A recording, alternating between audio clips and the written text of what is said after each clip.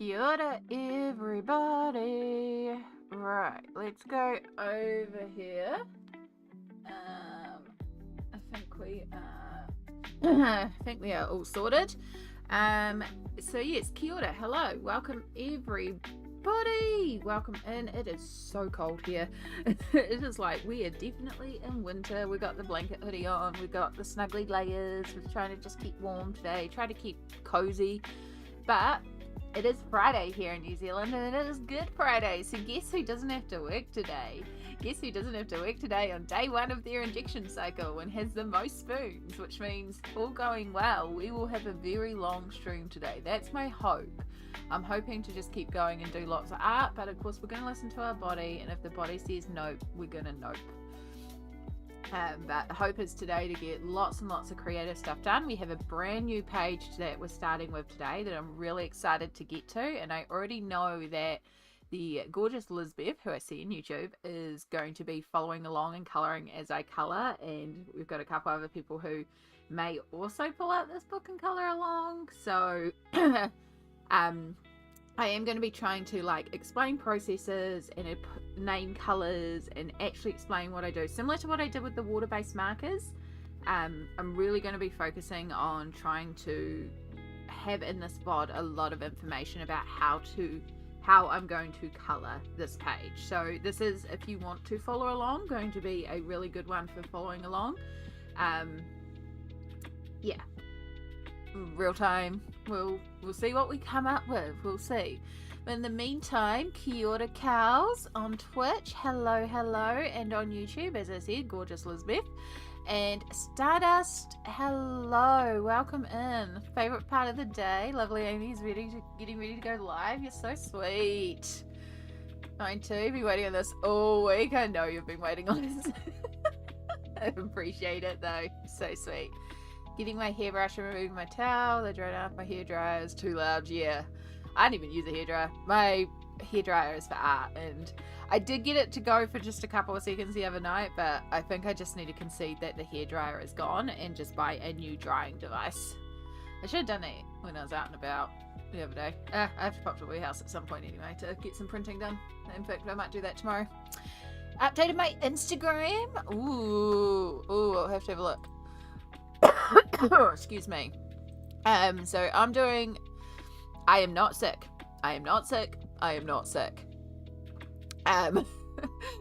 I did babysit some nibblings. I was looking after some kids for some family members, and then there was some other kids, and it was at a funeral, so that, the adults could be at the funeral. So I was looking after the nibblings as well as some other kids, and the kids were great. I had a great time with them, but I always do get worried because I am immune compromised, so it is very easy for me to get sick. However, at the end of my cycle is when I have the most immunity, because it's my injection that brings my immunity down. So body-wise, best time to do it, even though it's the most sore. And we were doing great. The kids weren't sick at all. We were having fun. And I'm very conscious, I don't, one of the kids found my water bottle and started drinking my water, so I was like, cool, that's your water now. I don't share water with them. I do all the things. I keep my hands washed, I keep myself as healthy as possible without being like, ooh, kids due me, because I also don't want them to feel like I'm avoiding them. We're doing great. And then after the funeral, I take the kids outside to go and say goodbye to the person, and they're all walking with me in the trolley, and they're doing really, really good, because they also understand they can't run away from Auntie, because Auntie has very sore legs and a very sore back. I aren't Auntie to all of them, but they all just call me Auntie. It's a very Kiwi thing over here, where an elderly female or an elder female presenting person is sometimes just called Auntie, or just an elder male is just called uncle, even though they may not be your auntie or uncle. It's just a very Kiwi thing. So I'm just Auntie to everyone. And so yeah, we're going out there. I've got all the nibblings and the kids around me, and it's like, Auntie, we're being good. They're all holding onto my walking frame, and they're using it, and they're the elder ones are clearing the path for me, being like, excuse me, Auntie needs to come through, and it's working well. We get outside, and It's the adults who don't cover their mouth when they cough. And I'm just like, nope, refuse to get sick.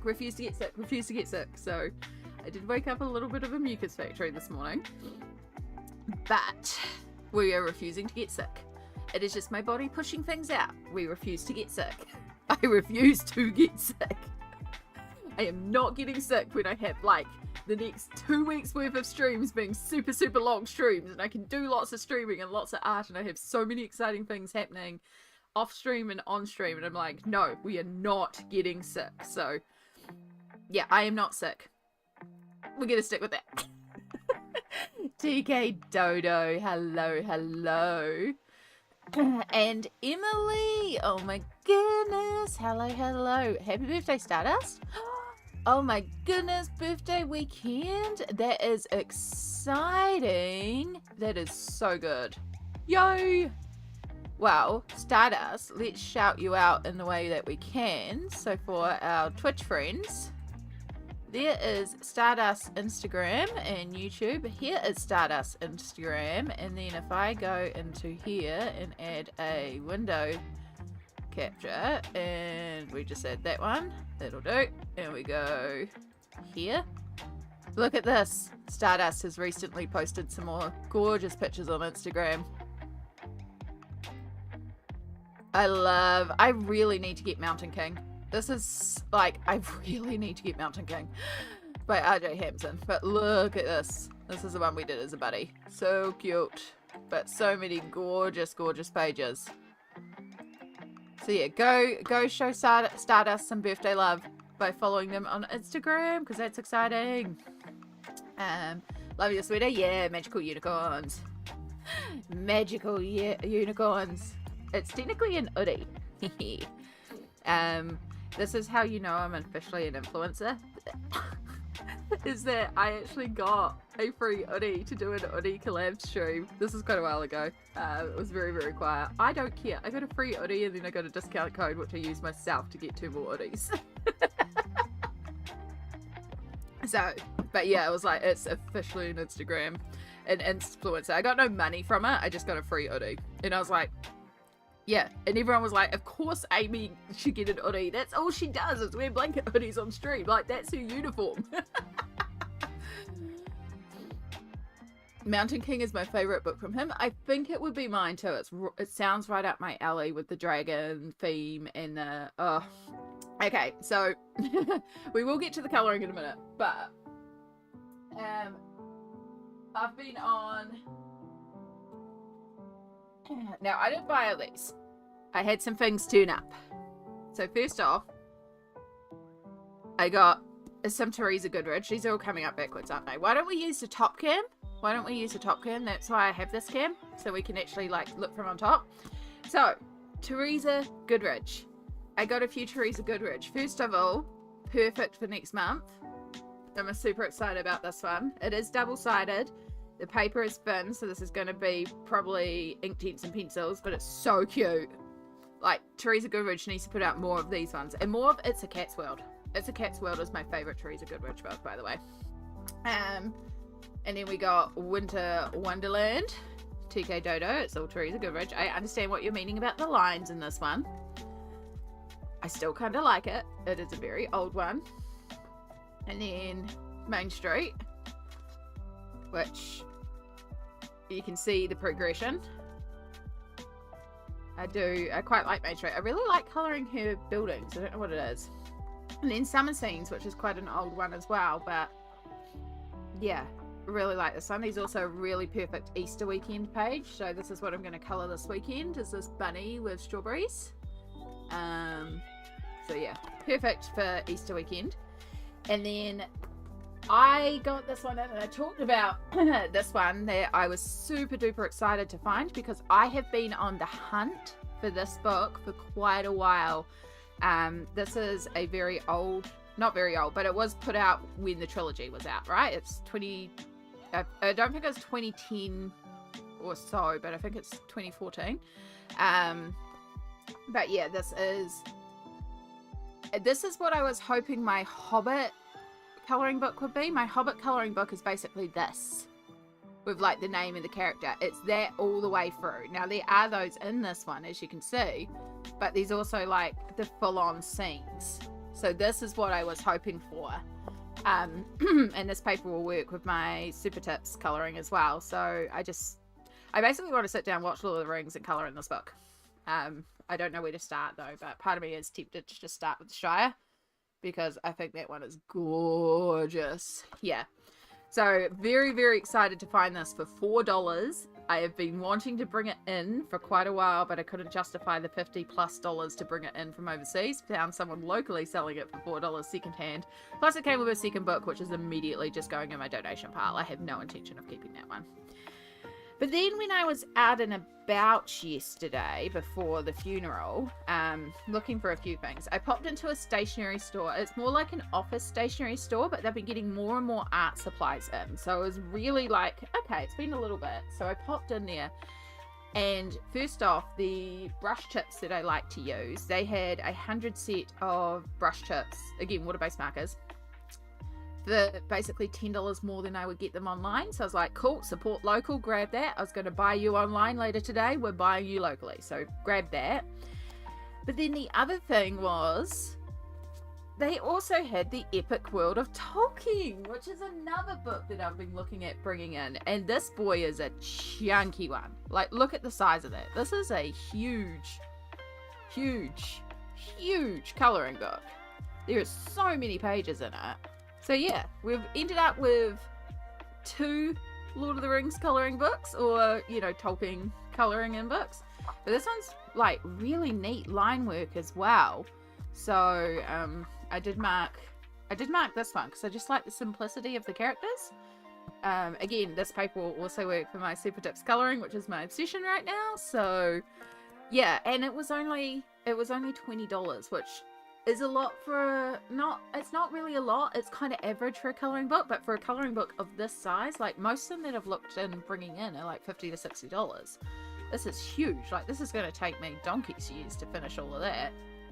For comparison, there's Dark Fairytales. Dark Fairytales. I have to pinch it. So yeah, it's about double the size of a regular colouring book. And then one more quick update. If you didn't see this morning, I posted a new completed page, which is Red. I did complete the double of Red, so the whole story of Red is now completed. I posted Cinderella. So Cinderella has been posted, and I have just about finished Jack and the Beanstalk. I've just got to do Jack and the Golden Goose, and then some finishing details. So yeah, we're just about, like, I'm still going hard in this book too. It is the Supertips. It is working with the markers. It makes it very quick, very easy, and very painless on my hands, which is why I've been enjoying it so much. So, how very Hobbit of you. I just put the Hobbit onto colour, Rita Berman. I love that. I was going to watch Lord of the Rings last night, but I actually found myself, like, zoning out pretty hard, so I put on an audiobook instead, because I realized I needed, like, I like putting on movies while I color or an audiobook while I color, but last night was very clear, like, I needed to not have the visual stimulation, so it was audiobook instead.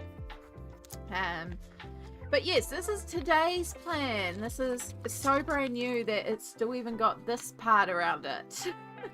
This is absolutely untouched. It is Romantic Country 3, or Romantic Country the third tale. We are going back to Romantic Country. I did say I wanted to do another Romantic Country. I just wanted a break. I feel like I've had enough of a break.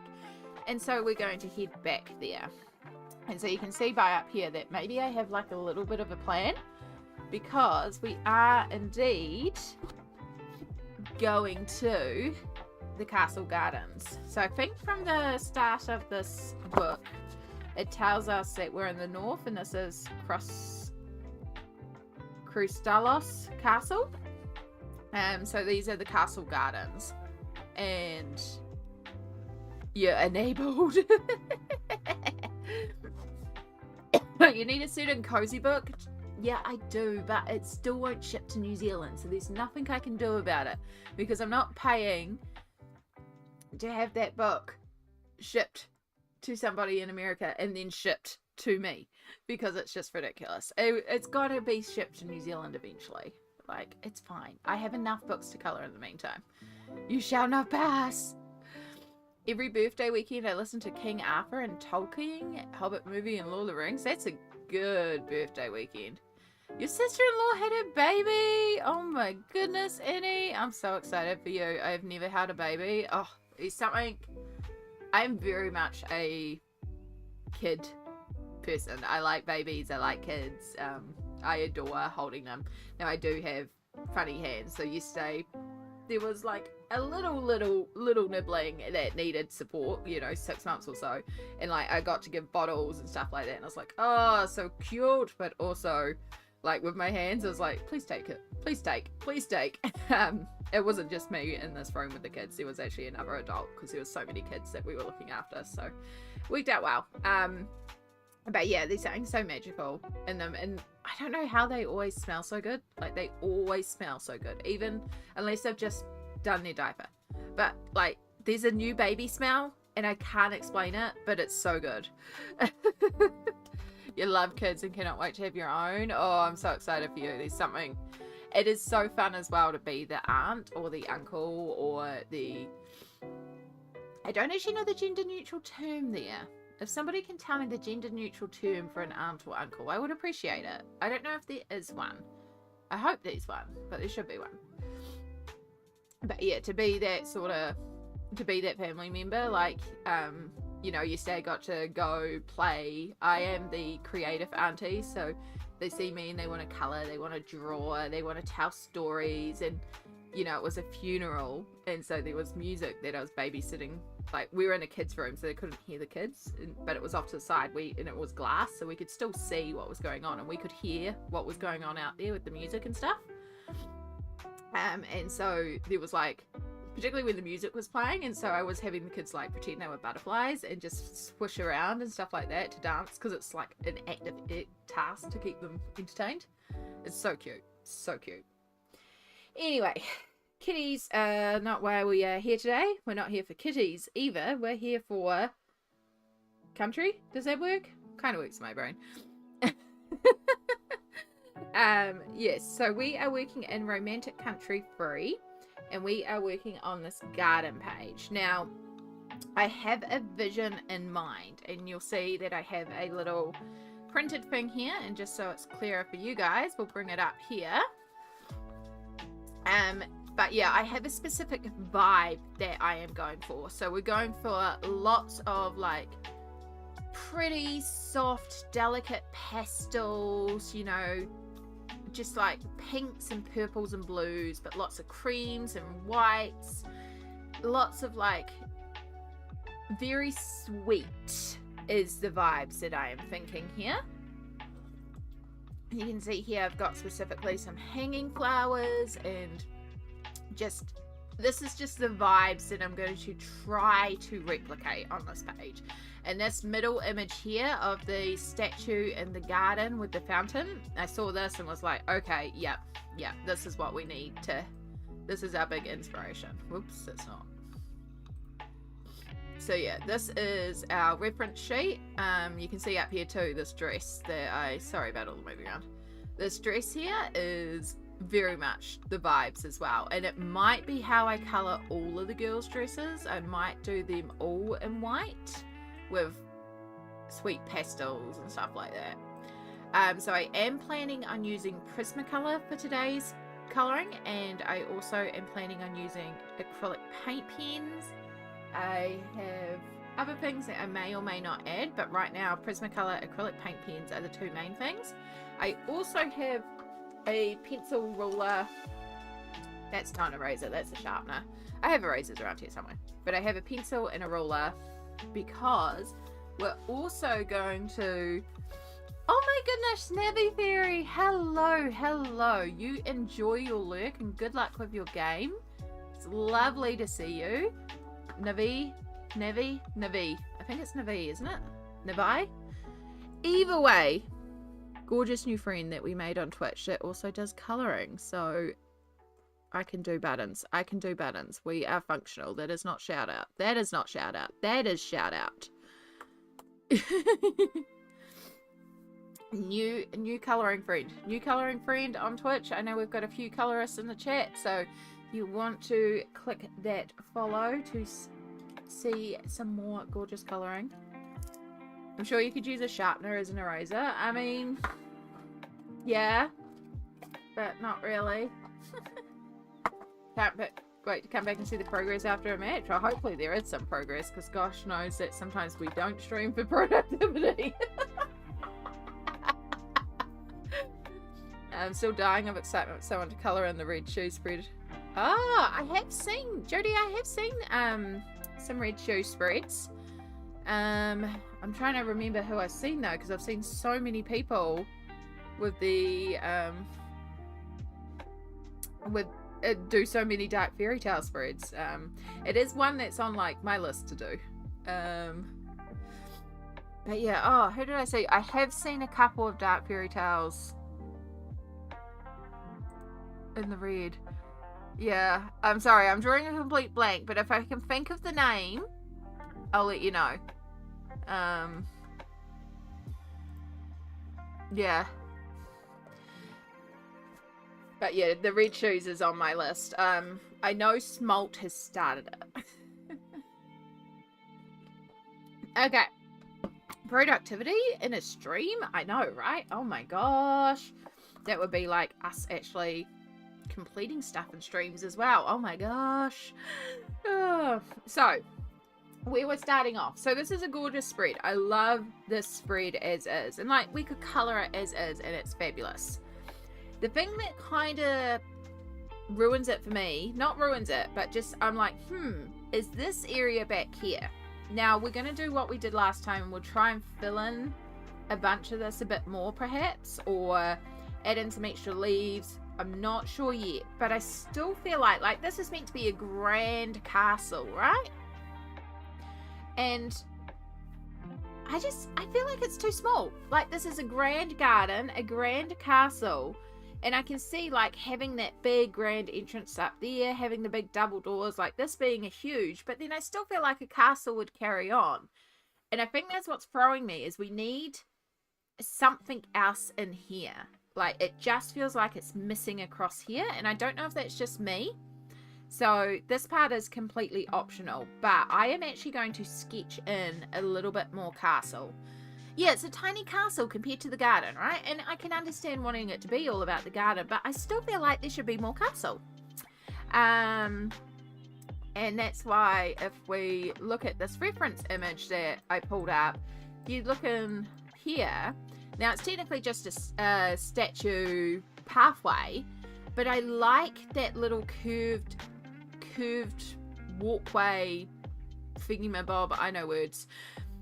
But yeah, off to the side with that little curved archway. So we're going to take inspiration from that, and we're going to actually draw in a very simple little extension, and we're going to work with it in there. I think it'll just add that little bit of a touch to the page.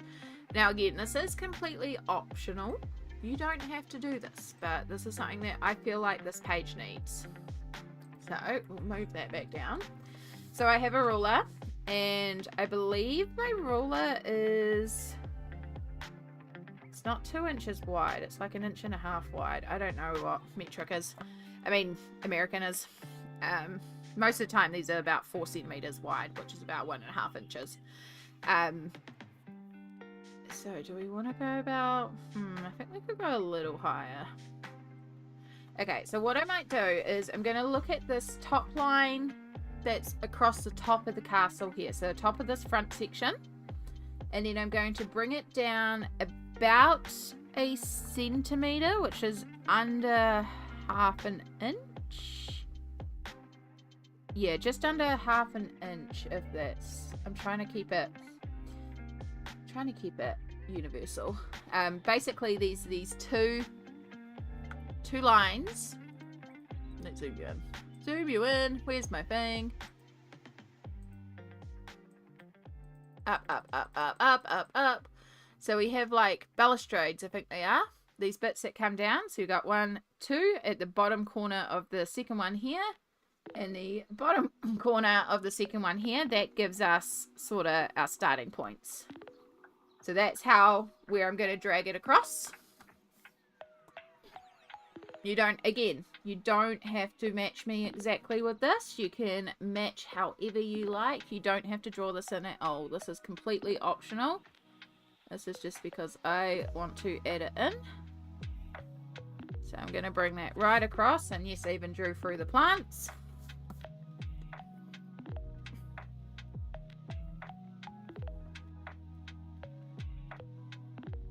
And then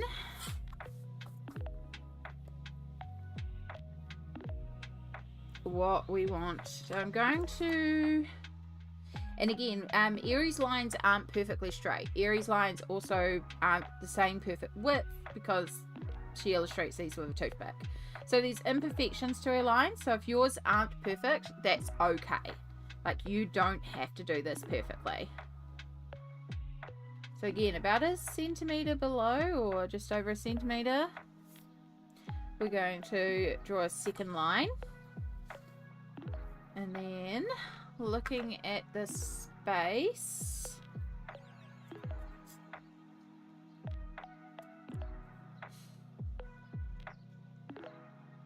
we're going to draw about a line above here. Now that's because if this was grass going up to a slightly further back wall, there would be more grass here. So we also have to extend our grass.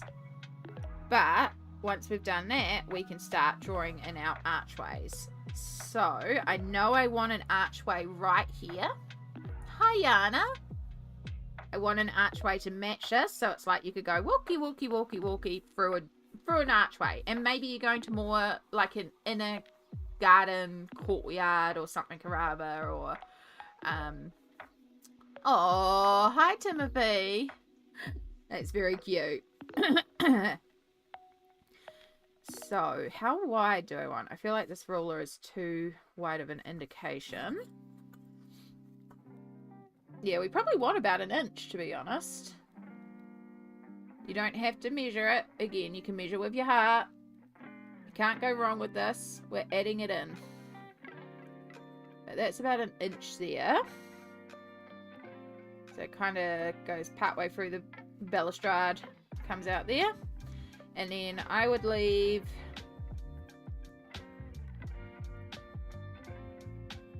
a centimetre is under half an inch, by the way. It's like a third of an inch.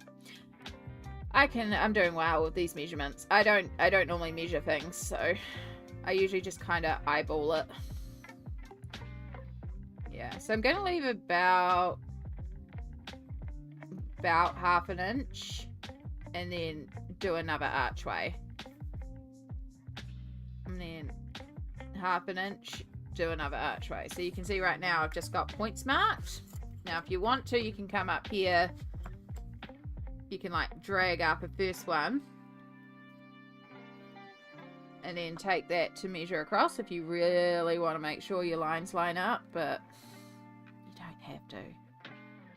So 1 inch, half an inch, 1 inch, half an inch, 1 inch, half an inch. Except I've done that completely backwards because I was meant to do a half inch first. So we'll just go and add more lines in. Again, I usually just kind of freehand this stuff, but I'm trying to give you guys more specific measurements. Alright, so I'm going to connect those lines up.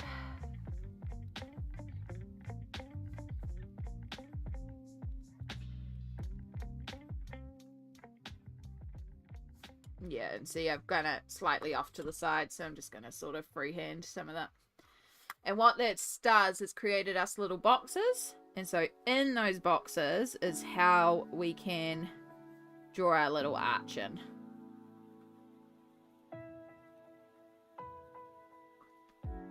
I got Tim Tams at work and couldn't get home fast enough to start shoving them in my mouth. Oh, good choice, Yana.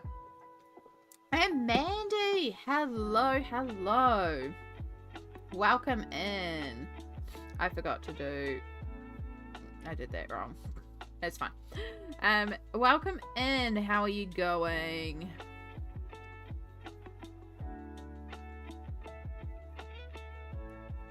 Alright, so we're just going to freehand. So just by like drawing in the boxes, it kind of makes the area a bit easier to see where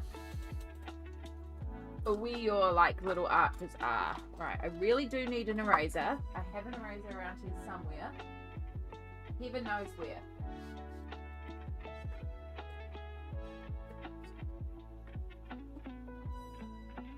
I have like a whole tub of erasers somewhere. There we go. Cool. So now we can just remove those little archway lines.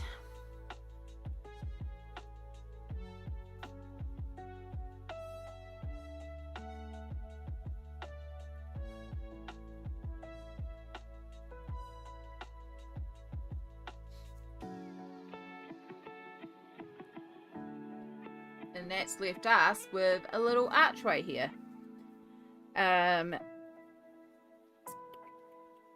it might be that you go through this archway to like an inner garden courtyard and then there's more castle behind here. There might be something more here. What we're going to do is we're just going to create voids for here. So it will be like you can imagine that there's more beyond here. But it's just to put that illusion of there's more to this garden on this page and just extend out that castle bit, as I said, because it just felt too small. So if I zoom you right out now, you can just see the pencil lines, but now our castle just feels that much more grander because it goes beyond. And that's what I wanted, was just to fill up the space a little bit. So that's why we're adding in a bit more castle. So I'm just going to speed through this second one because we're going to extend it on this other side as well. But hopefully that was clear. If that is not clear, please let me know. Again, I know I have some people who are following along, so I'm trying to be a bit more specific, but also you can't really, like, I'm just going to kind of freehand a bunch of this one. Alright, I know that's our center point there. We will measure an inch just to kind of keep things. Oh, we forgot about down here too. We want a bit of a gap at the roof.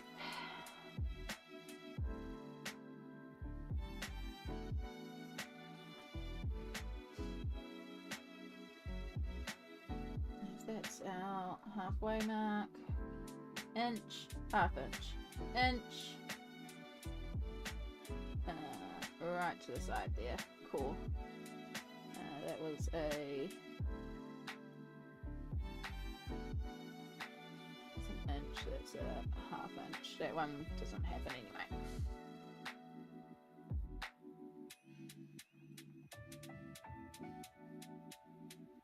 Bring that up.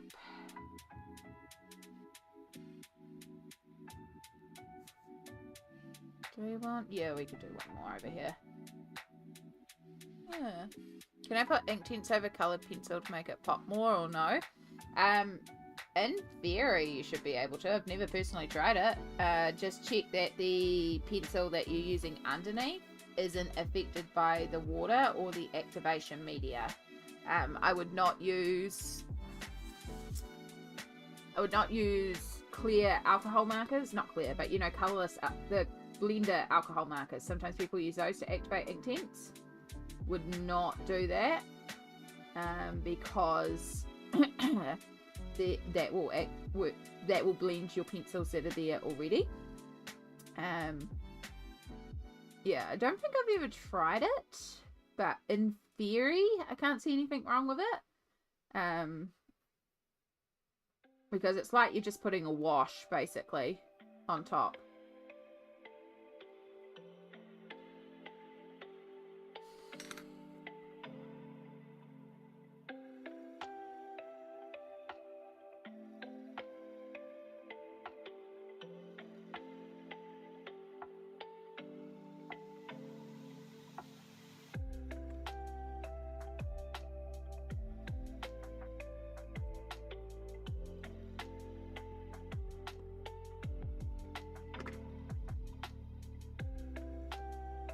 Alright.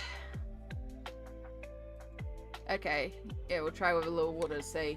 Yeah, just double check that the pencils you put down first aren't water soluble, because even if they say they're not, some pencils are still water soluble because of the pigment, the blender mediums that they put in there, which is why they can get funky when things are put on top. But most of the time it should be fine. Very, very few as far as my experience is, but you know, you can't say it for every brand at every time. And I'd hate for things to go wrong, but also I'm very curious, so I hope it does work. Okay, so we have some archways in the garden and our fuller castle, which just makes me feel so much better. Chai, hello, hello. Enjoy your lurk.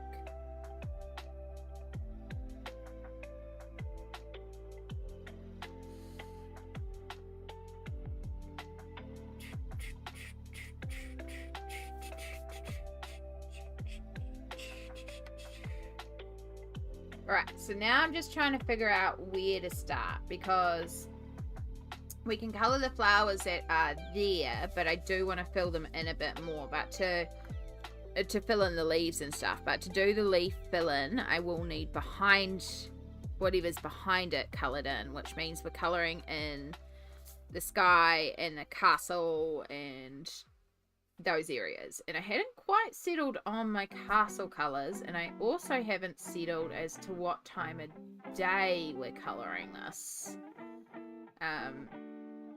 Now I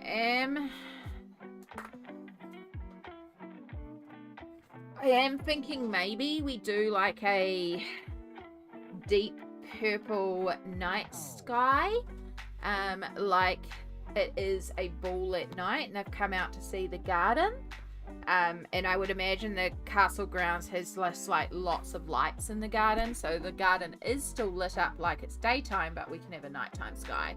And that is not because Amy doesn't want to think about how moonlight would work in this garden.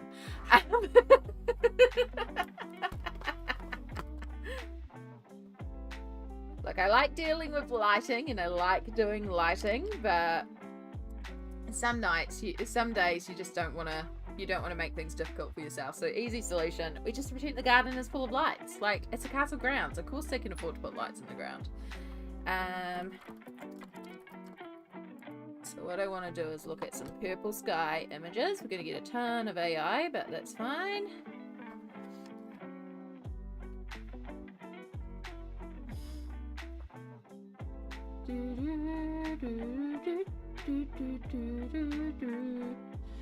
Right.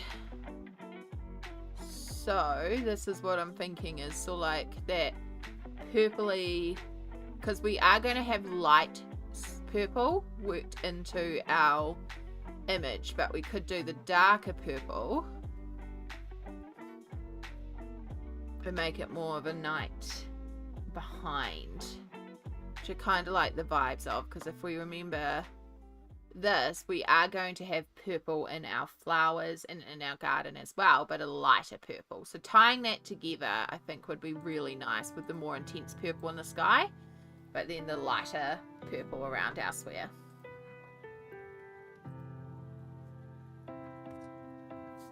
Okay, let's actually pull out some pencils.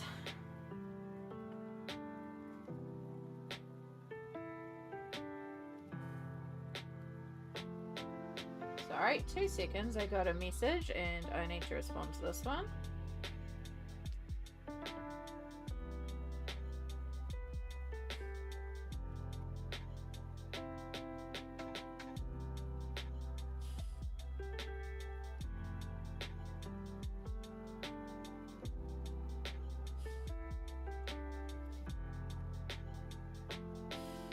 So if I type things right, so sorry, 2 seconds.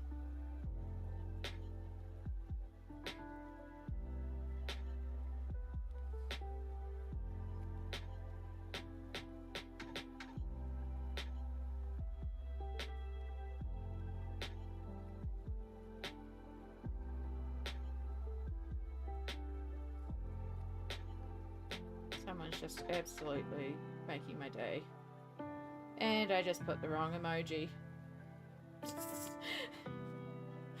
Oh gosh, that's me pressing wrong buttons.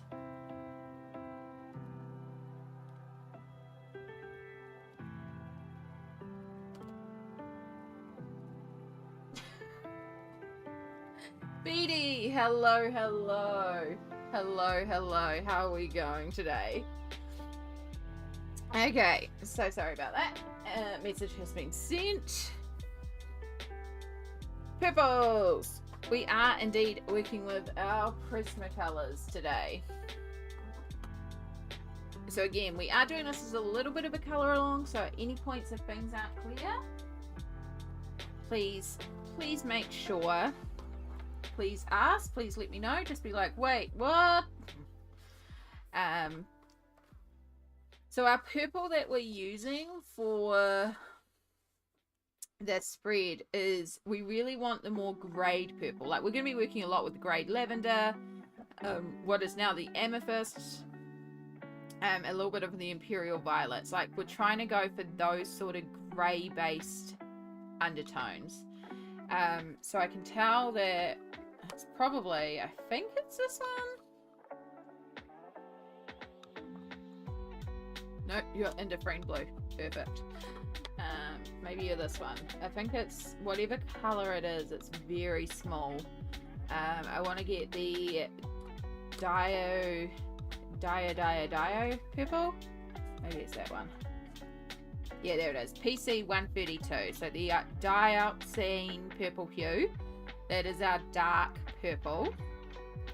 And then we want I think we'll go violet 932. Or is violet going to be too blue toned?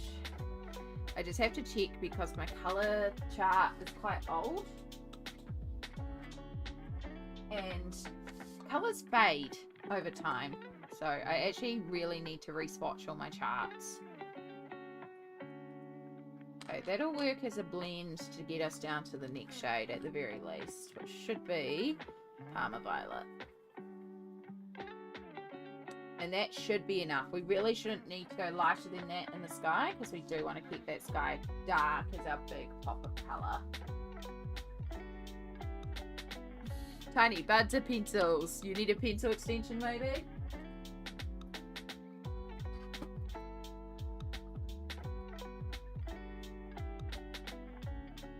You mean those? Or those?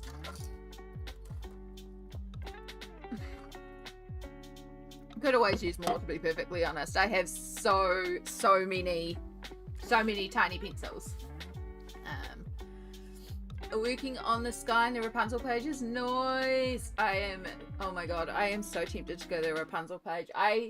I've just about finished Jack and the Beanstalk, and I'm already like, what page is next? What page is next? What page is next? Now, I decided I wouldn't do Rapunzel just purely because it's got green in there. And I am very sick of green right now. This page has just about killed green marker. It has killed a green marker. It's just about killed blue markers. Yeah, I've got to go back and go over the golden harp a bit. And then I still got to do golden goose, the eggs, and Jack. But yeah, I'm like, I don't want any green at the moment. Yes, I know there's green in this page that we're working on. That's different. But I'm already like itching to get to another one as well. Like, something about this book, I think it's because of the markers that I'm using to color the page. It makes it so quick.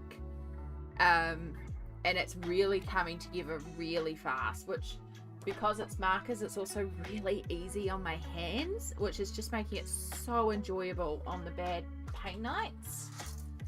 And it's detailed enough. Like, it feels like cozy, simple coloring, but it's detailed. Like, it's just tickling my brain in the right way right now, which is why I'm just doing so much in Dark Fairytales and thoroughly enjoying every minute of it.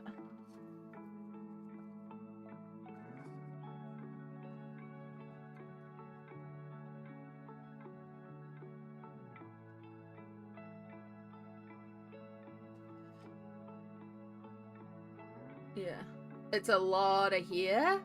Yeah, Yeah, it's a lot of hair. But there's also vines in there too, and I'm just like, I'm a bit over vine, so I need to find something that doesn't have green, and then I'll get sick of whatever the main colour in that one is, and then I'll come back and do that one or something.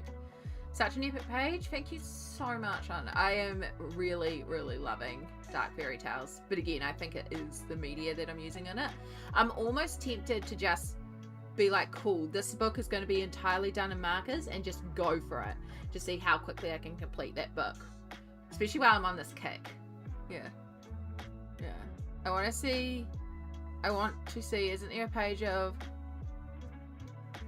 Baba Yaga, the sorceress in the woods? I don't think so. I don't remember, like, I don't remember Baba Yaga unless she's in a different, yeah.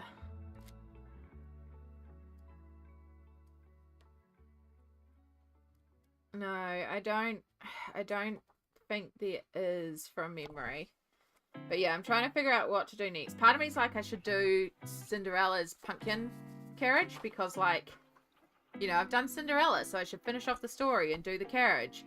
And I could do the trees, like, in shades of blue and the pumpkin orange, because blue and orange are opposites, but also that'll go with, like, the blue tones over here, so do, like, blue tree lighting. So I'm like, I should do that one. But then I love Sleeping Beauty. So part of me is like Sleeping Beauty. I also really like Alibaba and the 40 Thieves. Like this one here, this dragon would be so sick to colour. So I'm like, maybe I'll do that one. I of course love the Little Mermaid spread, but I'm saving that for next month because Little Mermaid. I also really like the Free Pig spread and the Wizard of Oz spread and the Rapunzel spread and the Red Shoe spread. So yeah, there's a few that I want to do, and it's just trying to figure out which one I want to colour. Yeah. Yeah.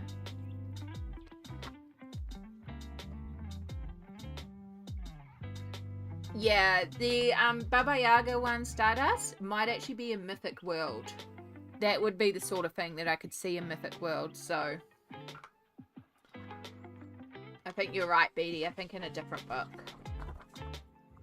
Okay, so we are going to start with the sky. So we're just going to do a really bog standard gradient. That's all we're going to do. This might take a little bit. But we've got our dark purple, starting with the dioxanine, I don't know how to pronounce it, 132. And we are going to bring this right up to the flowers, right up to the leaves. Because even if we do go in here and add in more hanging flowers, we don't know where we're hanging them in. We don't know how they're going to cover up. So we're going to colour this whole sky as if these flowers are all that we were going to colour. But we only have to take it down halfway because we added in the extension of the castle. So we have a bit more space. And I tend to do a little bit of, when it comes to sky, you can sit here and do it perfectly. I like with big spaces usually to base it. Sometimes I would do Inktense or anything like that. Here we are going to do more streaky streak across. Now I'm just looking at the top of this. I'm actually wondering if maybe we should do something on top of our thing here. Because it feels like they would put a top section on it. No, you're a good Stardust. It's, you know me, in streams, we always get sidetracked here. Sidetracks are a part of stream. And I love the sidetrack tangents. I mean, heck, I will take you through the supermarket to look at candy. Like, the sidetracks are a good part of stream. I mean, I'm just sidetracking myself now, because now I'm like, actually, you know what we could do on top? See on our little example image here, there's actually trees that are formed on there. So maybe we'll do hanging ivory. So we'll do the top of this as if there is plants and stuff growing, which means we're going to have to do that again before we do the front flowers, but it's doable. That is what we'll do. Okay, as you can see, I'm not going into this with an exact plan. Like, I have an idea, I have a vibe, but I don't have an exact, I know exactly what color we're doing in every situation. This is often how I'll approach a page, with a general idea, but I may not know every single detail. So I'm just going to start by trying to get about a third of our sky done in, maybe even a bit more. We're going to go over this a few times.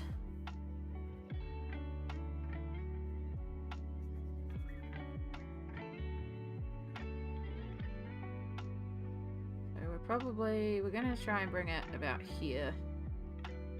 Whoops, I dragged my pencil on the flower. It's fine.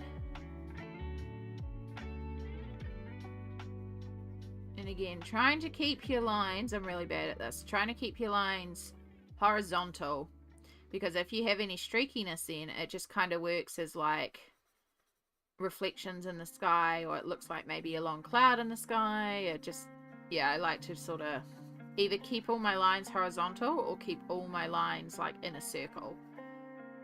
Whatever you do, keep your lines, keep your colouring consistent.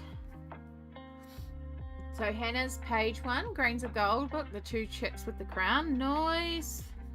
Well done. Yes, I've got my own page planned for Easter.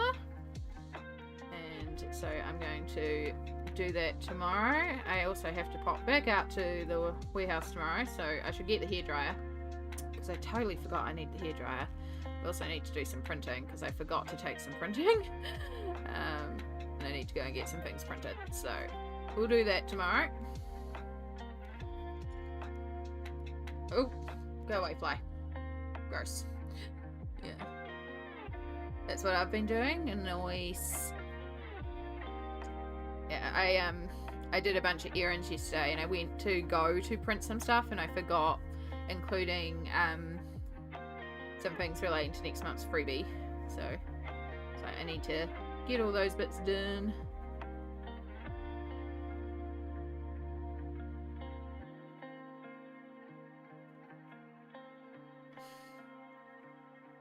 See, the sky's not going to be the most exciting part to colour, because it is just a gradient, but it is one of those things that will really set up the page for us. And also because we're going to, the sky is almost our dark, so this will also really create that sort of dark,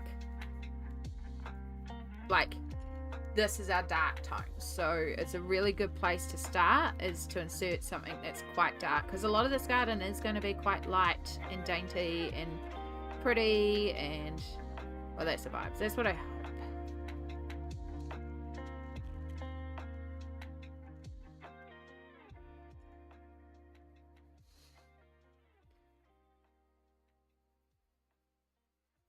I'm not going the same direction. That was naughty, Amy. Double A, hello, hello. Free from work? Excellent. Are you like free for a long weekend? Because I know last night I practically jumped out of my seat when I realized that work was done. And I had a glorious long weekend with no work. So yes, as a reminder, it is Easter weekend here. So I have no work today. So that means I don't have to go down for a nap today necessarily, which means we can stream long. So today's planning to be a long stream. Kind of tempted to do a bonus stream tomorrow on Saturday. We'll see how I feel. Sunday, again, it's Sunday. We tend to stream longer on Sundays anyway. And then Monday, so these are my days, so this may be backwards for you. It's Friday for me right now, so if you're on Thursday, remember I'm a day ahead of you. So if I say Monday, it may mean your Sunday. But yes, we are doing a stream Monday in place of my regular Tuesday stream, because I have to work double on Tuesday, and since Monday is a public holiday, it's like, well, we'll stream on Monday and have an extra long stream then too, because public holiday.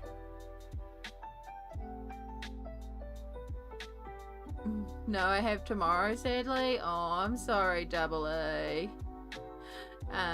Guess I need to plug in my iPad as we are here for the long haul. Yeah, I mean, that's a hope, Yana, but also body. Like, if my body says nope, we are noping out of here.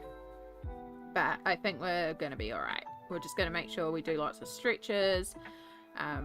Encourage all of y'all if you need to stretch, hydrate. I should actually have my water nearby. I do have water nearby. Good. I will probably, in fact, I might get one soon. Get either some, like, get candy, basically. I have some new lollipops, so we might also have lollipops, but it's going to be, like, mostly keeping my voice hydrated. You have work the next 2 days? I'm so sorry. I'm so sorry for anyone that works in, I know a lot of retail doesn't close over these times, and any of those public-facing jobs that don't get to close. I work in a medical laboratory, but it's not a hospital medical laboratory, so it's not like we're closed, we're a community one. But I know my counterparts at the hospital, like the hospital's open 24/7, so they're still working. Yeah. Love your colours and blending. Thanks for coming and viewing my Crayola messy colourings. No, it was wonderful, Nabi Fairy. Like, I've said this before. Now, not to be like, I'm so good, I'm so great, but I'm aware that I have a certain level of skill. I'm not going to deny that. I know I have some skills. I got skills. I'm kidding. But, you know, I got skills. I know that. But that doesn't mean that you should feel like, you know, like, oh, I can't show anything or yada, yada, yada. Because I will get just as excited for somebody colouring, like, I used to spend so long hyping up this one person who, their colouring did look very similar to what my nibblings do, because they had had a stroke and they were using colouring to help them gain mobility. And it was just so cool to see them as they progressed every time, to see how they were getting that little bit more of grip strength back and able to do that more and more. But also colour choices and just seeing how they would interpret things. Like, I know the joy colouring can bring. I know the mental peace it can bring, and I am so passionate about this hobby that I just get so excited to see any form of colouring.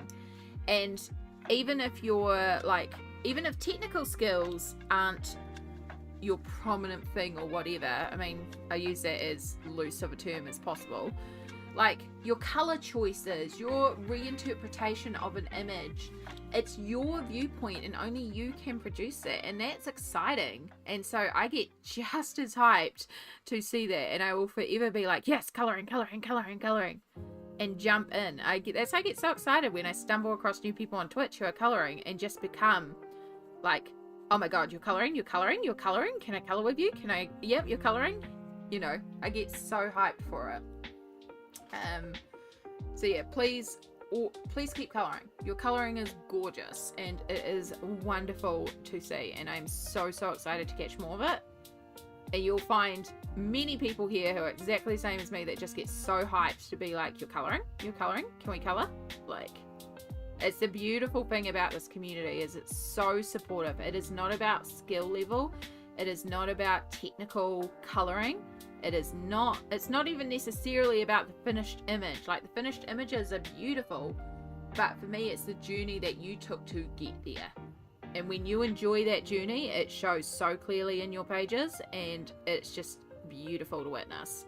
And I couldn't care what the page looks like, because I'm just so excited to see that you are colouring and enjoying yourself. I hope that's wording across correctly. I'm finding my brain's like chugga with the words right now. But yeah, just keep colouring, share colouring, enjoy the joy of colouring, and I will be there going, woo, hype. And yeah, if there are like technical questions that you have about colouring, like, for real. Also, Crayola is amazing. Yeah. Like, again, you say Crayola messy colourings. These ones here, Crayola Supertips. Like, Crayola can do a lot. There's nothing wrong with Crayola. Yeah, Crayola Supertips is how I've coloured all these ones. So, yeah, I love Crayola. Can't go wrong with some good old Crayola. There are 3 houses down the creek from me. They've all lost property. Oh no. I hope they're okay, Yana. If you can share, what are you doing in medical lab? So Annie, I used to be what's called a pre-analytical medical technician. So that is when so you've got a person in the lab who comes along and takes your blood sample, for example. That is a phlebotomist. I was also trained as a phlebotomist. A lot of medical technicians are trained in phlebotomy to help out the phlebotomist, but there are dedicated phlebotomists as well. So I was trained in phlebotomy, and so I could take your blood samples. And then my main job was data administration. So I would take those samples, I would go out the back, I would get it all entered into the computer system, assign where the tests are going, send it off to a department for testing. So that was the majority of my job. But then I also could go into the lab itself and then do things like centrifuge your blood sample, which is where we separate out the plasma and the serums and the cells so that we can then take off what we need to test for certain things. So I could centrifuge, I could aliquot, which is where I could take those bits that we're going to test and split that off, and then I could put it on the machine. Once it was on the machine, I could no longer touch it. I was pre-analytical. Once the machine started analyzing it, then somebody else had to take over it, and that's where the scientists come in. I also had some additional training to do some additional things. So I was also trained in histology, which is when you might have like a skin biopsy taken from you, or different other bits that may be surgically removed. So I was done a little bit in there. I wasn't fully complete in my training for histology, but it was something we were considering, as learning to do some prep with histology samples, because they have a lot more. I also, when our lab did them, we no longer do them, they go to a different out of region laboratory. I used to also assist in postmortems, so that was a big part of my job. I did a lot of the administration around that, a lot of the typing of the postmortems, and yeah, some other stuff relating to postmortems, which I don't feel comfortable sharing on the internet because it's postmortems and it's not always the most cozy of topics. But it was, yeah, it's a real fascinating job if you're comfortable with medical stuff, which I am.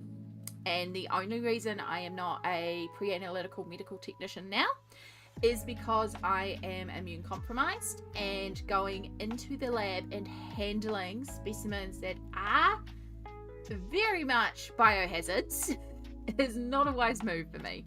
Beside the physical aspect of going into work, the actual biohazard thing is a huge risk for me. So I moved, when I first started getting sick, I moved fully into data administration. And so that is what I do now. And then as I got sicker and my mobility became less and less, and it became more of an issue for me to be in the lab with those samples, the decision was made that it would be better for me to work from home for my own health and well-being.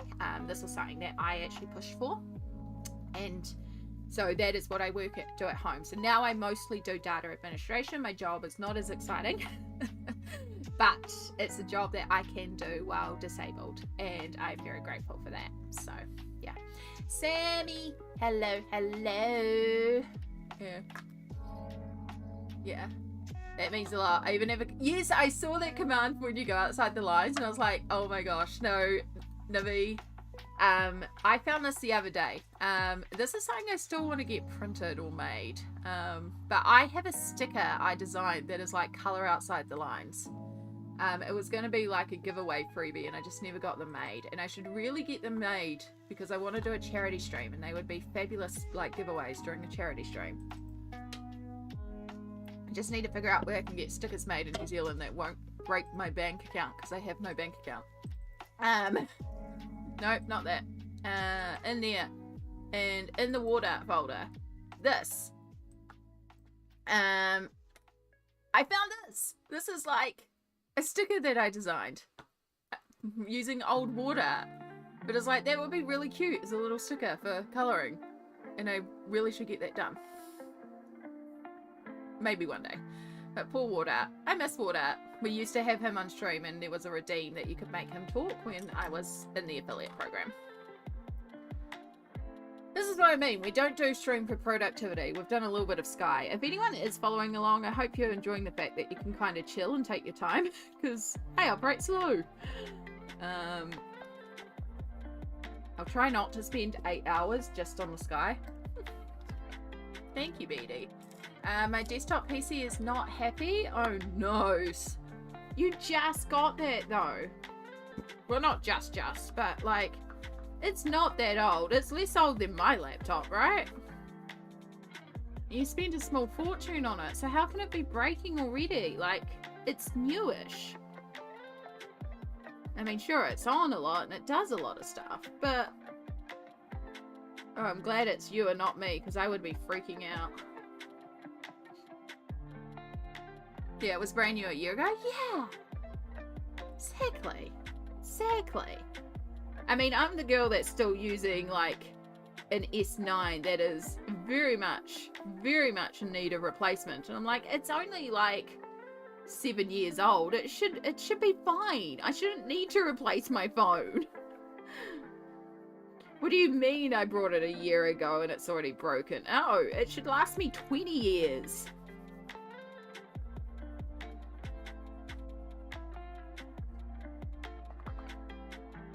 I'm gonna go meet my nephew. All good, Annie. You enjoy. You get all those baby cuddles in. Enjoy, baby. Enjoy your nibbling. You can officially have a nibbling. I love it. Oh, the joys of meeting a new nibbling. Not freaking out. Just, yeah. I would imagine that's frustrating. At least, if it's only a year old, things might be under warranty still. They should be. Jeez, yeah. Again, 3 or 4 things, but still. Oh. And that's sucky, because that means you can't stream. Not that I don't think streaming was on the plans today, but can't stream without a computer. I've been missing your streams. I was looking for somebody to watch last night, and I was bouncing around all these different things until I realized that the reason why I was bouncing was because I actually needed to not have visual stimulation. I just needed audio stimulation. So, audiobook it was.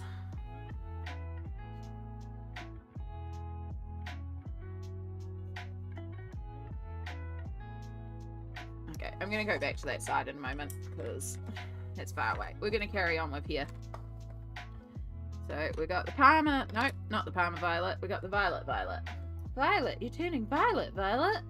I don't know what it is about that chocolate, the Charlie and the Chocolate Factory line. Every time I pull out Violet, I just have to say it.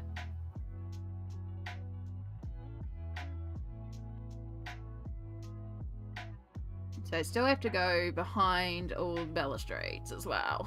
Yay. I think they're called balustrades when they're like the things on the stairs, right? I think that's what that is. Abby Battle Farin. Oh, Ren. I can call you Ren. I think I can call you Ren. Hi. I remember you. Hello, hello. How are you going? I am using Prismacolor right now.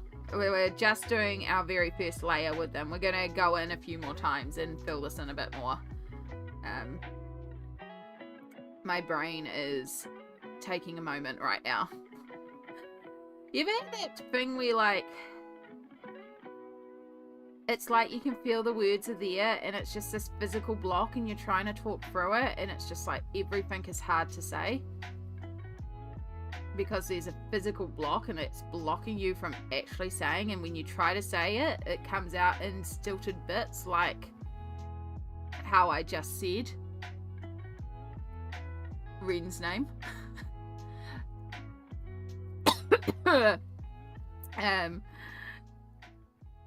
You're doing good. I'm so glad. So glad. We're a little brain chuggy today, but we're doing good. That's the main thing. We're starting a new page. I got no work today. We get to chill and vibe.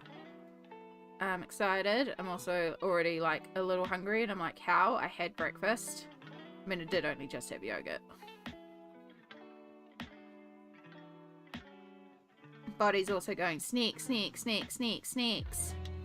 what I should have done? I should have grabbed a pair of tongs or tweezers, because I do have Doritos that I could eat, but we ain't getting cheese dust everywhere. So I should have grabbed some tongs so that I can eat the chips. Pro tip, if you're colouring and you want to eat chips but you're worried about chip dust, grab a small pair of tongs and pick up your chips with the tongs.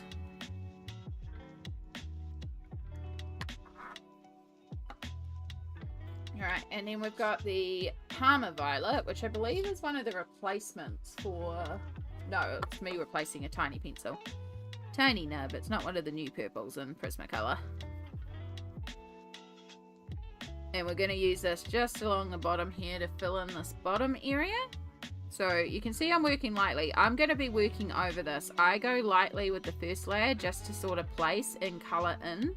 Especially on something like this where we've got so many little areas. So I sort of just block it all in so I know where everything is. And then I can go in with the colours on the second layer much more intensely. And then I don't do things like accidentally colour in the wrong section of this.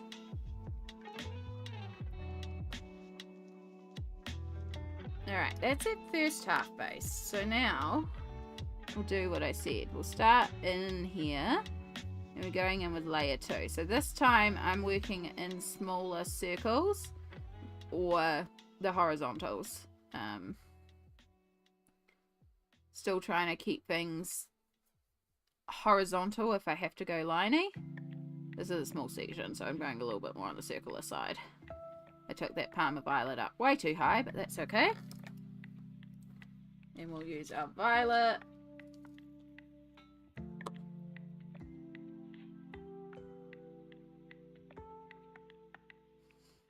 Bring these two together.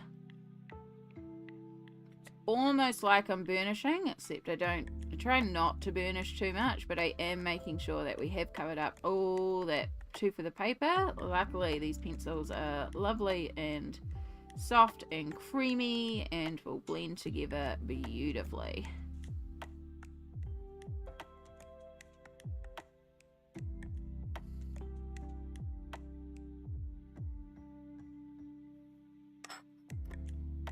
Smushy, yeah, they're good smushy pencils.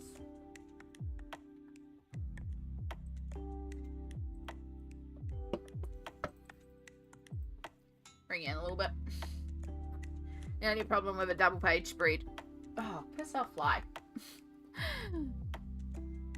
They are a bit hard to film some days.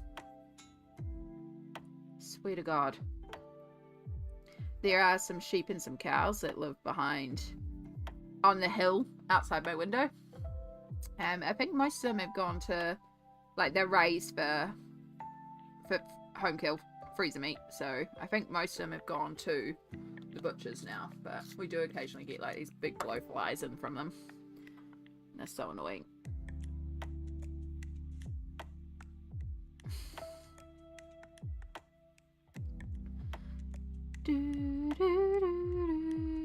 So last stream, if you weren't here, we had a very generous soul who donated to the colouring fund, as well as a previous stream, people who donated to the Ko-fi colouring fund. And again, thank you so much.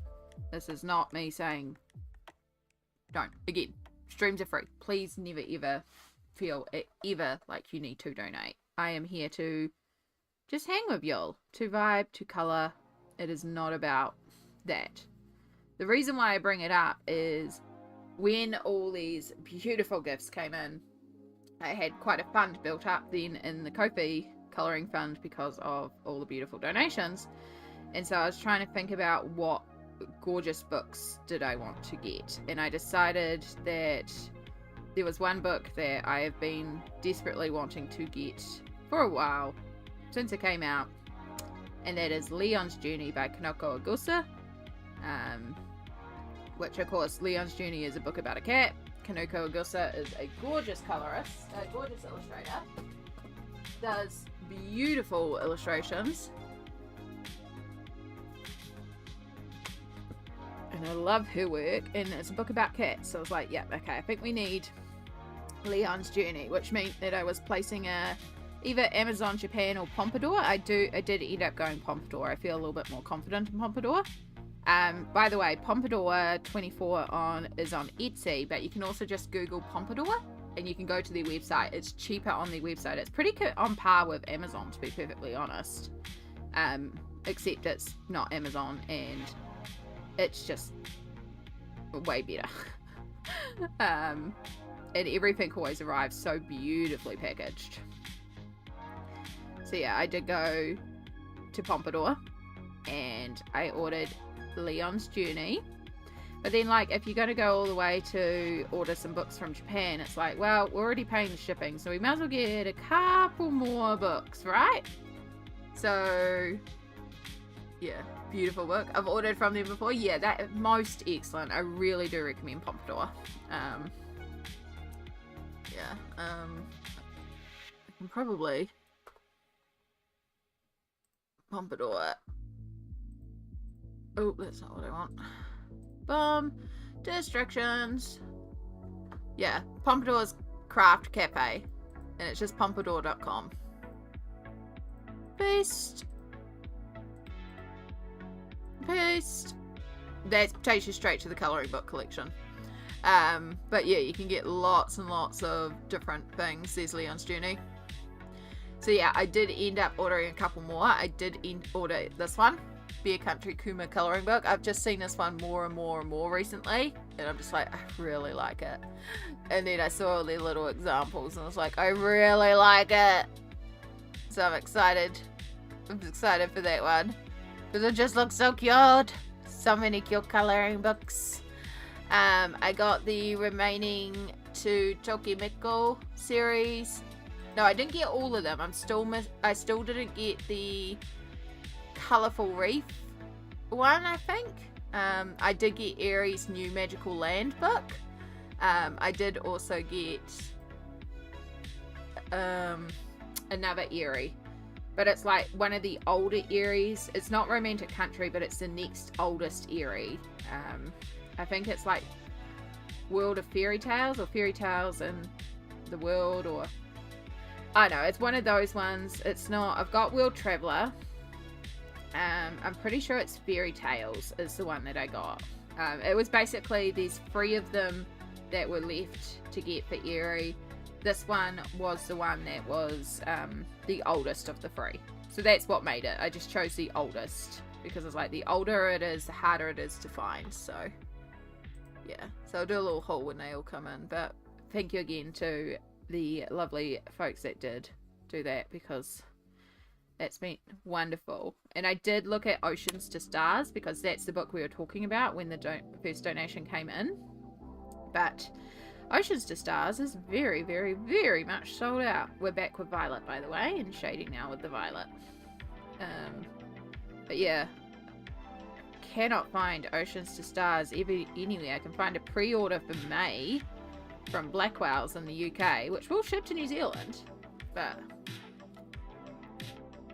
yeah, a lot of places aren't saying out of stock. They're just saying sold out and they're waiting for more stock. So I don't think, I'm hoping it's just a case that Dover wasn't prepared for how popular that book would be, and they're doing another printing run.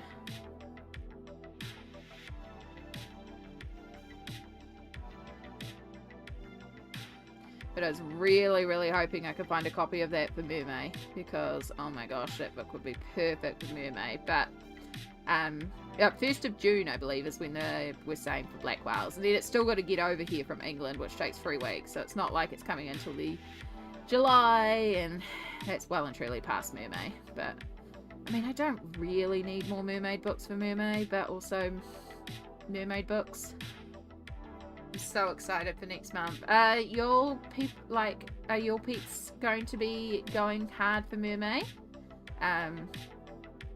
So for those that aren't aware, Mermaid is a colouring prompt or a drawing prompt or an art prompt, where in May you just draw lots of mermaids. Now I change it from just mermaids to water friends. So lots of mermaids, but also like octopus or like water nymphs or you know, like sea snakes. It can be river, it can be lake, it can be ocean, like anything relating to water friends is what I go for mermaid.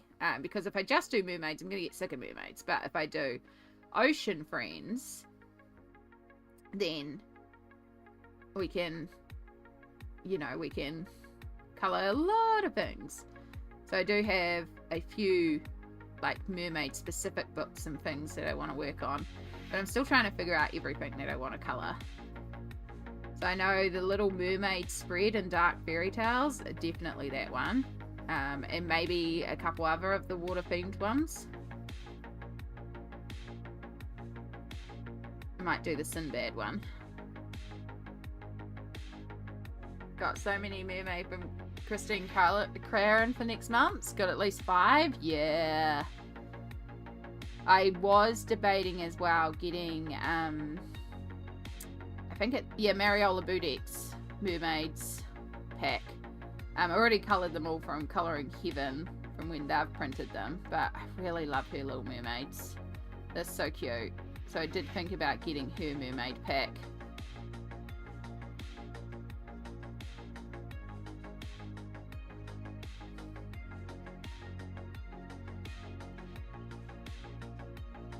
Now, if yours is looking a little like not perfectly smooth, again, we are going to be working a little bit over the top, so it'll get covered in certain areas. So like some of my areas are a little not smooth, and it's okay. We're still building up though. Oh, itchy nose.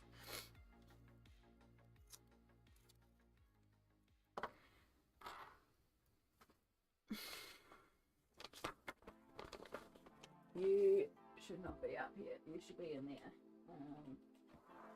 What?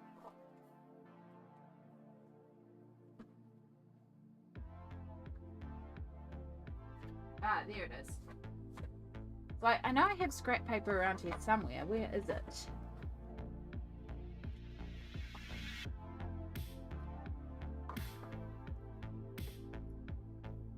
Alright, so I've got the Dio purple here. Again, we're just working these two over the top now and bringing them down, making it all nice and smooth. It's just a gradient.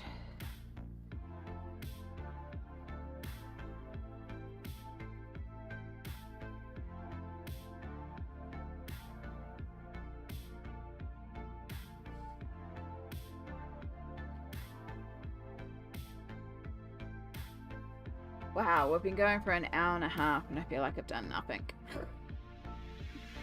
It's okay, I have done stuff. It's the nature of streams. It just feels like time flies, you know?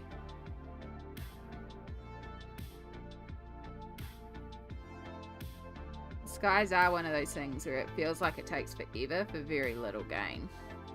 Right, now we're going to start blending the two together here.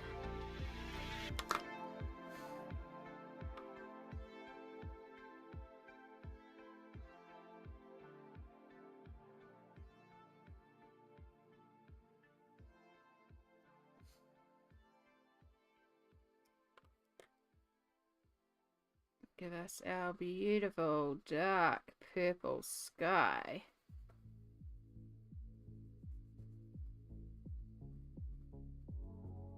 So many little fiddly bits.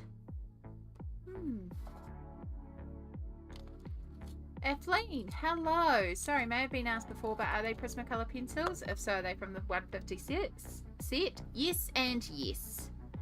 We are using Prismacolors and we are using the 150 set today. I'm currently using 132 Dioxazine purple. This is Violet, which is 932.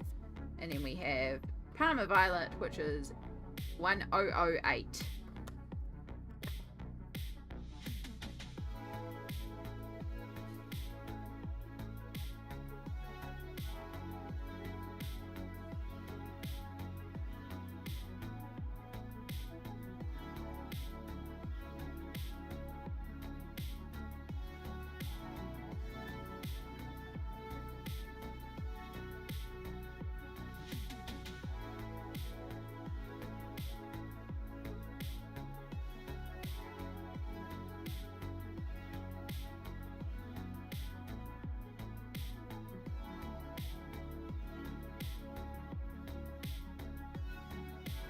Alright,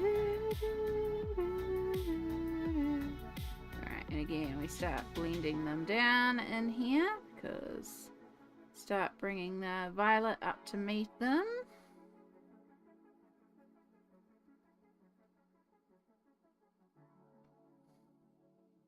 The sky would be a lot quicker if we weren't shading around all these little bits, but that's just the way it goes.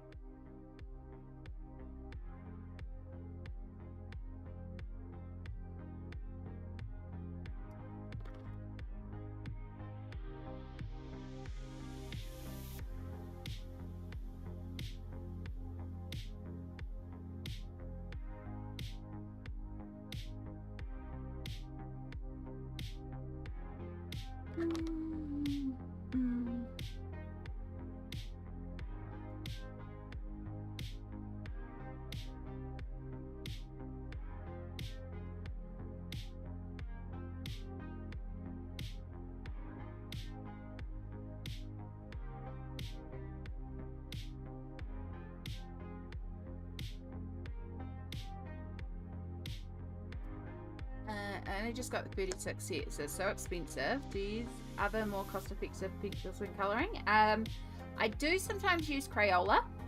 Quite a good. Crayola is actually quite fantastic. It's just a lot more work to layer to get the pigment payoff.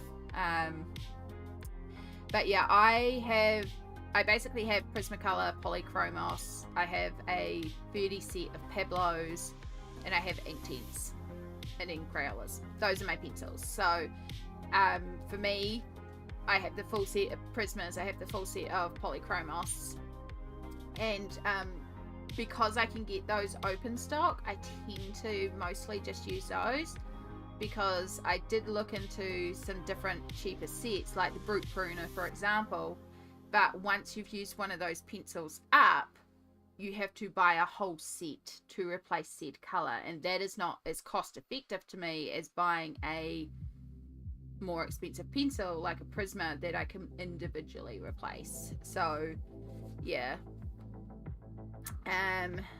it's, yeah, the sets that I have, I've built up over 10 plus years by buying a pencil at a time, slowly extending out my collections.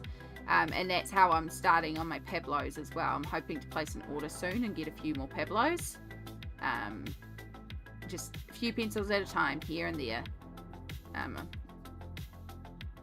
And yeah, it's, I do understand it is hard, but at the same time, I have gone through so many pencils that the fact that I can replace individual colors, to me, a set isn't worth the investment if I can't individually replace colors with open stock.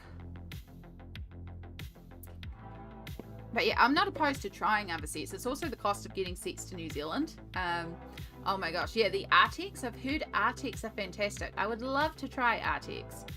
The cost of getting them to New Zealand. Castle Arts, most of the time I can't ship them to New Zealand. I finally found someone on Amazon who would ship them to New Zealand, but the cost of them, it's just like, well, it's not really worth it.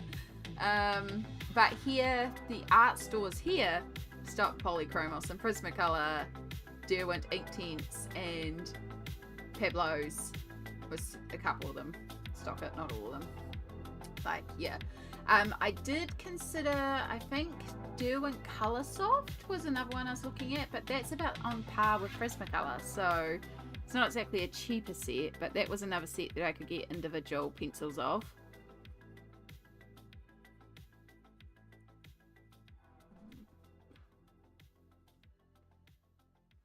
Yeah, that beautiful dark purple isn't in the 132 set either. No. Oh, that's a shame. I love this purple. It is one that I've used a lot. Like, I'm on my third one. This one here, 132.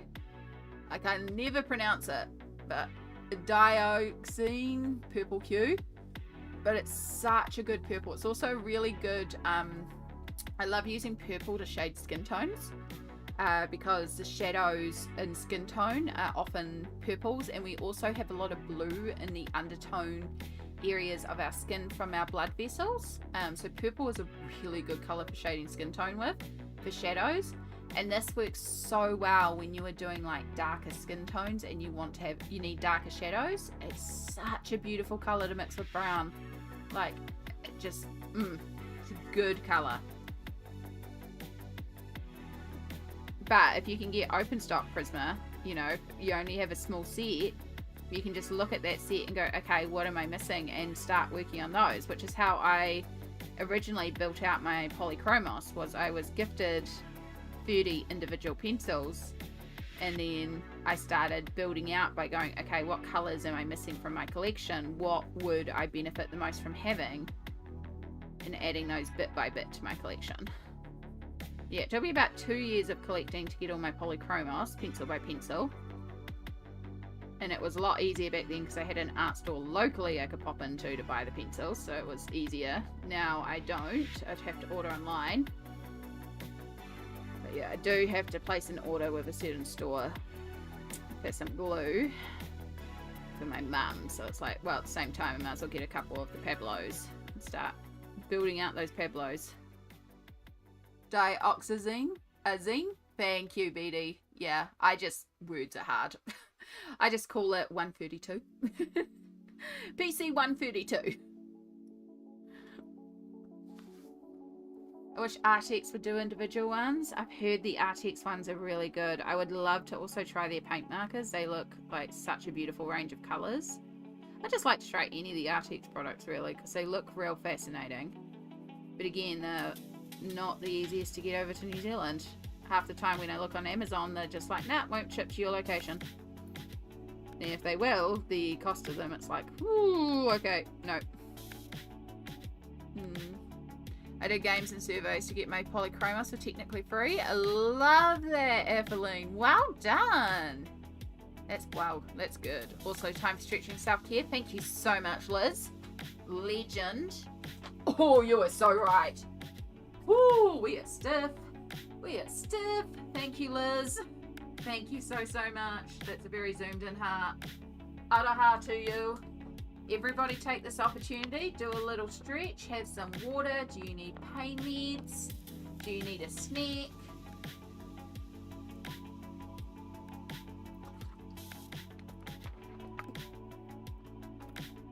Oh.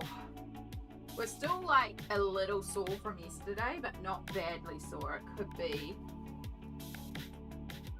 be worse.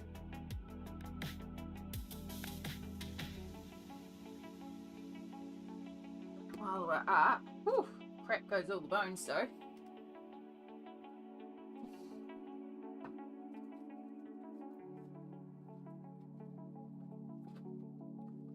Our other form of self-care, lollipop.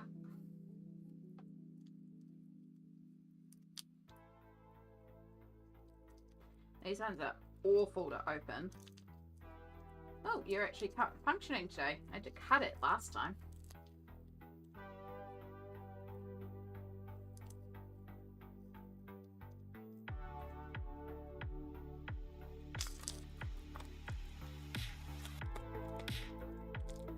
Okay. Ooh, you go in there. Oh, we sit down, we crack all our bones, and we feel much, much better. Now we're going to have a lollipop. It's passion fruit flavoured, apparently.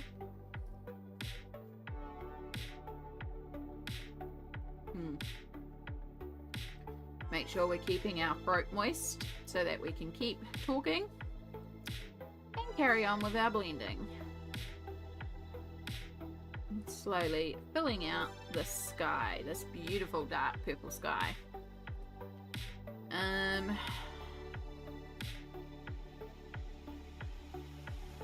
Trying to think what you could layer to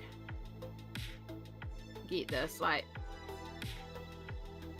you could do a slight wash with a grey black, depending if you've got that, but you want to be quite light with the grey black. Obviously, if you've got dark red, dark blue, you might be able to layer it, but it depends on the tone of that dark red, dark blue as well. Be right back. Need to empty dishwasher and prepare slow cooker. Good idea. I love slow cookers. I love just being able to dump stuff in there and turn it on and not worry about it all day, and then suddenly, hey, we've got dinner. I put me on a patch for my pain meds, so I no longer have to remember to take them each day. I love that, BD. Love, love, love. We love a good patch. An upgrade, because you're getting patch.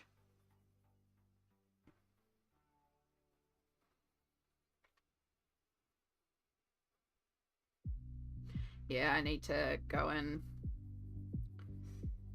talk to my doc because I don't think my pain meds are being very effective right now. We've been trying to reduce them, so I'm taking less of them.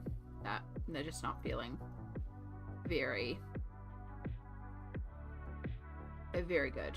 So I think we need to bring up again, or we need to try something else.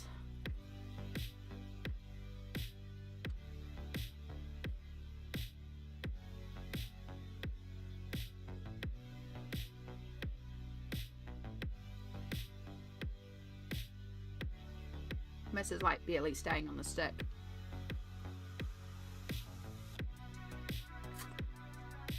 Pretty sure I could pop that off the stick, but it's too big to take off the stick at the moment.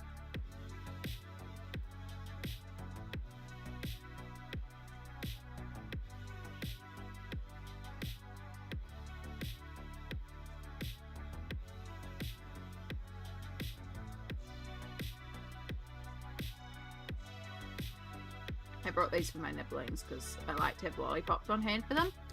But then I decided to try one last night and realised that these ones are too big because they take way too long. It's too much. Like, they're too big of a lollipop for the nibblings. Be good for like a one-off treat, but you know, like one of the nibblings will crunch the lollipop, so one likes to really take their time with a lollipop, and then we end up with lollipop everywhere.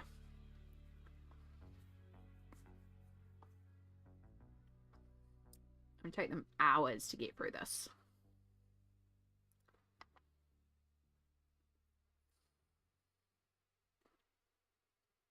But yes, we have these things, and Auntie is known for having lollipops, so when I was looking after them yesterday, it's like, Auntie is like, yes, I have lollipops. Auntie has stickers and lollipops usually.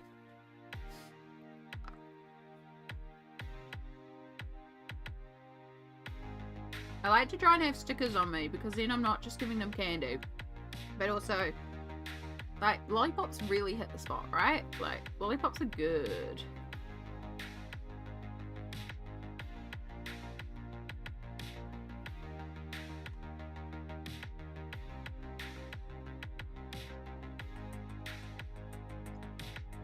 I know, I like lollipops.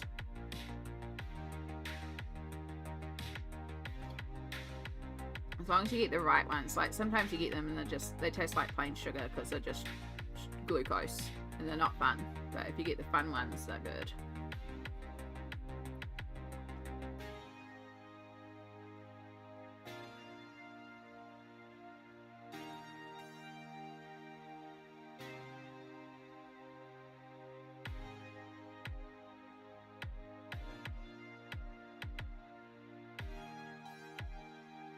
Progress is stunning. Thank you so much. Not a lot. It's a bit of sky, but it takes time. And it takes as long as it takes. Thank you so much. And the ironic thing is, we're actually going to cover up quite a bit of this sky when we go in to do our extra garden decorations and stuff. But we need to have all this background done before we can do to make this front hanging more dense and fill this up a bit. So we're probably going to cover up a bit of the sky, but because we can't guarantee, and it's going to be a lot harder to colour in the background after we've filled in our front, we're going to do it all in to begin with the intention that we're going to cover some of it up. Eriy! Hello, hello, lovely. If I do have a mod on hand, can they please shout out Eriy? If not, it's all good. I will get there in 2 seconds. Do, do, do, do, do, do.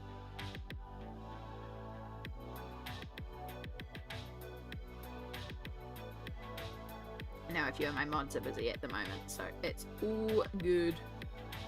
Never, as I say, I never expect my mods to do the things because I want them to chill and hang as well. I just appreciate a second set of eyes when I go into focus mode. Eriy is a gorgeous streamer here on Twitch, but also YouTube. Eriy, is it the same username on YouTube? I believe if you search at Arsenal, it will at least come up. They stream in dual language, so you can find both German and English, and absolutely gorgeous watercolor skills, but a lot of also really wonderful coloring. So it is exactly the same. Fantastic. I thought it was. So yes, and when Eriy streams, Eriy does exactly what I do and streams both Twitch and YouTube at the same time. So if you are watching on YouTube, you can also go and search Eriy's name, and I'll put that spelling in the YouTube chat for you. I should put a link to Eriy's channel, but that's easiest. Yeah, so many colouring friends. Navi Fairy, who you saw just above you chatting as well, is a new colouring friend as well. They were colouring in the gorgeous Bobby Goods colouring book recently. And when I stumbled across them on stream, I love collecting. It's like, you got to collect them all, you know? You got to collect all the colorists on Twitch and be like, yes, yes, yes, let's all be friends. I will find you all. I will collect you all.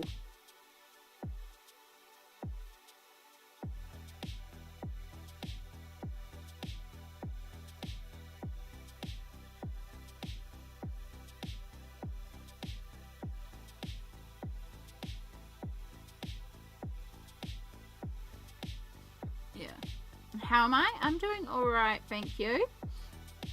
I had a very big day yesterday looking after nibblings and other kids while a funeral was going on. So helping out so that the adults could be at the funeral. So yeah, lots of physicalness in that, but we're doing good regardless.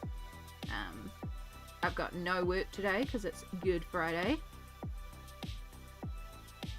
So I'm looking forward to being able to just stream all day and just keep working on this page and hopefully get quite a bit done.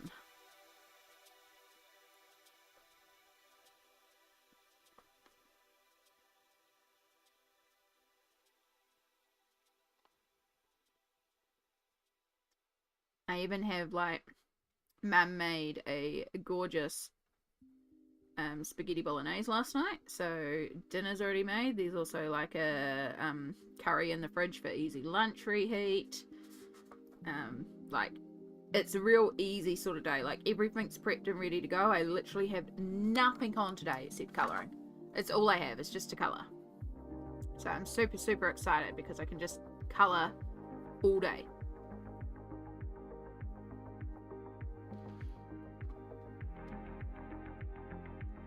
My school doesn't have Good Friday up, and I'm not sure why. Interesting. It may be to do with, because Good Friday and Easter Sunday are still recognised here. So funnily enough, Easter Sunday is not a public holiday here, but it's a non-trading day here. Although I think those trading rules have been lessened. But yeah, Good Friday is still a public holiday and non-trading day. Actually, you might be able to trade on Good Friday now. I don't know, it's becoming less and less. And as someone who used to work retail, like, there's less non-trading days now, and it's sad because those were like the greatest days when you worked in retail because you actually got a day off, and you could actually spend time with family. So I was with my kids in the Minecraft movie today, and they had at the end in the Māori language. I mean, it's possible. There is so small world. So in the Minecraft movie, there is Alan Henry is in the Minecraft movie, and Alan is one of the motion capture artists. He's done a lot of motion capture work. He's been in Lord of the Rings. He's in King Kong. And if you've seen Cocaine Bear, which yes is a movie about a bear on cocaine, he was Cocaine Bear.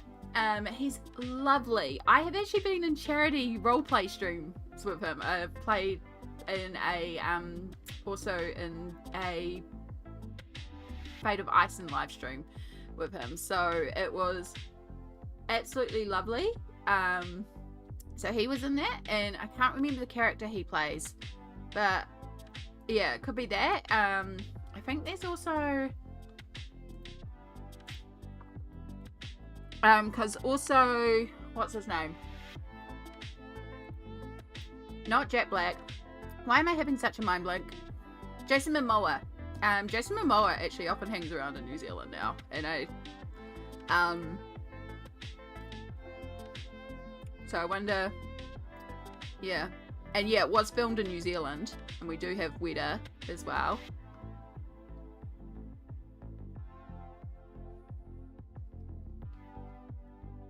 I'm just having a look who's in there, because they're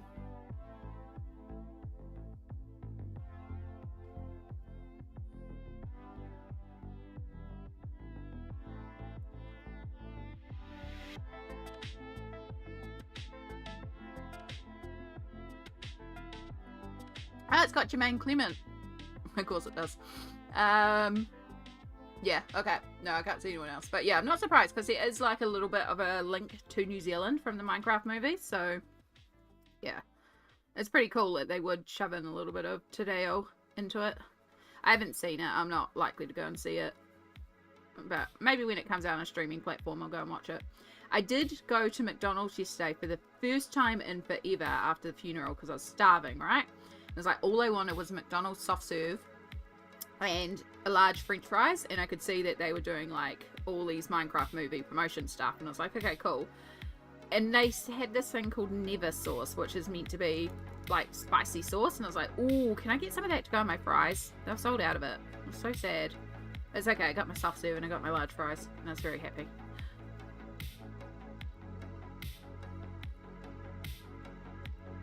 Mana, hello. Mana Loves Giggles is just the gorgeous name. I'm going to presume that the heart is like Mana Loves Giggles, because I just think that would be, it's just fantastic. And giggles are amazing, so yes. Yes.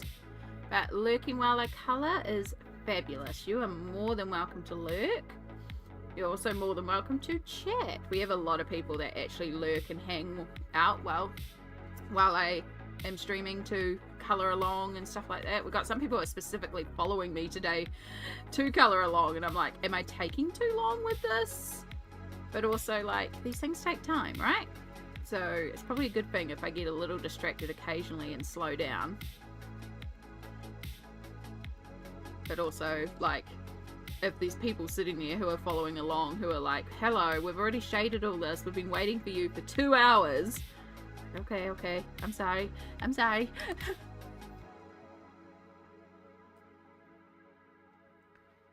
Actually ate. Oh, you were at McDonald's too before the movies? Yeah. Oh. This is exactly what I didn't want to do, because now that's got to be parked in my cheek.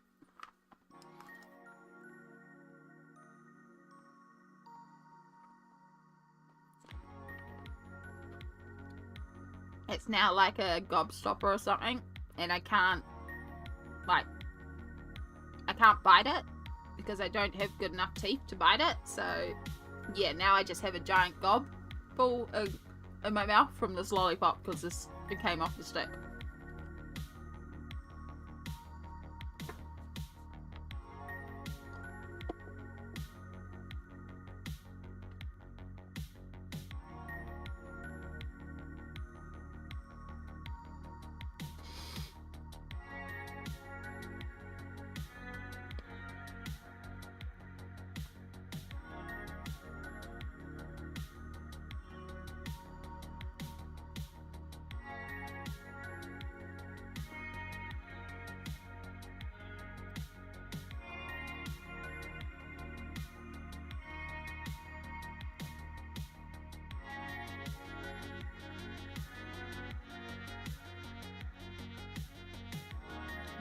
going to colour on here and hope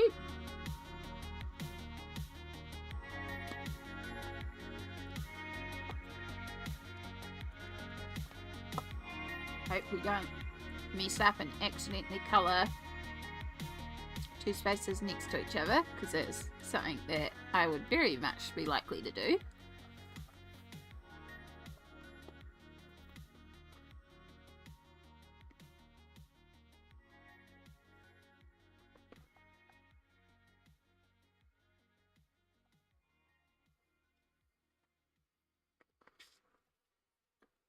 Are you learning to using to learn Japanese? I've been learning with Duolingo, and admittedly I've fallen off the bandwagon for a while. And yeah, I kind of lost my streak. I got up to about 200 days, and then I just kind of lost my mojo with it. I do need to get back to it though.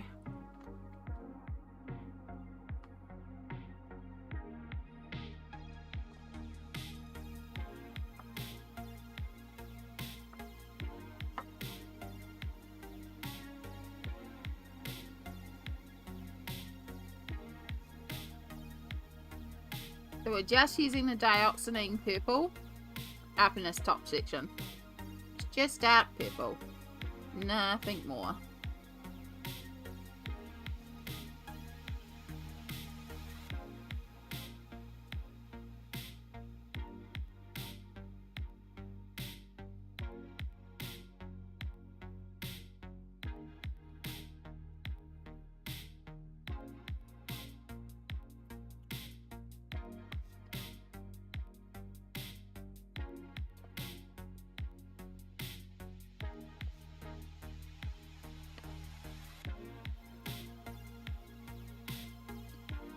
Yay, it does line up.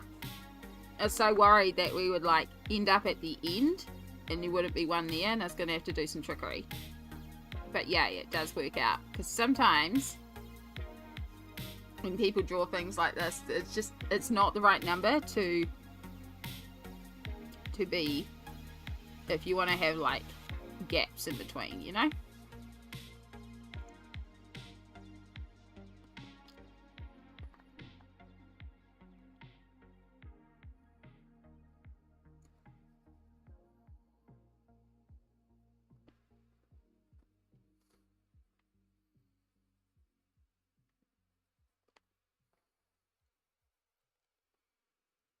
Absolutely, Eriy. Send me a message to remind me. Maybe it'll actually kick me in the butt to get back to Duolingo. And I think, like, if you got like an invite code or a friend code or something, send that through.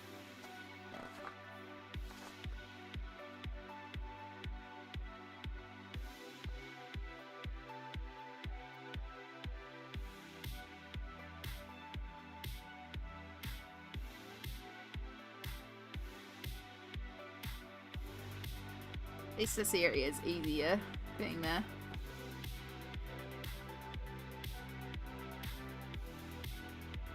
One colour.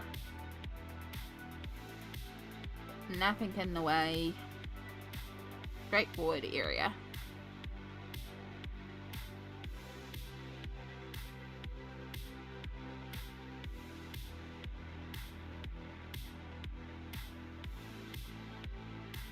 Alright, same again. Now we're on this half. So that's what we're going for. Is beautiful dark purple.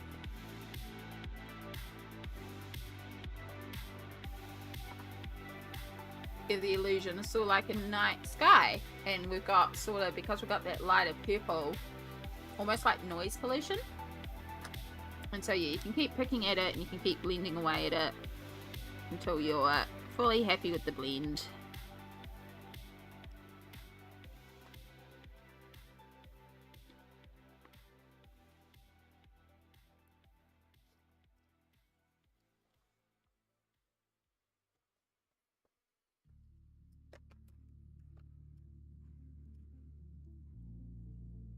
So once again, I've got the Parma Violet.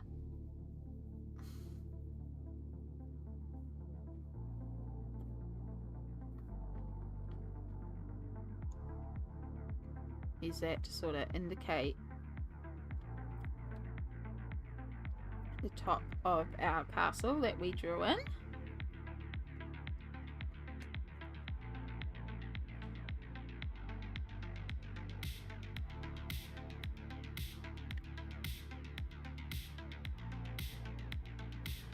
And once again, so again, I like to put down a thin layer first because it just helps me sort of track where I am placing the colour.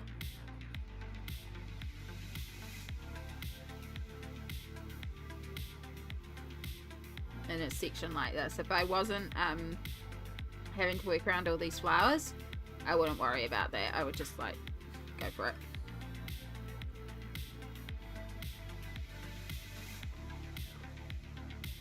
Because we got to work around all these flowers,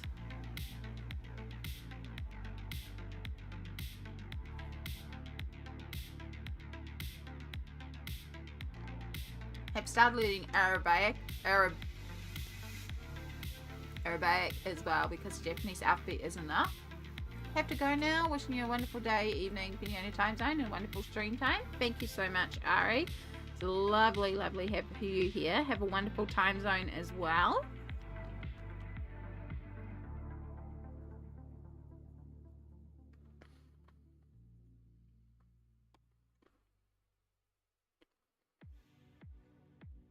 Oh, we broke in half. We've got 2 smaller gumballs now. It is going down.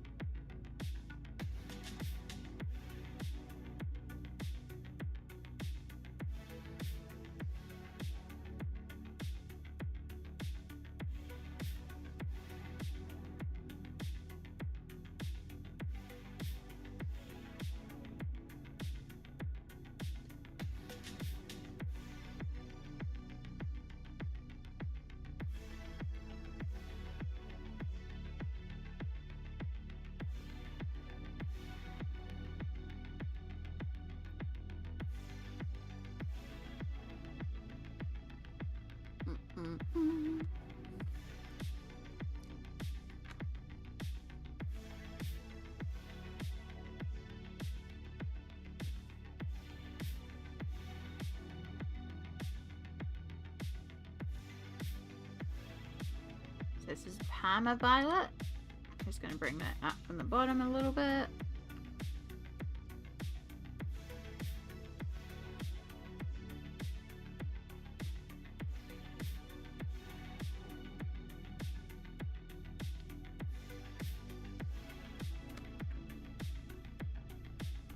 We'll fill in with the violet and then we'll know what we're colouring around here. Again, you don't have to do it this way. It just helps my brain.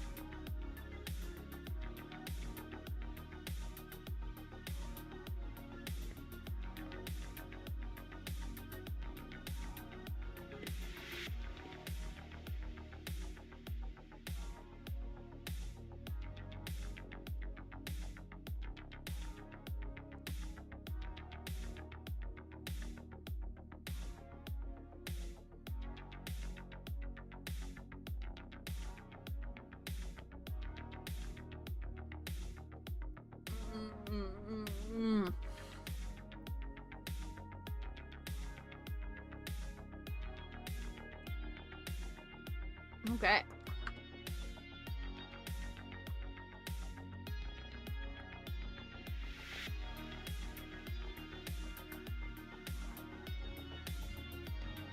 back to our dioxazine.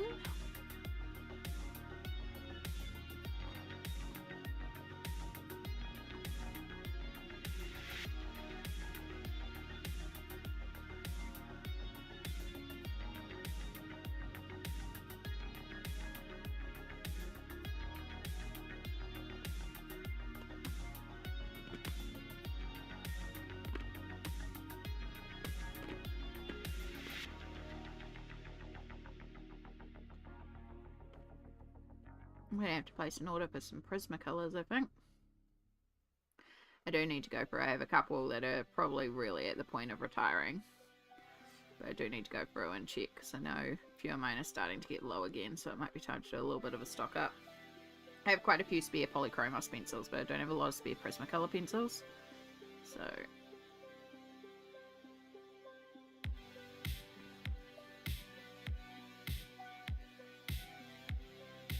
I think by the time I've done this one is going to be pretty much getting very close to being a nub.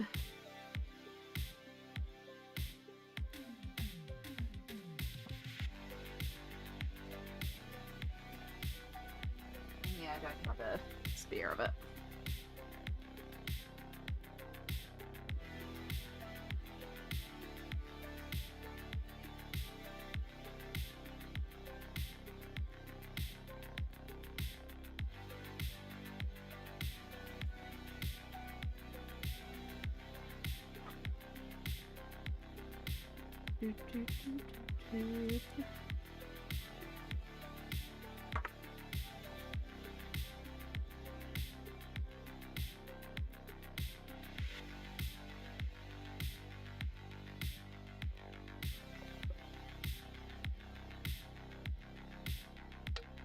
Hope you're all doing well out there.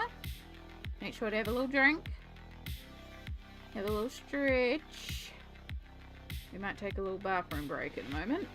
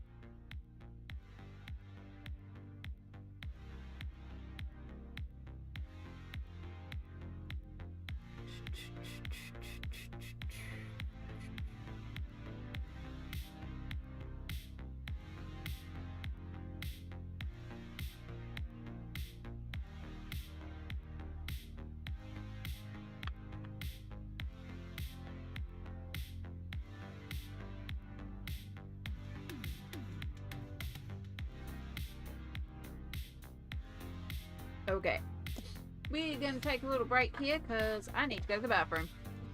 So I'm going to put you all on the Be Right Back screen for a moment.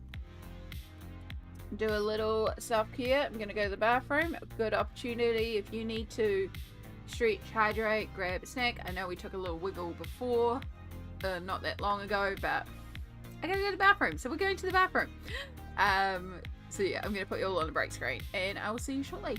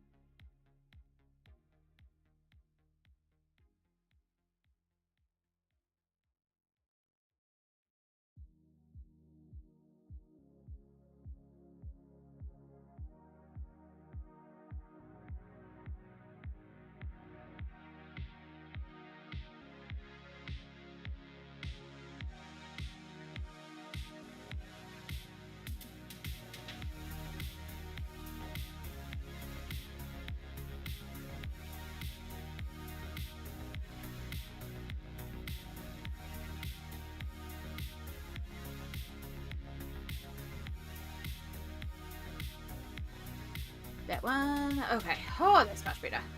Sorry, I ended up getting a bunch of messages that I was also answering. Including Candace.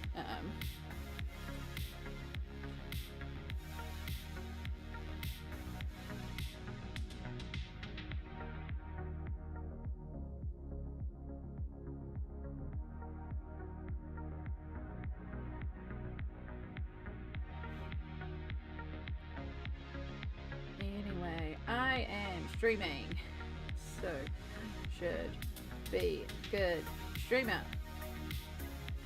And focus on stream. Oh, I can't. Okay. There we are. Welcome back, everybody. I hope you had a good break. I hope you're feeling refreshed. I am feeling much, much better.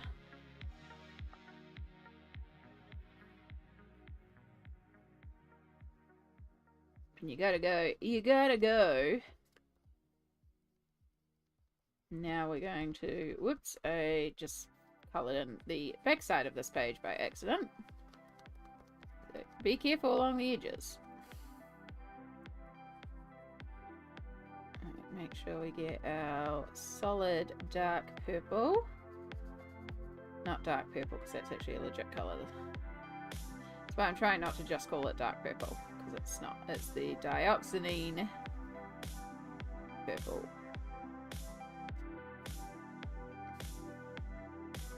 It's 132. That's what it is. Gonna possibly have to order another one. Honestly, I wouldn't mind. I know my Colourful Country Life, like, I don't need it to the extent that Karen does, because Karen only colours pretty much with Prismacolor. But not only does Karen have the 150, then she has a spare 150, plus she has bunches of individual colours that she uses a lot. So she's got lots of duplicates, but again, she only uses Prismacolor, and she uses like a lot of it, so it makes sense. But I'm like, oh, I'd love to be so stocked up on my pencils that I have like the essentially double, like a spare set. But then I'm also like, I don't need technically a spare set. But I do obviously need some spares because we're running very low. Like, I have a lot of spares of polychromos, but those are my spare Prismas, with the exception of white and black.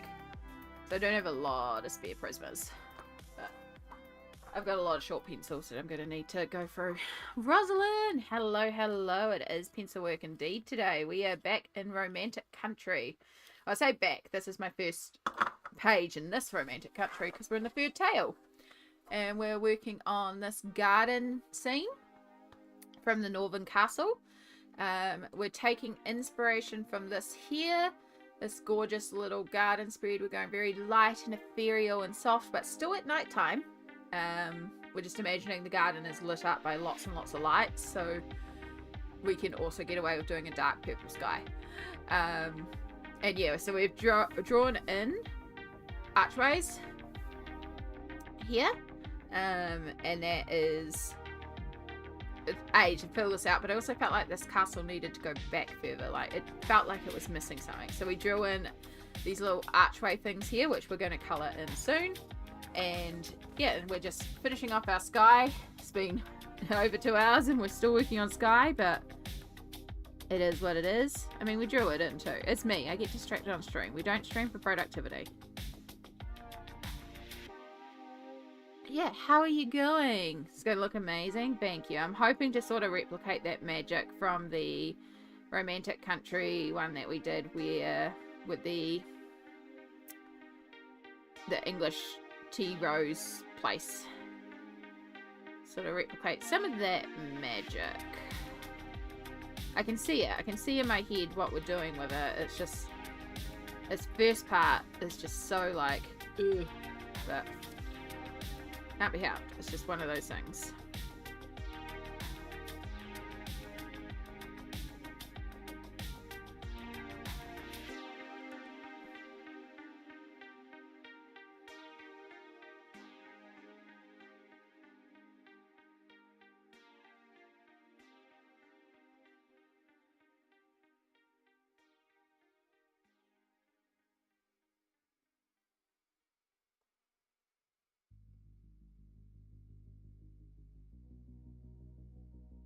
yeah, I hope you're having a wonderful time zone so far. What have we been up to? I am already feeling very hungry for lunch. I think we'll be having an early lunch today. That's okay.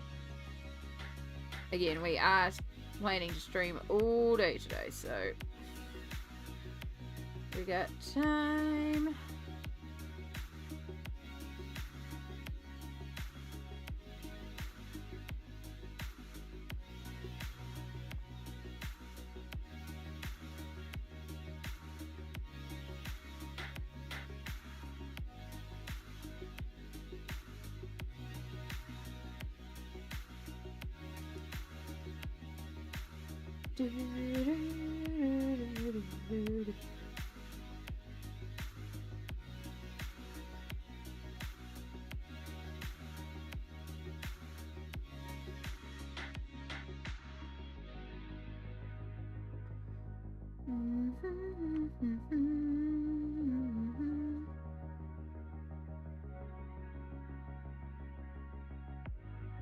Meeting up with my sister-in-law to go over timetables and seating plans for my wedding, which is officially less than a month away. Oh my gosh, Rosalind, that's exciting. That's exciting.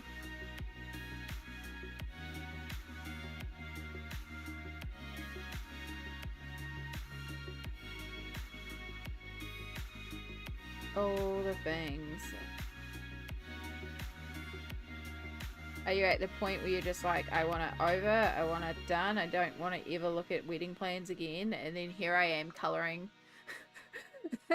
So one of my colour palettes, hopefully this isn't too much of a trigger, but one of my little colouring palette things up here is technically a wedding palette thing, but it was just a perfect colour palette for the colours. So hopefully that's okay. It's just a little top corner. It came up when I was trying to search for a specific palette, and it was like, okay, that's actually correct.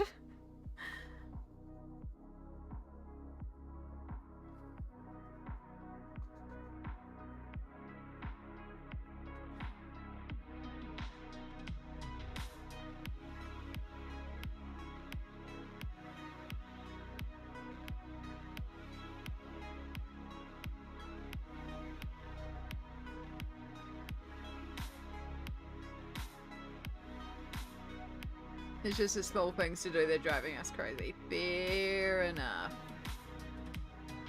Sounds like you have a lot of walking to do today, Brittany, so make sure you take care of yourself. Welcome in. Sometimes a good walk is quite nice. As long as you've got the body spoons for it. Alright, I think we can start working some violet in. I might even bring that down a bit more.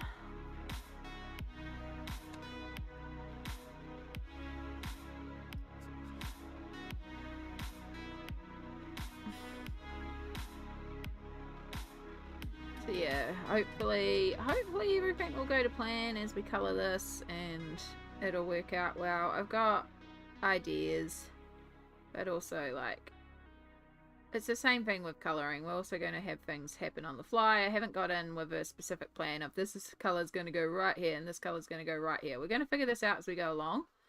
But it's a...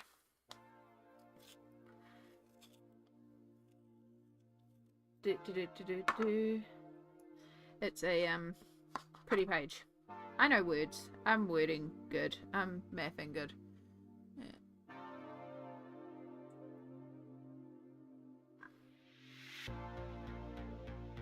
Oh, the walking is tomorrow? Oh, good. So you got time to prepare and be ready for it. That's excellent. It is so miserable and yucky here. It would not be a good day for any kind of walkie walks. Even if I could physically walk. I should though. I did get into a little habit there, especially while I was giving up vaping, where I was going for walks at night. It was really good. But it kind of fell out of the habit of it.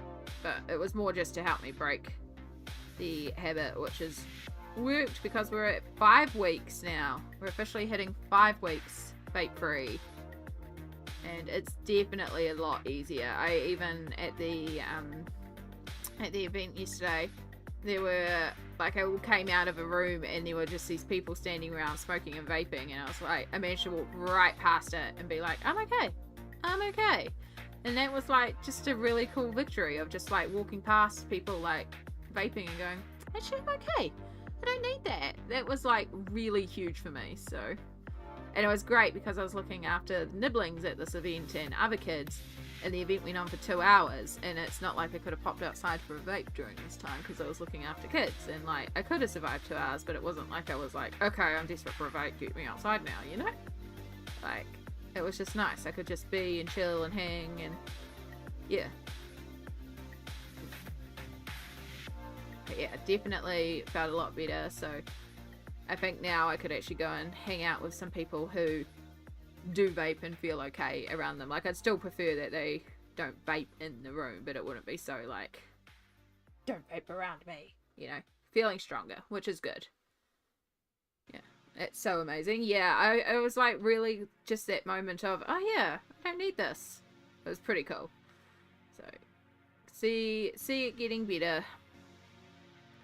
So we'll try and get to probably about 2 months to make sure we're good and strong on the no craving situation, and then I need to sort out all the snacks.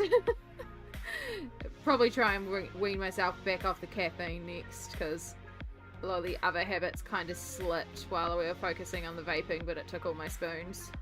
So yeah, I need to start weaning myself back off the caffeine and the energy drinks again, because I've sneaked right back up.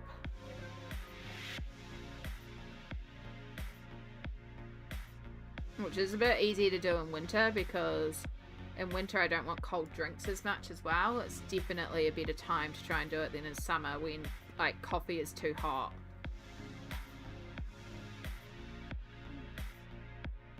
One day at a time, exactly. Just one step at a time. We're getting there. We are slowly, bit by bit. Heard nicotine is asking, but yeah, vaping has definitely been harder to quit than when I gave up cigarettes, which was granted many years ago, and I wasn't a huge smoker. I only smoked for about 6 months, and then I got diagnosed with anxiety and put on anti-anxiety medication, and that took away why I was smoking, because I was smoking because of anxiety, and so I managed to quit relatively easy. Like, there's still a little bit of withdrawal and stuff, but I wasn't a huge smoker. I was just doing it for anxiety. And so, yeah, once we got on meds and then I was working on my anxiety, it was like gone. So, yeah, that was fine. But the vape, oh my gosh. So, again, I was already on anxiety medication when I started vaping to avoid going back on certain anxiety medication, which I ended up on anyway. So, it's like, well, I should have just gone with the medication. But at the time, I was at school and I didn't think I could handle being on the meds while at school, doing my degree. Yeah, should have just gone back on meds. But anyway, the difference is that with the vaping, you don't have the disgusting flavour of cigarettes, and I just think it's more addictive. It's just easier. It's really, really easy to get into, and it's really hard to get off. Those flavours don't help either. Yeah. Missed my work. Oh, you overslept? Oh no. Bumble TB. I was about to call you Wumble Bumblebee, because we also have a Wumble Bumblebee in the community, and it's like, hang on. And then I started to say Bumble, and then my brain was like, where's the Wumble? And it was about to say Bumble Wumble, and I'm like, no, this is the other Bumble. This is Bumble TB. Yeah, it's so cute, right? You have to say Wumble Bumblebee every time. Like, you got to say the Wumble Bumble. It's just so good. But yes, Bumble TB. Is it okay if I call you B as well? Is that okay? I don't want to presume, but I'm also going to stumble over Bumble TB every time. I will do my best, but it's also one of those days where my brain is not cooperating with me. B and Bumble. Okay. So a B is okay to use, because I would really appreciate it. I'm having one of those days where I try to flow on with words and words don't want to flow. My mouth is tripping up over basic sounds. And that's fine. It's fun for you guys. Like, dear gosh, if we tried to read the alliteration book today, like, oh my gosh. Yes. But welcome in. How are you? It's good to see you today. I hope you're doing well. We're just doing some chill, cozy colouring. No, Brittany, my energy drinks and caffeine are not causing me health issues right now. But I also just am drinking too many of them, and it's not ideal.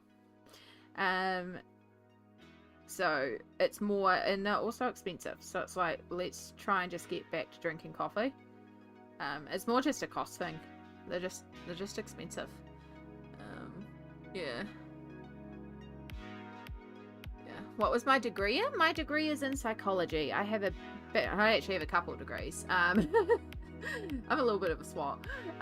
So I technically have what is known as a Bachelor of Bachelor of Arts and Creativity, which is not recognised anymore now.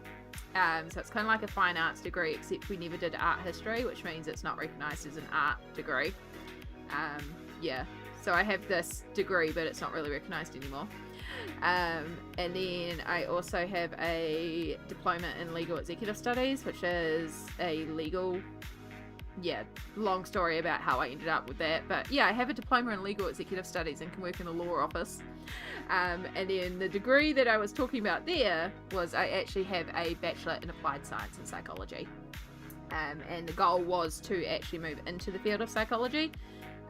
Maybe even go on to become a psychologist. Probably move into art therapy.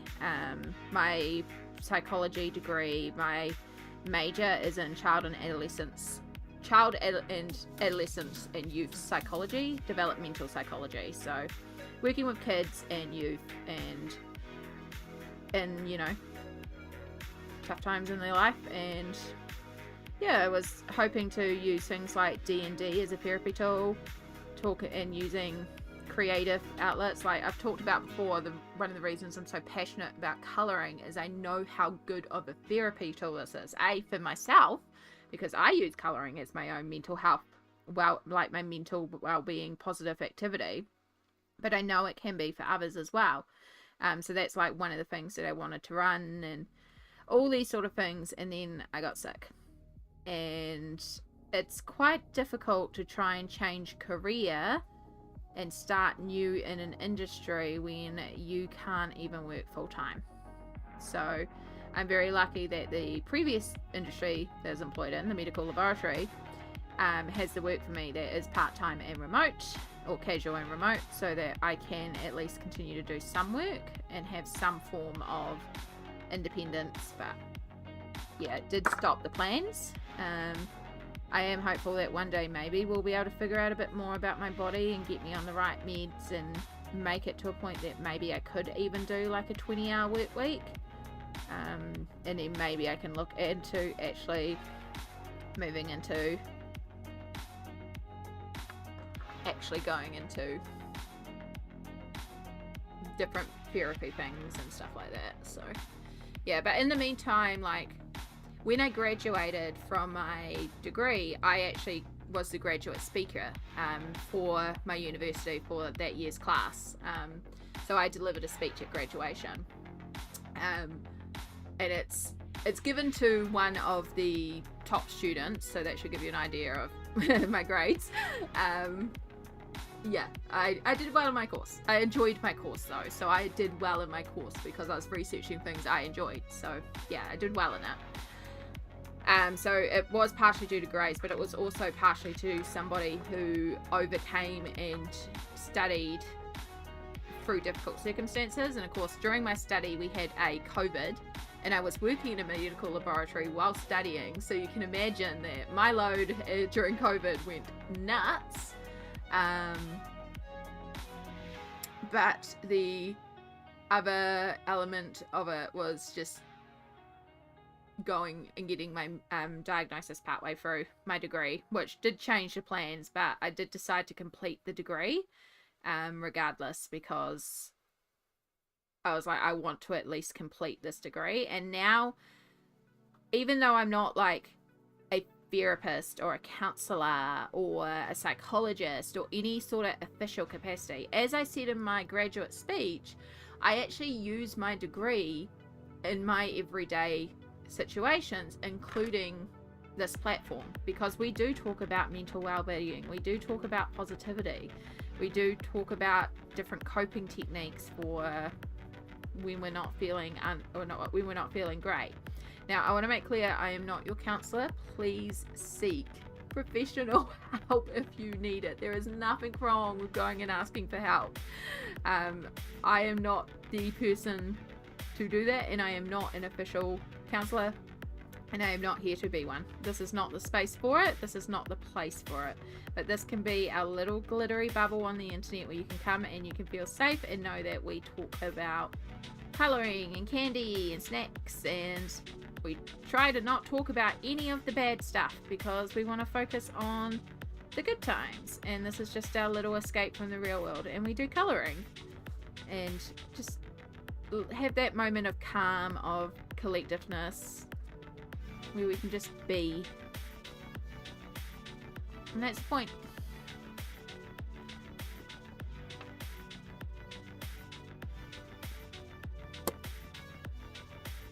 I find that colouring is one of the only activities that switches my mind off. That and playing games, but I find it hard to pick a game sometimes. Yeah, I can do things like listen to audiobooks or watch a movie or play a game, but sometimes that's not quite the right thing. Whereas with colouring, I just move into the zone. But I think it's the same with, like, you can also, it depends on what you're colouring, because, like, you know, certain things I'll colour and it's just a complete zone out, and I won't even be there, and that's the equivalent of me zoning out to a movie I've seen 400 times before and don't have to think. And then sometimes it's me zoning out to a really super detailed page and I'm hyper focusing on a tiny little detail and doing the most detailed layers of shading, and that's kind of like me getting absolutely engrossed in a new video game and playing it for 12 hours non-stop. Yeah, like these, it's not always colouring, but I do find for me a lot of the time it's colouring, because there's also so much variety in it and I can find what I need for at that time. Yeah, colouring's pretty special to me, and the community's pretty special to me, and that's why when we're hanging out here and chat, I do try to focus more on the positives. I love asking you guys, you know, what's your small victory for the day? And I say small victory, it can be big victories as well, but it's also like one of the things I like to do is take a moment to reflect and go, what about today has been fantastic. So like yesterday's it was a big victory about being able to walk past people vaping and go, I don't need this. That was a huge victory for me. But there was also like a small victory in that I went to go and buy breakfast and I decided, you know what, I only need this one item. I didn't need 4 items. I was smart and I saved myself money, and I was right. I only needed the one item for breakfast. That's just such a little thing, but it was like, I listened to my body and I'm proud of myself for that. I recognize that, hey, I only need this like one thing for breakfast. I don't need to get all 4. So things like that, if you find enough of those small little positive things in your day, if you're having like a really bad day, you can kind of negate it with a bunch of small things. And they may seem ridiculous, but find them, identify them, because as you get better, as you do this more and more, you get better at identifying all these little things, and it just becomes this habit throughout the day of like, you'll be doing something, you go, oh, that's really nice, it's a beautiful butterfly that flies past, and then you just feel better. It's a gratitude tool that is really good to practice along. So I would love to hear if you've had any small wins, any small victories. I say small, you can share the big ones, but share the small ones. Don't be afraid to share the small ones. I would love to hear and see what sort of positivity we can get in the chat. Audiobooks are so good.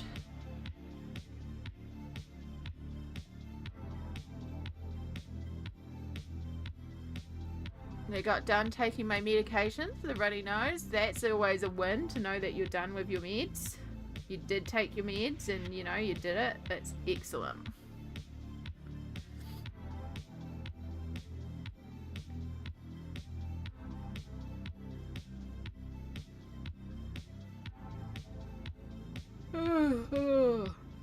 Another victory from yesterday is that I went to the supermarket to get a couple of bits and I found a delicious cake on a ridiculous clearance price, and so I brought myself a cake, and I have a cake in the fridge and I'm eating it all by myself and it's delicious.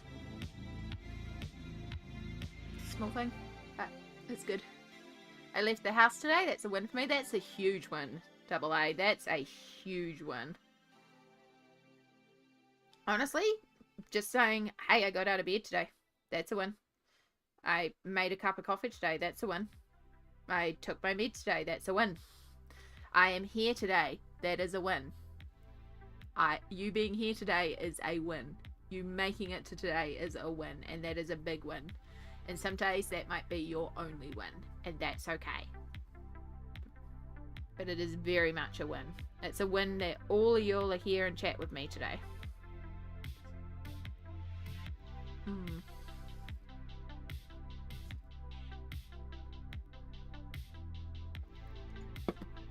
I'm looking forward to leaving the house today because it's Good Friday and nothing is open, so the roads will be quiet. Isn't it brilliant? Oh, I love public holidays. I love the fact that I have, like, nothing. There's nothing today.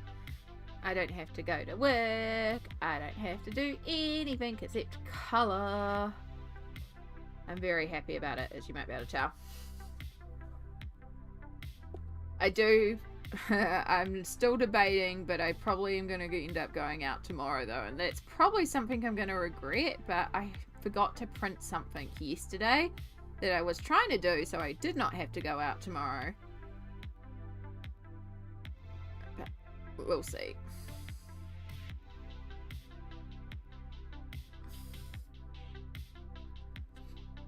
I work from home, so I don't need to leave my house during the week usually. Same here, double A. It's basically just go out for groceries or, you know, snack runs. It's not often that I need to go out for actual bits and pieces or for an event or something. So I did yesterday. But yeah, it's just normally not a thing because it's at home. Everything's at home. So we don't need to go out.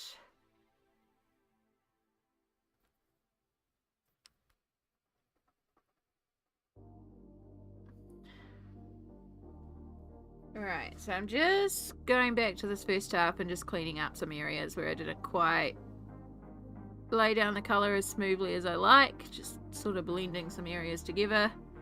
We don't really need to be too pedantic here because we will be working over this. It's easier to do it now than later on.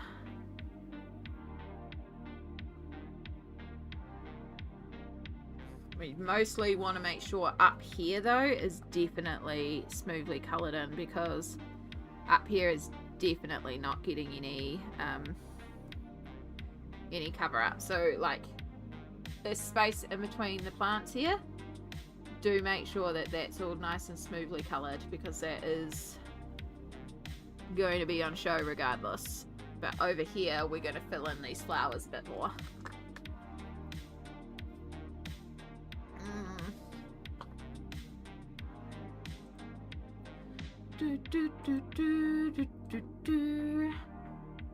Right, what are we colouring? What is everyone else colouring today? Because I know we've got a few folks that are colouring different things. So I'd love to hear what you are colouring. And if you are colouring along with me on this specific page, I hope it is going well. I hope you haven't been sitting there twiddling your thumbs for ages, because I've been slow. Or in turn, I hope I'm not accidentally going too fast.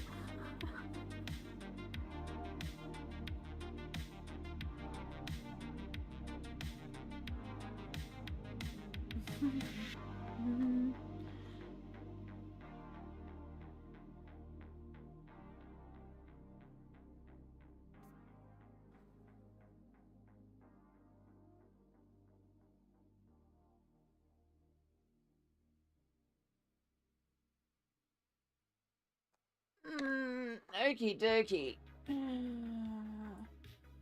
Oh. Okay. So, next step will be the castle itself. We're just going to move those purples to the side. Because I'm behind, but that's okay. It's all good. Okay, so it means that I'm not going too slow then, which is my main thing. I'm trying to go speedy fast either, but I also don't want to be like super duper slow and then people are twiddling their thumbs and being like, well, what do we do next? But also, pages take as long as they take, eh? So there's no rush.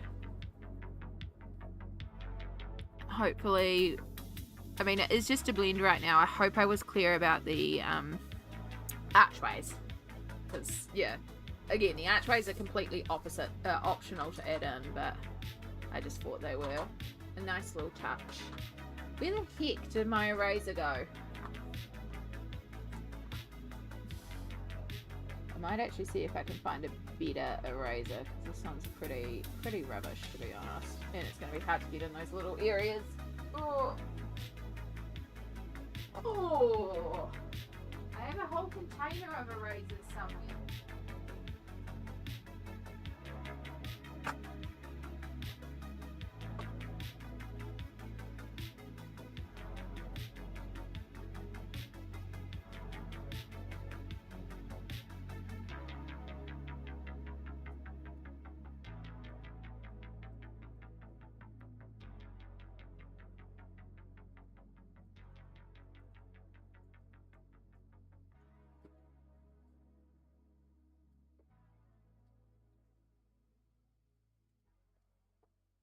Oh, so keep up the good blending. Heck yeah.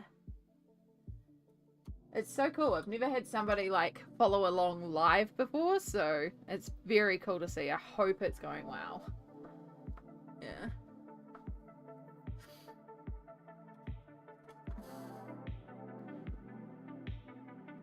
Alright, so I found some erasers. Yeah, you feel way stiffer. But I need to get into some really small areas, so sometimes I take these really cheap wide erasers and just cut off sections, because then you can get like a really sharp point. Yeah, that's better. You're actually picking up the pencil now.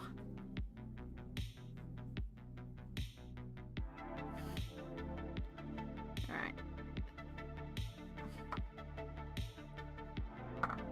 And so I'm going to also take the flat edge of this and use this just to lighten the pencil, just because I got a bit heavy-handed with the pencil.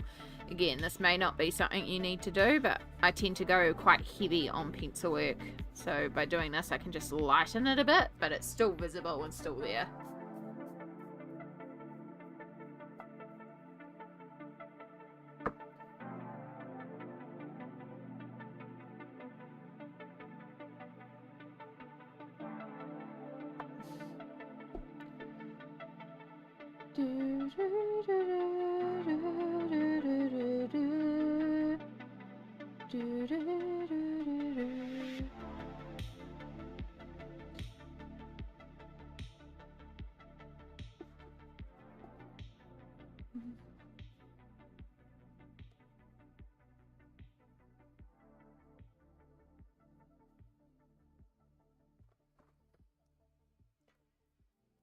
Next holiday is Memorial Day. Oof. That's not Independence Day, right? It's Memorial Day. Is that different from Independence Day?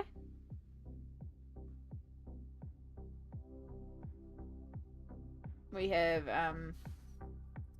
obviously we have Easter, and then we have our equivalent of Memorial Day, which is the Anzac, coming up at the end of next week. That's why I've got so many public holiday days. Here, Good Friday is recognised as a public holiday, so everything is closed for that. Easter Sunday is not a public holiday, but it's not a trading day. So when I worked in retail, the store wasn't open, but we still had to work. But the manager was like, but you can take a public holiday day, because if you come in, I have to come in. It was pretty clear, like, use your annual leave. Like, I'm not coming into the store for you. Yeah. They are different. 4th of July is Independence Day. Okay, good. Yeah, I thought they were. I was like, I'm pretty sure they're different, but yeah. I don't know. There's a lot of unique holidays. I'm looking forward this year too to Matariki. I don't know when Matariki is exactly, because it does change year to year.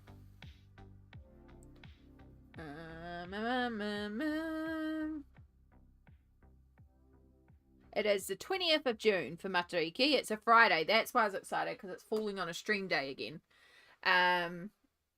Yeah, so Matariki is... It's not just, but for ease of explanation, it is Māori New Year. So last year on Matariki, we did a special stream, and I coloured in a Matariki colouring book, and we talked a little bit about some of the lore and legend surrounding Matariki. It is when a cluster of stars rises in the sky. I believe it's the Pleiades star cluster, but it's linked to Māori mythology. So last year we coloured a representation of one of the stars, which is Pahutakawa, who is the star that guides the spirits of the dead across the night sky. Yeah, it was really neat. It was really neat to share a little bit about New Zealand and Matariki, and so that's what we're going to do again this year. So I'm excited for that one too. And again, it falls on a Friday, so yeah. Yeah. I'm back. Gosh, it took a few spoons. Welcome back, Stardust. Welcome back. We have finished the sky, and now I'm going to start trying to figure out what colours we're doing our castle. So I am keeping my purples out, because we may use those again as well in our archways. Haven't quite decided yet, but I'm just looking at sort of my colour inspiration, because there is like these smoky purple greys, but I'm also thinking that would be too dark, because we've got dark for the sky, and then in here is going to be dark greens and colour, so this will be almost dark. And then I was thinking for the girls' dresses to do... Oh, why am I showing you this? Let me show you the actual one. So the girls' dresses, kind of taking inspiration from this here, where we've got this beautiful cream dress with all the florals on it, because there's so many patterns drawn on here. So just doing white dresses with all those floral touches, but they're all wearing white, which means we've got light in front here. So if we're thinking about this in strips, the girls in front, light, dark for the colour in the air. We've got dark for the sky, so our strip in here should be light. Then we have light, dark, light, dark. So I'm kind of leaning more towards a light castle, and probably more in like light whites, greys, like very light stone castle is kind of what I'm thinking here. Yeah. Some of us will finish this guy. It's okay, Lisbeth, you can take time. It's going to take me time to figure out the colours anyway. So by the time you finish the sky, I might have actually figured out these colours, and then I can go, cool, pull exactly these colours, and then you'll be good to go. But even if you're not, that's why we have a bot. Right, you can go with pencils with ink tints, but it doesn't go well. Got issues to get into the paper. Yeah. Okay, so that's good to know. It makes sense, because I guess the pencils kind of add like a barrier layer. So, yeah. Fun to experiment anyway. Beautiful white dresses for the garden party. Exactly. That's kind of what I'm thinking. Just these beautiful white dresses. Plus then Duck the Goose, aka Jose, also fits in. Yes, the Castle Art Harmonia set is... Now, we were talking before about how I only like to buy pencils that are open stock, But the Harmonious Castle art set is one that I would make an exception for, because there are so many unique colors in that set that I don't have in other pencil brands. I think I actually found finally that it would send to me. Was it on Amazon AU or Amazon.com? One of them. I know I added it to my list because I was like, oh my gosh, I can actually ship it to me. Not that it's in the funds right now. No, it must be the American one. It must be .com, because it finally showed up on there and was like, yeah, we'll ship it to you. Oh, that's not what I want. What are you doing?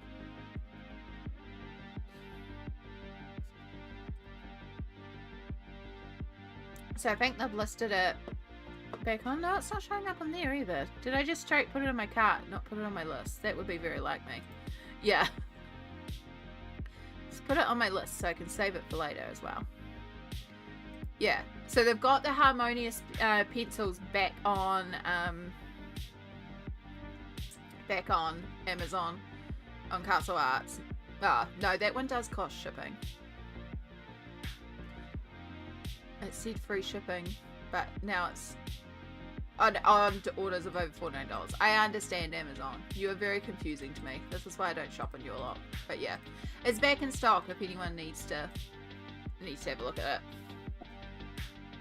Yeah, exactly, Stardust. Exactly. I did think about getting a Bridgerton colouring book, because Colouring Heaven have one. And it did look really, really pretty, but I was like, oh, I probably wouldn't colour it that much. But then I'm like, well, hang on, no, maybe I would. Like, sorry, we're going to get distracted here for a second, because you all know me. Distractions! Alright. So, Colouring Heaven, which, by the way, this pocket issue looks so cute. But we go to shop when it loads. Digital downloads. But the pocket issue is not available for digital download, which is sad. Now, was it a special, or was it a... It was the other one.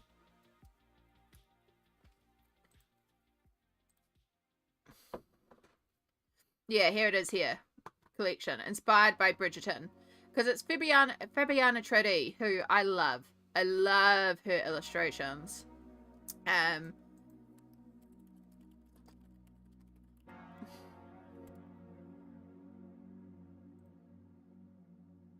Oh, no, you're just going to give us this, that, aren't you? I don't know. That's not particularly big. You can find lots and lots of flip-throughs on YouTube and stuff, because Colouring Heaven do their own flip-throughs as well. There we go. It's only 2 minutes 30. Shush. Like, debating, and I'm like, I didn't get it originally, again, I only buy the digital download ones, but I do love Fabiana Tridi's work. Like, the way she does portraiture, I do end up buying a lot of her Colouring Heaven issues, because they're just so pretty. Okay, let's just pause that 2 ticks and just go like this, so we can make you bigger so you can see. So you can see in a bit more detail. Like, you can see where the references to the show are. Like, inspired by Bridgerton, right? Inspired.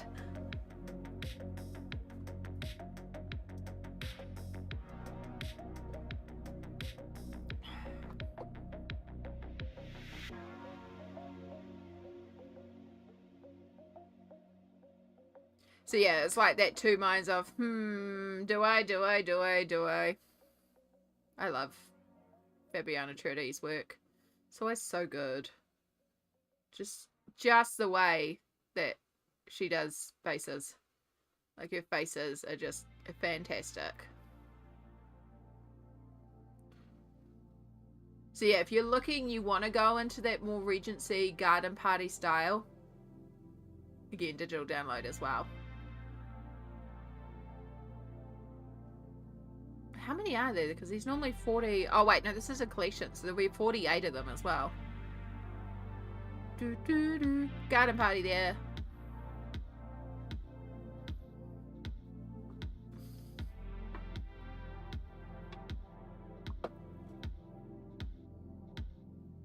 That one's pretty too. Do, do, do, do.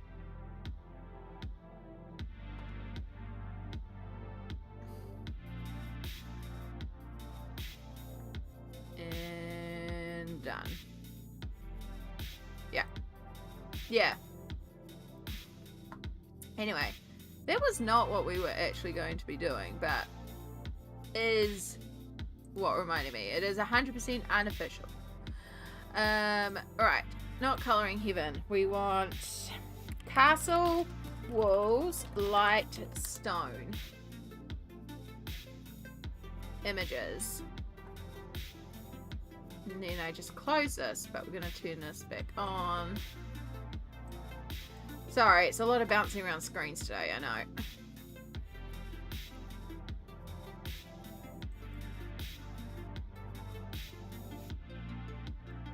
Actually, you can go there because I'm going to just like pull you up to the side when I find the right.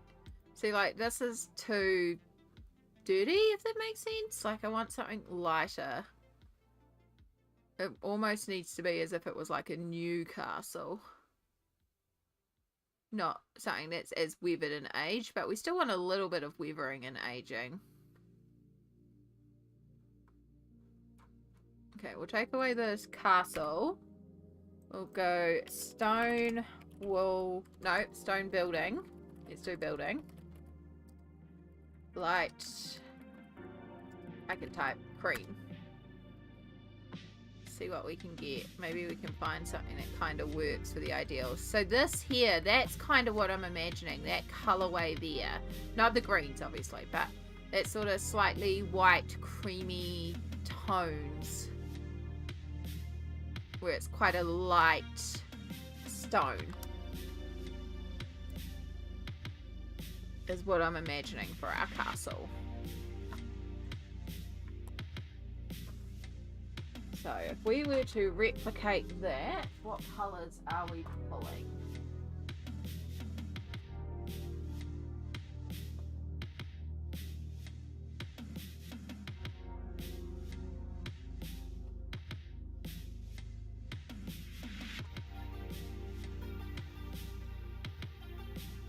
I think we're going to pull out my favourite French greys.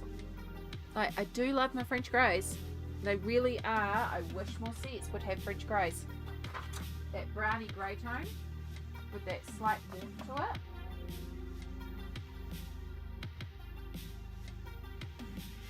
it. And before I go and pull all those out, let's pull out. No, that's. No, I think it's that one. Okay. You're quite a good match too, so putty beige will keep you out. We want something, I think we want cream. Talking about a tiny pencil, I have a spare of the cream though. And if we have some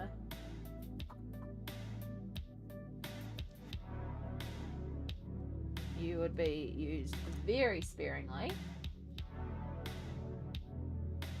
Yeah, so you're different to the putty beige, so we'll keep you out. You're just as similar as that. Keep you out. Better pull out some white for good measure too. And then I think we need a little bit of a desaturated brown, maybe? But not the French grey, and not the espresso sepia. Need something. I think we need sand brown actually. Here's a colour I probably wouldn't use a lot normally. Yeah, that's what we want. Okay. Let's keep going back to see the progress. It's satisfying. Yeah, that's why I'm quite a good lurk stream.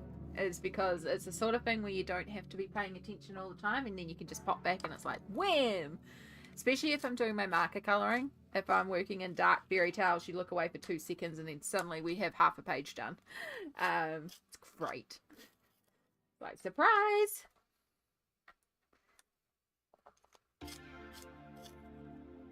Alright, so let me just test my little fairy here. Ooh, you're both gonna need extenders. Oh, can I even sharpen you? Yes, I can. Alright. Nubs. So, I have around here... Ooh, this thing here. This is my retirement home for tired nub. This is where our tiny pencils go to once they are at that point. Some of these I could probably actually use a little bit more. I've gotten better at making my nubs like real nubs now. But yeah, the majority of them are skin tones, surprisingly. Like browns, warm peaches, whites, creams, and then you'll see blue and purples in there too. Because I use those as skin tones. Because I used to do portraiture full time. So I used a lot of skin tones. Lots of browns, creams, ivories, blues, and purples. Because blue and purple make fantastic shadow colours. So yeah, majority of my nubs are skin tones. And that's my nubs for like quite a few years. I think a couple of years worth. So pencils do last a long time if you really do use them to like every little bit that you can, which I do because they're expensive. And I'm not going to replace them until I absolutely have to replace them. What I like to say too, colouring is a nice lyric stream. It really is. It's a good vibey stream. And it's also one of my favourite, like if I'm colouring, I love to find other people colouring on stream and then colour it as they colour. Like it's a good co-working type stream but for colouring. Alright, so I'm just going to do a little test here.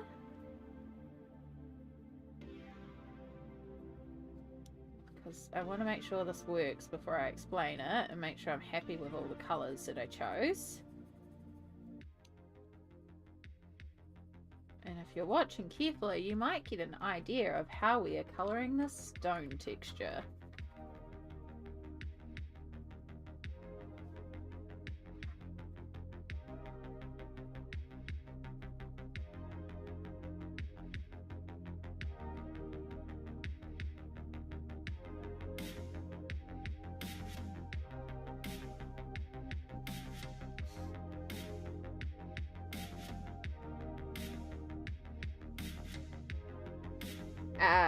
I'm still deciding on colours, Lisbeth, so I will say very clearly when I'm 100% sure on the colours. Yeah. Be right back. Need to find a snack as it's too late for proper dinner. Oh, good. Oh, good. Yeah, no, I think I am happy with that. And then we do need one more set of colours to pull. And this is going to be quite an important decision because as well as doing our stone textured wool, the other thing that we want to do is create the illusion of moss or plants or flowers that also grow at the back. So you can see here all these hanging plants. I want it to be like every inch of this garden is floral, even the walls. So we're going to have like ivory growing up the walls and flowers, and of course across the top of this I said we're going to also have flowers hanging down. So we need to create that illusion that those flowers are there. So to do that, we're going to need to pick our greens. Now the reason why this green is important is this is going to start setting our green tone for this whole page. We can go for bright warm greens, or we can go for sagey earth greens. We could go more on the brown side, more on the blue side, but whatever fan we choose is kind of where we need to stick around. So because there's a big difference if I start using the marine moss and then kelp and go into those more earthy greens versus if I start using dark green and go into those more brighter green tones like dark green, a little bit of Prussian, and then we could bring in apple. So those are more like warmer greens. And see the original images that I pulled for the palettes use a little bit more of an earthy green, but the reference photo uses a more warmer green. So it's more earthy green for the palettes, but it's more warmer like there is some earthy green in the image, but it's more in the bright green. I think I'm going to try the dark green. This is why I say don't panic, because it's going to take me a minute to sort out colours.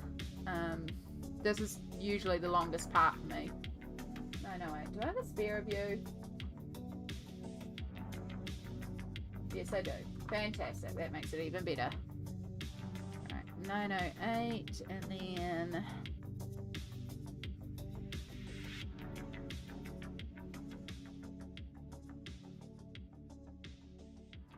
we'll pull out 909, but we're going to use something in between. I kind of want 109.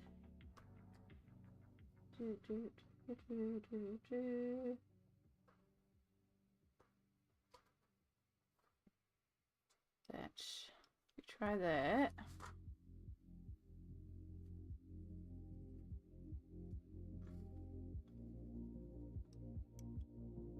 Yeah, no, not that one at all. Goodbye. Not you. Not you at all. And then... I mean, it is a classic for a reason. Yeah. Okay. Okay. Me, on the other hand, just hoards hundreds of pencils. They have barely any nubs and I keep buying more. I mean, it's easy to do. There's a difference between buying art supplies and using art supplies. It's the same thing as there's a difference between buying colouring books and colouring in colouring books. There is a collection aspect to this. So you just have a colouring pencil collection and that's fine. I only have my couple of sets of colouring pencils, but I like to have some spares. I just don't have many spares of the Prismas, and it looks like I am going to need to do a bit of a stock up. Hopefully they're on sale over Easter weekend, because that would be very, very handy if they were. I also need to get some more pencil extenders that hold Prismas better, because these ones are too wide. Oh, no, you're the white. You stay in there. And you, come here. You go back in there, and then...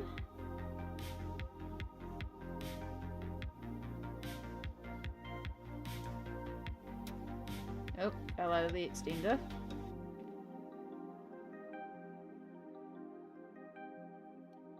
So I'm just testing how things look. I think we're going to have winner winner chicken dinner. Right, not too much of the apple because it's too light for what we're doing back here, but it will tone in elsewhere. Stay in the pencil extender, please. If we come back in with that French grey in here, it'll really tie it together. Perfect. You mentioned Navi. Yeah, I'm edging very close to 300. Like, I haven't added in all this month's gifts and purchases, but I may hit 300 colouring books this month. It is okay. We will never judge you here for purchasing. I also have some amazing members of the community who have been spoiling me and either gifting me happy mail and just having all these gorgeous books turn up, or like the one we're colouring in today, or donating to the Ko-fi Colouring Fund so that I can purchase some as well, and it's blowing my mind. And so yeah, I'm just like blessed. Okay, Lisbeth, are you ready for a list of colours? Because we have a colour choice. We have a colour selection. I should actually write these down like legit, shouldn't I? I should track my colours. I have colouring tracking charts somewhere too. Where's my folder that keeps all the bits in?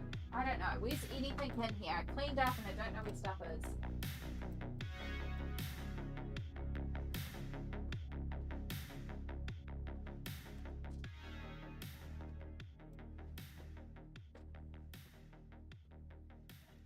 Nope. That's right. I changed the folders that I keep them in too. Alright, we'll just use a pad of paper for now. I will find my actual colouring tracking chart later on.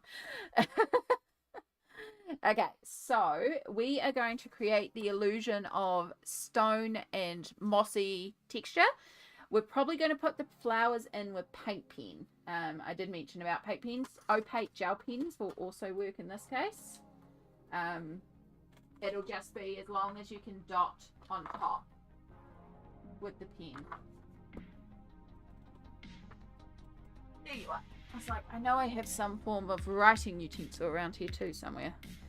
So for the stone wall itself, we have a few colours.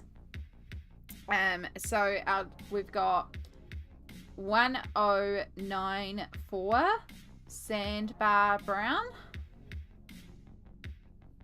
I should bring you guys in closer so you can see these numbers.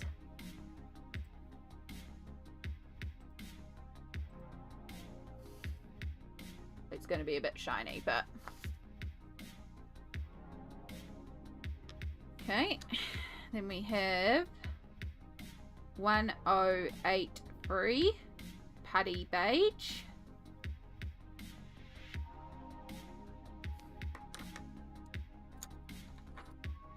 Now we get into the French greys. So we have 1072, 50% French grey. We have 1070, 30% French grey. 1068, 10% French grey. Seeing a theme? And then we have the two... Brittany, these are nubs. These are nubs. Tiny, tiny, tiny, tiny little pencils. Because they're just like little nubs. Let me find the number for cream. Because my number for cream has been rubbed off. But I know it's green. 914. Cream. And then my number for white has also been erased. But it's white, you know? 144.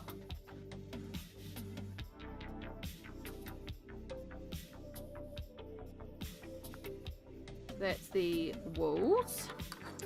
And then we also have, I'm going to just call it ivy to refer to hanging plants. So we have, oh, go back to the green page.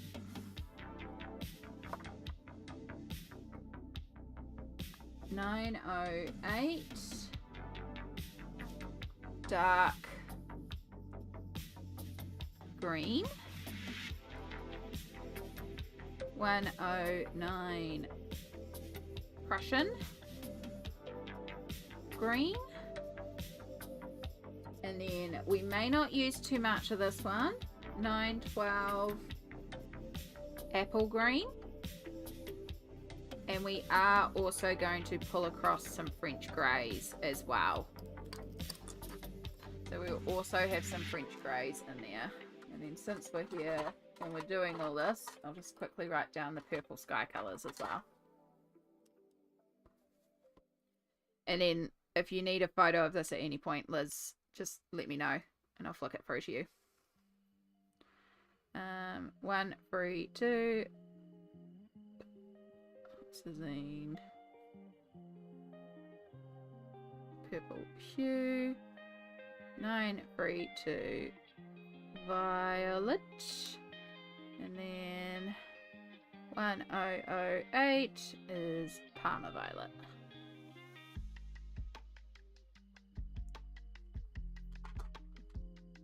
Yes, I am able to buy the 150s open stock. It's one of the reasons why I use Prismacolors is because I can actually purchase them open stock, and that makes things a lot easier. And it makes more economical sense because I don't see the point in purchasing a colouring book, a set of pencils and then I use up a color and I can't replace that individual color,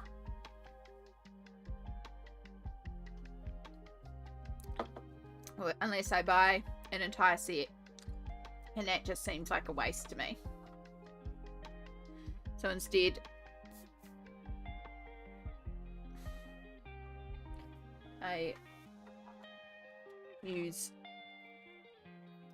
pencils that I can get open stock. I faded that one down so much I couldn't actually see where my line was.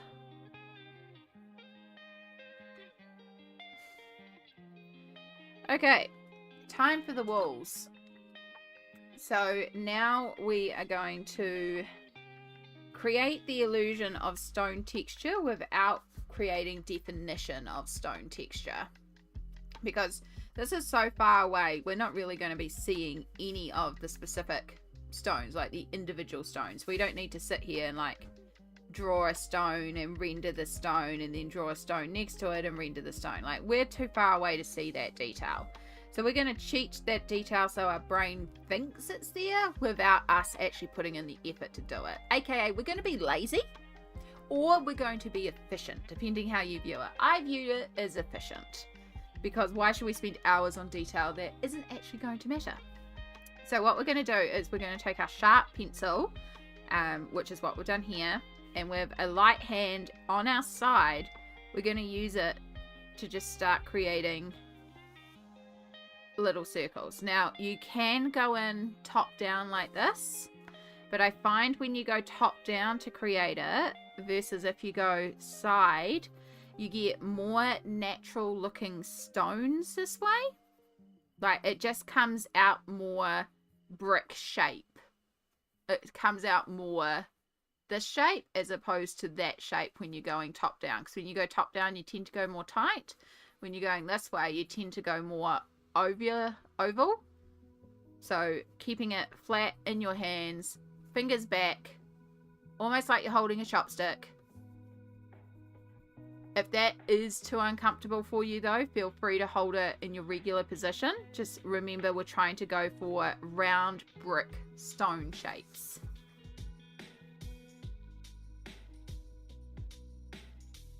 And we're just going to start dotting these in.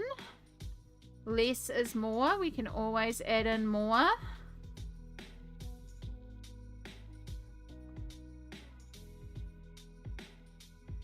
Working around the plants.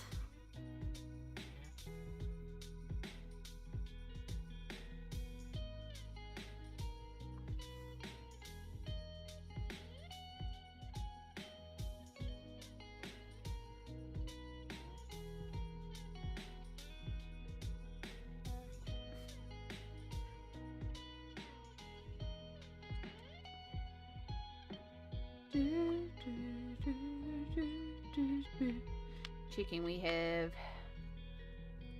no help or stop messages.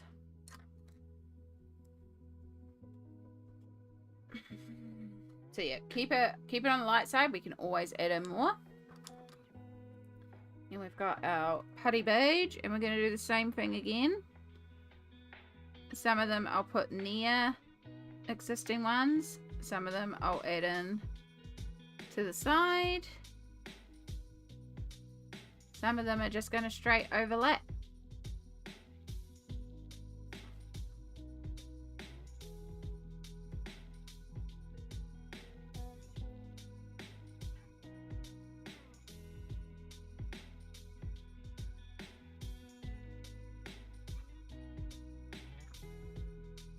And for dessert, Tim Tams. Good choice. Actually, I'm getting really hungry now. Oh, no wonder why. It's after 12. It's definitely lunchtime.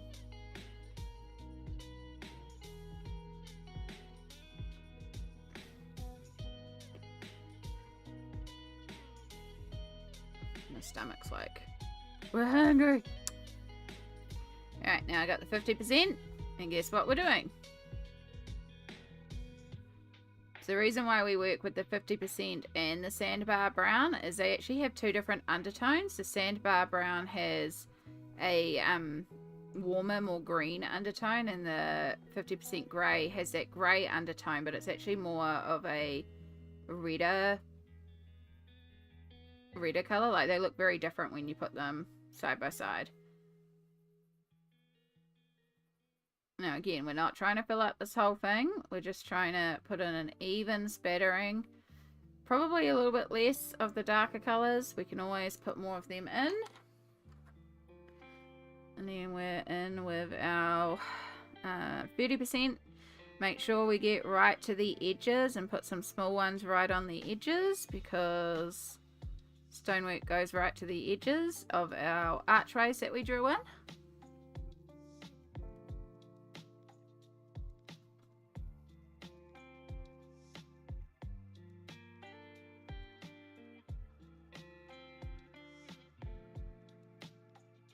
Keeping them relatively the same size. I missed erasing a whole section there.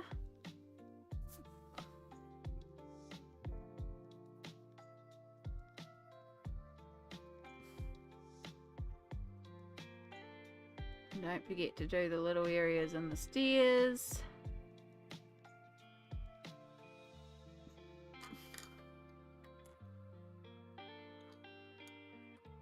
Apparently there's a gluten-free Tim Tams in the original flavour. Wouldn't surprise me. The original flavour's pretty good though. I also like dunking that one.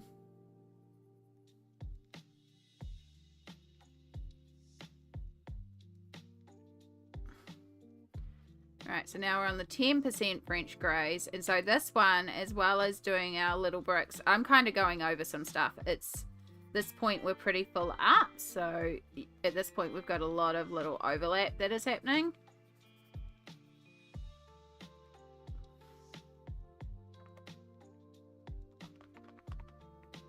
You can start to see some of that texture.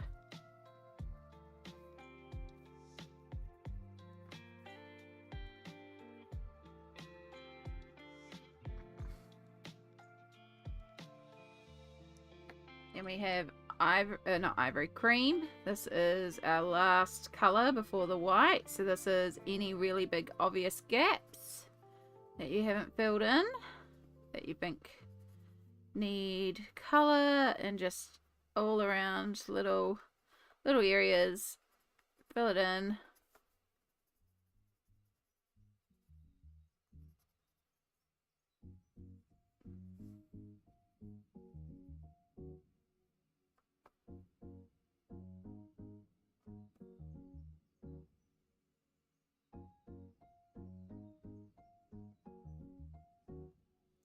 Then before we go to the white,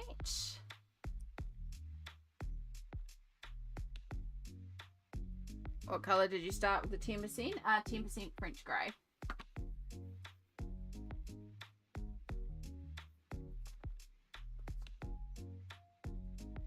I'll send you this list.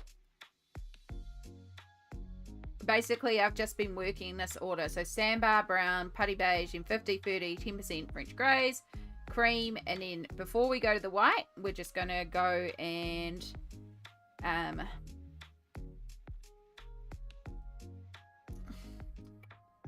we're going to take our, that's not the right thing, that's Instagram's there. There we go. Send to that one. We're going to take our, I want to just go through this because then I can take a lunch break and you can go ahead with the walls if it gets to it. We've got our sandbar brown, which is our darkest color, and we can use this to add in anywhere that we think needs more brown or more darker colors to define it. Now, it may look light against the archways. That's okay. We've got plans going forward for the archways, so it's more just making sure we've filled in if there's any obvious gaps where we need to add in a darker one. You can see up there I held it the wrong way and I did a loop, not a brick.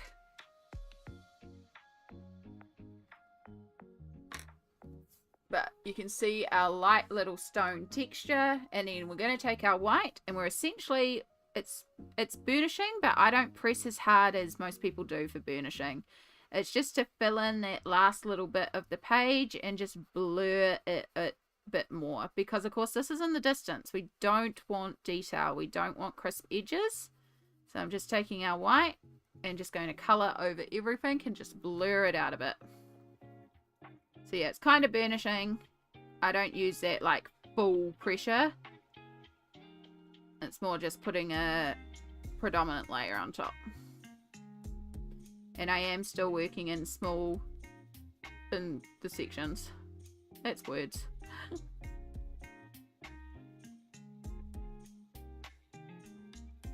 And this texture is what we're going to do all the way across for our castle. And then we'll come in and add in our flowers and colour in our little magic archways.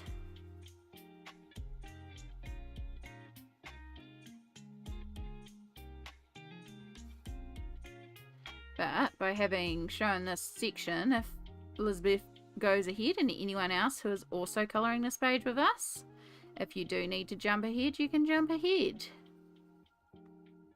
But I am going to take a break to set up some lunch, because I definitely need some lunch. I also need to take some meds with food, so yeah. Wow. So we will, just as Perfection Cider comes in, take a break. True tradition of the channel. Someone arrives in and it's break time. But I do need to eat. I can feel I need to eat. So yeah, you'll never guess I'm having my morning latte. Wow. Well done. A morning latte is very, very important. But yeah, I like that. I like that sort of subtle stone texture. And then if we zoom out, like, it looks very light with the archways not coloured in yet, but you can see we've got the illusion of a brick wall, but we have taken hardly any time to colour that brick wall. So that's why I like this technique for in the distance. But yes, I'm going to put you on the Be Right back screen for a minute, and we will put up a little text sign. What are we? We're 22 past. Do I think I'm going to need 20 minutes? Yeah, because I think I actually want to like properly eat. So what we'll do is I'll put up a thing and we'll come back at 1:45 for more colouring, so that I can take a proper 20-minute break. At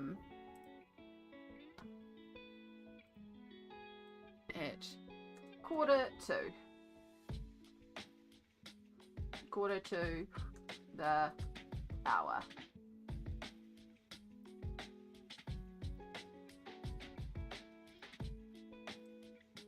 Just because I can't put like the actual time, because the time is different depending on your time zone. So yes, we will take a little break here. Take this opportunity to also hydrate, stretch, take your meds, all that good stuff, you know, all the self-cares. We're going to be here for a long haul today, so do take a break. I am planning to keep pushing through for quite a while, so do make sure you take a break. And yeah, I'm going to go and heat up some curry, cook some cross buns, make myself a cup of coffee, have a good amount of food, and then come back and we'll carry on.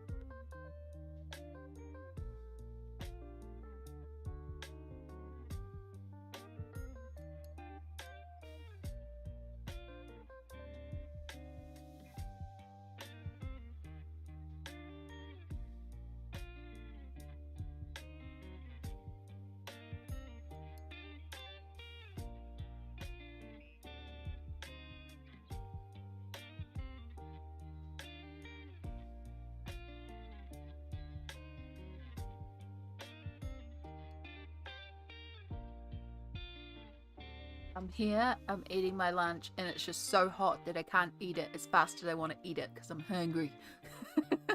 Rude soup.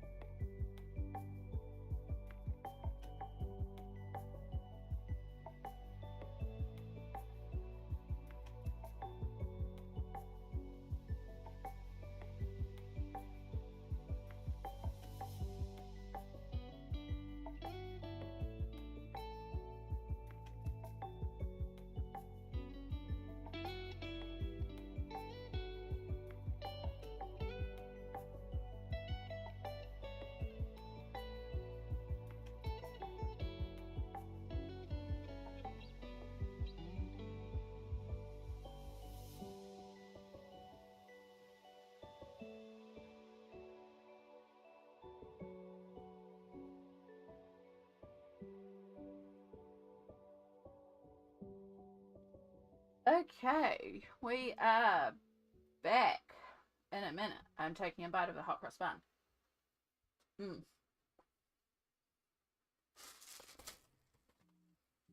My curry was way hotter than I thought it would be, so it took me a minute longer to eat it than I was hoping.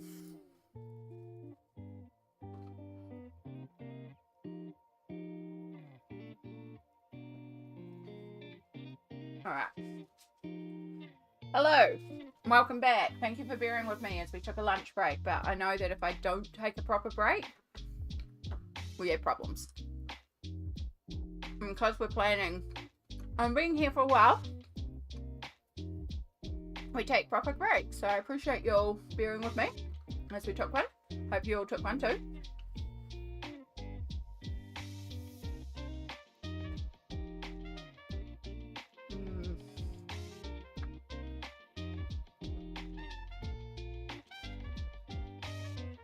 So I had spinach, lentil and potato curry, aka sag. I don't know how to pronounce it, but it's delicious. It looks like baby poop. I'll be the first to admit it looks like baby poop, but tastes delicious.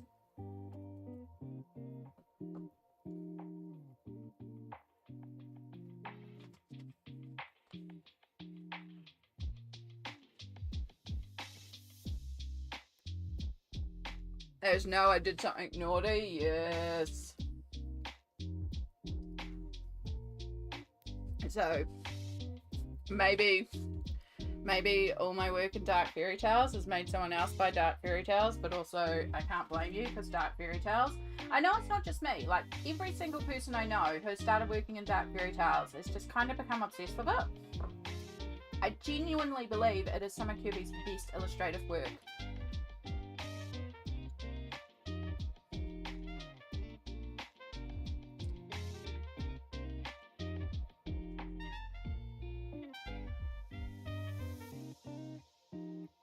I think it's because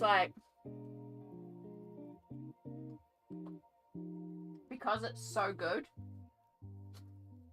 it just makes you want to keep working in it.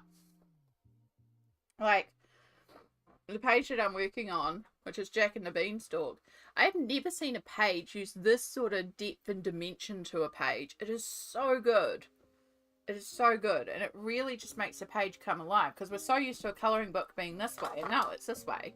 And it's just got such depth and dimension to it. And yes, that is a double page spread that is almost complete. Another double page spread.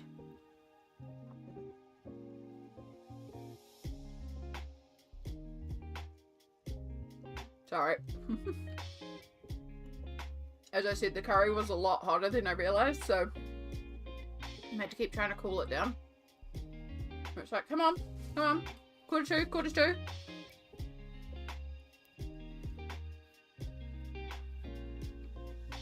Still gonna eat my hot cross buns. I love hot cross buns.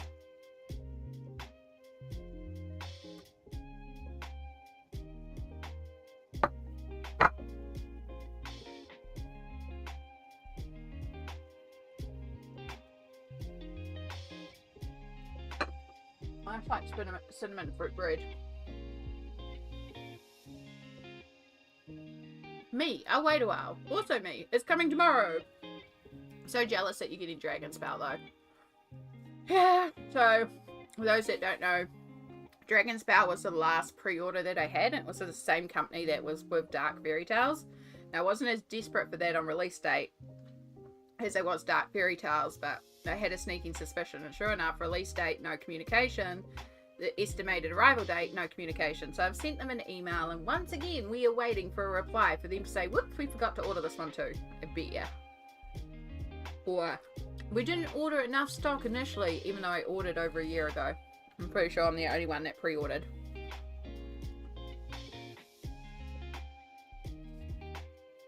That's okay, I'll just get it cancelled.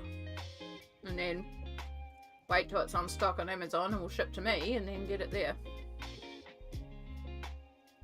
Because I did notice the mythographics are the one thing I can't get in locally very easily.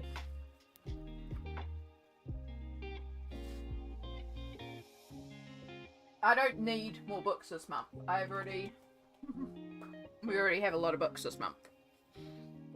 Okay. That feels much better. Water first. I already took my meds.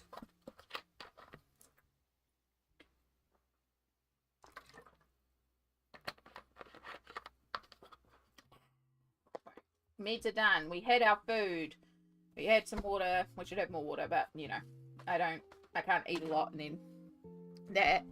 I still have caffeine nearby. I did not end up making a cup of coffee, but that's okay. I might make one of those later. I actually decided I didn't need a cup of coffee, so yeah, I think we're good to go. Now we just hope that my stomach doesn't protest, because I just ate a lot of food really fast. I normally wouldn't eat that much that fast. Definitely. Oh my goodness. Hello. Curry sounds so good. Yeah, I love a good curry. Just caught up with what you did before you came back. Loving it. People's guys are always so beautiful. Yeah, I really like. I have an idea in mind and we're going for vibes. Like I can't wait till we get more on there so it actually starts reading is what I've kind of pictured in my head. It's one of those things where you can see it, but until you get to that point, it's just not going to look right, you know? That was a little section I missed. Right, so make sure we have our list accessible, color charts accessible, actual pencils there. We should have all our pencils there. So where we left off, we had just done our very light grey wall. So again, we're essentially going for a white stone castle here. But white is never white. It is very light coloured. So right now, this wall is probably going to look dirty and out of place because we have so much other stuff around that is not coloured in. So we're going to start trying to get some more of this white covered up as well. That's the thing about when you're working with white, is it looks wrong until you get rid of the rest of the white. So we're going to carry on exactly what we did here all the way across our castle. We're going to do the stairs on either side, the central elements, and then our other archway on the other side that we've drawn in. We're not going to do these little stones around because we'll do those separately. So we're just doing the walls. We're going to do these two sections here as well, these little pillars. We're going to do all that as if it's stone. And yeah, we're just going to do the exact same thing we did before. So lots and lots of little circular shapes. Little bricks. All the little bricks. Oh, let's not drag our pencil right across the tree. Those archways are going to be beautiful. Thank you. I think once we also get like the greenery worked in there too, and like have the darkness behind them, and yeah, once it comes all together, it's going to look awesome because we're going to shade behind them, but then we're also going to add in moss and vines and things hanging down, so it's like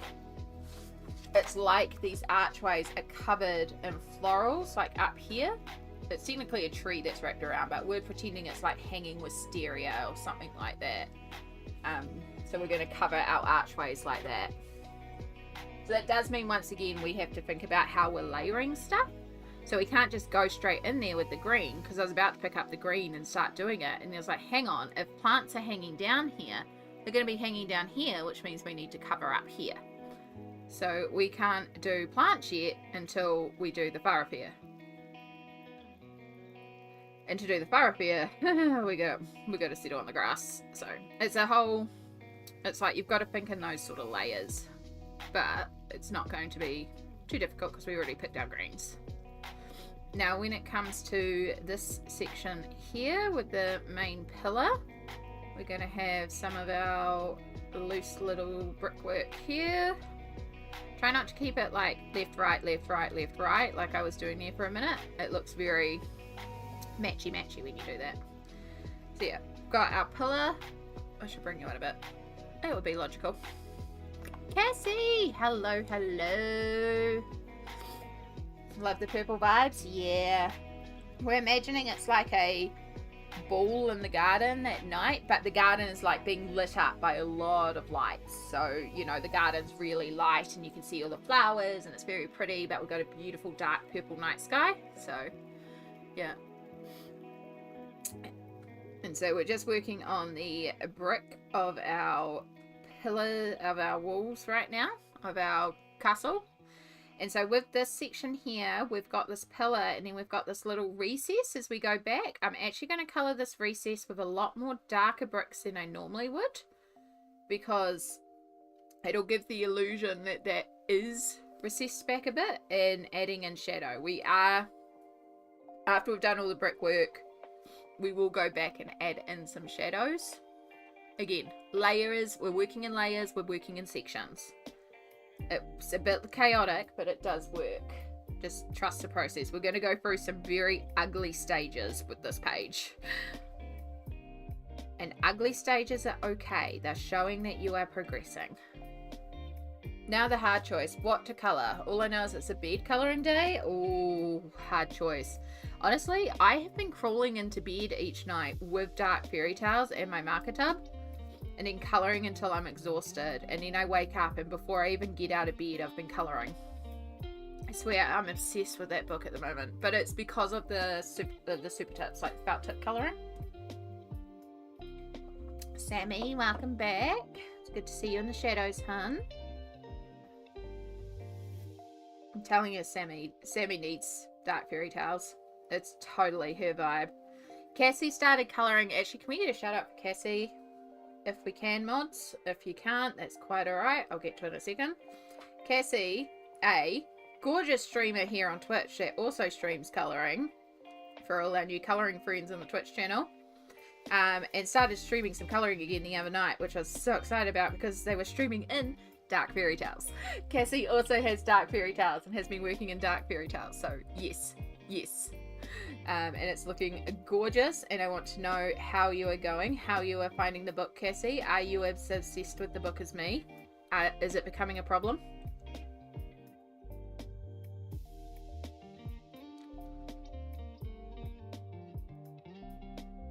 Yeah. Before I carry on, I said I would do this. Cassie. That heart is hollow. Click to follow. I love the book. Now I'm on holidays from today, so I plan on making some progress. Yeah. Honestly, if we get to a point where I'm just over this today, I'll probably switch back to dark Fairytales for a while. Because again, I can stream very late today, so I'm still really enjoying this at the moment, but there's still that little nagging itch at the back of my head of dark Fairytales, dark Fairytales, dark Fairytales, colour me. I swear. I can just imagine the book as gel pens. I cannot wait for you to get yours, Perfection. Perfection has I don't want to say like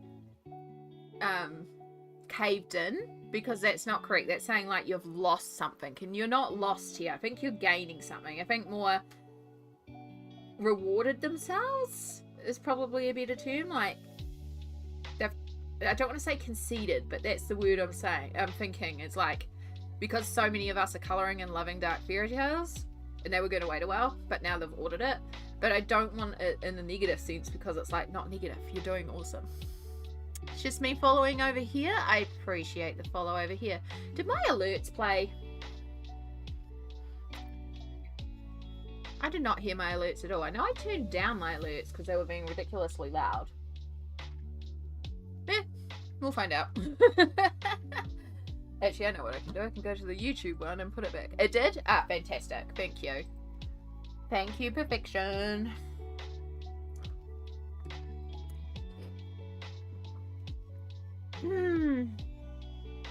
Yes, we do dual stream here. We stream on both Twitch and YouTube. I started out on Twitch I technically started Twitch and YouTube around the same time, about 10 years ago. But I wasn't live streaming on YouTube 10 years ago. I've been live streaming on Twitch for 10 years on and off. And so, oh, no wonder you're not working. You have 10% French grey. Where's putty grey? There you are, putty beige. It's like, why is this so light? Oh, it's okay. It doesn't matter that we picked up the wrong colour there. It won't hurt a bit.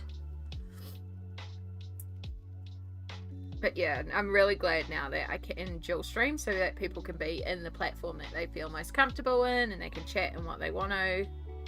But then we can combine the chats above me up here, so you can chat across platform too and say hi to people no matter what platform they're in, because you all should be comfy and cozy in your choice of broadcasting platform.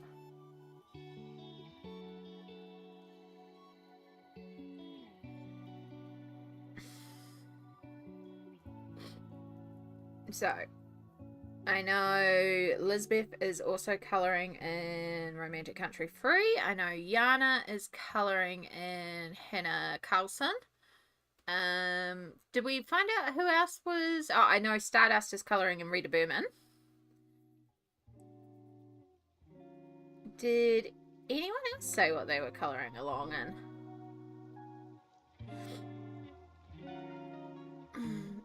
I gotta get some housework done, so I should be lurking around. All good, Cassie. You enjoy your lurk. I'm proud of you for doing the adult things. They're horrendous, but they've got to be done. Do that so you can reward yourself and just colour.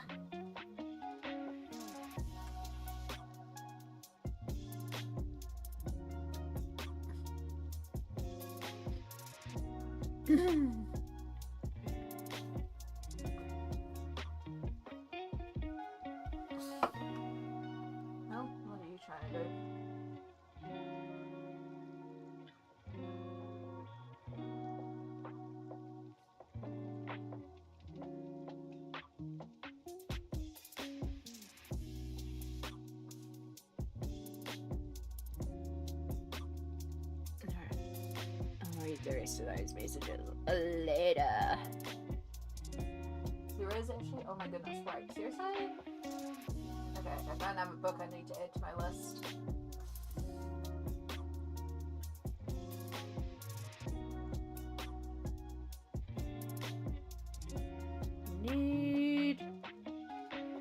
Sorry.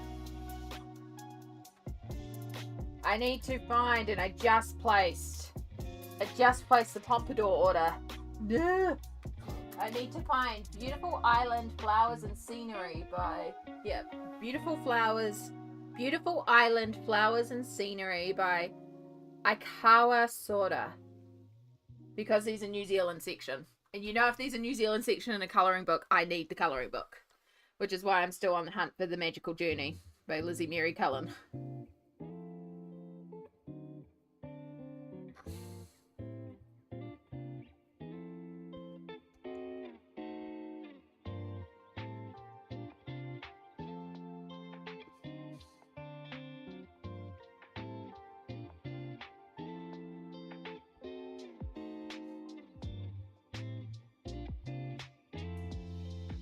Because if you weren't aware, The Magical Journey, not The Magical City, not the first one, the second one, has a whole section dedicated to New Zealand, like multiple pages in New Zealand.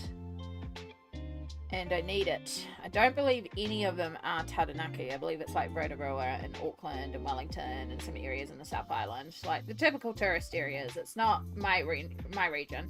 It's not Taranaki. But girl can hope, you know? I swear, I just need to make my own colouring book. I have legit thought about it. I have, in fact, maybe thought about it a lot. And maybe thought about how I would do it. And know how I would do it. Even know what I'd draw. Just, yeah.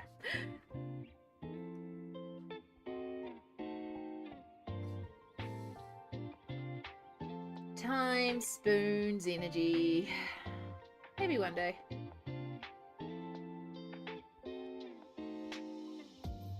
I do miss sketching. I did some sketching the other day. It was really fun. I did some drawing with my nibblings. There'd be a lot of spoons. Yeah. And the thing is, colouring takes a lot less spoons for me than drawing. Even when I used to work as a portraiture artist and sell either like do commission work and do portraits, or sell prints of like these illustrative fantasy portraiture things that I had done. And like when I used to do all that, the drawing always took so much out of me, but the colouring was nothing. I always preferred the colouring. Did you go over with cream or white? I went over with white. So cream was also one of the bricks. It was like the last brick colour. It was our fill in the gaps brick colour. And then once that was done, everything got a layer of white just to blur out and smush out those edges. No problem, hun. I appreciate you asking, because if you're asking, that means I did not explain it clearly, and it means someone else might also be thinking it who does not want to ask. That is why I always say there is no such thing as a dumb question, because if you're thinking it, someone else is thinking it. And so I would rather clarify it. And I'm aware that sometimes I am not the best communicator. It's something I'm very conscious of. I've talked about it before I know my brain tends to skip ahead sometimes, or I tend to just assume, or I'll be thinking of something to say and I'll be 4 or 5 sentences ahead in my brain from where I'm actually talking, and so my brain will just go skip 3 sentences to catch me up, but I thought I've said everything I've planned. So yeah, my brain is very a lot of the time.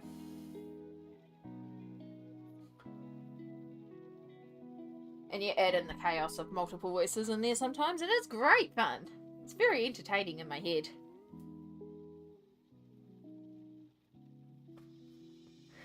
Alright, that's better. You know, we're serious. We had to get a better top bun. Get things out of the way.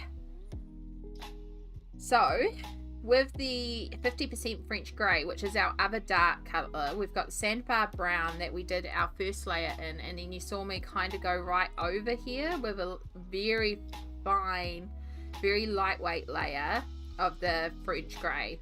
And that's going to just, you can see already the difference, because there's a lot more of our darker tones here. It gives the illusion of shadow.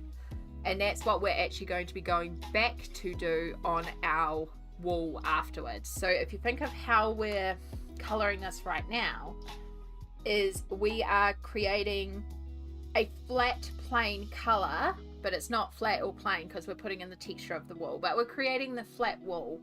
Then once the wool is done, we're going to go in and add the shadows on top and the highlights from what would be on the wool. Now, because this is one solid colour of shadow, this is why we're doing it here. But the rest of this we will come in and apply afterwards, because we'll have to go like around the trees and like around the archways and little bits down here.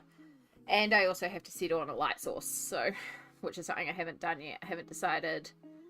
I mean, if we're saying the garden is being lit up at night, then in theory our light, these should be lighter at the bottom and darker at the top, because there would be ground lights somewhere around here. But then also, what's to say there's not lights behind like each of the statues? And this is where it could get really complicated with lighting. I want to just keep it simple. So I'm just deciding if we are going to do like a right-sided light or a left-handed light or anything like that. Or if we just do some basic, these lights on here. Which is kind of what I'm leaning towards. These just lights in the garden, and we'll just do basic shading. Can't sit at my desk any longer, so to the love seat to get this leg up. You got this, Yana. I am off. Might see you when you get back if still on. Otherwise, I'll catch a stream later. Thanks for the morning. It's looking amazing. Rosalind, thank you so much for being here, lovely. You take care. You have a wonderful rest of your time zone. Even though I know we're similar time zones. But yes, you have a wonderful, wonderful rest of your time zone. And maybe, again, I am planning on going for a while, so there is a chance I'll still be here. KP, hello. Dropping in so late after work and dinner. Glad to see you're still going. Yeah, I got no work today, so I don't have to go down for a nap, which means I can stay up and I can colour. And I'm so excited because of the way all the public holidays are going for like the next couple of weeks. It just lines up beautifully with like not having to go to work, which means I don't have to have recovery naps.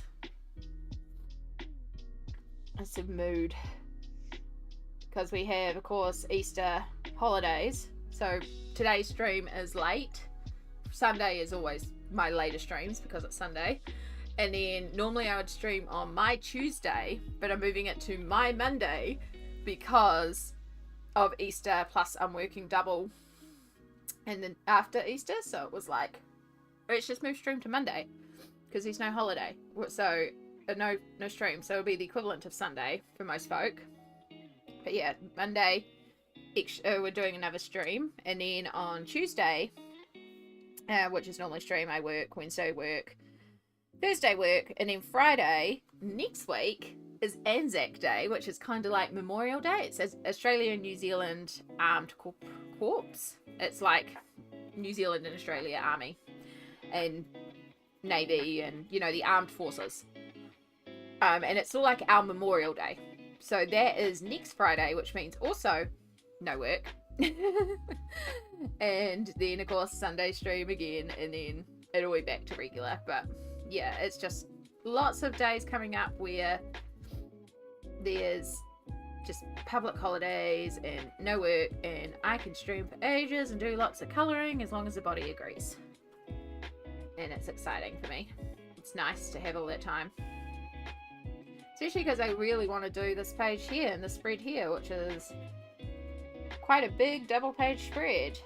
And I've already done a lot of double page spreads this month. But hey, let's do another one. How are you going, KP? It is wonderful to see you here.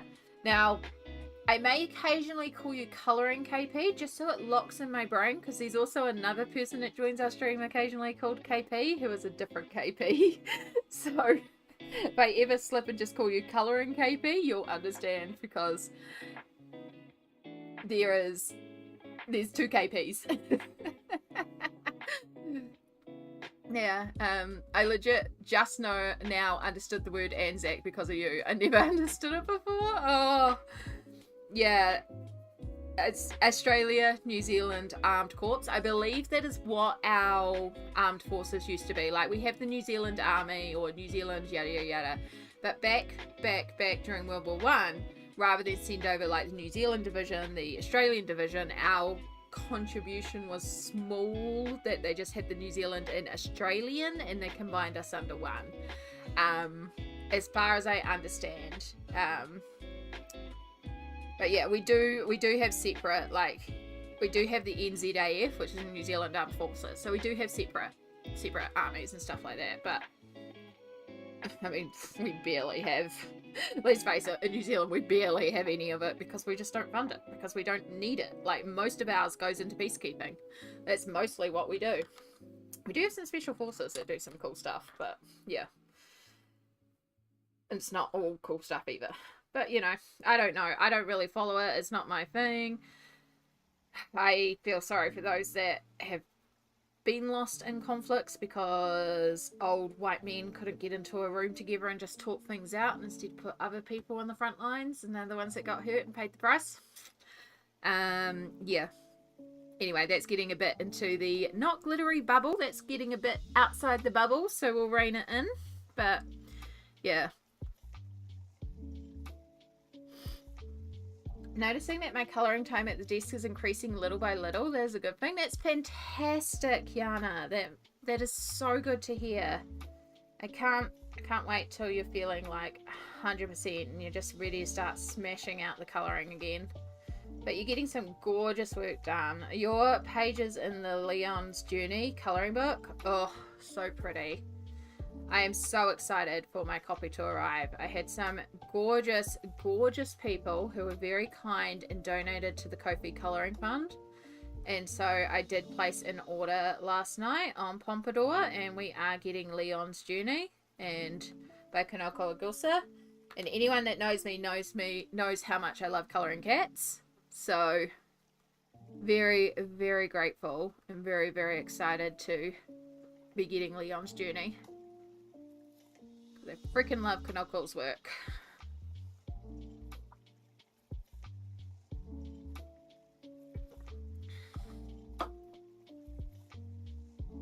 Tiny, tiny little cream.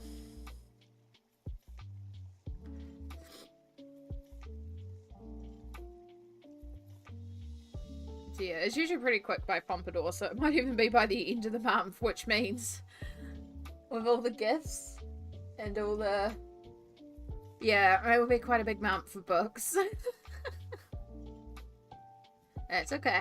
That's okay. Sometimes, you know, we collect books. It's okay.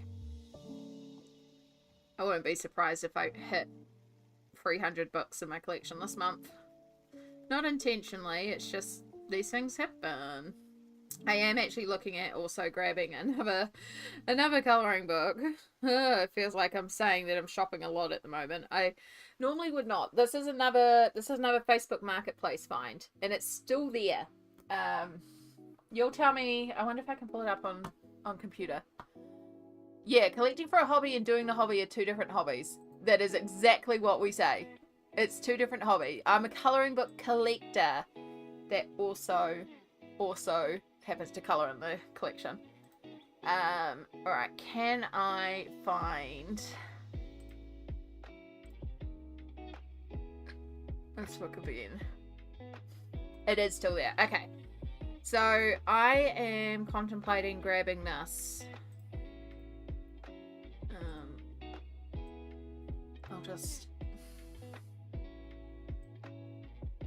I'll just do that, and then we can bring it across. This here. So this is, I've never seen this one before. It's very pixelated. That's a slightly better photo. But it is a New Zealand colouring book featuring New Zealand animals. And I'd never ever heard of this book or this person before. But yeah, Colouring New Zealand Wildlife by Bruce Potter. So he actually has a second one. He has a birds one too, and I'd never heard of it. It's from like 2016. So yeah, kind of contemplating getting that, because I seem to be forming a little bit of a Kiwi colouring book collection, which I'm not mad at. I don't mind it.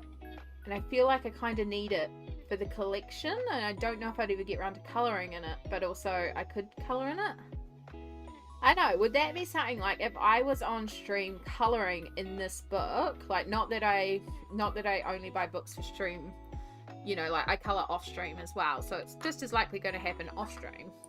But if I had a book like that where you couldn't access it online because it's not available for sale anywhere, and it's a very New Zealand themed book. Now I have done that before for Matariki, but if I was just doing that in general, and like being like, today we're colouring a tuatara, which is a type of lizard, or we're colouring a pukeko, which is a kiwi bird, not the kiwi bird, or we're colouring the kiwi bird. Let's face it, the kiwi bird's pretty weird and unique. Like, is that the sort of thing you'd be interested in, where it's not like Romantic Country or Kerby, or, you know, those more commonly accessible books? The Orange Journey is such a beautiful book. I can't wait to see what you create in it, Amy. Thanks, KP. I am super duper excited. The moment it was announced, I was like, I'm going to need this book. And I have been following Kanoko as she makes Leon's Journey the whole time, just holding on and holding on. And then it's like, okay, now I know how much it costs. Wait for being able to get the shipping to get it together. And then it just worked out. Then we learn and have fun. Yeah. My third grade project was on a kiwi bird. It is such a unique bird.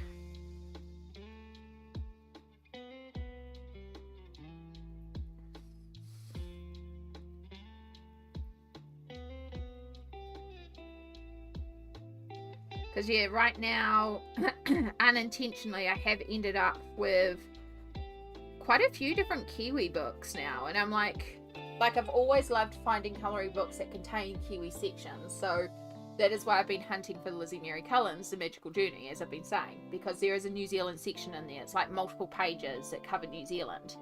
So I do really want to get my hands on it.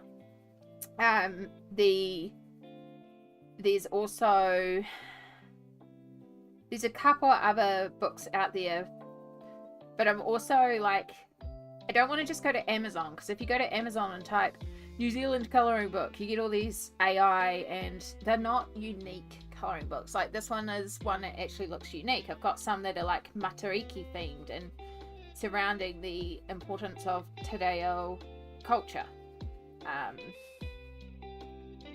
And then I've got that crazy alliteration one that I put the video up on of me just literally straining to say this book. So yeah, it's kind of like we're kind of forming a little Kiwi section. And I'm pretty sure I've got a couple of other Kiwi themed ones as well somewhere in my collection.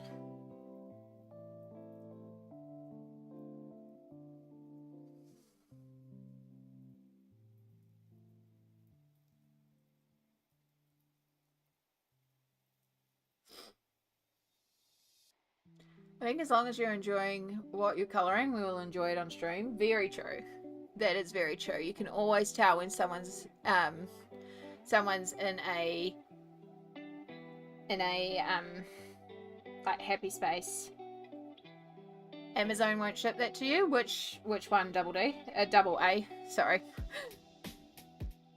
Double D is a type of battery. Double A is also a type of battery, so you think it would have stuck in my head more, but no. I don't know. My brain is in a weird space today.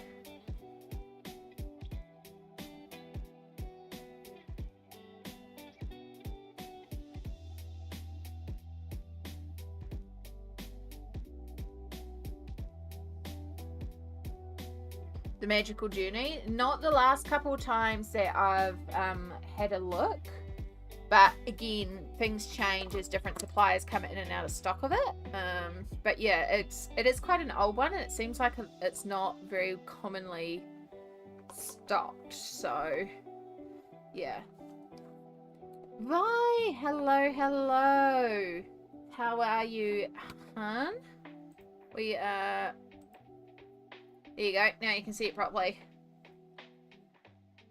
I don't know if it looks like it could be Spiritfarer. That mostly right now it's just a lot of grey brick. How are you going, lovely?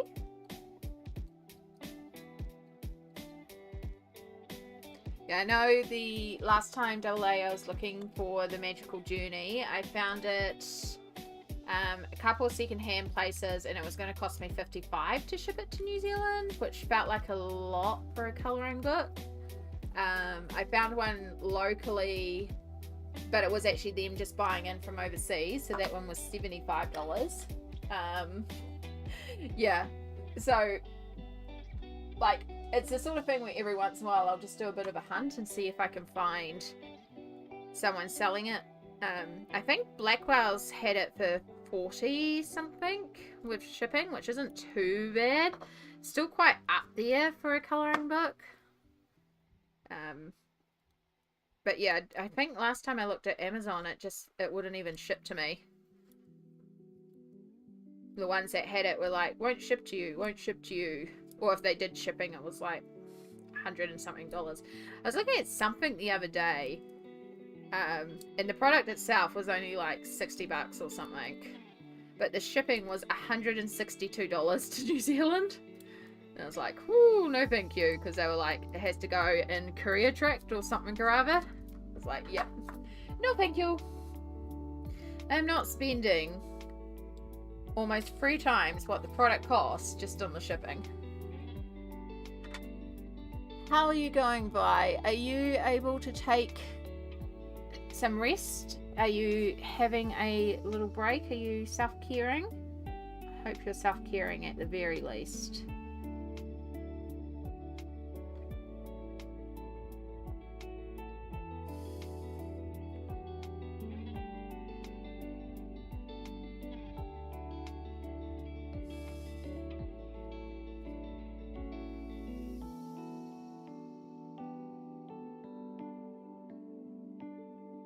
I imagine still a bit.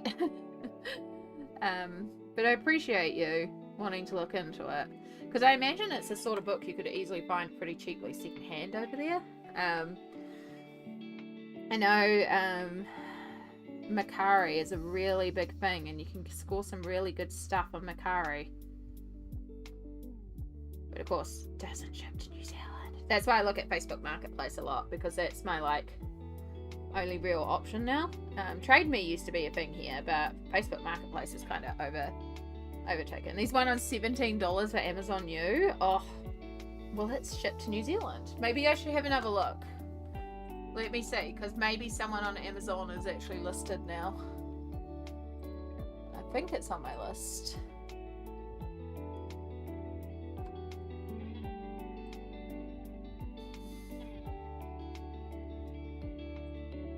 The Magical Journey coloring book. No featured offers available. See all buying options.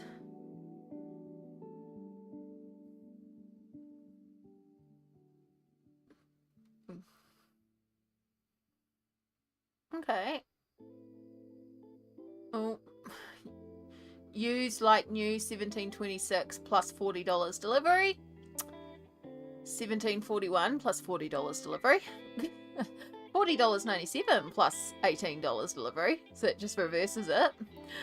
These are all the individual sellers, not Amazon itself.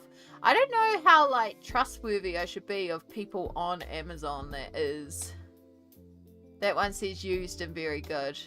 I've also heard stories of people who buy things that are like used on Amazon and they get absolutely horrendous stuff as well. Like, does that happen often? I don't use Amazon a lot. It doesn't pull up when I use your wishlist link, but my regular Amazon has it. Interesting. Yeah, I know sometimes when I look at Amazon, like originally I'll put it on the list from a seller, whatever. And then that seller won't ship to New Zealand anymore. It will default me to a different seller. And it's like, but that's the one that won't ship to New Zealand. Like, stick with the one that will ship to New Zealand. I know it's not the cheapest one, but it's the one that will ship. Oh my gosh, I can't type. Journey coloring book. Right, I'm looking on Amazon.au. Oh, here we go. Australia has it. Okay, $44.87. Still high, but it's not bad. I think either way, we're paying about $50. Can't be shipped to your location. And it's Amazon Germany. Amazon UK, 55. Who's actually selling this one then? Shop Abroad. I don't know who that is. That's not Amazon. I think that's my thing too, is that because I don't use Amazon a lot, I don't know if I should be trusting shops that aren't Amazon on there. Yeah. I've got an item here and there with manufacturing floor. They used to return some stock to the main warehouse. No, most returned to different warehouse and part of their site. Okay. Because, like, if you, like, okay, let me bring this up. We're looking at The Magical Journey by Lizzie Mary Cullen. So, Magical Journey, Lizzie Mary Cullen. This one here. Oh, come here. So, on the site here, I can see it's sold by Shop Abroad. So, it's not sold by Amazon. It's sold by someone else. They're claiming free delivery, but half the time when I add it to my cart, it charges me delivery. So I never trust it till I add it to my cart. I add a lot of stuff to my cart just to see the delivery. But because it's like not Amazon, I always check the seller star ratings and check the feedback. 92.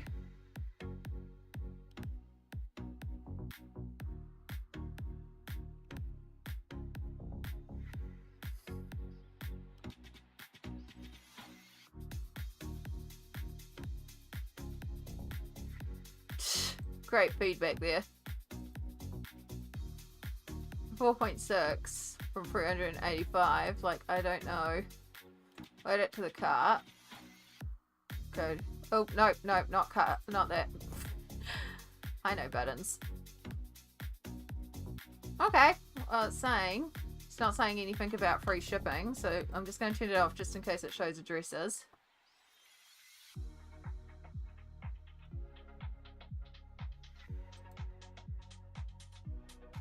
It's gonna want me to add a thing. I just wanna see the estimate of shipping.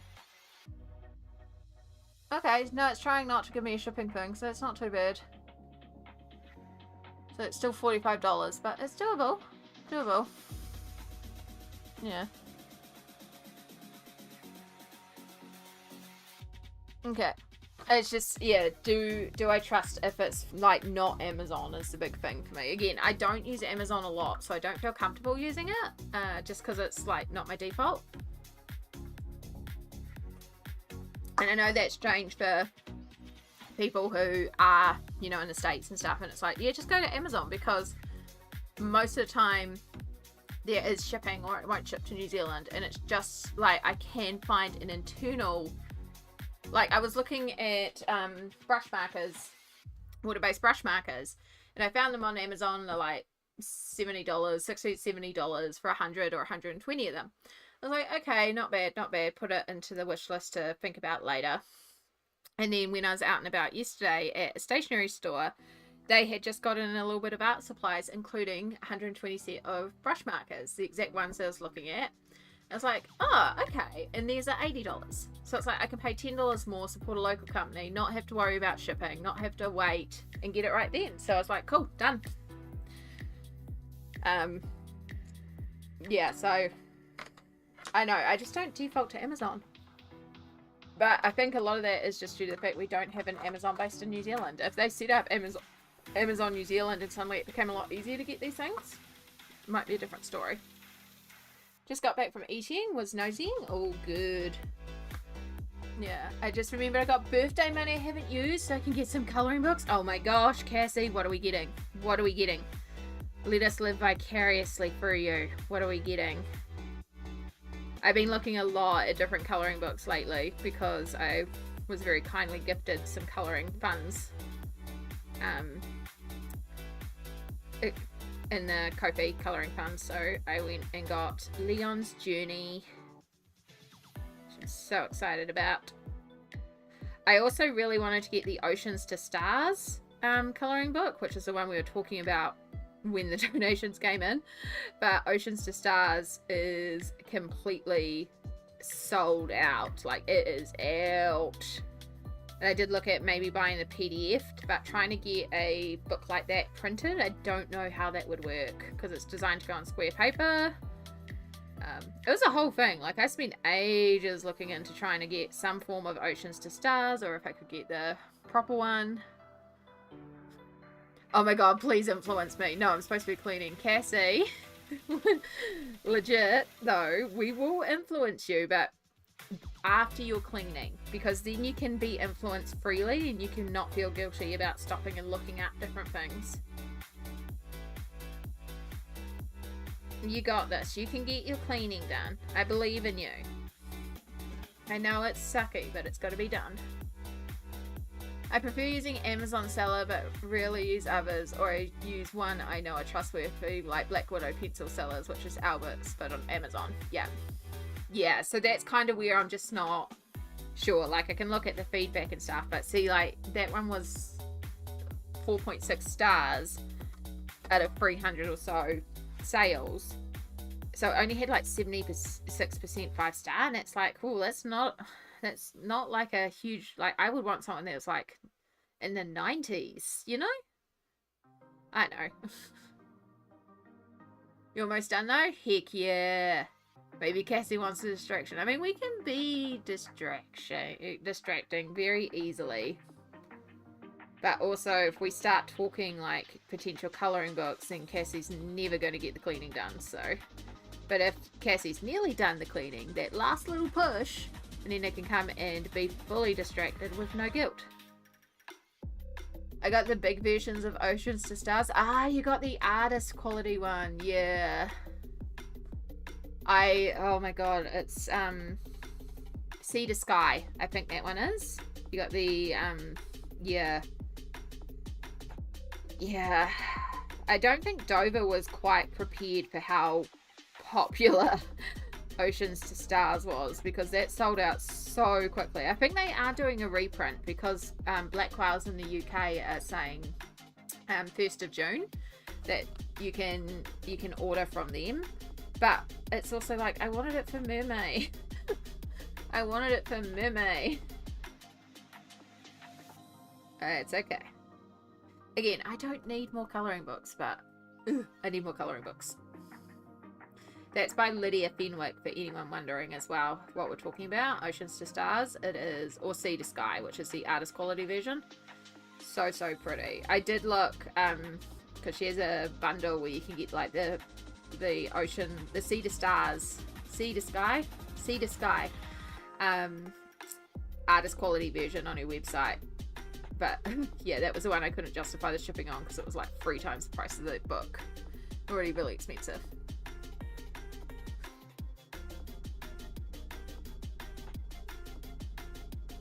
I do love it distracting, but I'm cleaning for Easter lunch on Sunday, so I don't have to worry tomorrow. Yeah, you get that done, Cassie. You get that so you can have the worry-free weekend and just get into the colouring once you're done. We'll be here. We'll be here. We can start stewing up titles. And legit though, like if someone came to you today and said, I want to start colouring, what colouring book should I buy? Like, what would be maybe your top 3 colouring books that you would recommend, that you like think every colourist has to have? And I know that's a difficult question because even I'm sitting here like, can I name 3?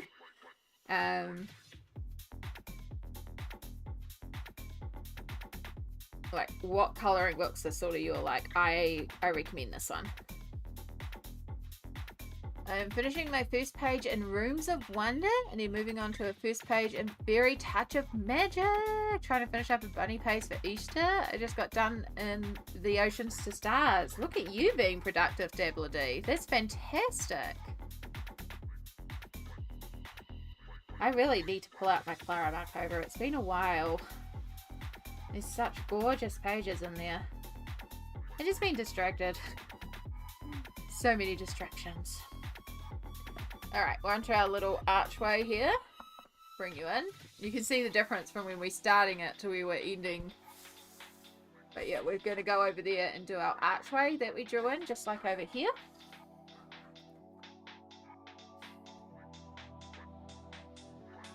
I agree, I could buy more green and pink flamingo. You could. That's not a bad idea. It's not a bad idea, Stardust. I'm playing my first page there this month. This month too? Ooh.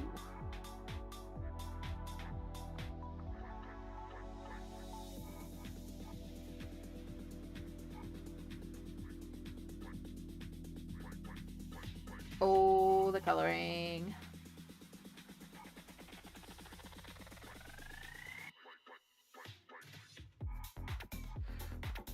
Oh, excuse me. That would depend on what mediums they want to use. That's a very valid point. Yeah, it's more me also scoping what people's favourite colouring books are as well. I like seeing, you know, I like just seeing what people view highly. Yeah. Clara Markova maybe doing a reprint of her, out of print second adult colouring book. It would be amazing if she did. And if it would be a reprint that's a lot more accessible to people. Because I know that is one of those ones that's actually really hard for a lot of people to get. Again, shipping. I have a Clara Markova because I was very kindly gifted that one as well. I have some really kind people, y'all, that are giving me like the most joy. Seriously, I'd be lost without all y'all.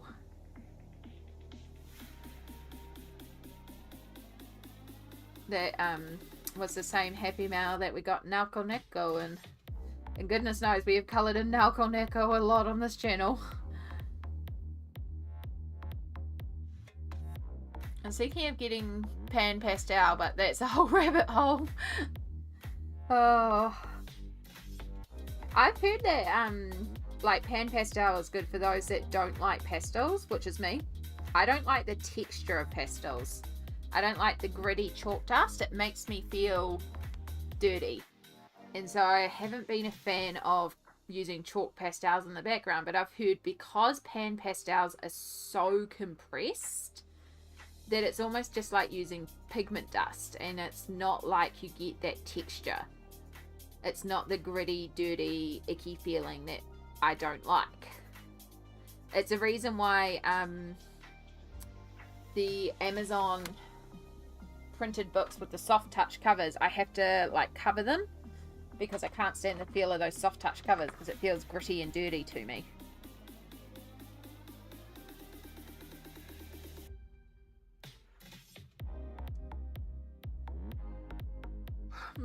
I need to get a good watercolor brush and maybe paints or some polys.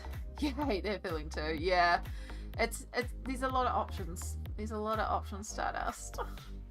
They are very smooth and creamy. Okay, well that's good to know, Dabbler D. That's good to know. Because yeah, I'd heard it, but I don't know. Like I don't use chalk pastels for that reason. Like I have a set of chalk pastels. They're probably about there on the shelf. But yeah, again, I just don't use it because texture.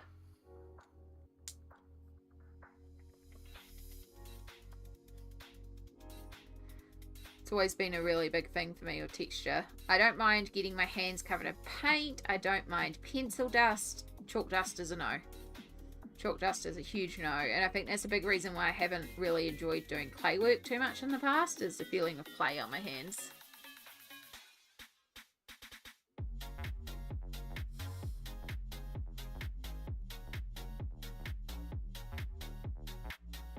Oh, excuse me. Why am I yawning? I have no reason to be yawning. I don't even feel tired. I just needed to yawn.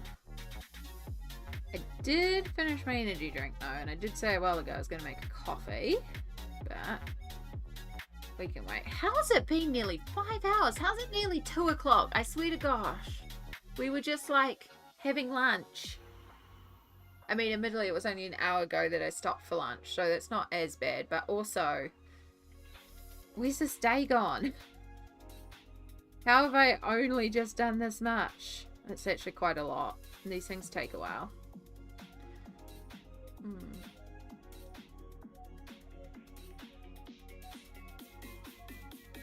I have that problems with foods. Yeah, there's a lot of people I know that have that problem with food as well, with the texture.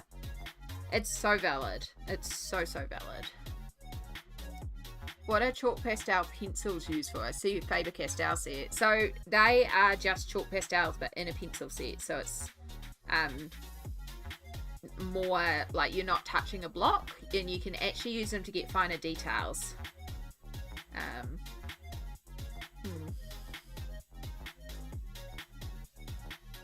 The store is 30 minutes from here, so I have to order online, and for pencils you have to buy 2 at a time. Like 2 of the same colour. They don't let you just buy 1 of a colour.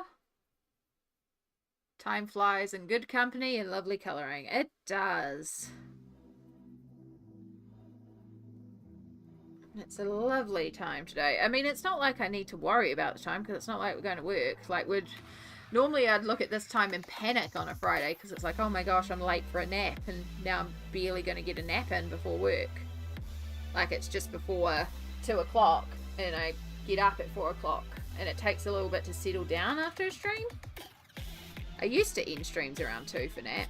I can, but yeah. But there's no work today, so I don't need to, like, have functional brain because I'm not going to work. I'll be dysfunctional on the internet.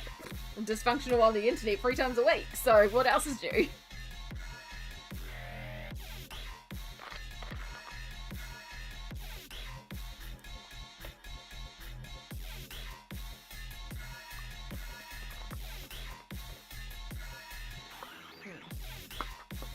Not just an automatic one, automatic 2. That's disheartening. They should be able to just give you the one, like, ugh. That makes it really hard, because, like, certain colours, if you're trying to order a pencil, like, I wouldn't mind getting 2 of, like, white, black, or, you know, certain other colours that you use a lot of. You could get away with getting 1 or 2 of, but then there's those colours that take ages to use up. It's like, okay. And especially if you're looking at ink tints as well, like, oh my gosh, ink tints pencils take ages to use up. You don't always need 2 of the same colour.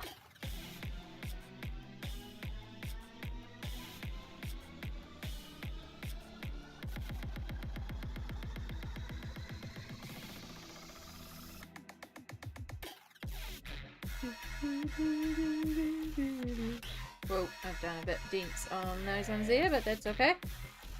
It'll still work out. Alright.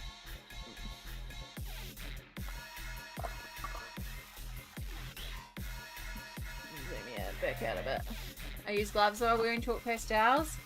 Yeah, I used to do that when I have used chalk pastels for a couple of backgrounds, and then I have some chalk pastel pencils that I used to do some like portraits with that I played around in, and they were fun because you could kind of smudge them, sort of like charcoal. And they were good for like getting in these finer hair details, and it felt like chalk but less messy to me. So that is why I tried them, because I had to for my course to play around with certain materials, and so I had to try these chalk pastels. They were okay, but I was just like, yeah, this is not my thing. Give me regular pencils. Don't give me the chalk pencils. But we did it. We used them. We fulfilled the criteria, and it was like, cool. Go back to regular pencils.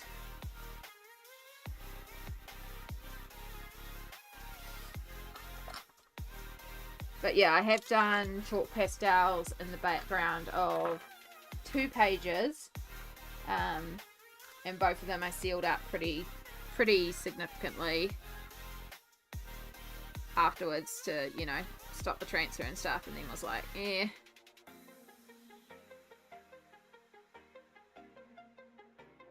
Don't like it. Don't like the texture. Okay, I'm done. Time to relax and eat lunch. Heck yeah, Cassie. Well done. Well done. And perfection is back. Twitch was being twitchy. Well, I'm glad it stopped being twitchy. Hopefully.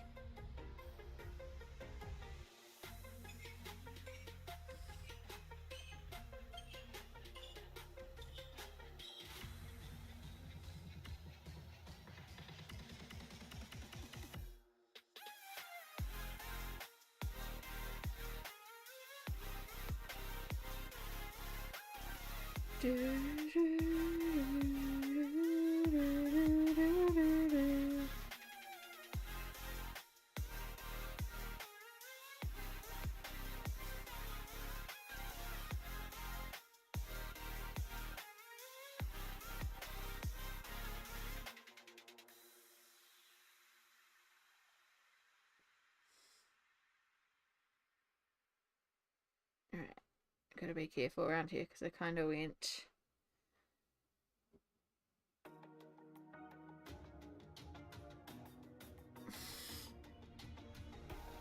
Just realised there's a section over there I missed, so quickly filled that one in.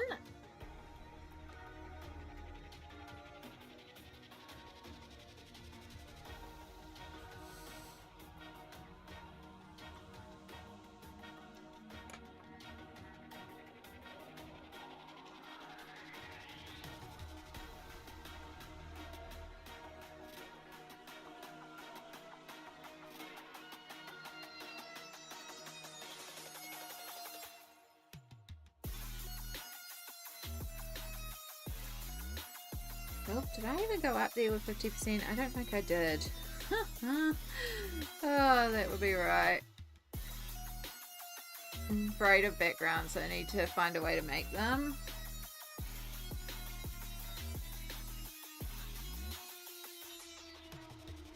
It depends on the page. Oh, excuse me. As to background approaches. I know a lot of people love the Neo Color 2s for that reason. I just use a lot of, like, shimmery watercolors, good in that sense too.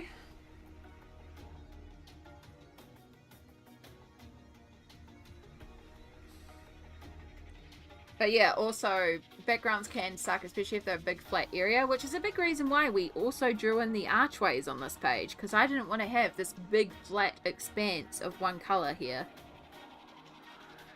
Even if we do, like, extend out these and fill in the vines of the leaves a little bit and just add in some extra bits and pieces, like, it's still a lot of purple without the addition of the castle archways that we've added in, so...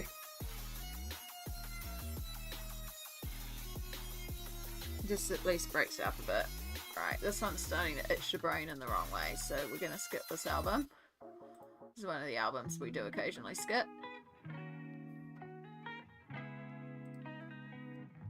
We also skip the Christmas album if it's not December.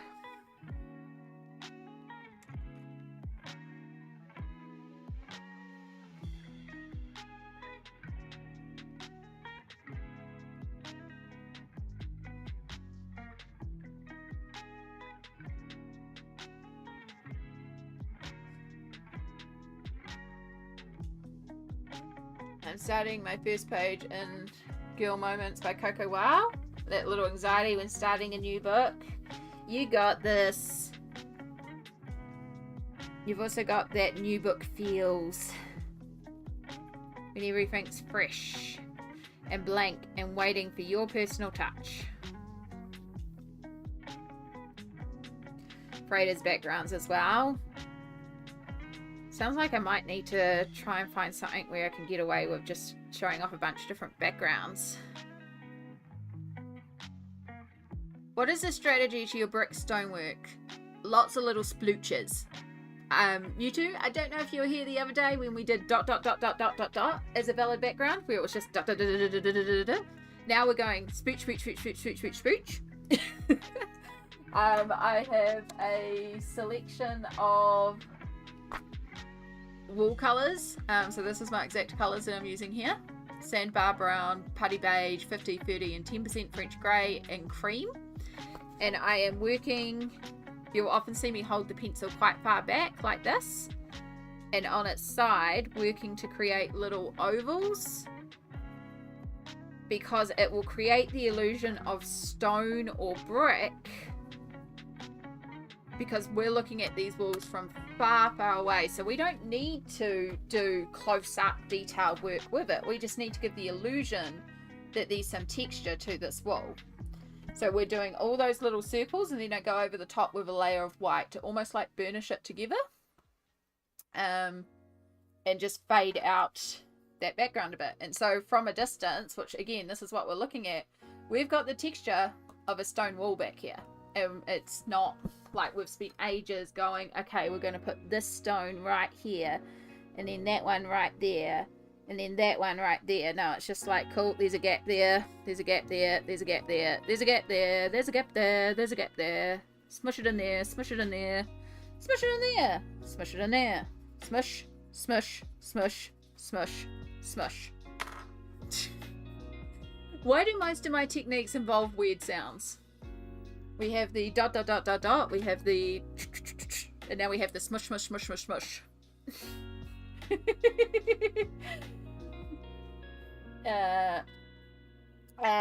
I love the texture and how you do an easy smush. Yeah.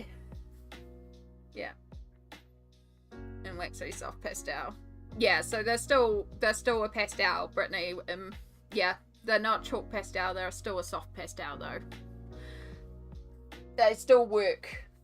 They're different from pastels, but they still work very similar to pastels, so that's why I had to use them in my pastel class. Yeah. We love an uncomplicated smush technique. Exactly. Like, there's no point being pedantic here with detail, because you're not going to see detail. This castle is too far away in the garden that you should not be able to make out individual brick texture. But if you've ever looked at a picture of a castle in a distance, you can see that there's different colours in that stonework, but maybe you can't pick out individual stones. So this just gives that illusion without us having to spend hours sketching in all the stones. And I have done that before. I have taken a wall and actually drawn in all the bricks and stuff, but it was a close-up of a wall. And so it actually made sense there to take the time to put the work in to create that. Here, not so much, because it's all for a distance. And we are going to go back over top of the walls to actually put in a some ivory growing and some plants growing and all that sort of stuff too. So we are going to also be adding green and florals on top, but we also have to work in layers here. So we've got our wall layer, then we're going to have to fill in these archways to then put hanging plants coming down off the archways,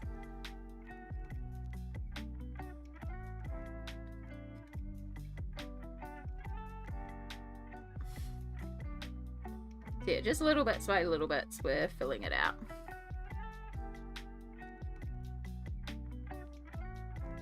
Yeah, I have great technical terms for how we do things. We just smush things here.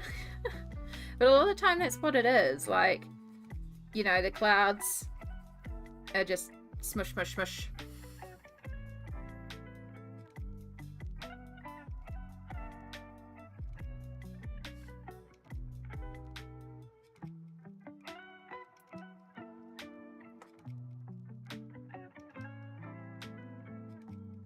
I didn't accidentally click something. And we might be retiring a nub. Nib, nib. Oh my gosh, I had D&D with the peeps, including the wonderful pencil butter and smoke that we had on stream recently. And then Pingy and, well, Sammy couldn't make it, but Sammy is part of the group. And then the wonderful Di. And it was so good. Like, it was just sounds. And I was like, this is what I was talking about in stream. It's just sounds. It's just brain sounds, basically. As a whole collective group. Just like, me, for like 10 minutes.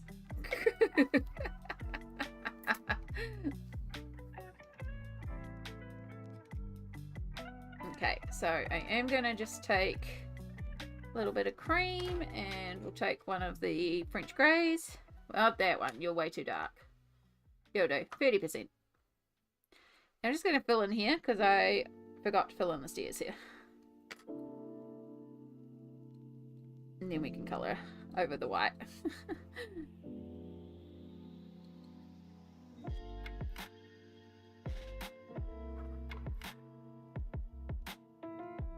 I did buy a book. Digital copy of Romance Fantasy by Colouring Heaven. Ooh, Stardust. Well, when you get it printed, if you want to do a buddy, let me know, because I also have the book, so I could do a buddy with you. I also have that digital copy. Love Fabiana Triti's work. As I was saying earlier when we were talking about the Bridgerton one. But yeah, a lot of the time when it's Fabiana Triti, I will buy the digital Colouring Heaven, because I do really love her style. It's just the way she does faces. They're so glorious.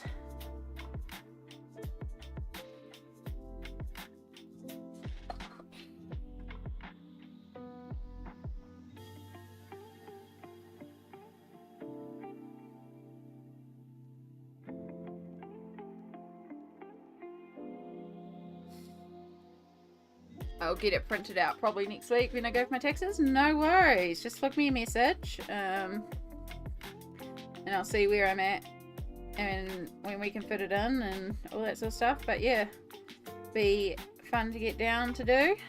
I have done, I think it's called the Gentle Queen is the one that I've done.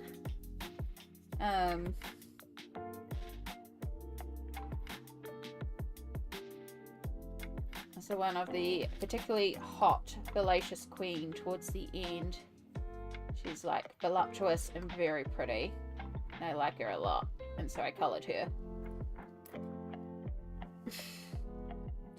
Also hope she's one of the simpler ones. But also she's very pretty. And I liked the way she looked. And I was like, you're hot. I'm going to colour you. There's the bias. It's a hot lady. I'm going to colour you. It's fun colouring pretty girls though.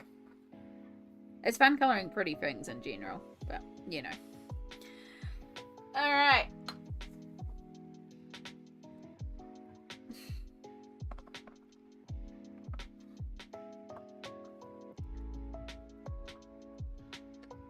Alright, we're going to keep those greens over, well, we're going to need them in a minute anyway.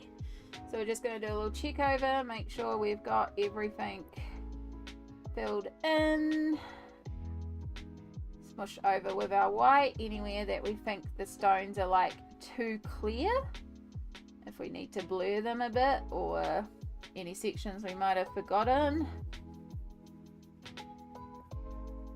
So over here we've gotten like quite a bit more burnish this one a bit harder because it's a bit legible, for lack of a better term.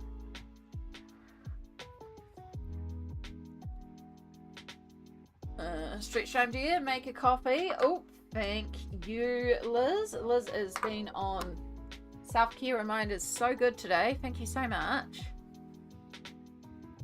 I saw a Cocoa Wire texture book on an adult colouring haul video. Yes, I've seen a few of them around at the moment, Brittany. They are fantastic books. But first things first, I think... Do we think this is time to be retired? Can I get anything more from this one?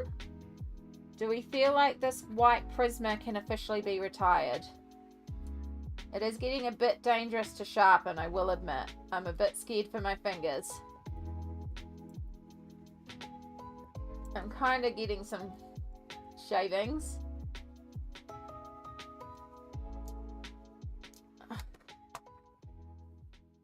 But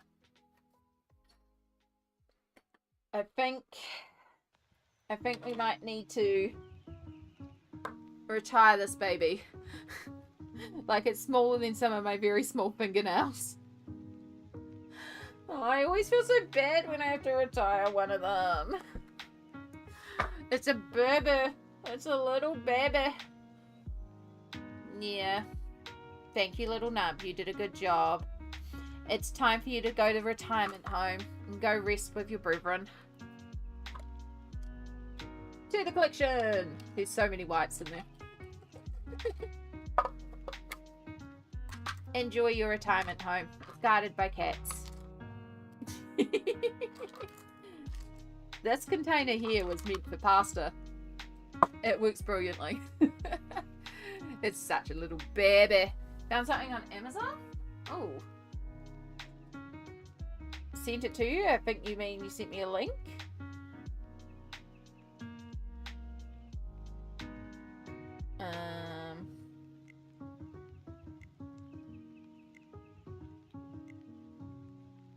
Is it actually saying that it's in stock? Because everywhere I've looked, it's saying it's like not in stock. Because I will... Like, you can actually place the order now. They have stock. How do they have stock? And why is it everywhere else I look, I can't add that onto it?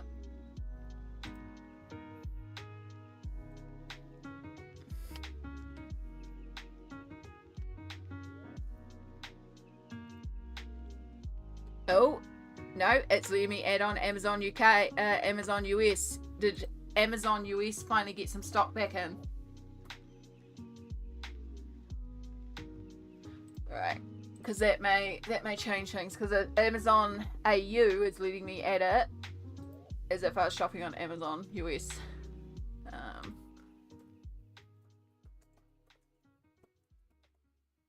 Yes, it's worth checking on both. Amazon US is still saying it's not available, but Amazon.com as of shipping on.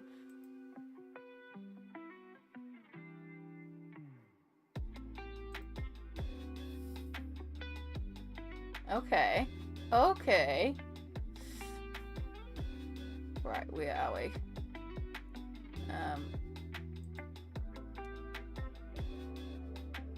Okay.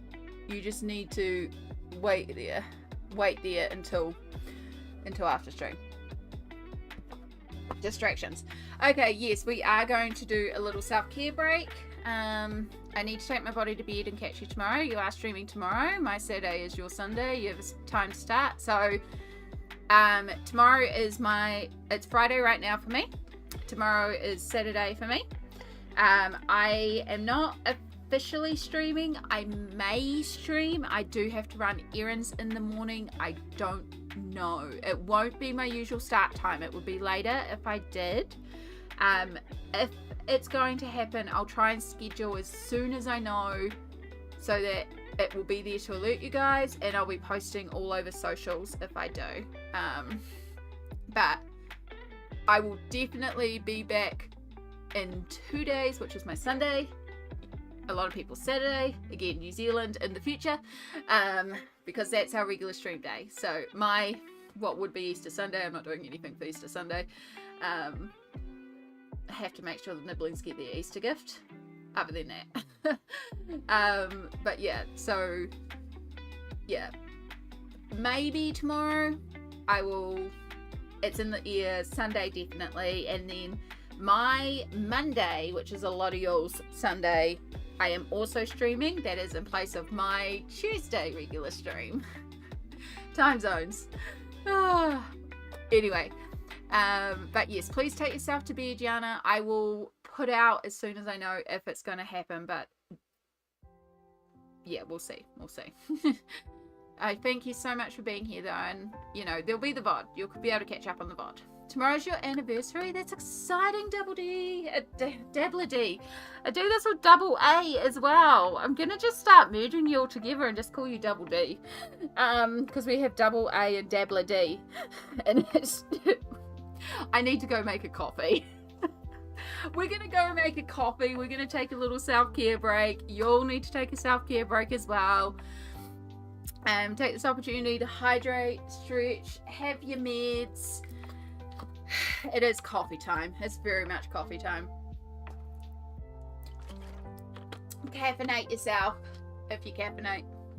We will be back shortly. This will not be a particularly long break, just long enough for me to boil the jug. See you soon.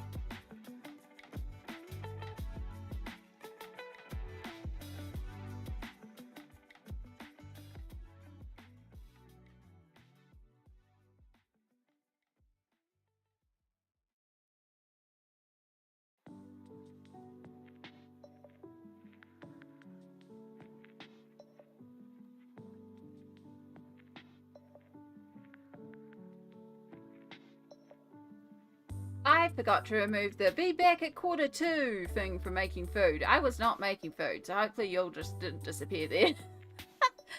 My bad. That was from the lunchtime. I just was making a cup of coffee. I promise. We were just making a cup of coffee. Thank you. Thank you. We have a cup of black coffee, and I realized no matter what happens tomorrow, I do have to pop out because I'm going to have to go to the supermarket to get some more coffee because I only have enough coffee left for tomorrow morning. And heaven forbid a world where I don't have coffee. So yeah, we're gonna have to go out tomorrow. Right, so I'm gonna put all those wool colors into my little tray. I have a little tray here. It's a Ferrero Rocher container lid. Works brilliantly to hold things. Right, pencil can go up there. Erasers can go over there. So I don't need to be in there. Okay. So, we have our coffee. The coffee is piping hot, so it just needs to cool for a second. And of course, because we have a coffee, in true tradition, we also have to do a Tim Tam Slam. So I do have Tim Tams. But now we're going to work on our ivory to grass. So we have some colours picked out for our ivory. Ivy, not ivory. Ivory is a colour. Ivy is what we've got on the walls. Here it is there. Oh, we're doing well. So the idea is on top of the walls, we are going to add in some of this sort of texture, and then we'll take paint pens and dot on top, and that'll create the illusion of like a flowery ivy hanging down plant. So I don't want to do just ivory growing on the wall. I do want to take inspiration from some of these hanging plants like this wisteria, or in particular this one. I love this one with the pink roses and the big pink and white flowers, but then the little purple ones hidden in there as well. Like this is what I see for like in here for these big clusters here, is this pink, purple and white. So we might do like pink and white hanging down at the back or something. Some sort of dual colours anyway. So to have those hanging plants down, because some of them are going to hang over these archways. Like we want to have it hanging all the way down here. So to do that, before we can do the hanging plants on top, we need to colour in what's behind it, because a lot of our hanging plants are going to be done with paint pen. So before we can do that, we've got to colour behind it, because it's a pain in the butt to colour afterwards. So we have the greens chosen. And this is going to be sort of like our predominant green combo all the way through for our grass and our ivory plants, and then we'll tie in different things to tint towards other colors and stuff like that. So for example, when it comes time to do like the actual trees, we'll take this same green combo, but we'll add in a bit of cobalt or turquoise or something to like tint it more bluey green. We can add a little bit of brown if we want to make it more earthy green. We can even lighten it up even more if we want. We can add in some grass green as well, which is what we'll add around the hedges themselves to make that more a live green, for lack of a better term. But what we need now is a color at the end here, because we're going to have to blend this into darkness. So what we're going to do is we're going to work on this section in here. So under our archways, we left a little space for the grass or a pathway to continue. I was thinking grass immediately, but then there's also stairs there, so maybe it would be a pathway like here. I think we're going to do it as grass just to keep it separate from what's in here. Just to kind of make that line that's been already drawn in more appropriate. So we'll keep this sort of as grass, plus I think the green here would really help bring it together. So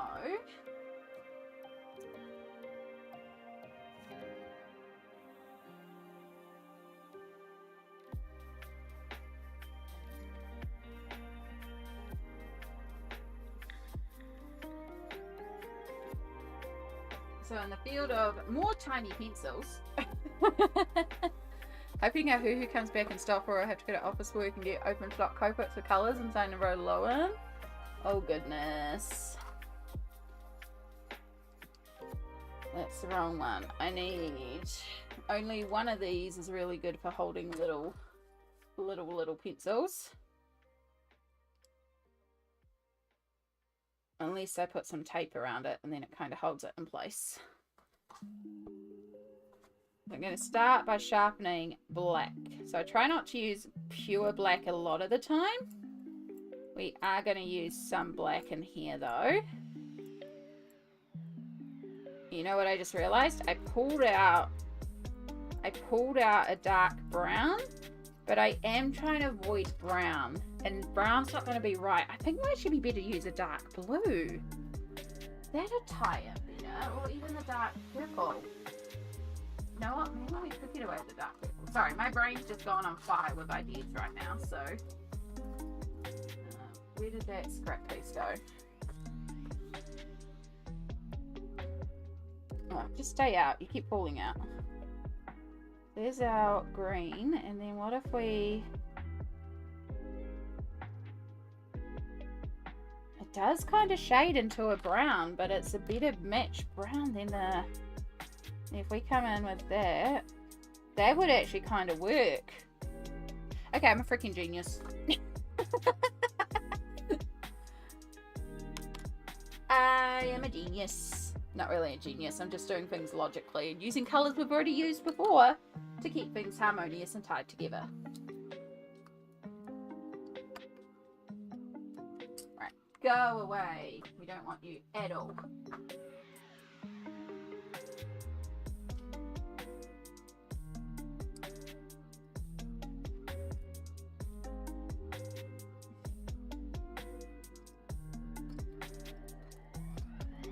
Okay.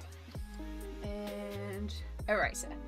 So I'm going to start by once again erasing and making sure we're getting rid of all those pencil lines without going over our bricks.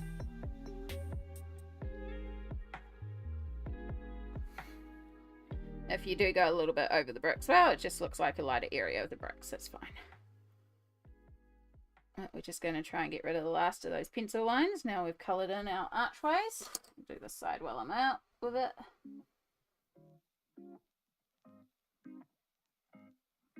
While it completely crumbles because it's an old dry eraser.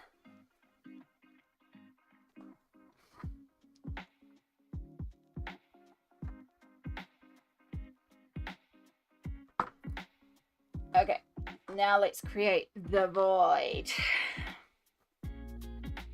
So we're, oh, that's a very dangerous place for you to hover.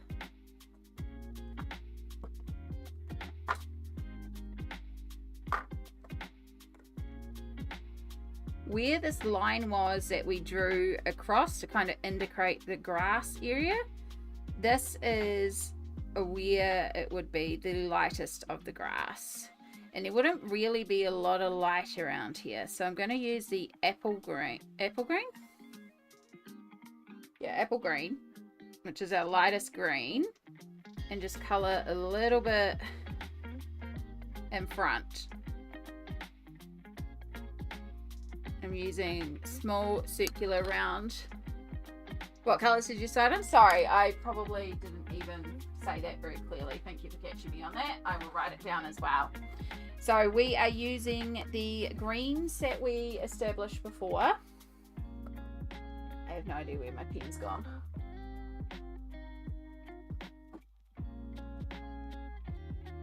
Dark green. So we're using 908 dark green, 109 Prussian green, 912 apple green, and then for this area that we're doing, the portal, archways, whatever we call them, we're also adding into that black, which I don't know the number, but you know, it's black. And we've pulled back out the dioxazine purple hue that we've used on the sky, 132.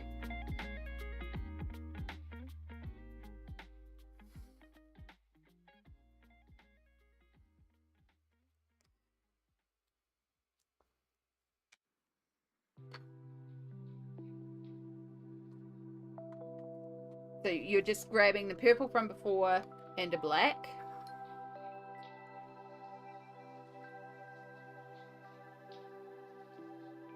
And I'm going to start with our black up the top. So the top of our archways is actually our darkest area. So we're going to gradiate up into basically black. So we're down here, we've got this apple green that we used before. We will be working over with our Prussian.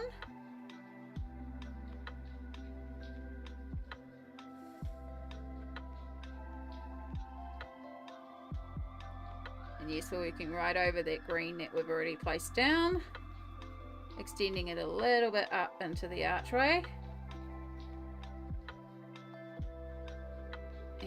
Doing in between. Right now I'm just sort of trying to keep it, keeping my strokes going vertical as if it was strands of grass.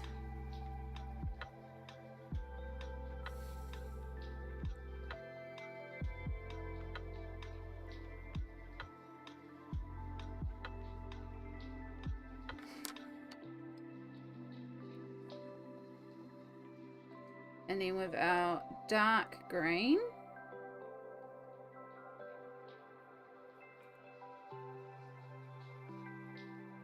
work that in, and we're going to work that till about halfway up, getting lighter as we go up.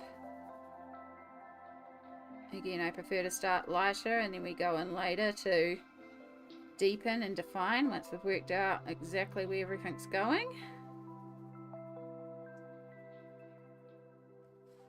How are you in terms of heat, coffee? Oh, we can Tim Tam Slam.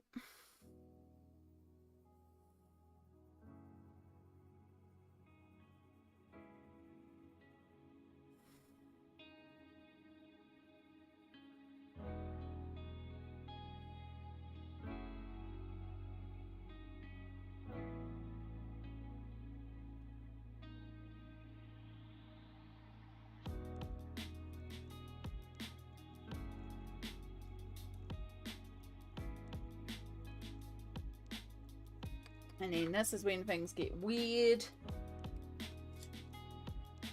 because you have to trust the process.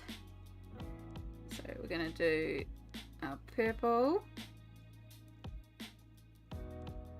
by about a third, go a bit higher.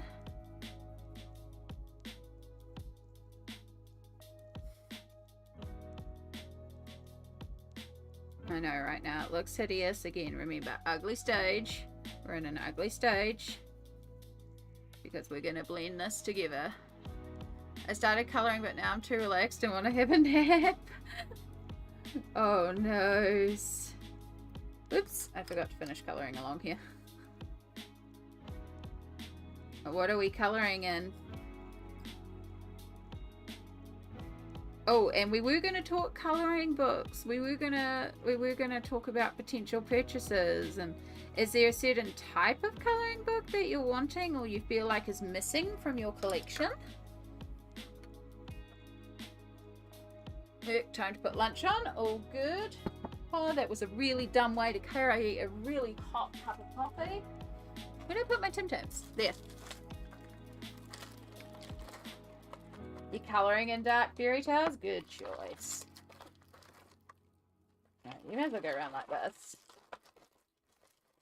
There's only 2 left in there, so it might as well make you easier to get out.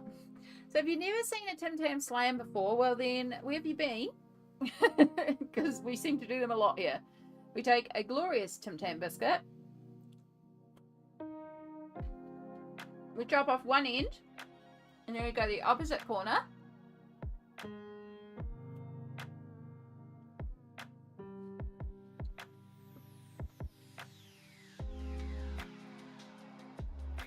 And what this does is reveals the cream inside. And this is going to become our straw.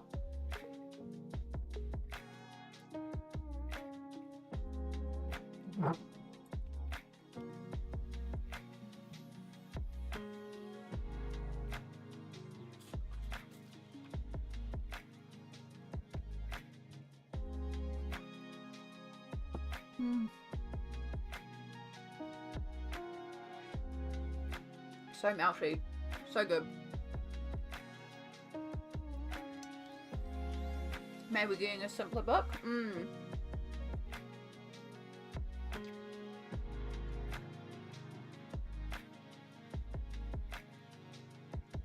Well, the great thing about cozy colouring and being so popular is there's 101 of those books around. So you definitely can get some cozy colouring. There are some other illustrators that do simpler stuff as well. But yeah, it is quite good to have a more simple book for those times where you want to colour but you don't really want to think. Now I want a Tim Tam, I'm sorry.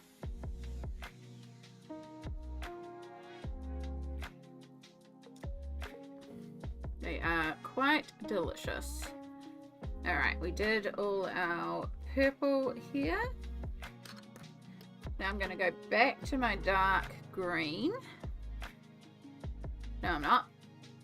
Where am I? Yeah, I'm going to go about halfway up the purple. And just start bringing the dark green in. In fact, it's a bit more up than halfway. We're going quite high up in the purple.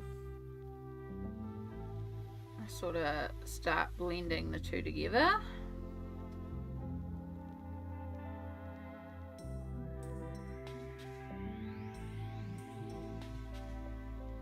And you can see as we put the green over it, it goes almost like a cool brown, but it's not us introducing a new brown or anything. It ties in with what's already there. It just looks like maybe the portals are a void to something. I don't know why I call them portals. They're not portals, but you know, the archways. I also like the mythographic books. Yeah, you've seen Dragon Spell, right?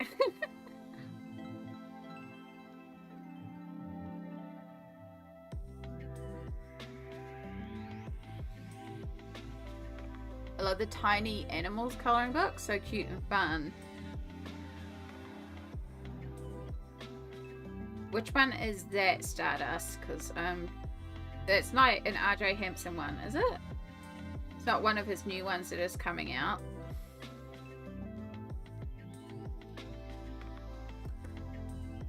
Right, where's my black? Naoko Neko is on the wish list too. I mean, you know I'm a fan of Naoko Neko. But that is... Where did I put my phone? I swear I'm losing everything today. I'm losing my marbles. Yeah, I was like, legit, I didn't... where's my phone? I haven't seen my phone in a while.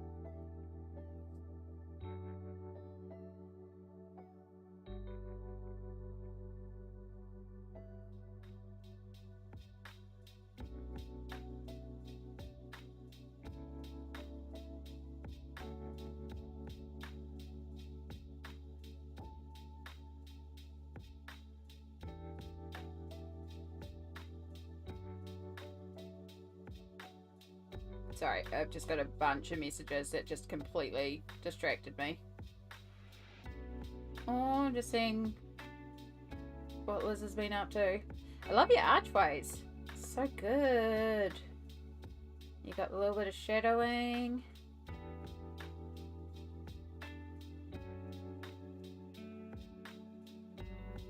It's looking so good. Just keep layering and filling in the gaps.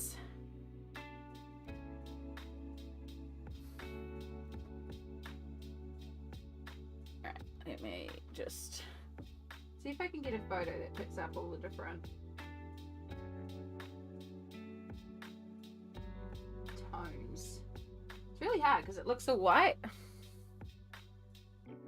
Yeah, it looks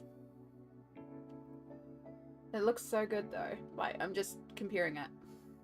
So Liz is actually following along as we do this live, so it's cool to see.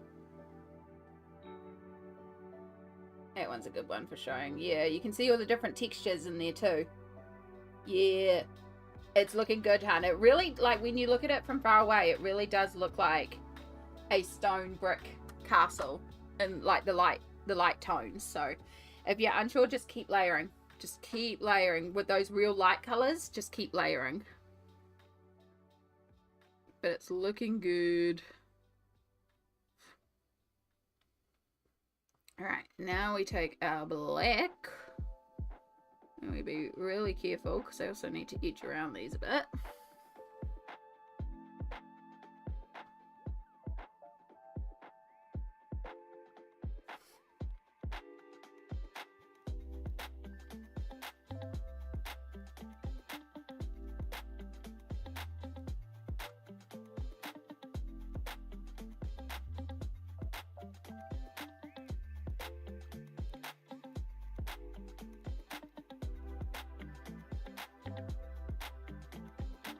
And we're going to bring this black down into our purple green.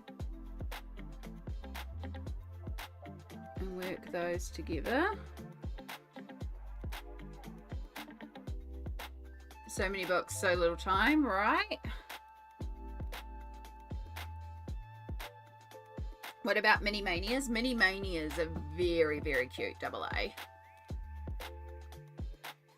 Mini Manias are gorgeous. No, it's just like, it's got enough detail that it feels like you're doing quite a detailed page, but it's not detailed. So if you feel like a cozy, comfy book might be too simple, like a Mini Mania might be a good break in between, because it's simple and cutesy and fun, but not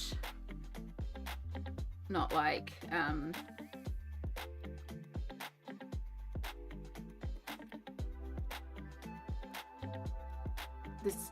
the simplicity of cozy comfy, if that makes sense. Oh, Mini Mania series look cute. Thank you. Yeah, I can show you Mini Mania 1 because I've been gifted that one, and oh, so cute. So cute. So cute.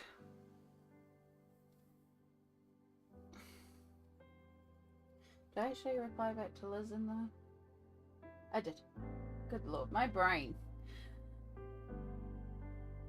I'm having one of those days where I can't remember something that I did 2 seconds ago. Oh, this bodes well. So yeah, now we're just building up and layering. So it's not quite burnishing, it's more just adding in enough. It kind of becomes burnish, but not through like hard pressing with one pencil. It's just so many layers that you can't really put more layers on top. And it's just basically a gradient. If you have a better way of doing a gradient, or a way you feel more confident doing a gradient, do it that way. The point here is just to create a gradient to another side. I'm going to bring in the black, and I'm going to bring back in that purple, because we don't want black, we want purple black, because then it ties into our night sky a bit more as well. Because we don't have a lot of like our night sky might look a little light now in comparison. We might need to actually go and put a little bit of black into our night sky.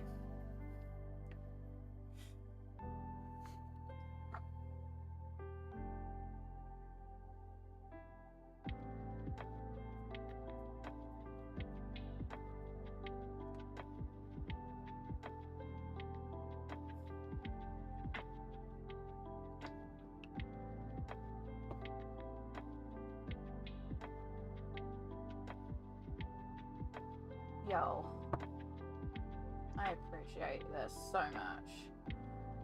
Stardust, I appreciate you for what you are investigating for me.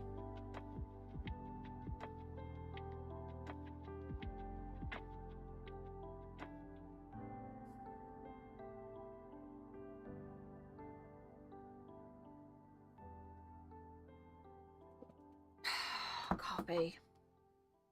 Coffee is not too much effort. Coffee is delicious.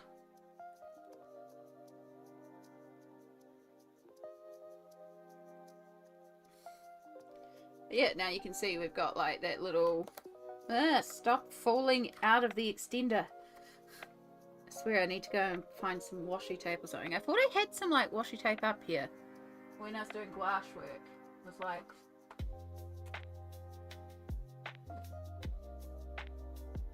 No, I must have been a good, effective person and actually put it away.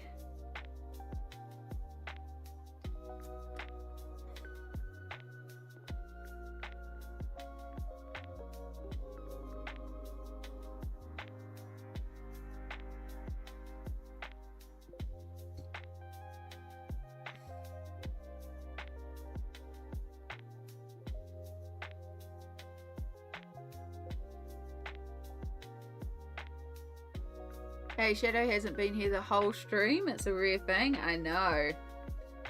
He did look at me as I went out into the lounge to make the coffee, out into the kitchen, because I go past the lounge. There's a bunch of clean towels on a couch that he decided was his new bed. So we haven't moved them yet because he sleeps on it, which means he leaves Mum alone. So we're like, okay, fine. Well, we've got to rewash them. We can't rewash them right now. So whatever, your bed. So I went out there and he's laying on there like king of the castle. But the other thing is that couch got moved for when the nibblings was around here, so that they had more room to play.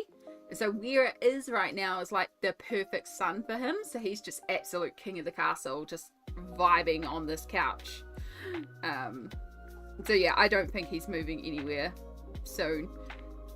And he's obviously happy with the food he's had today and got a full belly, because he would come and see me if he was hungry as well.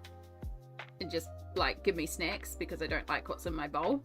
But obviously he likes what is in his bowl today, so he's happy. So he's leaving us alone.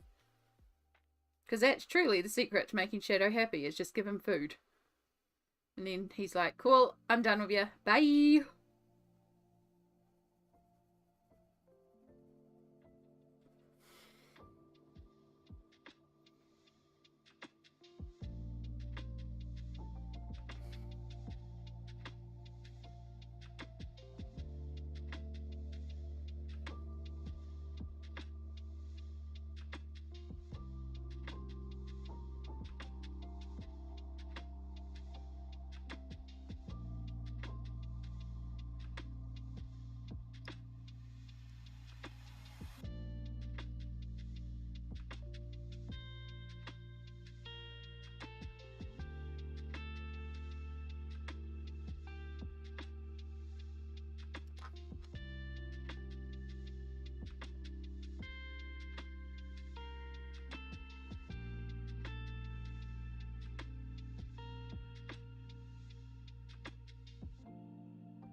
Yeah, it might seem a bit weird layering purple and black on top of green, but all it's doing is creating like a more richer black, but also a more tied together.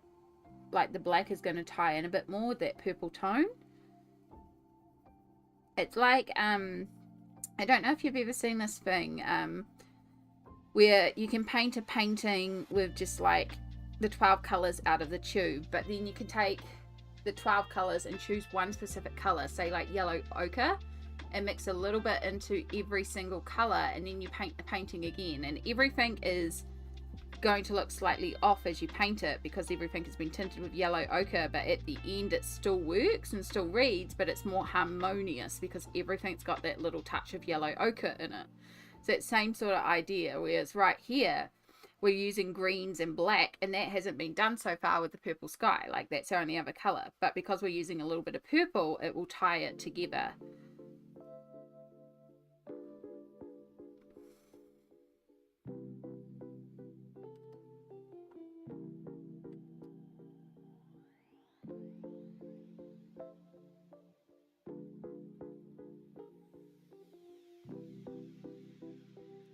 Alright, I think I'm going to call it night. It was lovely to hang out with you. Hope you have a good weekend. See you soon. Thank you so much for being here, Stardust. You lovely, lovely soul.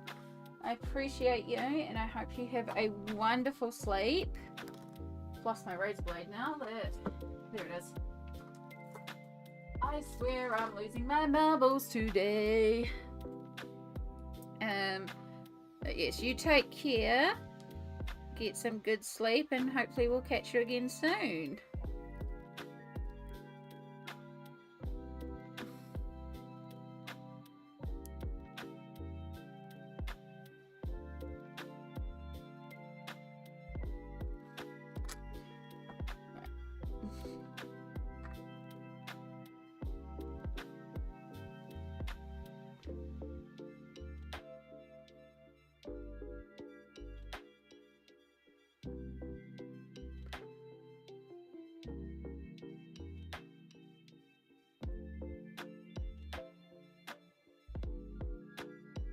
Yeah, you don't have to layer like I do. However works for you to get a gradient. That's how you can do a gradient.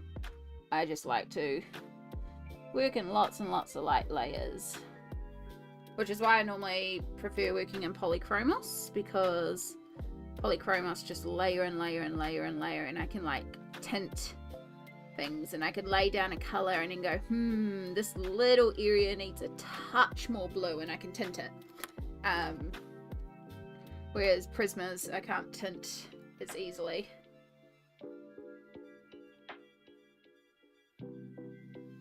Okay, you're going into a different extender because that one's just useless. Let's just stay in this one.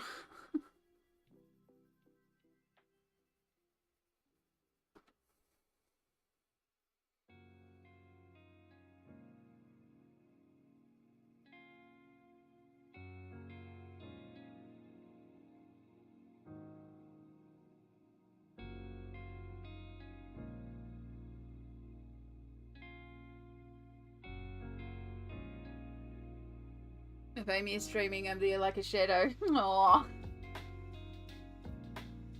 Appreciate you. You're so sweet.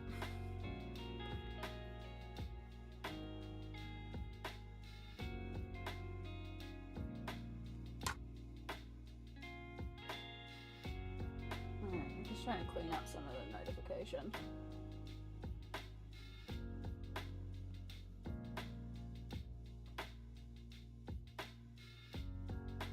Oh, sorry.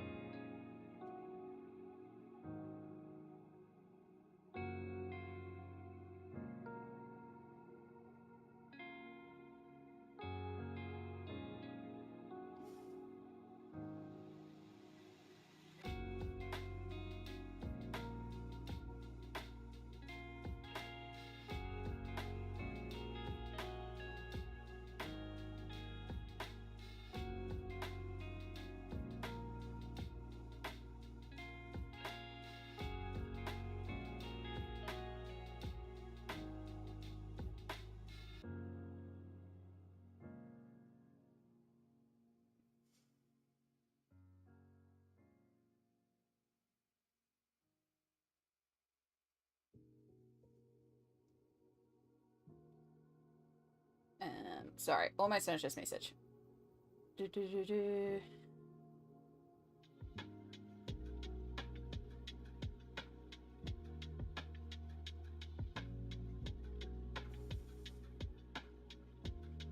Okay.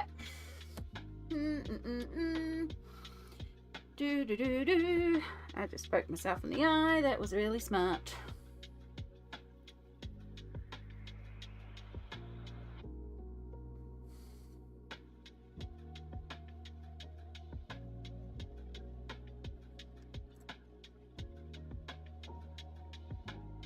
Okay, you're not even... Yeah, okay. Second nub of the stream. This one's not even staying in the extender anymore. And I know I could get more down out of it, but it won't stay in the extender, which means I can't color with it. Which means I have to sacrifice it. Because if I can't color with it, then what's the point? Goodbye, Black Prisma. Welcome to the nubs. But look, oh look, it's another very small Black Prisma.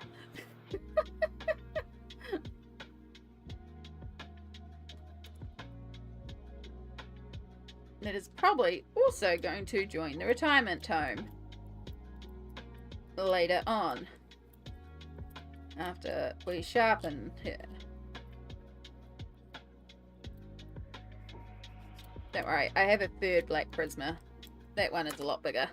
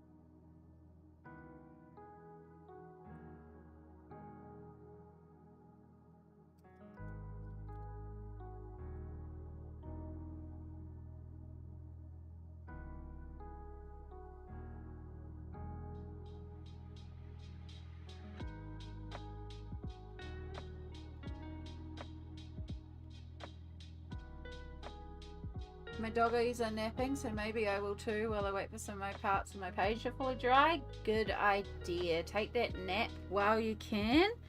It's so important. We'll be here a while, Cassie, so like I'm not planning on ending anytime soon. If I did end, it would be for a dinner break at dinner time, and in all honesty, dinner is just another reheat job, so we'll probably just do what I did last time, where I just put it on like the break screen for half an hour or something and just have dinner. Because we can.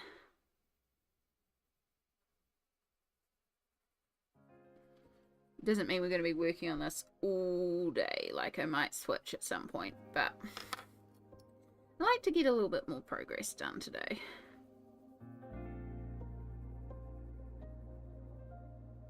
I like how we're progressing now with our voids to nowhere, which is a little confusing given our purple sky behind, and maybe we should have just done a green to purple gradient entirely instead of adding in the black, but also done. And also we're going to be hanging plants over it, and don't worry about it.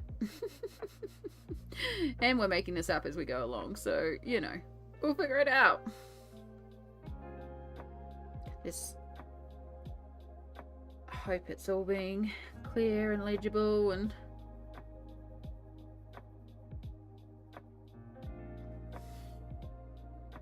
an alarm for an hour so I don't sleep through the whole day. Very smart idea. Because that is a very easy thing to do as well.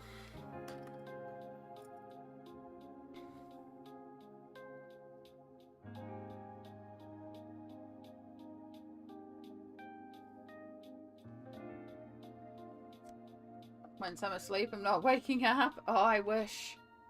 I'm one of those people that will get like a couple of hours and then wakes up. But then I can usually turn over and get back to sleep. So.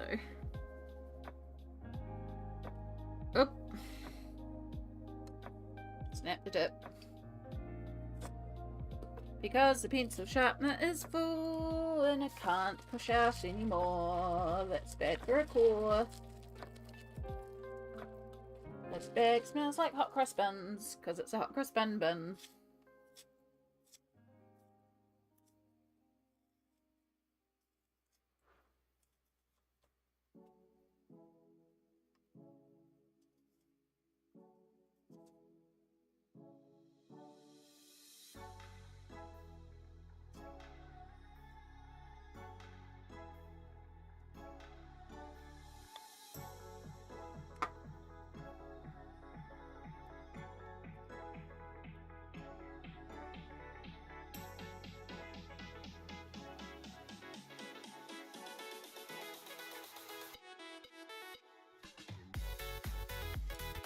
Alright. Come on, dark green. You can stay. You can keep it together.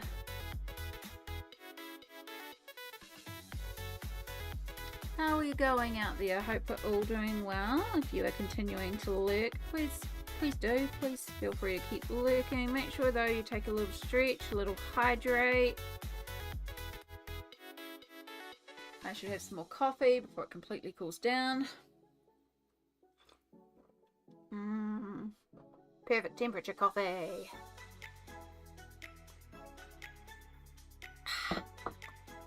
Ah, perfectly cooled down coffee. I love it. Where it's still warm.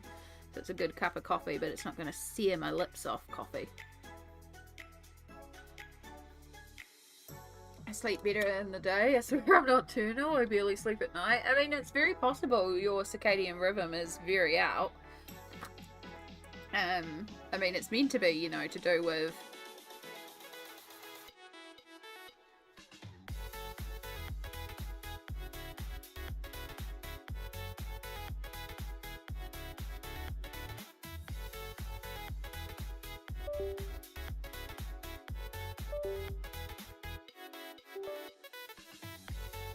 It's not good. That was a big crash. It's been a while since we've had that much of a crash. Apologies. My USBs like to drop out entirely sometimes. I've got to get someone to look at my computer.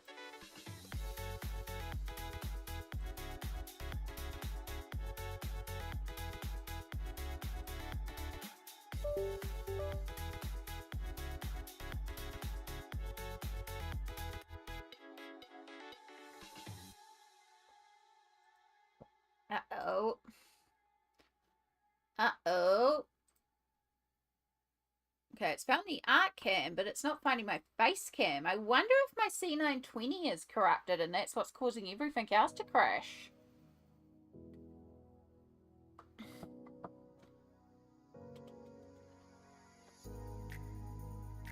Like...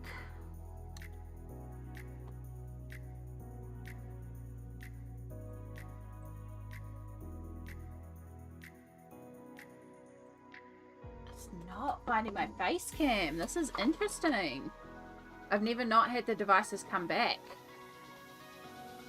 Alright, where is the face cam for a start? That one.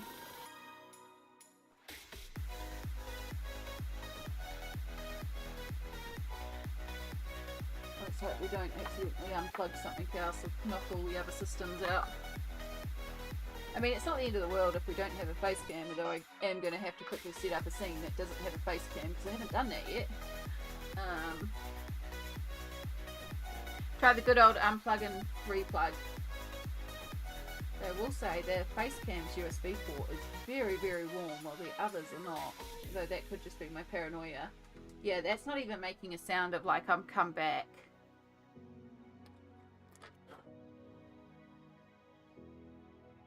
Make sure there's nothing in there. Make sure you're nice and clear. I mean, this is a very old C920.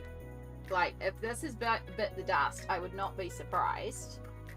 I'd be sad, because this is my first ever webcam for streaming. She is, again, 10 years old, so she's done well as a face cam. I think we might have just lost our face cam. I think my C920 has finally bit the dust. Okay, cool. Well, there's no point you being plugged in if you're not working and just potentially corrupting my system. So we'll unplug you. We're going to add in a video capture device. We're going to... Facecam has also gone to a retirement home. Exactly. We're going to very, very carefully. We're not going to do that right now because that's going to disrupt something. I just know it. So we'll just move you to the side. We're going to add in, we're going to call it Lappy Cam, which is a horrible name, but it's for a laptop. And this is going to be HD webcam. It's going to be absolutely awful and completely out of frame. Hi. And we're going to take said cam. We're going to start moving it down because it always moves it to the top of the resources, and these are a lot of resources. I don't know what all these... I really need to clean up my overlay. Alright. And... Right. In the right spot. And then we go down. We go wee! Not the best camera, but it'll do. It's a working camera. That's the main thing. Let me bring you in. Apologies, I should have put this on studio mode. That would have been logical. I tend to not do things logically. Put her in the pasta box. I mean, might fit. So yeah, we are going to get like, you see I'm a little laggy now compared to here where it's nice and smooth, and then here it's like a little laggy because this is just my internal laptop camera. So it's not a great camera, but it's a working camera. So I'll just let the C920 chill. I'll do a format on it later on and see if I can scrape any goodness out of it. But yeah, if that's gone, that's gone, and that's going to throw another spanner in the works because I'm going to have to try and figure out what to do for a face cam then. Because I can't use this camera all the time because it also adds a lot more strain to my PC to use its internal camera. So that's why we use an external one. But I definitely had not budgeted for buying a new webcam. Even though it's a face cam, so it doesn't have to be as good quality as my art cam. Usually what happens though is it's like when it gets to a point that it's starting to go. Like what happened was I had my C920 as my art cam, and then I had just a cruddy little face cam, and I was getting sick of the C920, so I saved up for a long time to upgrade the C920 to get the Brio. And so we got the Brio, and I was like, brilliant. And so I have been looking, like I'm not at a point where I feel like I need to upgrade the Brio. I'm still very happy with the Brio, but that would technically be the next thing I would do is upgrade the Brio, and then the Brio would become the face cam. But I'm actually really happy with it, so I don't need to upgrade it. So maybe I don't do the upgrade and instead just get like another C920 or something. I mean, it's lasted 10 years. It's done a darn good job. I could upgrade to the C920, C922, the C922, because that one's pretty good as well. But yeah, it's like back in the day, 10 years ago, when I first started streaming, every single art streamer I knew, C920. Everyone had the C920.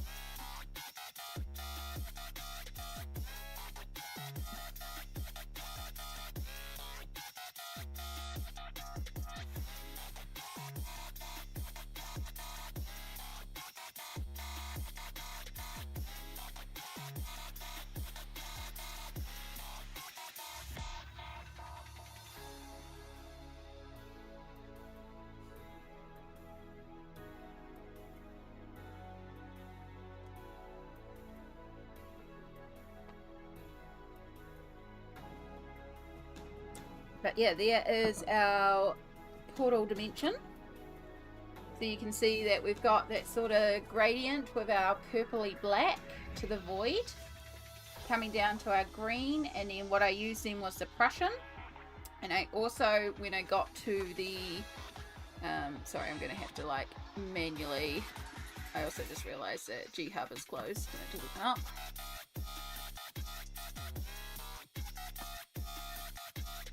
I'm gonna have to do zoom ins this way now. So when I got to the bottom here, I also flicked up to create little grass strands as well. And I'm actually going to do another layer with the apple. Same thing.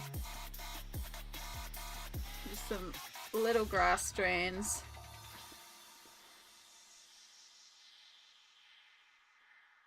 And just fill in around those poles.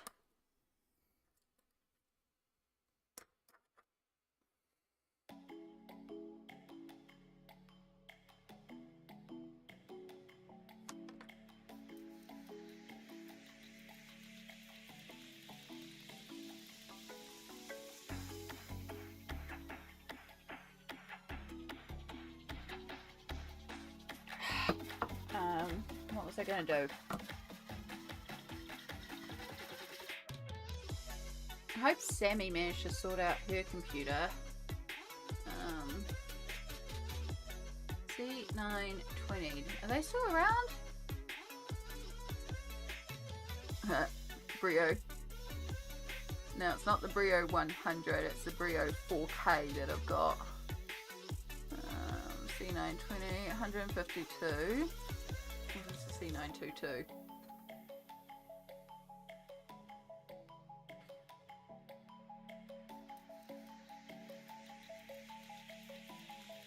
$100 on Amazon, okay.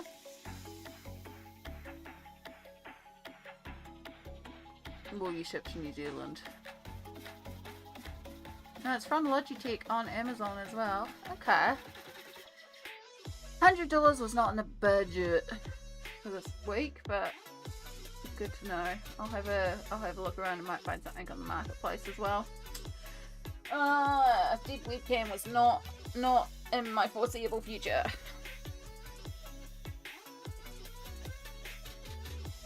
Actually, I wonder if Sammy is lurking. She is lurking. Sammy, if you can hear me, it's okay if you can't. I know you're doing the things.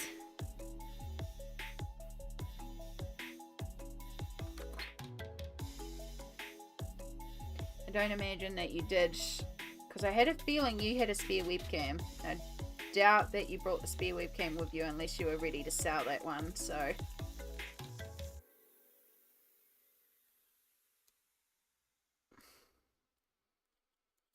I also think you might have all your webcams in your setup now, so it's all good.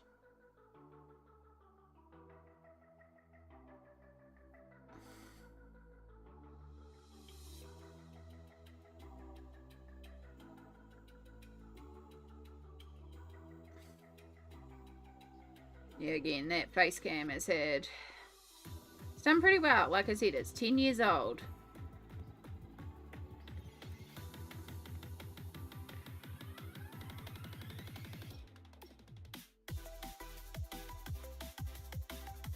It's very possible that, like, it might sort itself out with a little bit of a break.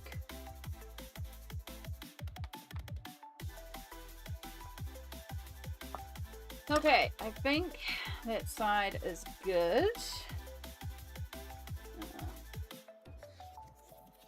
While I'm here, I just see some violet areas that I kind of didn't fill in properly, so I'll just quickly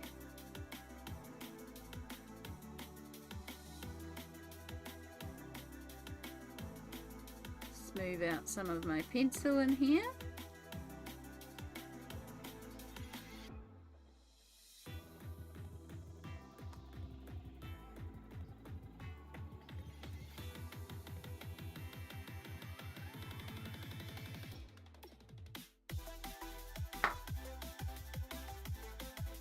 And we go right over to the other side. I'll zoom you out. You probably missed all I was doing because I forgot I was zoomed in.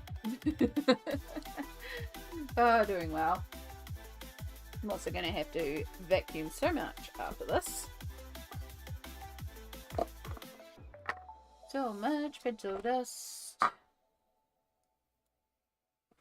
Could be worse. My Rio could have been the one that died instead of the C920. So, at least it was the C920.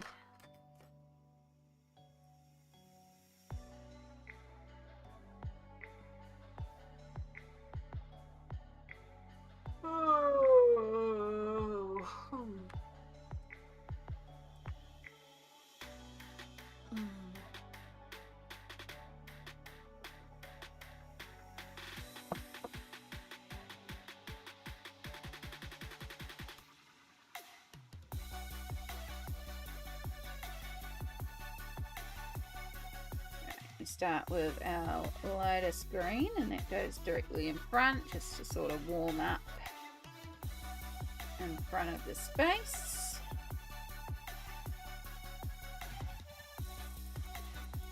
I love the fact that because we sketched in the portals themselves, they don't have lines as well, so they've got that lineless look, which is something I actually really like as well.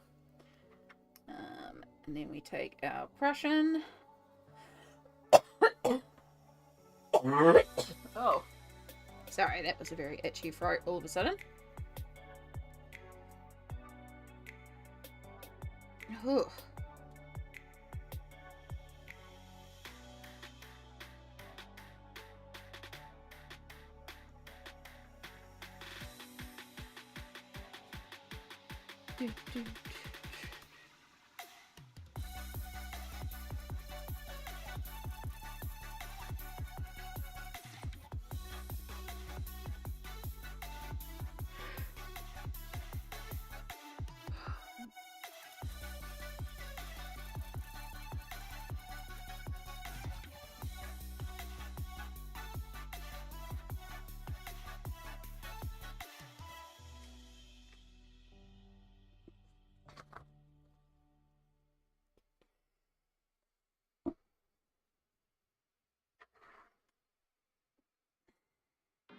And dark green.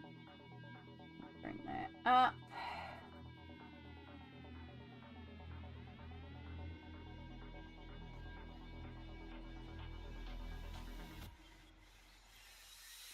Oops.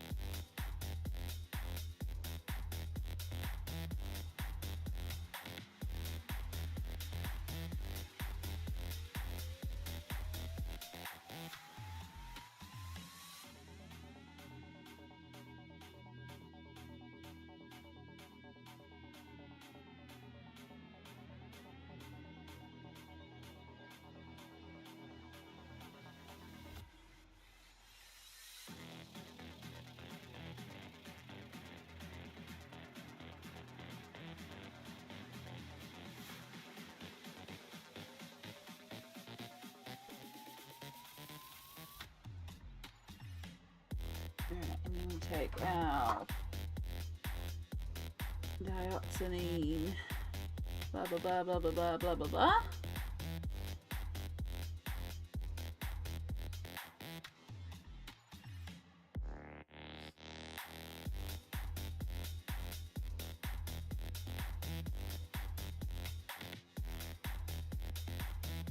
Do, do, do, do, do.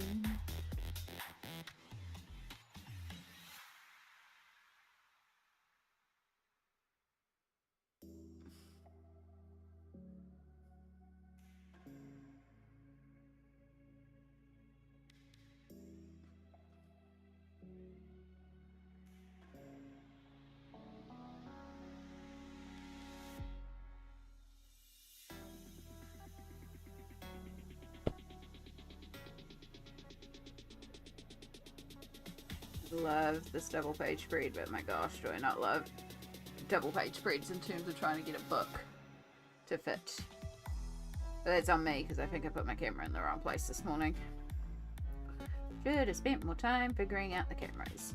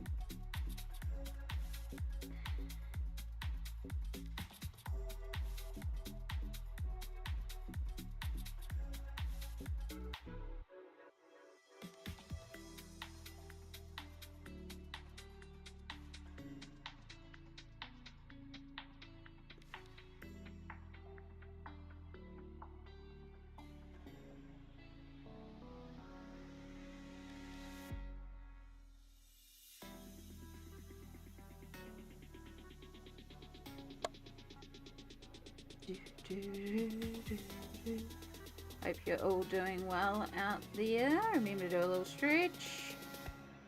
Hope your colouring is going well for those of you that are colouring along.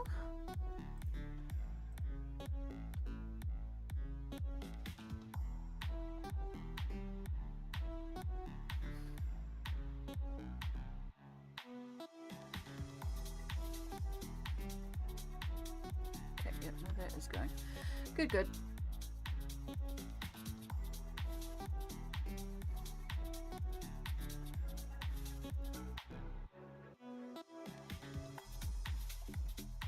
We're heading into that time in between where I think most of the regulars it's bedtime, but then it's a bit early for the night regulars, and that's quite alright.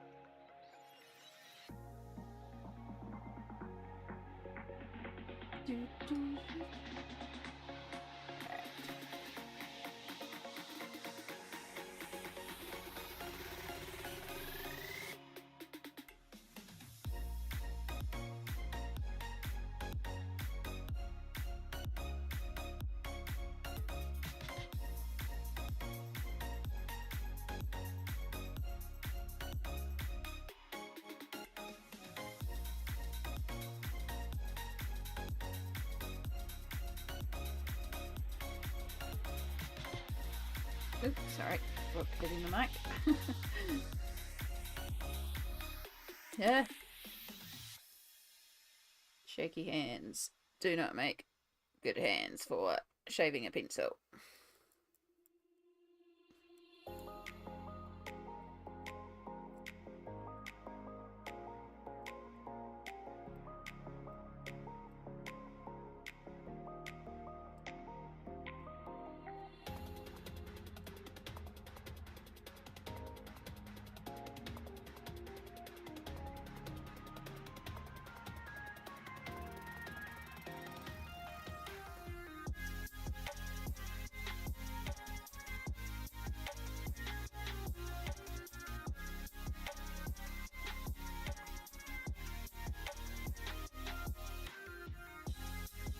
So tiny.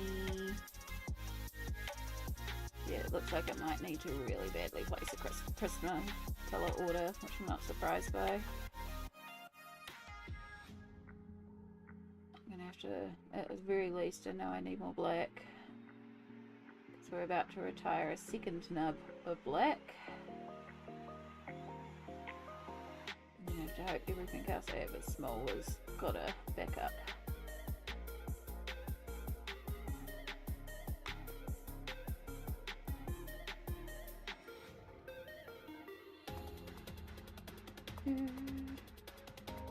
The only thing about anything involving traditional art is that you've got to pay for the traditional art supplies. At least with digital, once you got it, you know? Once you got your iPad, you're good, or once you got your tablet, you're good. I mean, you can upgrade and get better technologies, but...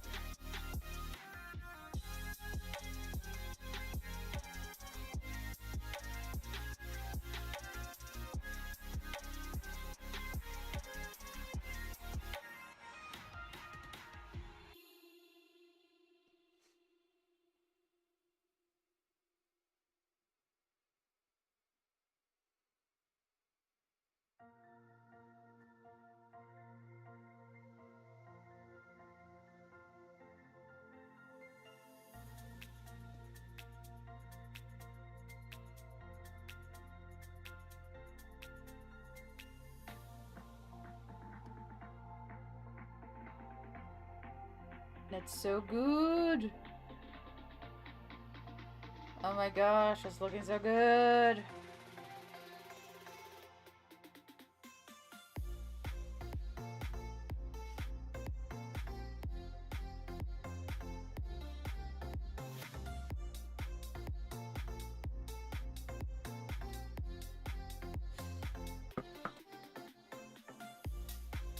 It's so cool. I've never had someone like actually following along step by step as I color live, and now I'm like, part of me is like, oh god, I hope I'm explaining things right and doing this perfectly, but also part of it is like, you know, we make things up as we go along anyway, so hopefully we're not too changeable, Liz.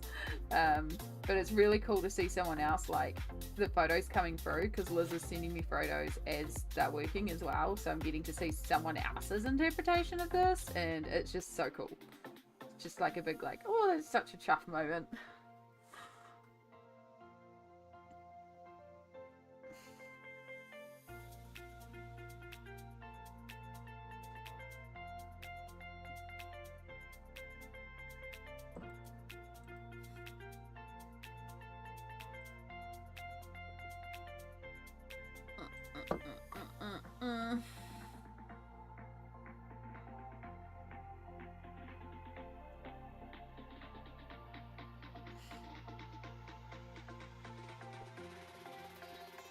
I didn't do a very good job at sharpening this if you've already gone blunt.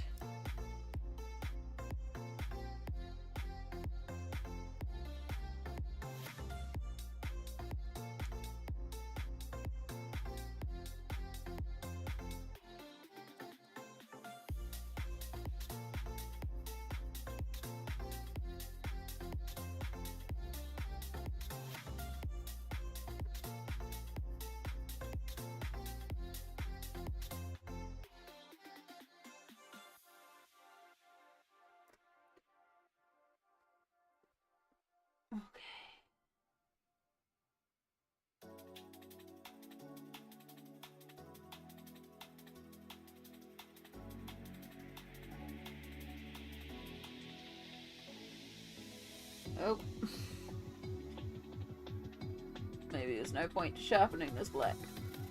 I think we have another nub for the retirement home. Which means this is free on this stream. This is a lot of nubs. How many more nubs do we think we're going to make on this stream? Because I've got a lot of short pencils in the case. Oh, okay. Gotta be careful of that because I just smudged purple. Bazinga! You YouTube follow! Thank you so much for the follow.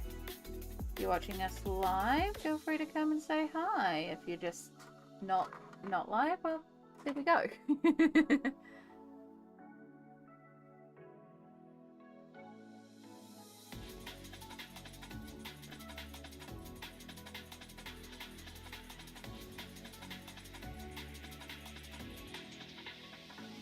Alright.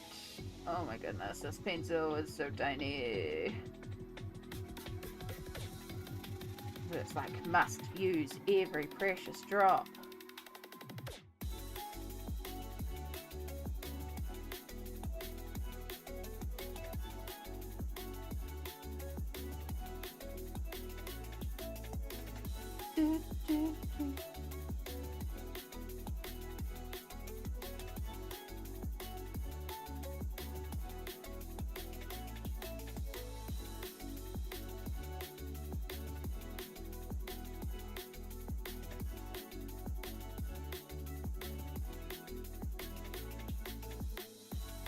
Oh, there goes my knife.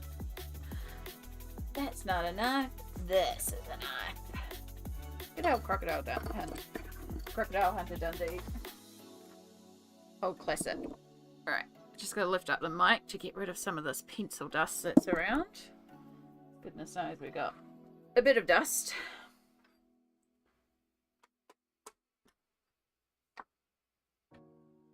Hey. Right, that purple. See if we can get this smooth and not have to worry about pulling out the black.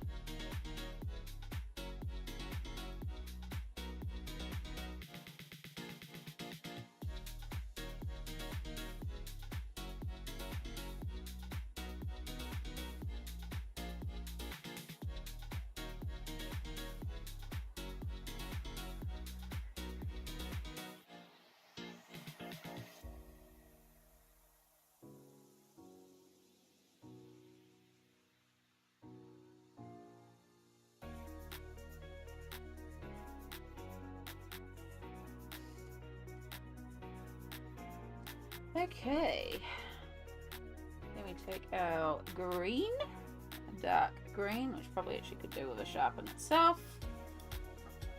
It's not far away from heading into nub territory.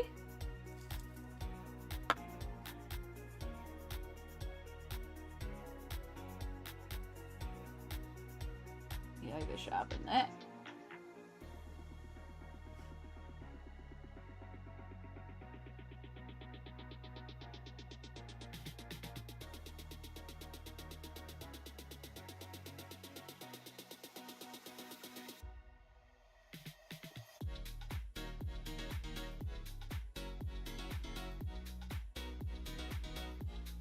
Alright, now if you've done anything like me where you've overextended a colour, it's not too essential with the green here, because I can work that in with the plants.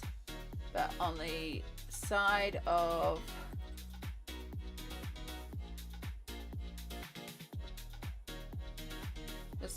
here, I've actually worked a bit of green outside the edge. You can just take, this is 10% French grey, and just use it to sort of smush it back into the void.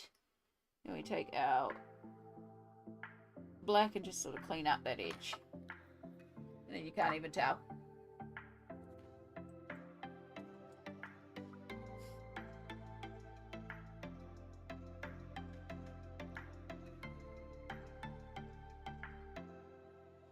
Again, remember, you don't have to be perfectly pedantic about the straight edges or anything like that. Eriy's lines aren't perfectly perpendicular. She has freehand lines, so if your edges of your archways aren't perfectly 90-degree right angles, it's actually a lot more appropriate because of how the page looks. Wow, I think the core of this dark green has been shattered because we just broke the lead again.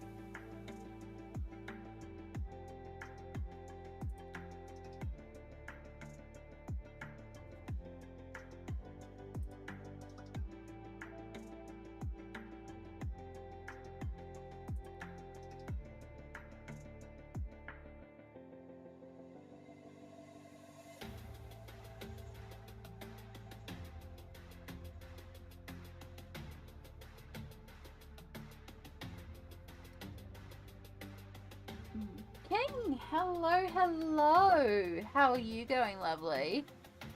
Sorry, I just realised that my camera control was blocking the chat, so I didn't see you. How are you, Hannes? Good, good, good to see you. Hope you're doing well.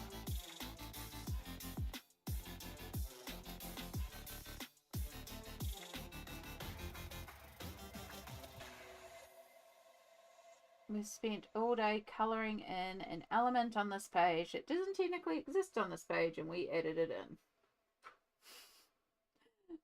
Worth it. Doing well, loving these rainy days where I have nothing to do. Those are the best. The ones where you can lie in bed and just listen to the sounds of the rain. Oh my god. Mood. It is absolutely gorgeous here though. Blue skies and sunny and a little bit of a breeze. You wouldn't even be able to tell that there was a cyclone that had been affecting the country.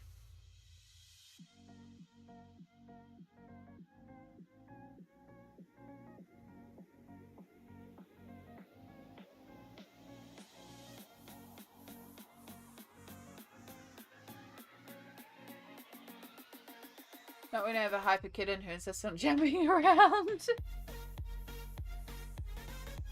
Oh, that kitty. Kitty, kitty, kitty.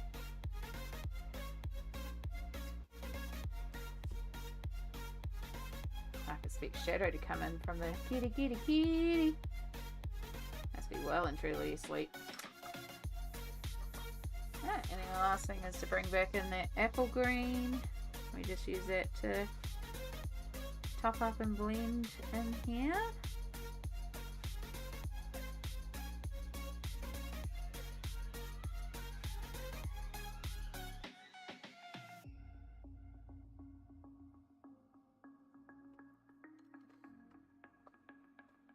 And there is our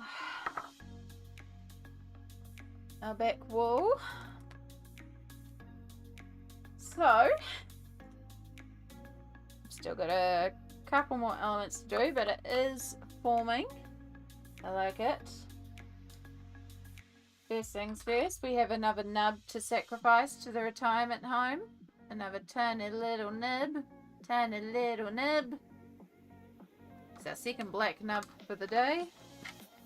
And it shall go in here with the other nubs. It's starting to fill up. Thank you for your service.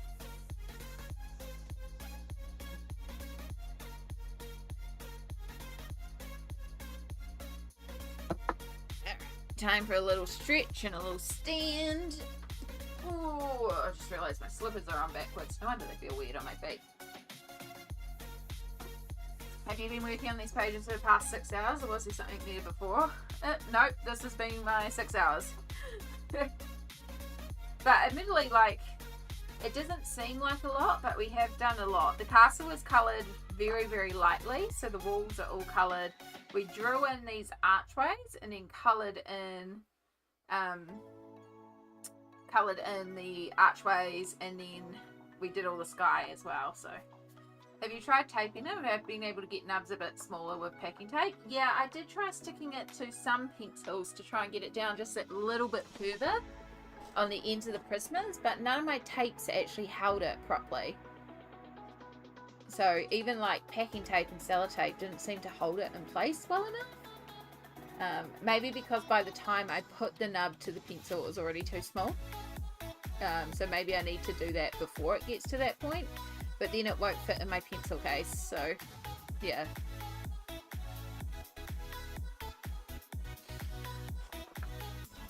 But yeah, it's fine. Like, once it gets to the point where I can't comfortably sharpen it with a blade, like, I'm losing maybe 10 cents a pencil there.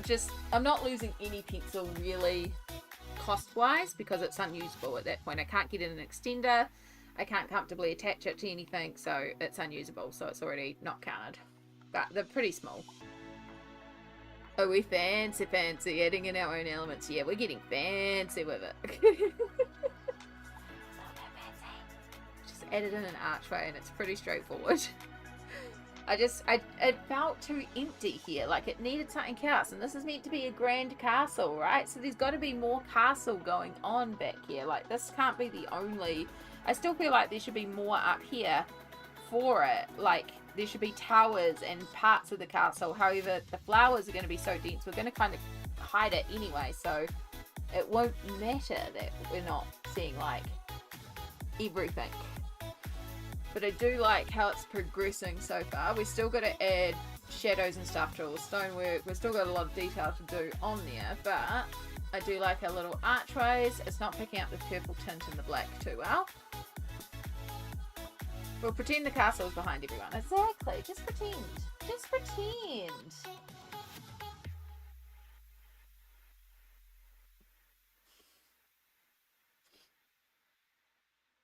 Right, I think we're good to go in with the hanging plants, actually. But before we go in with the hanging plants, I'm going to go to the bathroom, because I need to go to the bathroom. Might as well finish off our coffee before we go to the bathroom. And then we'll come back and we'll do all our little hanging bits and pieces. And we'll have to have our paint pens and or gel pens.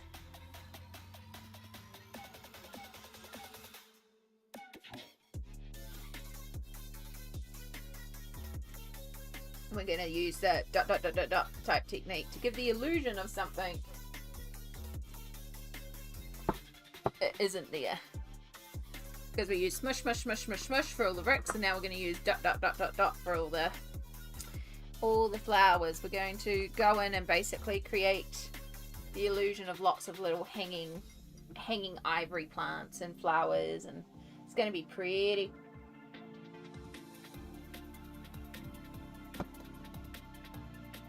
That's my coffee done.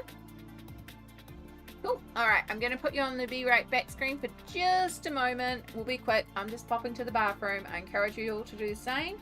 If you need to go to the bathroom, go to the bathroom. Have some water, grab a snack, whatever you need to succeed for the next little bit. So yeah, I'll put you on the be right back screen and I'll see you all shortly.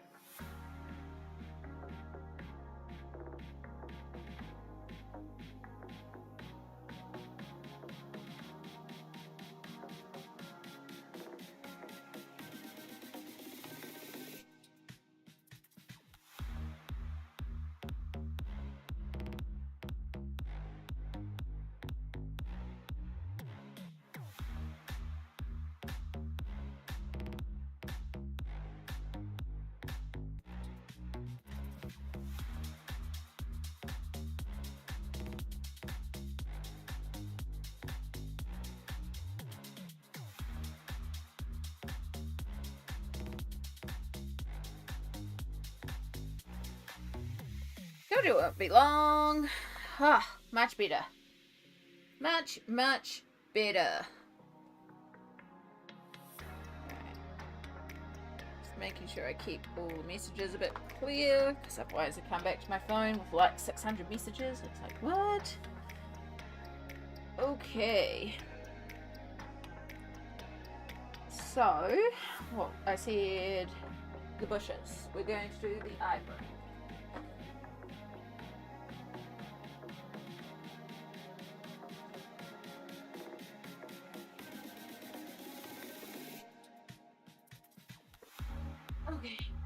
Paint pens.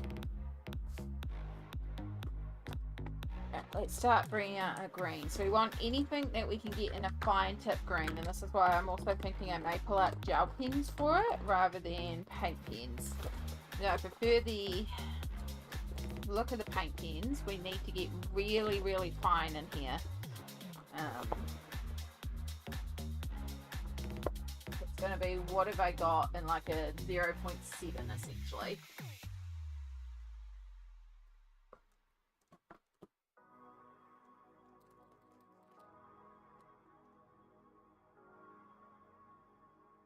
That's apple green, which is very, very bright.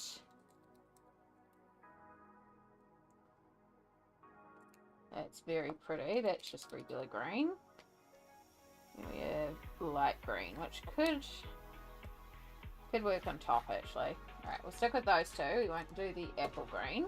So each of these are a 1M or 1MR, which is basically a 0.7 millimeter.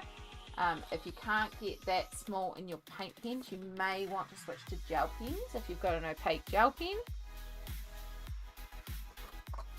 And then flowers. So we're going to do big pink flowers up here with like whites hanging down.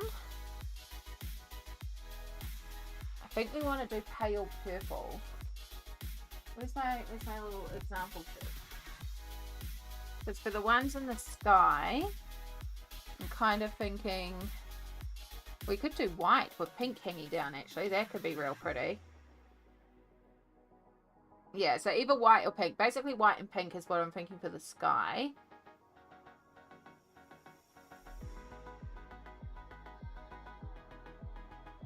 But whatever colour I dot in the sky is not what I want to dot. So that's why I'm thinking maybe purple. Oh my god, we have an inspo sheet? We do. We do. We have a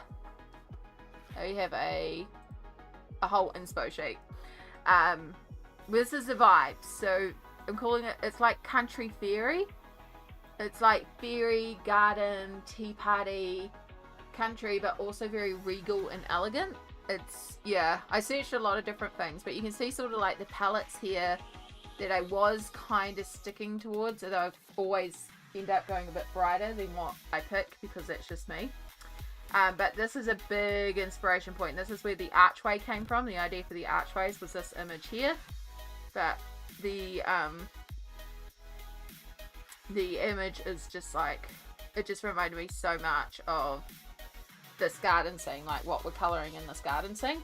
Like, you know, I can see that with this so much. And then down the bottom here, these are some of our hanging plant ideas, because I just also want to cover like the walls and hanging plants and ivory and stuff like this. And this one in the corner here, this big, sorry, let me make it real big. This one here with all the different like pinks and purples and white and just pretty mix of flowers. We have some like mixed clusters here, so that's definitely what's going on in there. So yeah. And the up the top, if I take you way back smaller again, is this really pretty dress in this sort of creamy white with all the flowers in there and all the different colours. That's what we're kind of planning for these characters at the front. They're all going to be wearing white with colourful floral bits, tying in again with those sort of colours.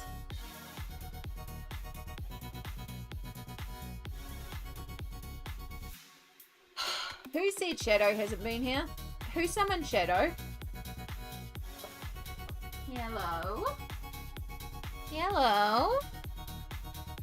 You've been sleeping all day. You're a sleepy boy. Yeah. Are you actually wanting to come up, or are you just happy to chill down there? No? You want to come up? Okay. Whoop-a-daisy. Sorry, cat. Had his head on something on the way up. My bad. I'm sorry. I didn't mean to do that. Oh, let's not go over there, Shadow. Let's keep you here.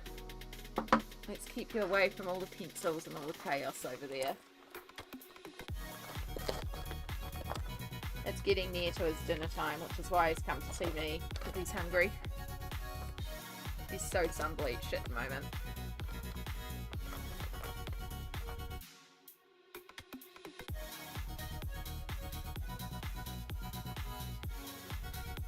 It better? You've had some treats? You haven't had many treats, I know. You're looking around like, why don't you give me my usual amount? Because I feed you too many every time. Hey, it's not good for you. You're not allowed that many. We got to start giving you less treats. You can't have 30 treats in a day. You're only meant to have 10 max. So if I give you less and then you come back for more, we can give you more. Right, I don't know what you're going to do because over there is very, very chocker, so you can't go up there. You can't stay there because you drool, and you're going to drool all over the artwork. So what would you like to do? Do you want to go down? You really want to go over there, don't you?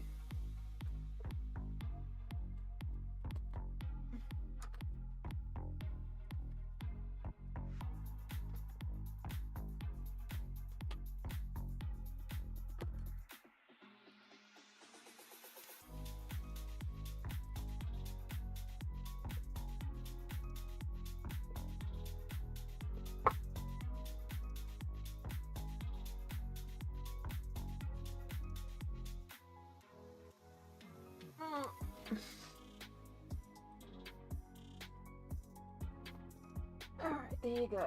There's some windowsill free if you decide that's where you belong. I knocked over my D&D dice thing on the bottom of my cameras. It's my fault. Forgot to actually zip it. On the bottom of my camera, like on the little knob tightening thing to keep it tight, I actually hang this guy, which is a mimic dice pouch. So this lives beside me at any point, so at any point I can roll the dice.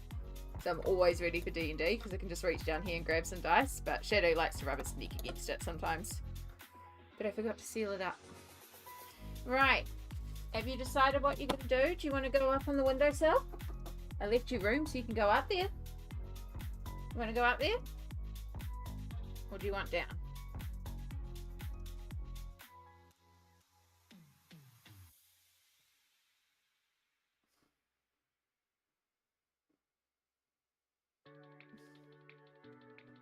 There's not a playground for you to climb on, Cat.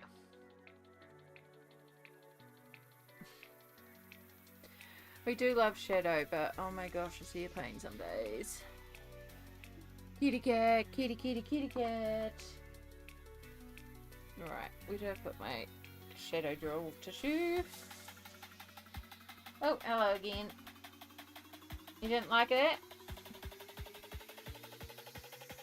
Okay, well, if you're not going to decide, you're going to have to go down.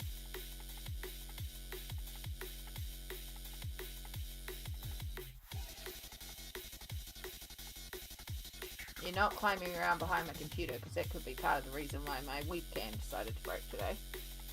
Okay, you want down? Here you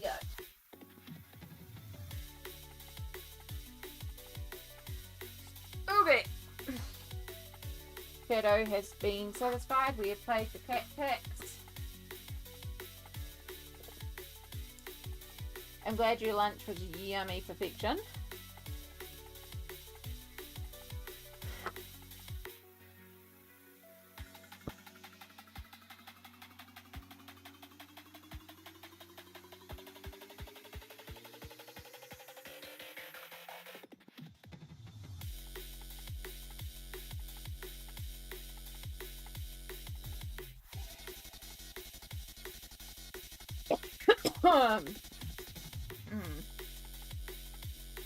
Throat's feeling a little dry, to be honest.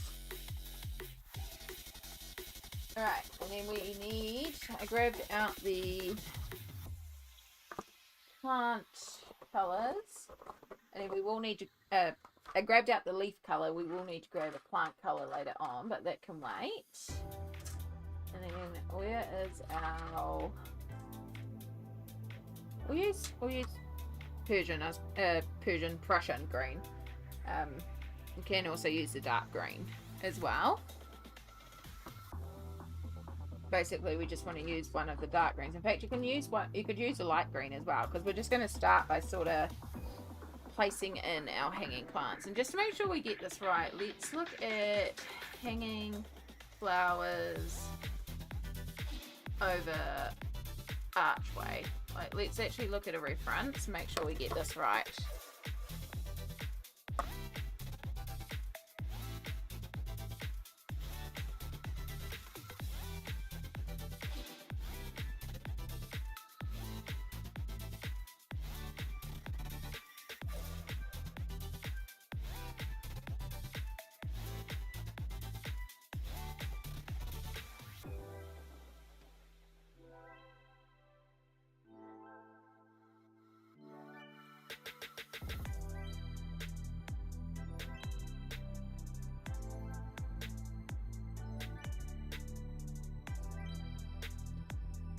So much like wedding stuff comes up when you search for this sort of thing. Not what I'm intending, but hey, if it works as a reference. Alright, where did that one go before? It kind of worked.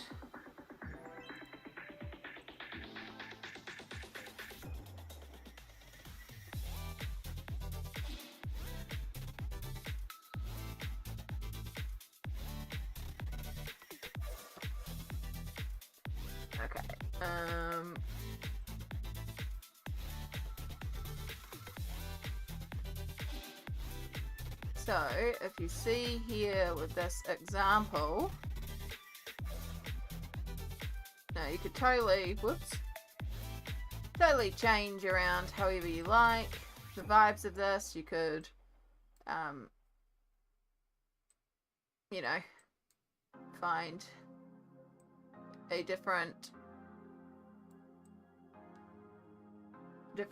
style or something, but we're going to take a little bit of inspo from this.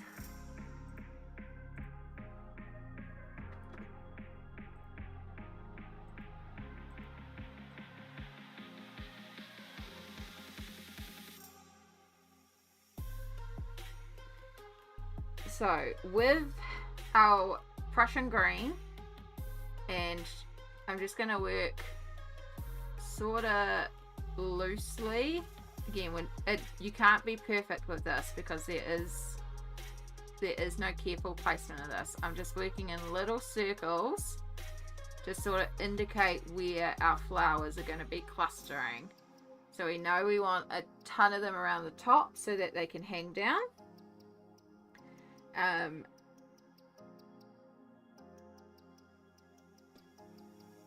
You can, and we do the same over here. You know, we want around the top, and then we can sort of follow down like that on a tree and just follow those plants up.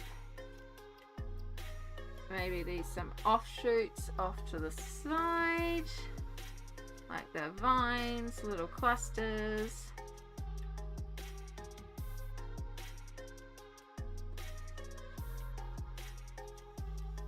And same thing here, so it's almost like a tree in the middle here. As we'll sketch out some areas.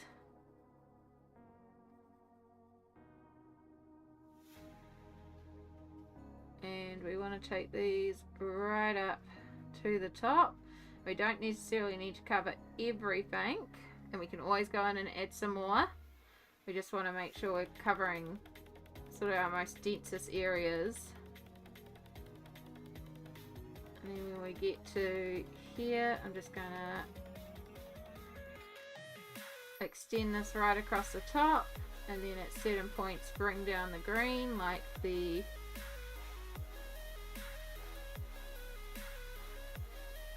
plants are hanging down.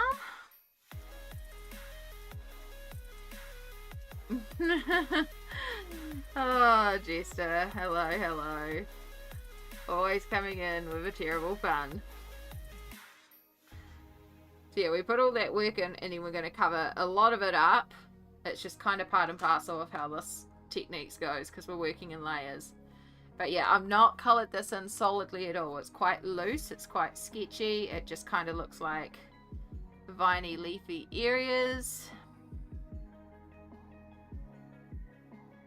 I'm just keeping my hands loose. And then we just use the Prisma to kind of work it to the side. Now obviously we can't really work over this black that we've laid in, so this is where the paint pen's going to be our friend. So we're going to start and we're just going to be dotting. We're going to make sure our paint pen's actually shaken up well, and then we're just going to dot, dot, dot, dot, dot, dot, and we're going to start bringing down. Now I don't want to cover the whole thing. I don't want a solid line. I want space in between. I want to be able to imagine that there's a super fine vine going in between here. So dot, spread them out, not in a straight line, not even. Space is your friend. Same thing over here, end them at different lengths. Again, it's just dots. Then in between, I'm going to put a couple of shorter ones if I feel like it needs a shorter one.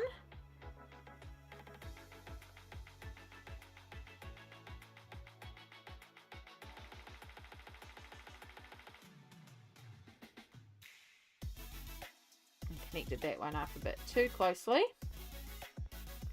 That's okay, we'll make it work. And then that same green, we're going to start bringing that up a bit into our vines on the land here, just to tie that green in. So again, we're not tying in everything and not covering everything, just working on top of where the pencil is that we pre-placed down. Don't keep it even. We want it uneven. We want it irregular. A couple little offshoots off this root as it's coming up. And then it starts sneaking over to the next side where we'll carry it down.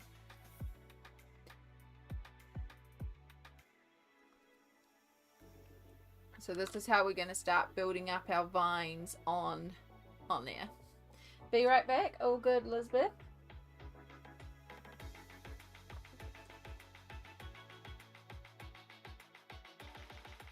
Oh, turn off my alarm for today, please. I am not working. And we can also delete this one today because that's already done. And so we don't get a 5 o'clock alarm either.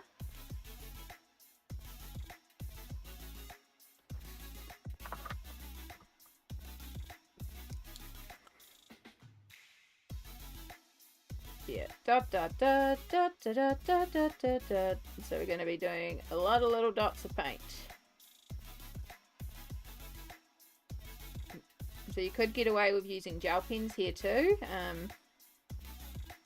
You might need to have gel pens sometimes clog up when they work on top of pencils. So having like your thumb and like on your thumb can help those pens continue to roll.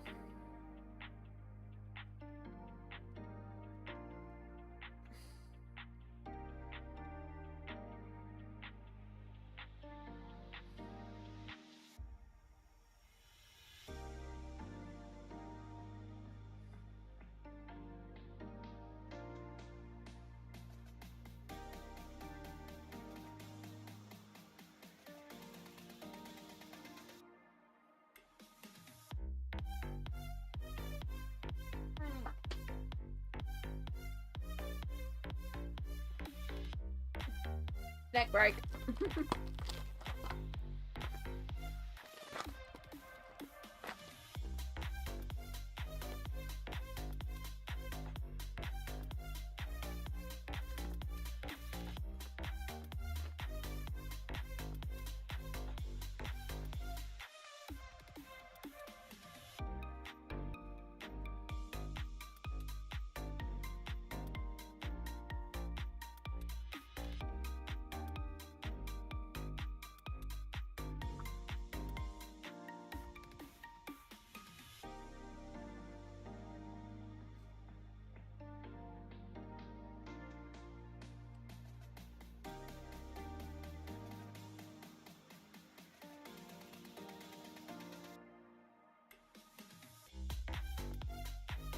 Oh, too solid of a line there. Okay, we can break it up. So yeah, it's kind of like we're just drawing in some darker leaves right now. And so our green pencil that we put down is kind of like all the vines and the growth shoots and all the little stuff underneath. So we've got our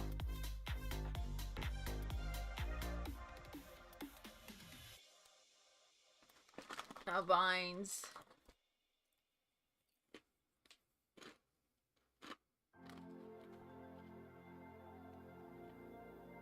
Starting to form anyway.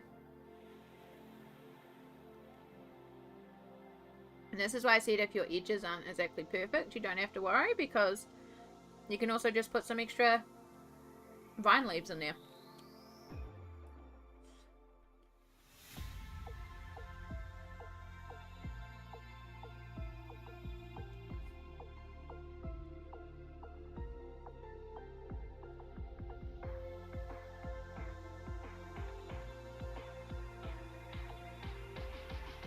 It can be a bit, like, this is optional. You obviously don't have to do this.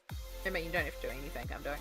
But, you know, like, to spend all that time creating a brick. I mean, we didn't create it long because that's part of the reason why we also use such a, like, quick technique on the brick, because we're going to be covering it up.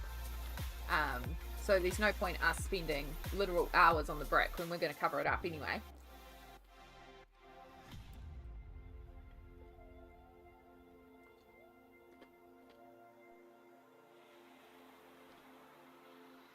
But if you're looking at this and you're like, I don't want to cover up the brick, it looks ugly. Well, yes, it's going to look ugly. We're in the ugly stage. But it's also very understandable. So don't. Just don't do it. You don't have to. Loving this Girl Moments book right now. Rip to your markers. Yeah. It looks very cute, that one. There's a lot of very cute ones out there.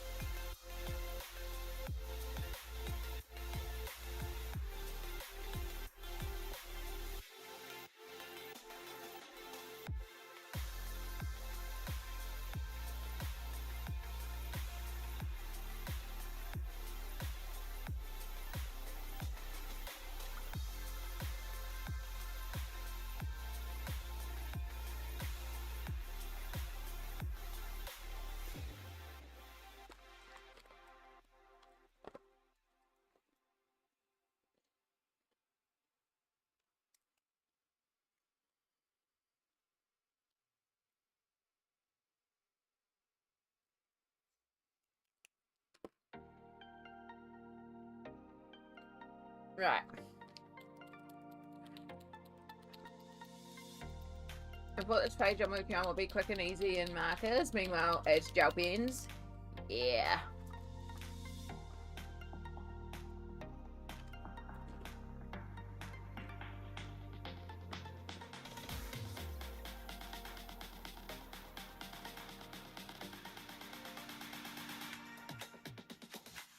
Okay. Sorry, I made the mistake of starting snacks. Now my brain's like, snacks! So now I have light green. And we're going to follow what we put down. Some we're going to overlay to what's already there. Some we're going to put more to the side. We're going to start filling in our little vines.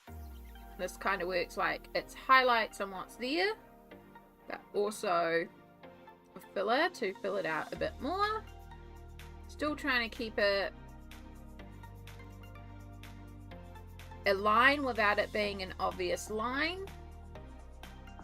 I'm back. One of my doggers needs self-care break, plus I need a potty. Still trying to finish the sky, so I have to go back to the vines part. Yeah, you might want to see the whole vines part up front, because it's hard to see what I'm doing until you see it all together. So it's probably actually a good thing. because you also don't want to start this until you're certain that you like the look of it, but also that you've got everything to do it. Because like if I do this and then you don't have one of the colors that would work, or you don't like the look of it, you might find it's too busy. Like, that's valid as well. You don't have to do this. You can leave your portals as is. Your portals are looking great. So it's as you say, like there may be certain elements that are different because it's your touch. So yeah, you may want to actually hold off until I finish all this anyway, because it's just a lot of dots, a lot of paint dots.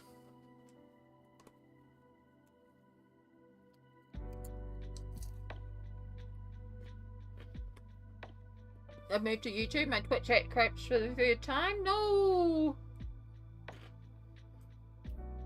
So rude. So rude, Twitch.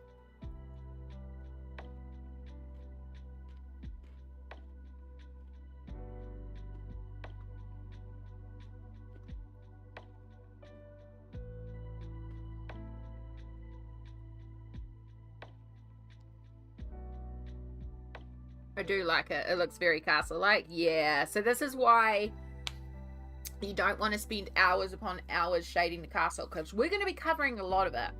And that's why I said yours looks great, because we're working in layers. So we're going to build on top of this anyway. So you don't have to worry about that base layer being perfect. That's why I was just like scribble, scribble, scribble. Because genuinely, we're gonna go over it, like with leaves and vines and paint pen and stuff like that. And even this section, we're then going over again as we do this top layer. So, you know, we're working in the layers. We're covering so much of what we're working on, but we have to do that first, because if we did these vines first and then tried to color around them, it's going to be so much more worse. So this is why we think about what can we cover up first. What do we cover up first, so that we cover up, so that we cover up, so that we cover up. So yeah, we did the sky first, so that when we did the brick here, we did the sky and the portals and all that first, so that when we did the vines and stuff here, you know, this is all being worked over, it's fine. And then when we do this front section, we know all this has been coloured in, so we can cover over it. So obviously, because we go right down to here, we have to finish the garden section as well before we can do these top flowers. So we've got a while before we're coming back. So that's another reason why I said don't panic about not having the sky all done, because we've got a while to go before we get back to the sky, because we're working in those layers. And I'm the type of person that likes to, like, if I start the garden, I'm not just colouring in this section, I'm colouring in all the sections, because consistency.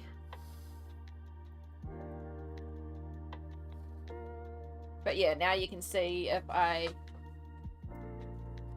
zoom you out again, we've got ivory covered walls, not quite finished yet, versus not ivory. And to me, that just screams so much more like magical castle, and yeah. And just like beautiful fairyland, and all it is just dots with a paint pen. Just dot, dot, dot, dot, dot.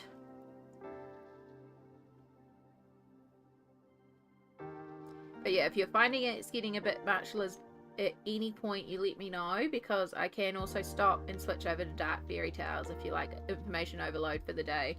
I might honestly just finish the vines and the little flowers on top and then call that for today, because that's still quite a bit of progress. And it would be like a good sort of finishing off point for today as well. Not that I'd end stream, I'll just switch over to dark Fairytales for a while, because then like I get to colour dark Fairytales for a while as well. And then I can go back to it later on or tomorrow.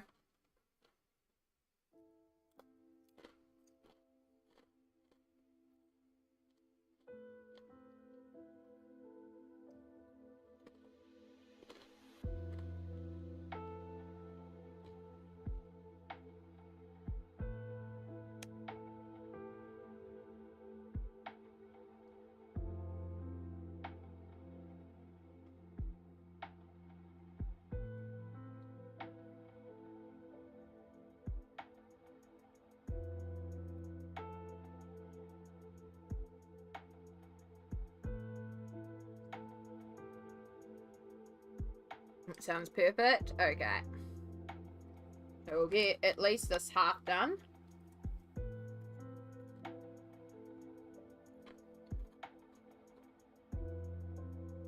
No, we'll do the other side too. I like to do it all at once.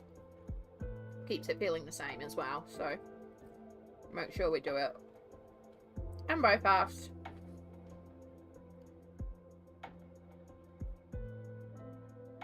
Yeah, just dot dot dot dot dot dot dot dot dot dot dot dot dot dot. And if you think there's some gaps or some areas where you're like, there's still a lot of wool showing, just hold off because we've got some points coming up, but you can always add in more. Right, should have you right near the microphone if that bag is crinkly.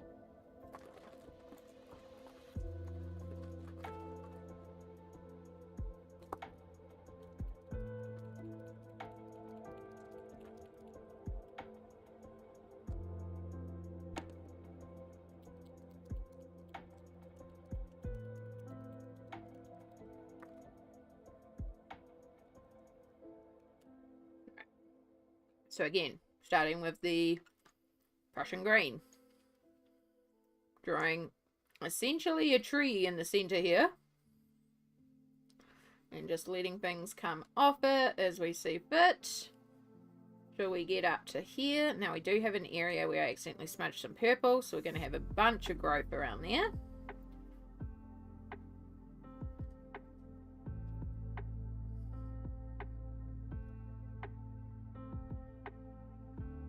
Basically all the way along the top, keeping it really light. I just work in like little concentric circles. I'm not trying to cover everything smoothly.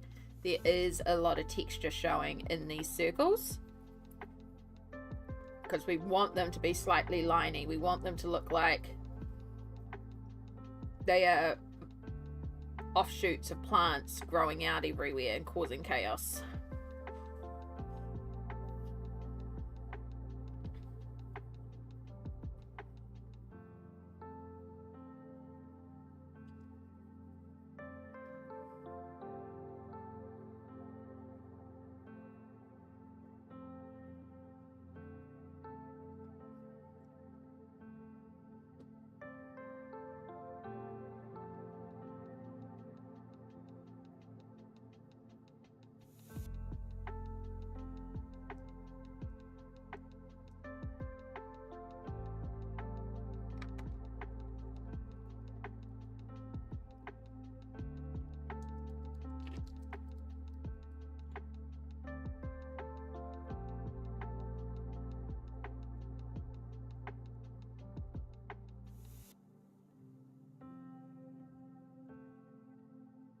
So again, dot, dot, dot, dot, dot, trying, whoops, not to be perfectly in a line or the same size, just cluster them around, but sort of keeping them in lines hanging down like they are strands of plants or vines hanging down.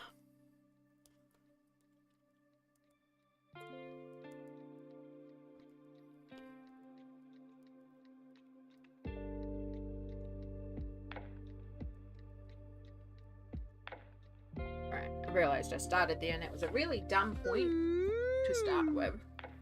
In the clouds, hello, hello, kia ora raiders, welcome in. I hope we're doing well today. Let's do shout out. That's not a shout out. I can do a shout out. I'm a functional human being, I swear.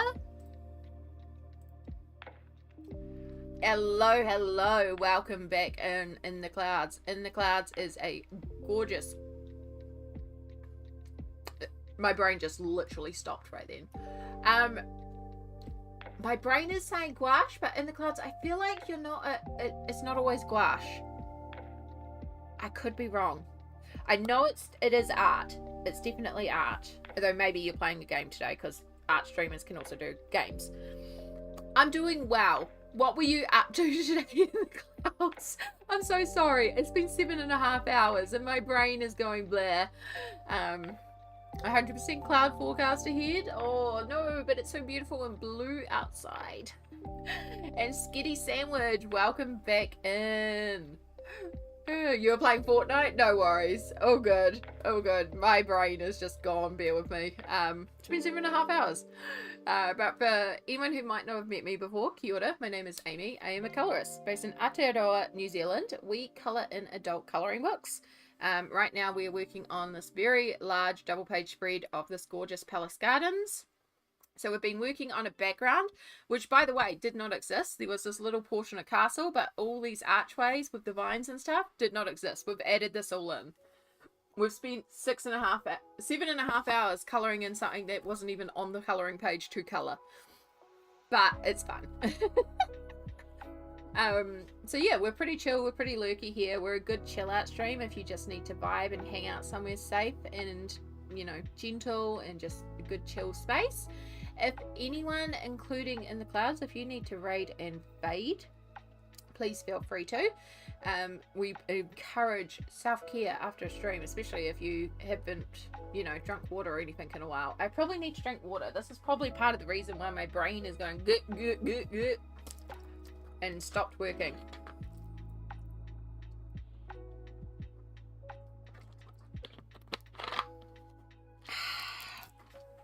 Hydration is important. But yes, right now we are just using paint pens to work over a page, and we're doing a method called dot dot dot dot dot dot dot dot dot dot to add in the illusion of little textures on this plant, because the way our brains work is for something so far in the background we don't have to colour it in properly, because our brain will take all the dots and go, oh yeah, that's an ivory plant, or you know, that's some sort of wall growing plant and it's full of flowers, and yeah, I see that, even though you haven't done anything except dot colour in.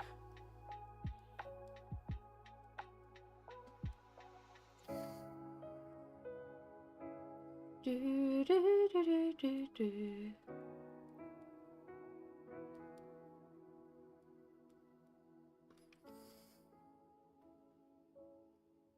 I do apologise about my face cam. My regular face cam actually died in stream.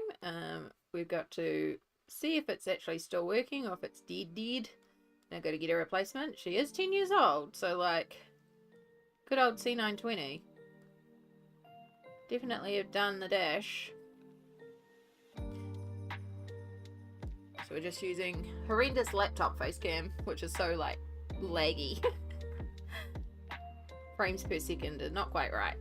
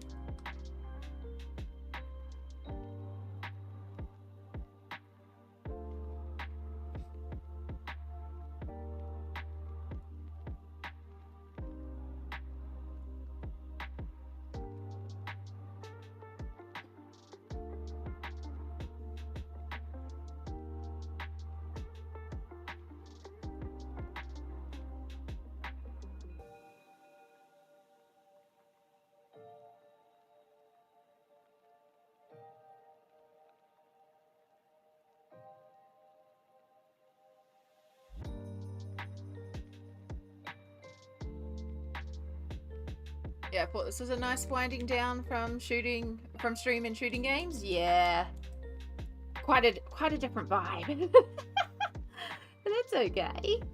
I've actually never played Fortnite. I know, like, I know it's a popular game. I've never had a reason to play it. I did think about it when they had the Lego, or playing the Lego one. I don't even know if it's still a thing. But I know they did a Lego Fortnite, and I love Lego games, so I was like, okay, I can get behind Lego Fortnite. But yeah, I just didn't. I wouldn't even know where to start.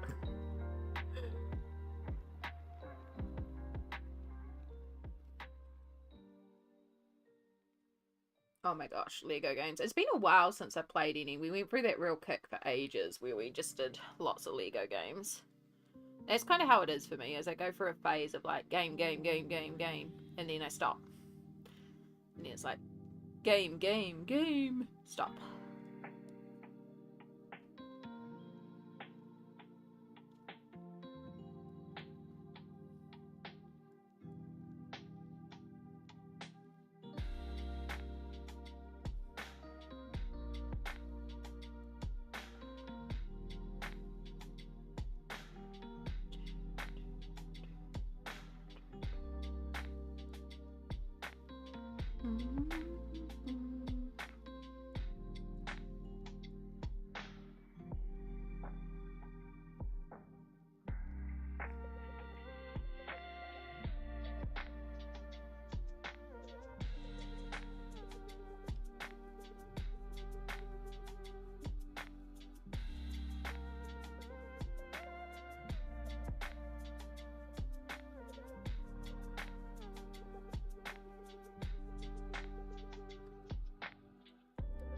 Alright, and then we take our lighter green. Give that a good shake. Wait a minute for our paint pen to dry, so we'll eat a potato, not a potato chip, a Dorito corn chip.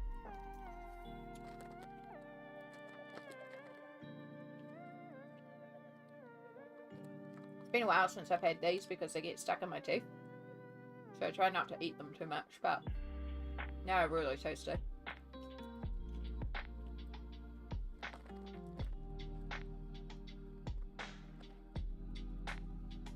I could have gotten the garlic hummus from the fridge. I really like dipping these into garlic hummus, and then it's like cheese and garlic. It's so tasty.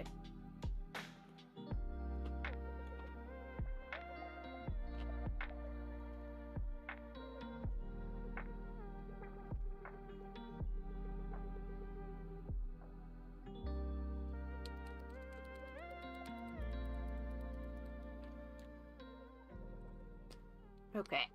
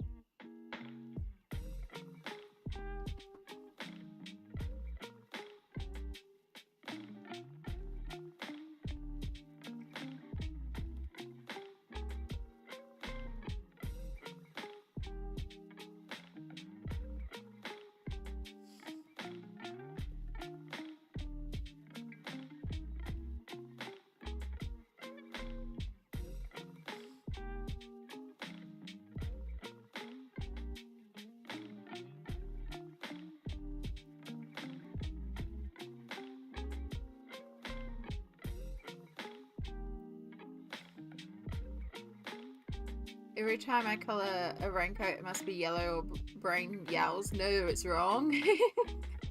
Yeah, no, I get that. There's certain things that I think we all just associate. Like, I can see yellow for a raincoat. I mean, it's me whenever I see a bunny and it's like, oh, it must be blue. And it's like, not all bunnies are blue. Particularly if it's like a cutesy cartoon style one, or like, you know, it's like blue bunny. I got that Teresa Goodrich page that I want to do. It's like, I can't make that bunny blue.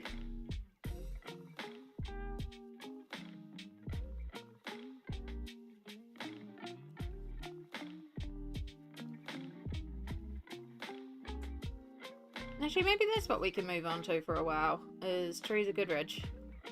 Oh, we might as well finish off the Dark Fairytales one, because I'm so close. I literally just have the Golden Goose and Jack and the Beanstalk. Yeah, I'll finish that one after stream. It won't take me long.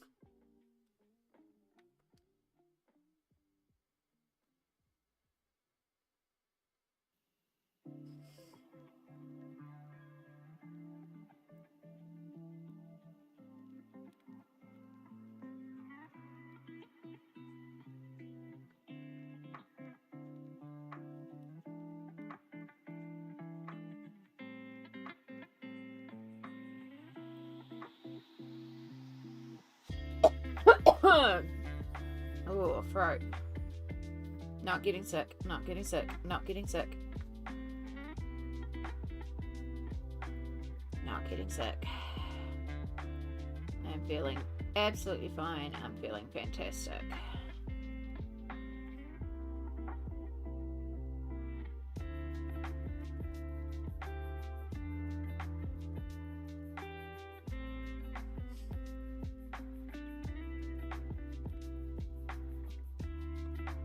You want to do all the pages? I want to do all the pages. With Dark Fairytales now, I'm like, I wonder how quickly I could finish that book. Like, I've had that book for just over a week. I've completed 2 double page spreads and 3 single page spreads. Like, that is 7 pages. It's basically a page a day. Now, part of that is just because of the colouring style I'm using, but it's also just unlocked a fire in me. And I think because of that, it's still like easy colouring, but with the detail that I love. So, because the markers make it so much easier on my hands, which is why it's working so well in there. And that same technique will work in other books. It's working well in that book, so it's like I just want to keep colouring that book. But now I've got to figure out what page to colour next, because I've just about finished Jack and the Beanstalk. And part of my brain is going, well, colour the other one of Cinderella. Like, finish off Cinderella. But it's trees, and I'm over green. There's been so much green, so I want to colour something that doesn't involve green. And that's why I was looking at the Alibaba and the 40 Thieves page, because there's this really big dragon on there, so that could be quite cool. And I could pull out, like, you know, some interesting colours I haven't used a lot of.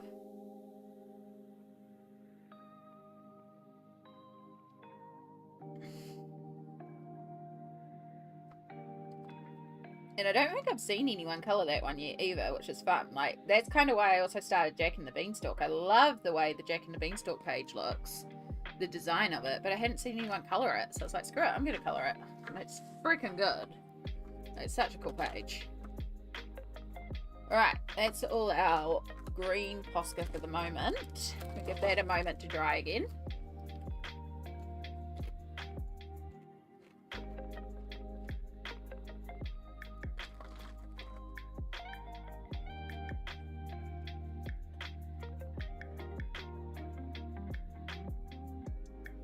Okay.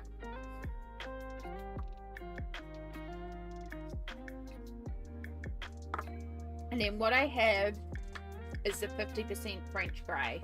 So this is the darkest of our French greys. It's quite a dark colour on our wool.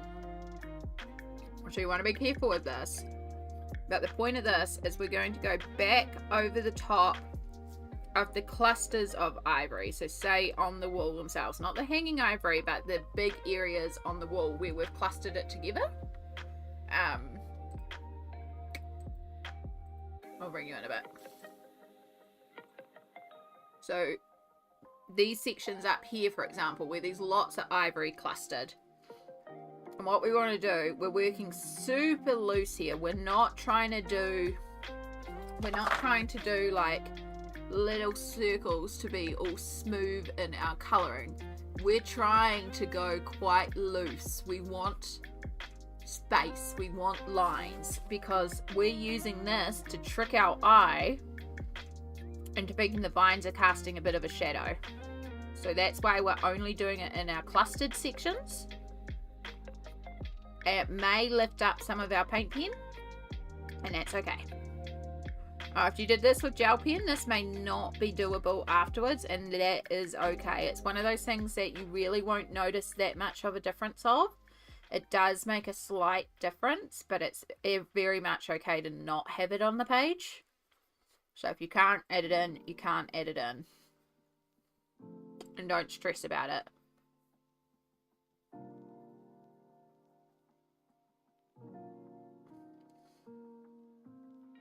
And we can use the same colour to go over our bottoms of our vines.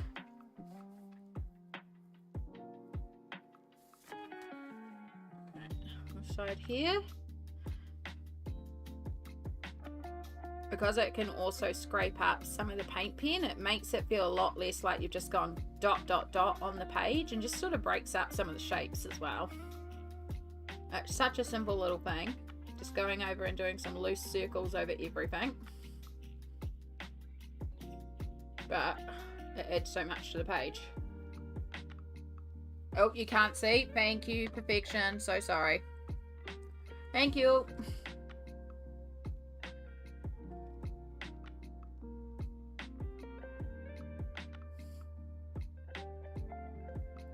I forget that I zoomed you right in. Right, I now have Doritos stuck in my teeth. I hate this feeling.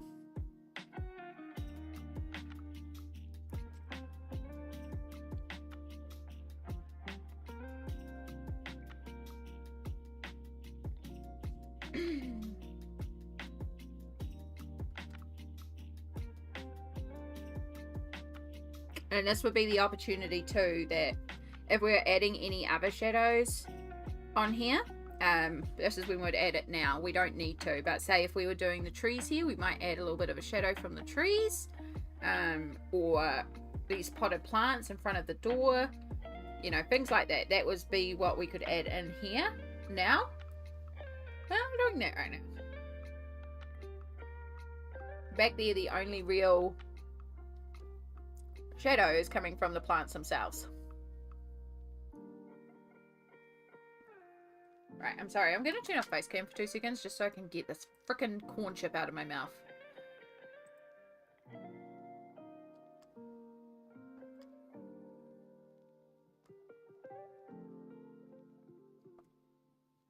I have to put my mouth into awkward. It looks awkward. It feels awkward. It feels like an awkward thing shown on the internet.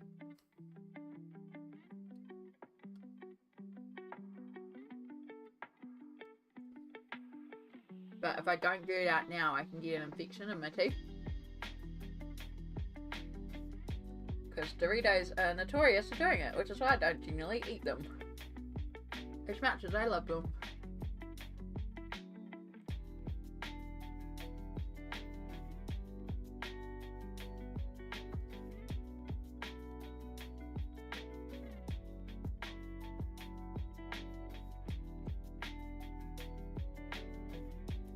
Okay, got them all out. Awkward feeling. Okay, so the last step is now we need to do the flowers on here, because we're not just doing ivory on here. We could leave it here and just have it as ivory, and that would read as that there's ivory plants growing on here. But no, we want to make it look like it's like a floral hanging plant, right? Like, yeah, maybe it's some ivory, but there's also some sort of flower hanging down it. Or for me, I'm kind of imagining these sort of wisteria looking purple plants hanging down. So if we look at our reference image, which I'll bring up for you guys,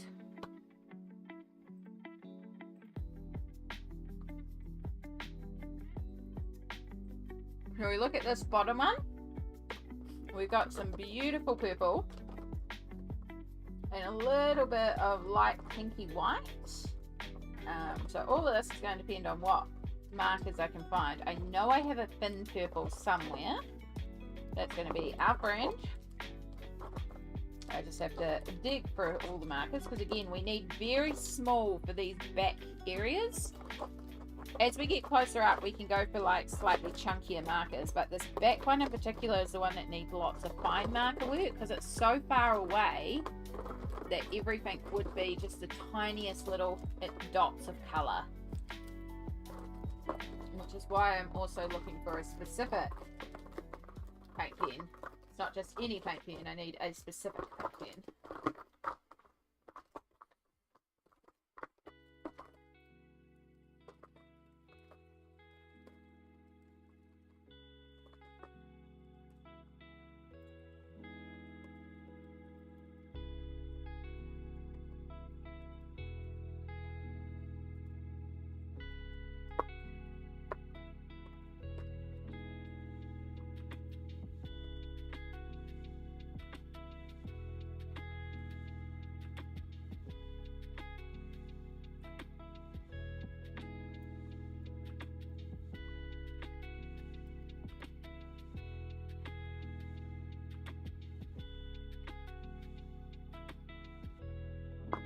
let's just test this.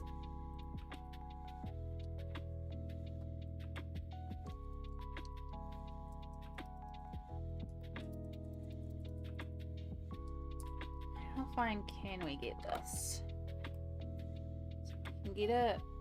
Oh yeah, that'll work. If we're very, very careful, we can get that.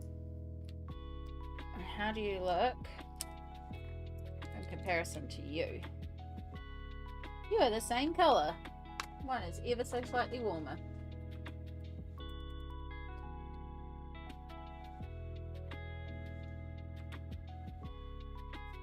Okay. So I have,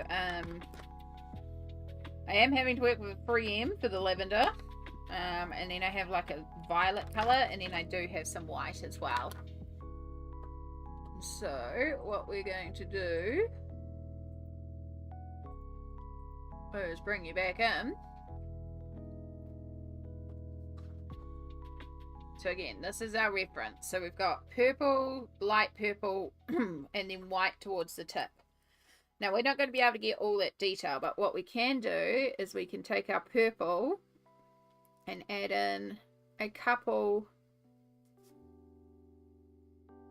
of circles. Just a couple of dots again. We can give that a moment to dry down. Patience here.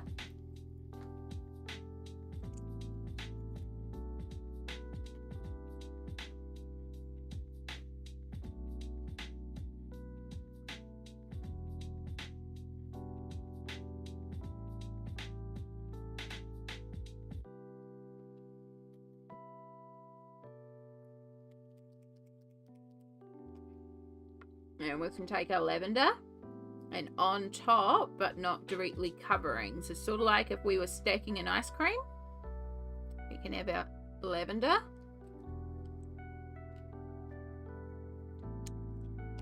To be honest, I don't think we need the white. I think I'm happy with those two. And a couple of these I'm going to work back on top. Whoops. Okay. Actually, that's kind of cool. Okay, this kind of works too. It's a bit scary. So you can come back in and dab on top while it's still wet, and it kind of blurs it out a little bit with the darker colour. But we'll add in a couple more purple because we want the flowers most prevalent on our hanging vines. So I'm going to add in some more of our darker purple flowers. And just leave that little hint of light purple for those main ones that we chose. And I like that. I think that looks really sweet. Then we're going to take our plants on the vine. I'm going to activate this just a little bit more because it's a bit dry. We're going to add in some purple flowers around here, keeping it a little bit more spaced out. The paint pen is very juicy now.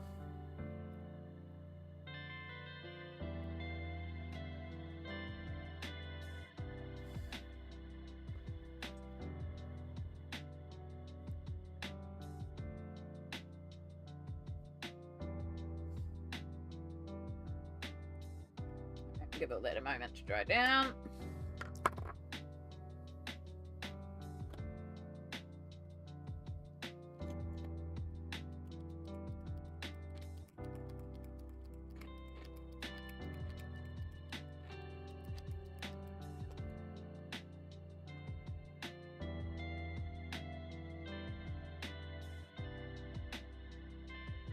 Changed my mind, and I do like the brighter pops of the light purple. I feel like it pops more. So yeah, ignore me about when I worked back over them while they were still wet with the darker tone. We're just gonna do the lighter dots on top, but then we will fill in more areas with the darker tone afterwards.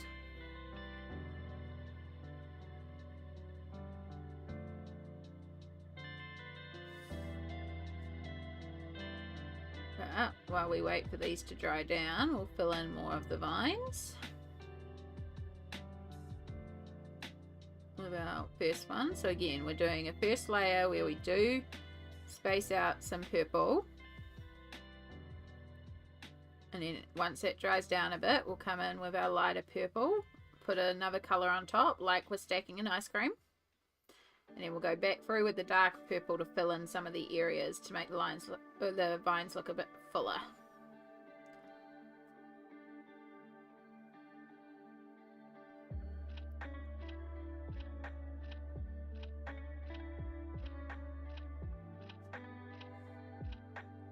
Again, it's just circles, it's just dots, lots and lots of dots.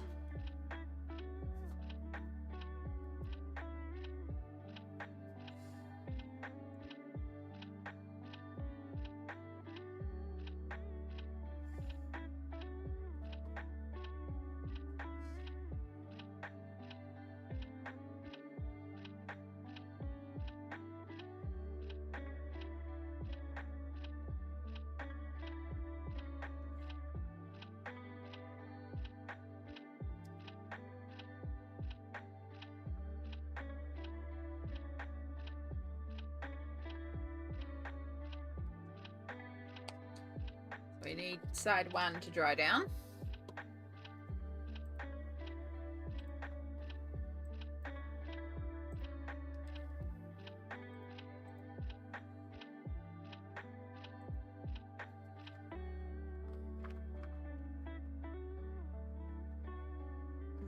And come back over. Also, tip about paint pens, try not to open them directly above your page. If you've ever had a paint pen splatter on you as you open it, you'll know why. It's very good to get yourself into the habit of not opening your pens over your page. I am not good like that. I have a terrible habit of opening my pens directly over the page. And the amount of times it's gone sploosh. Yeah.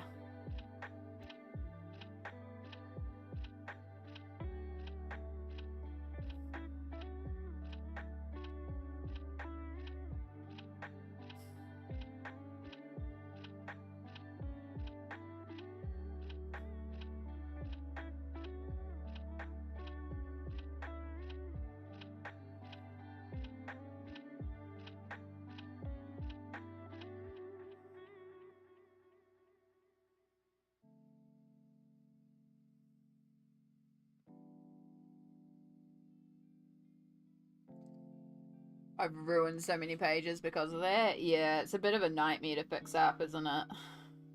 It can be done, it just takes patience and creativity, but sometimes we ain't got the spoons for that. Instead, we just cry.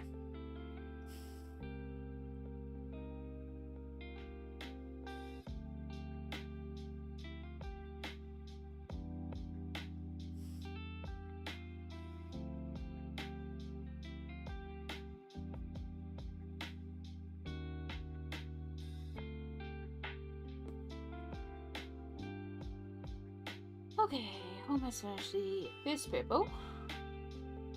First pass of the first purple.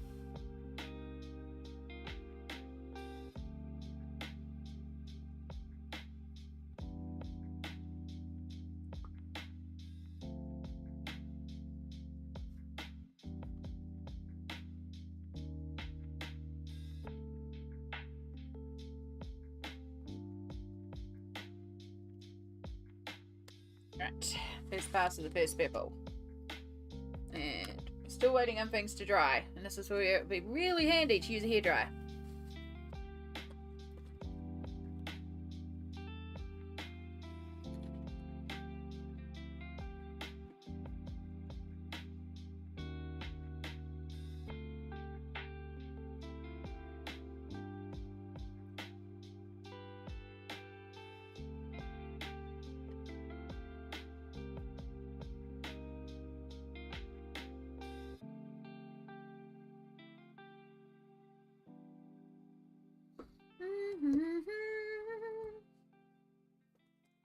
Have to wait for things to dry down.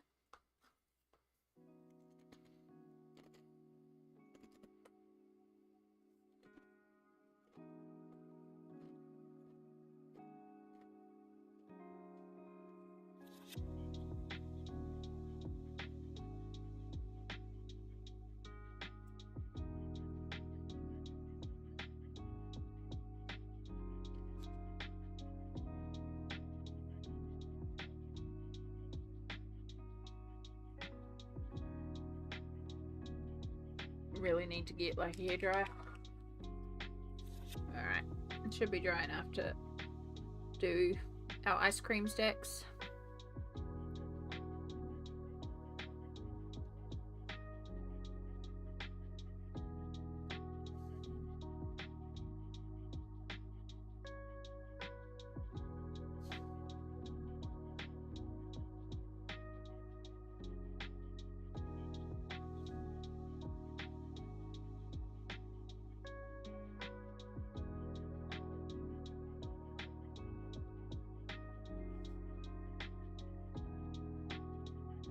Hope you're all doing well out there. Remember to take a little stretch, take your meds,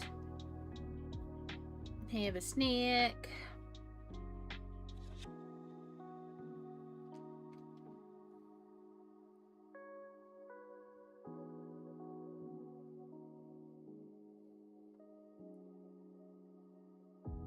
And I'm actually going to bring the purple up a little bit at the top because the dark purple is the same color as the sky, so you wouldn't see as much at the top, but we want to fill up the top a little bit.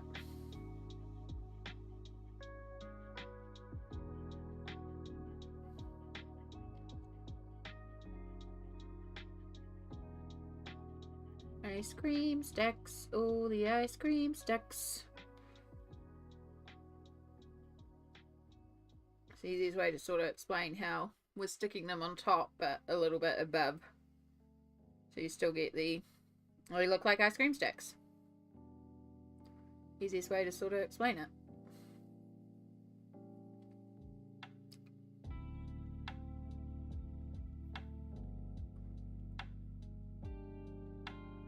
If we were being technical, we would probably actually put a white dot on top too.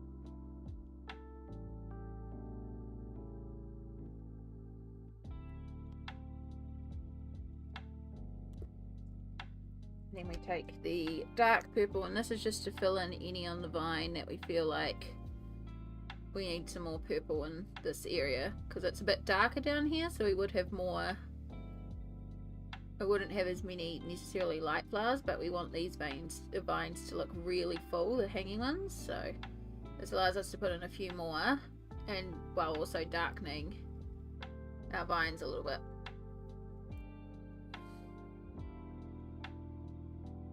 Again, we're not trying to cover up anything, we're just trying to fill in little gaps anywhere where we think flowers could be a little bit more denser, just dotting it in.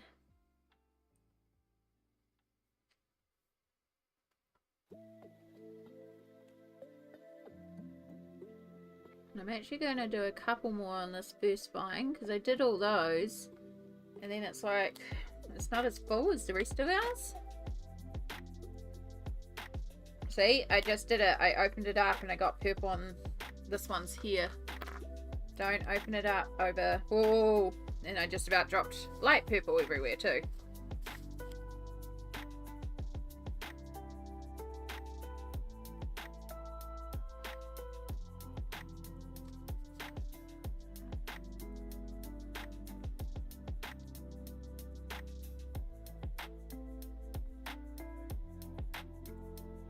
Just want a couple more light dots in there just to make it fuller, like our other ones. Yeah, just about. We got one little tiny dot of purple on the hair here, which is fully fixable. Like, that's nothing. But yeah, that's one half of our viney covered flower archways. I think that looks really pretty. I like that. I would walk through that.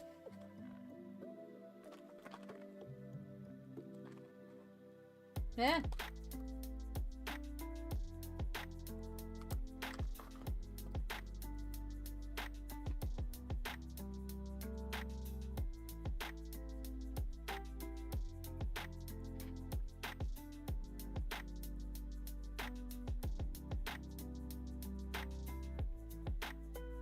Right. Opened it away from the art, so it could splatter on me instead.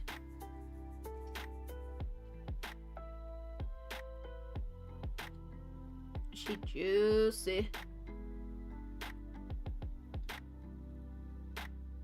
We're going to use it near the sky first, where I add in the extra light purple ones.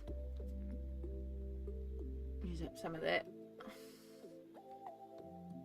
waiting acrylic paint.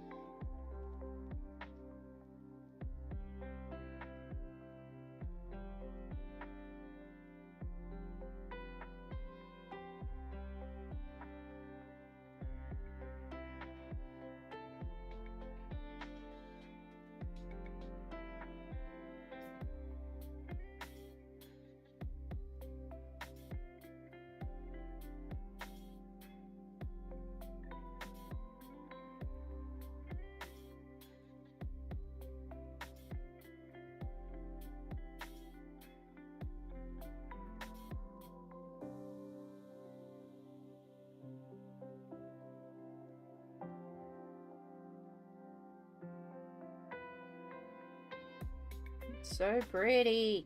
So happy with it.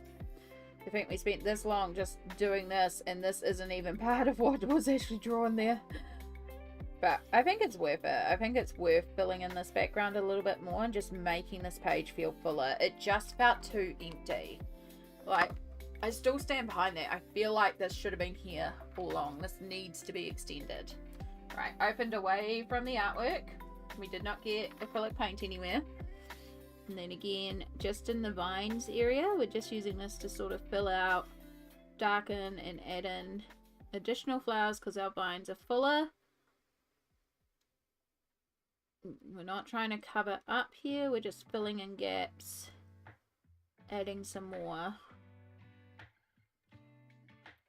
And the flowers on our vines are darker, so just creating that denser area in here.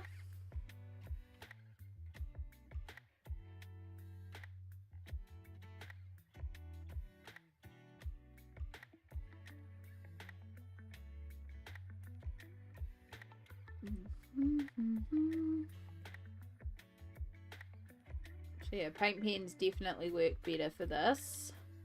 So hopefully if you're following along you do have paint pens. I imagine you could do this with gel pens. You're going to have, like, I know using your thumb or your skin to sort of get the gel pen going when they glog up on pencils is a trip. But yeah, you're going to have to, it is just dots, so it should be alright to go on top with, but yeah, paint pens are definitely easier.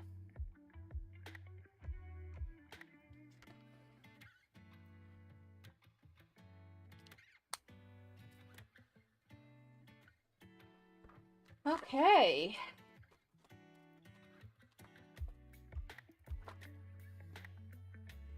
Now we need to let it dry pretty solidly.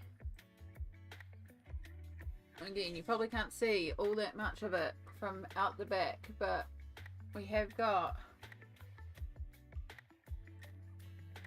that, and I like it. I like it a lot. Now, we're not necessarily done, but we are at 8 hours of stream. And I'm happy to keep going. I'll put it away.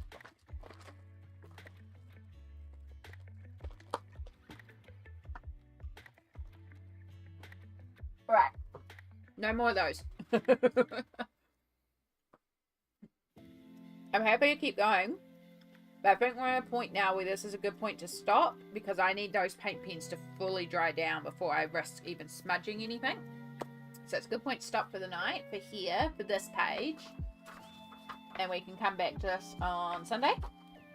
However, I think we'll go back to Dark Fairytales. I think we can do that. That's like... it's like a good chill time. We can do some Dark Fairytales, and then if mood strikes, we'll switch to something else. But I want to at least finish off the one that I'm working on. But in order to do all this, I am also going to do a little bit of a light change, and I am going to turn off my face cam because I need to put on the overhead lights. We are getting to that time of day, and my internal camera hates the overhead lights. If you weren't here earlier, my webcam died, so we don't have our usual face cam. So we are going to have to turn off face cam, which does mean that we are going to have this weird, odd little bit to the side. What I'll do, because I've got it in here because we were talking about it earlier.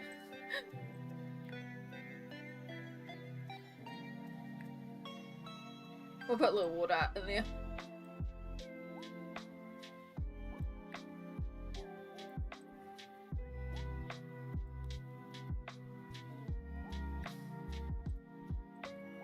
Since we've already got the sticker here, we might as well just put it in place. And he can just be face cam for tonight. And if we put it in here, oh, face cam, it died. That's the wrong chat.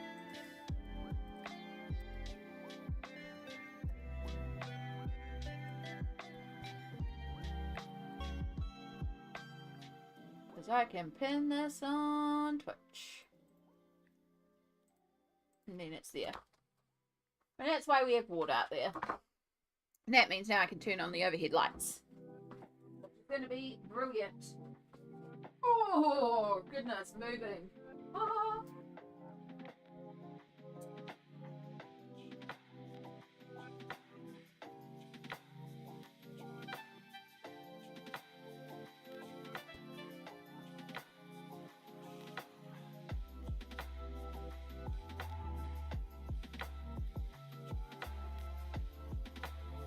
Okay, what can I put away?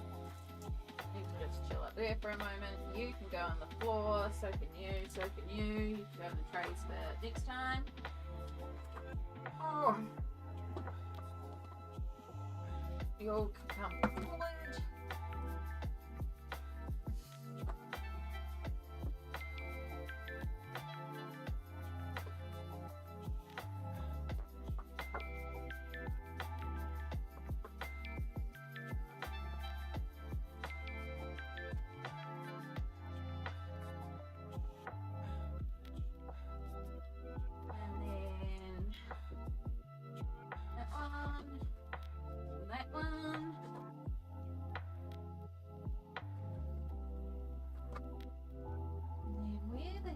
Did I put my biro?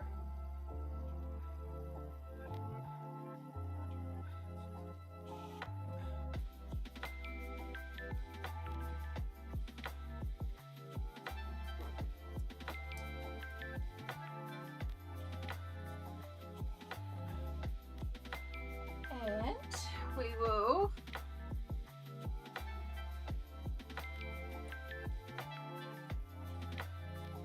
apologies, you're going to get a bit of a weird view for a moment as we zoom you right out. So I can come in here with my camera, do a little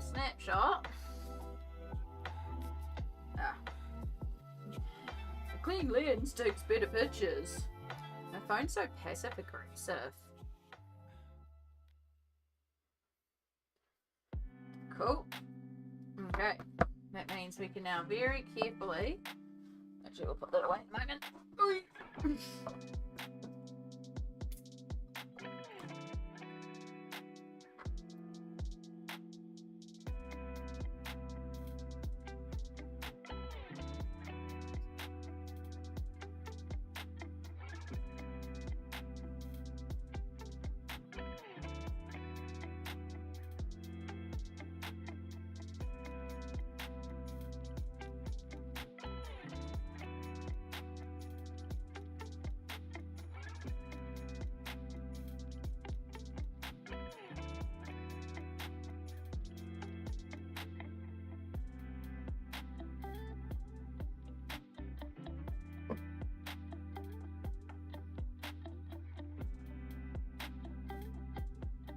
Actually, you know what? Let's do it this way.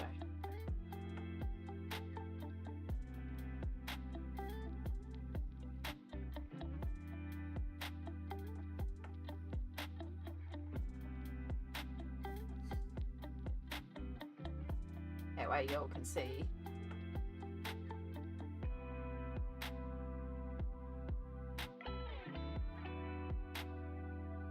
Taking a break on stream from this.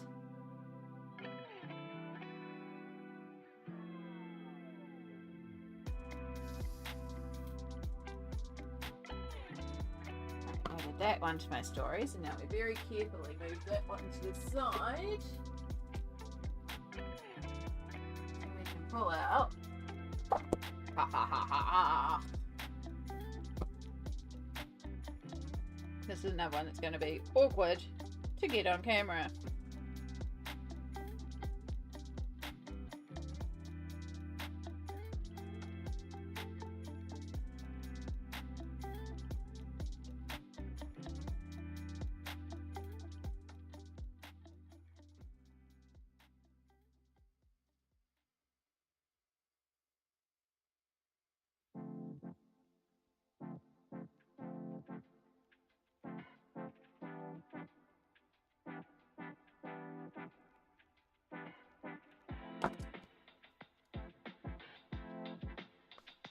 Okay. Now we need to find our keyboard.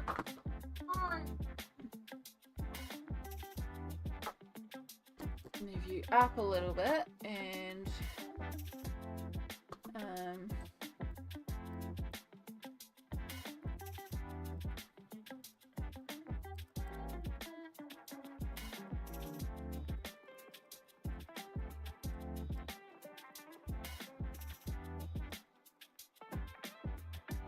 I can't think of creative title. Coloring Dark Fairytales by Kerby Rosanes.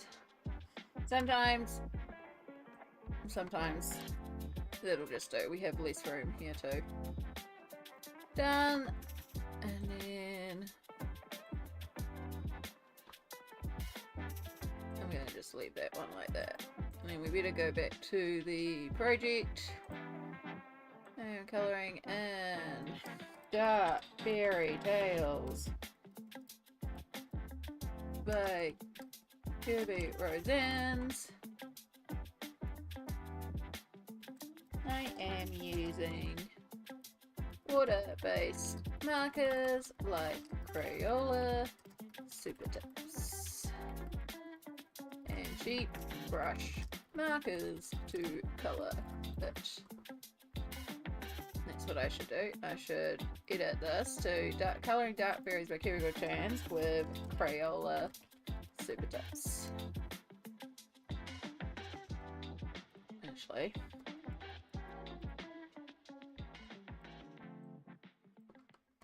Crayola Supertips in Dark Fairytales by Kerby Rosanes. Alright. Done there. We go to here, we hit edit there, we go there. We then coloured dark Fairytales. Why am I retyping this? Why am I not just using the project command where I already typed it? Copy.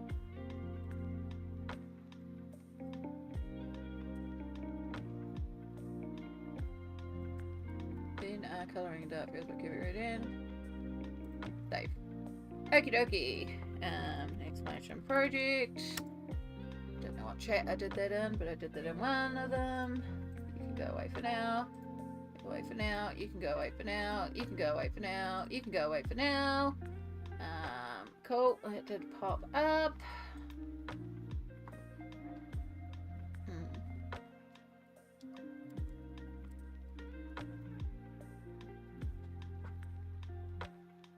Right, I think that's everything changed over. So Dark Fairytales can get a little darker. It's the Fairytales, but like the original Fairytales. I do really like this book. It has become an absolute love of mine. There's something magic about these books and these pages, but I think a big part of that is also because of the mediums that I've been using to colour it. Because the super tips make it really, really quick. So this technically goes this way and is Jack and the Beanstalk. So Jack's climbed the beanstalk and the giant is in the beanstalk. The giant is the beanstalk, which I think is really fun. But I've just got the golden goose, a little bit of work on the golden harp, and then Jack himself to colour. And so what I've used so far is I did use a little bit of connector pens. So I do have some connector pens now. I've got the 50 set plus their skin tone or their world colours set, which is a great set. And then I have in here the colours of the world Crayola set, as well as pipsqueaks. These are just the wider markers essentially. And then in here, it's my main tub of markers. And this is where all our these are the main markers. I also have the Crayola skin colours set in here, but in the finer pens in here as well. And there was one of these in the other tub that you would have seen, which is this one here, and that is because I have killed this marker doing this page. So this marker do be dead. We can probably get a little bit out of it now that it's been sitting there all day, which is great. I can get these last little bits topped up in terms of colour, because she was getting pretty dead by the end here. This is whereabouts I actually had to change marker and find a more greyish tone marker that fit in, so that I could do down the vines a bit. But yeah, she's pretty dead, this marker. Now I do have another box of 100 super tips, so I can just find the specific colour, pull it out and put it back into my blend. I also found the Colours of Kindness set yesterday. I did not play that, which has 4 exclusive colours in it, so that's why I was like, alright, I'll grab it. It's got a nice little mint, a yellow, which I'm always running out of, a blue, and a sort of greyish tone. So I've still got to figure out where these fit into my bundles. And then the other thing that I grabbed yesterday, that I haven't even opened yet, is this here. So 100 set of markers in all different colours. This is just cheap, generic. This is not a particularly, like any particular brand. They are just like no-name products, but that Jazz Art has shoved their label on. So 101 brands do pens like these. But the thing is, they were available locally. They were $10 more than the cost of getting it online, but I could get it today and I didn't have to worry about shipping. So I did pick those ones up. Because again, I am using a lot of markers at the moment. A lot of my pens are dying. So I feel like I can, between the backup Crayola 100, this 100, I feel like I can just go for it and not worry if I use up a lot of colours, because I should be able to find replacements. Okay, first things first. That one, one. Actually, scrap paper is also something we need, and oh, that's where my biro is. It's hidden in here. It's like I knew I had a biro somewhere around here.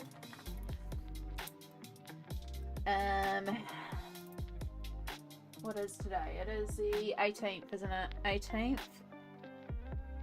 No, that's the 17th because that was finished off yesterday with the nibblings. They helped me with that page. 18th of the 4th. Eriy. Romantic. Country. Free. Palace. Gardens. I forgot to do my bookwork. So this is what I do to track every page that I colour during a month. So this book that we started today, we've got today's date, it is a new book, aka it's a book I've never worked in before, and we are doing a double. And then I put a little D here so I know when I'm counting that I'm counting it as 2 pages. Remind me it's 2 pages. That little tick I put up there is because I did actually post that page on Instagram. Right, so far I have used an Eriy Prismacolor and paint pens.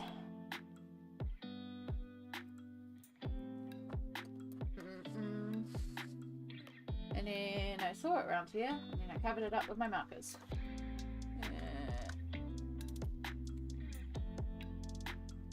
We want to do that Where's Wally one because the kids helped me finish off that one yesterday, so that one's done. Okay, that's housework done. Now we can get into it. Sorry about all that. So we're going to start with this browny gold sort of colour and just go over the darker areas. It doesn't need much of the dark. What it does need is it needs a lot of yellow. It needs a very fine tip yellow. So connector pins.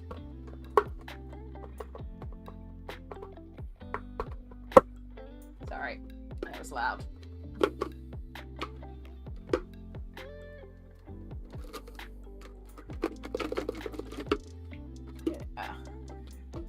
These tins used to also come with little plastic clips so you could build things with the connector pins. I always used to chuck them away though because they were just annoying. Alright, so let's have a look at these yellows. The first one's usually quite highlighter. Yeah, it's actual highlighter.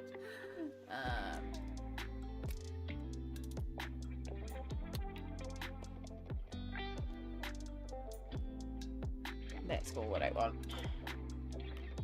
I'm sorry to hear that about your evaluation, Brittany, but that might also be the point of the evaluation, was that, you know, the time could also be a key point of it. So if you didn't get to it, that just factors in to the evaluation as part of it. It doesn't mean that you failed. It's another measure of the evaluation. But it is frustrating when you want to do well. Right, we'll keep that one out. We need our dark brown, and we need that one there as well, because this is the golden goose, and if you know the story, this goose lays golden eggs. So we're going to do our eggs over here gold.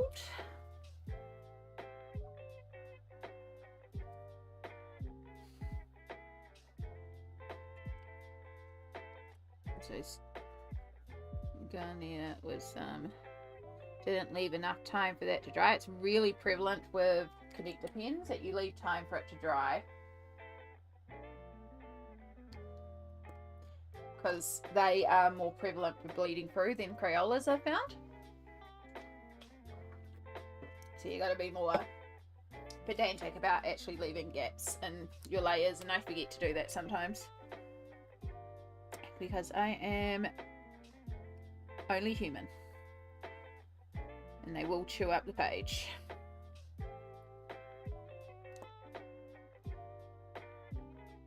Right, I am going to take the green brown that I used yesterday and just edge around these golden eggs and just deepen around them just to make them pop a little bit more.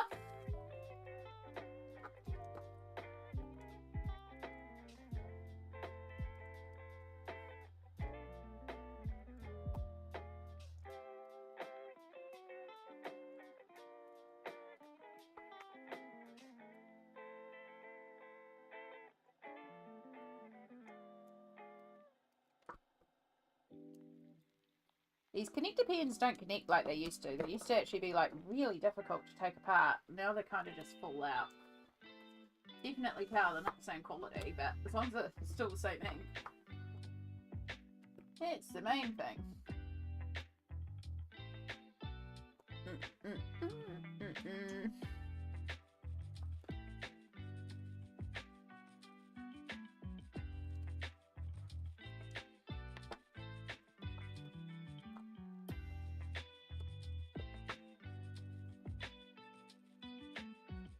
Okay. Now, do I do the goose golden as well? Like, definitely golden egg. I could do gold just to be like the golden goose, and it would tie in. Because then we're not introducing new colours, which is the main thing. I don't really want to bring in new colours. So yeah, I think we will do a golden goose.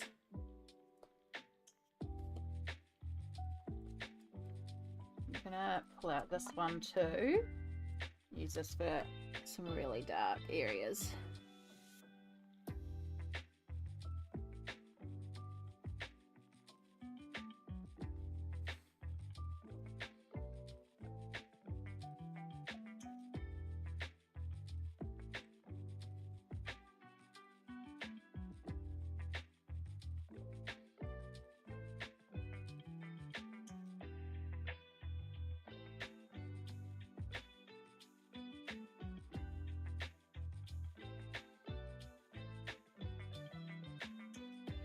Poor golden goose being eaten by the Venus flytrap type plant.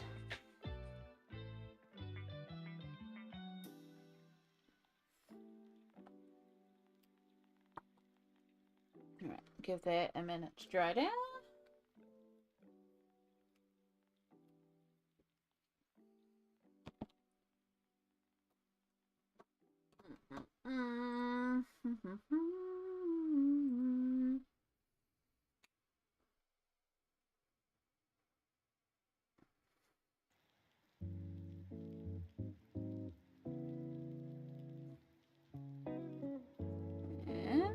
Then we do our next layer, which is this slight warm brown. Such a good colour for the gold. Hope you're all doing well out there. Remember to self-care, hydrate, stretch. Do a little check-in with yourself.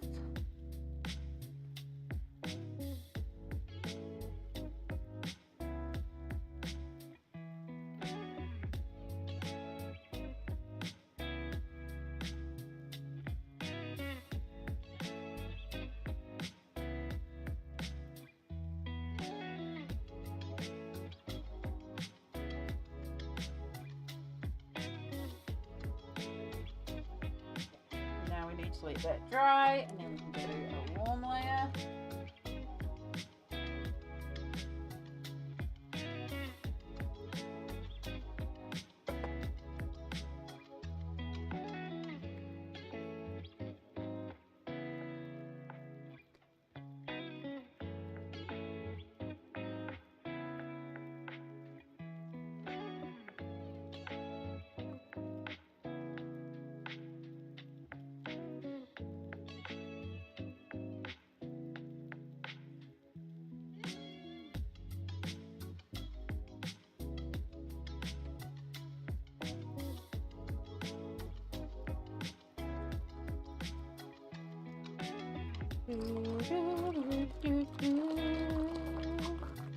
I have candy.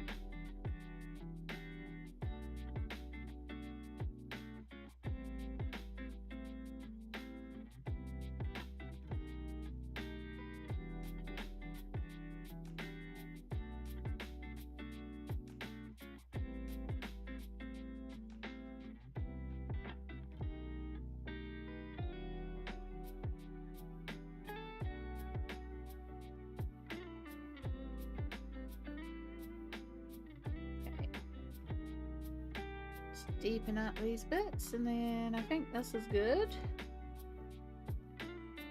So for Jack himself, I think like we're definitely going to bring in some blues and some browns and do it that way, because it will tie into what we've done already, and we can do variations without introducing new colors. That's the main thing. I don't want to do him like orange, even though I could kind of tie the orange in, you know, or we don't want to do purple. We don't want to make it like something completely different. We want it still to match in.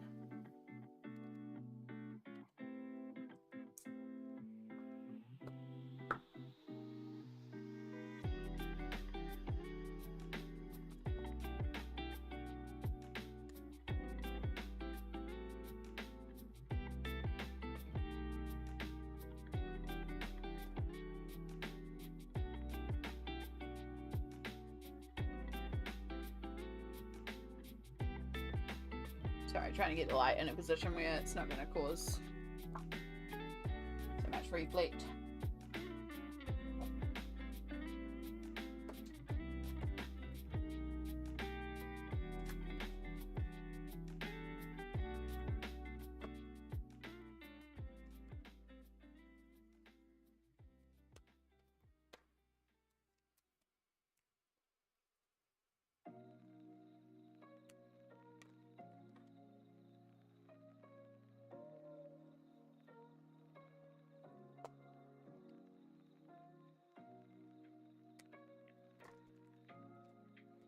Alright, so I've got extra deep and deepest almond, or extra deep almond and then deepest almond, and then I've just got a generic brown brush marker.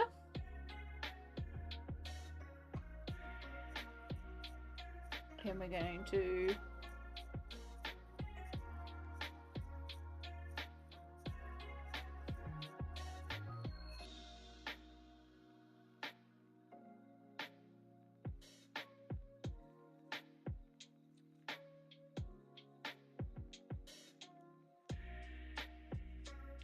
start following the shape.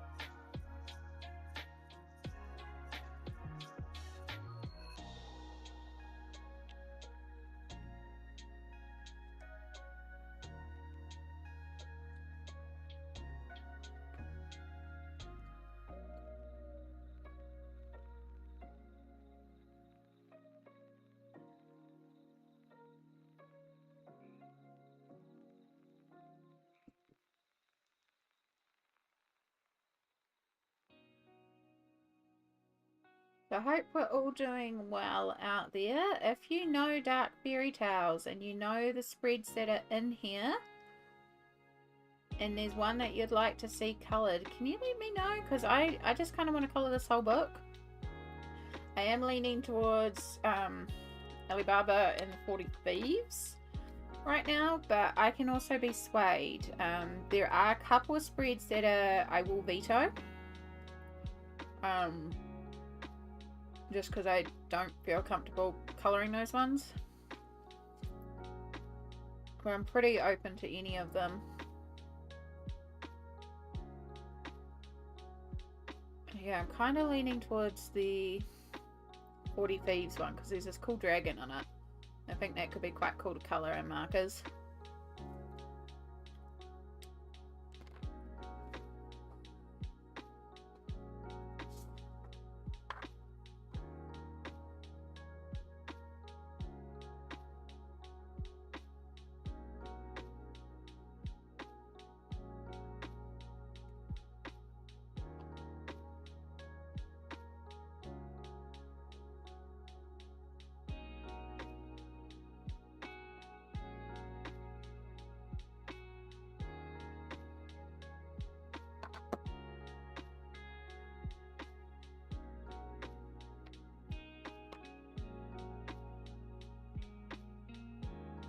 just going to take this same dark brown and use that over the shoes. Completed your first page of the day. Heck yeah, perfection. That is exciting. That is worth celebrating indeed. What was it? What book?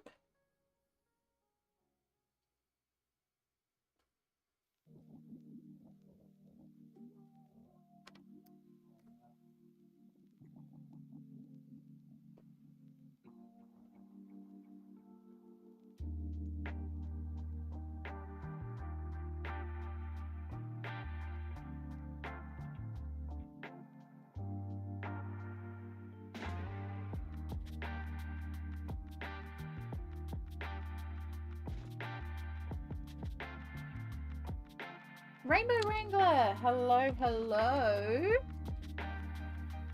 Oh, goodness. I think that's Guten Freitag for Ditch. I hope I've got that somewhat close. I probably have not. But a good Friday to you too as well.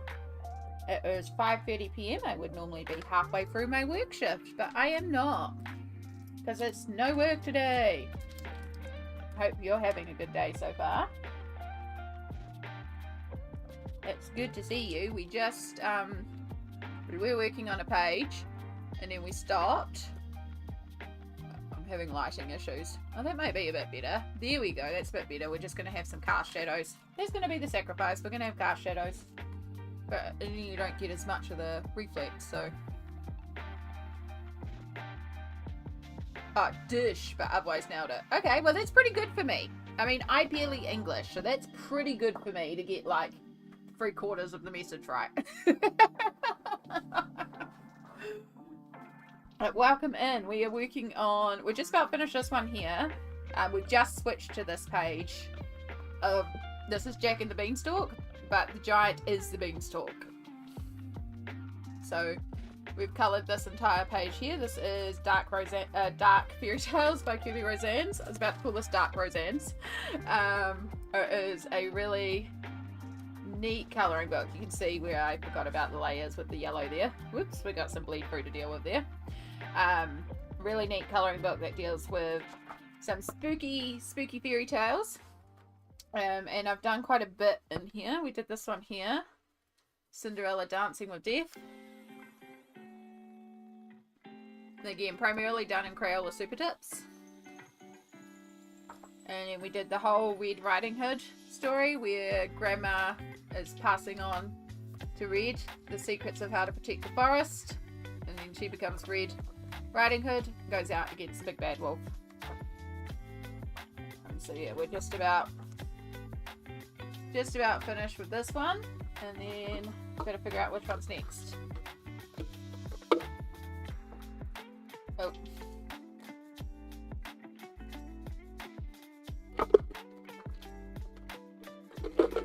So yeah, it's a bit darker than I would normally colour on the channel, but there's something about it. Kerby's one of my favourite illustrators, and the way that he's done this book is just, like, it's his best book artistically. His line work, the way that he's drawn it, his illustration style is just, it's phenomenal. Sorry, I'm just trying to get some markers away, because if I don't clean up as I go, I just end up with chaos everywhere. I have learned. Take 2 seconds to put them away. It makes life way easier. Right, so I want some blue for our dear sweet boy here, DJ.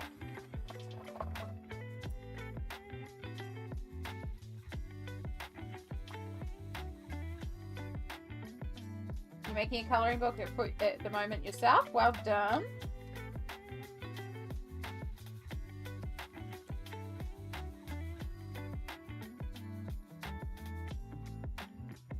Sounds exciting. I think I remember you talking a little bit about it last night in Rivy's stream, so hopefully it goes well, and when you put it out, let us know so we can share it on the stream.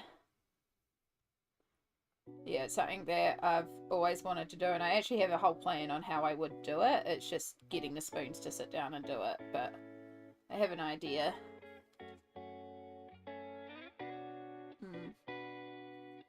So I may have switched off my alarm and napped a bit longer. Oh no. Cassie. Cassie. Well, welcome back in. I hope at least you're feeling better from the nap. As you can see, we've just switched over back to Dark Fairytales. We got our background area of the castle gardens done, and then it just felt like a good point to stop and switch to something a little bit less. Well, it's not that it was intense, but it was getting a bit on my hands because it's pencil work, so I can't do it for as long without my hands being a bit like, no, we're kind of done. So, plus, you know, Dark Fairytales is calling me.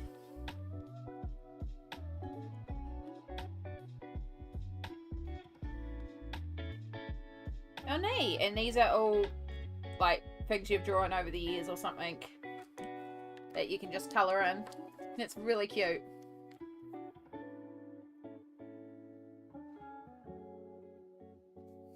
Cute. By the way, again, I don't think I have a mod here, so let me do the work. It's okay. I don't expect my mods to do anything. Rainbow. If you're not already, Rainbow Wrangler is a streamer here on Twitch. Surprise, surprise. Has been actually doing quite a few co-streams with Sammy lately where they've been crocheting together, and mostly does like crochet streams. And, you know, rainbow's in the name, so you know that it's a good vibe over there because we love rainbows here. So if that heart is hollow, click to follow.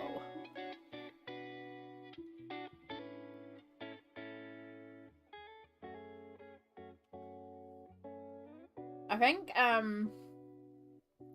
it was one stream Sammy recently that you and Sammy did, and I was like, yeah, I'm gonna have to bounce out now. I can't remember when it was, but I know like part of it was like I was genuinely just tired and I needed to like be away from noise and stuff and just be like away. But then because I've been giving vaping up, it's like I had to leave. I had to go. I had to go for a walk. Just no. But we've managed to hit 5 weeks no vape, so very pleased about that now.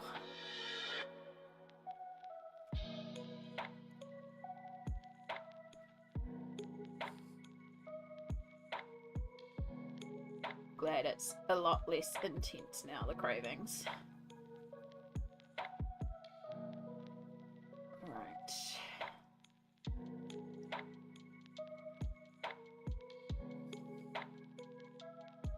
Make sure you don't load it up too much, Amy, because we have already caused a bleed through on this side because I forgot about how much Faber-Castell can bleed through.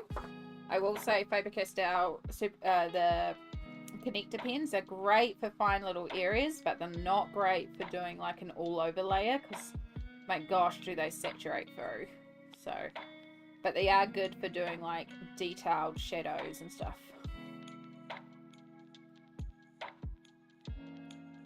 No, I don't want to, like, it's just as easy for me to step away. It's like, it's your stream, you do as you please. And, like, most of the time it's been fine, because it hasn't been there, but it was just that particular night, I was like, oh my god, I'm gonna punch someone for a vape. It's been the same thing, like, walking past supermarkets and stuff like that, if someone's outside having a vape, and it's like, oh my god, I'm gonna punch you for that vape.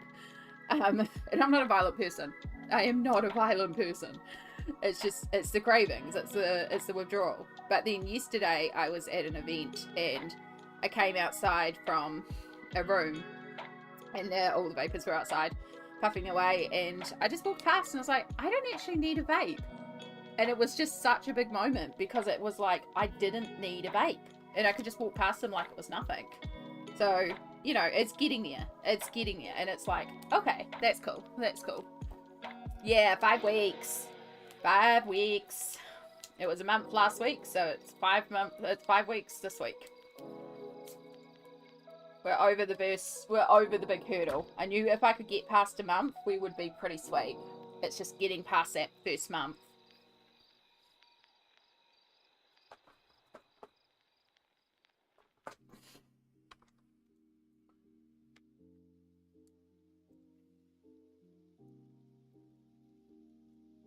Right, medium almond. A medium deep almond.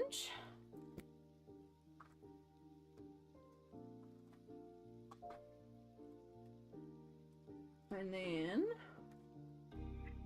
I would like light almond. Close enough. Right. Medium deep. So yeah, my face cam also decided to die earlier. That's why we've got this little sticker of a character called Water, a little rainbow pencil. So yeah, my face cam unfortunately decided to blow a gasket. I was using a laptop face cam for a while, but it's not the greatest at picking up things, especially when I turn on the overhead lights, which I have to do because it's almost 6 PM here.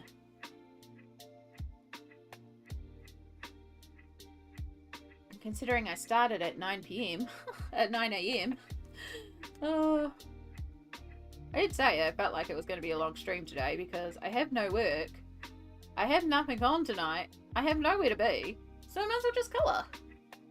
It's almost 7 AM there. Oh my goodness. See, what I like about when this happens is that I can stream late.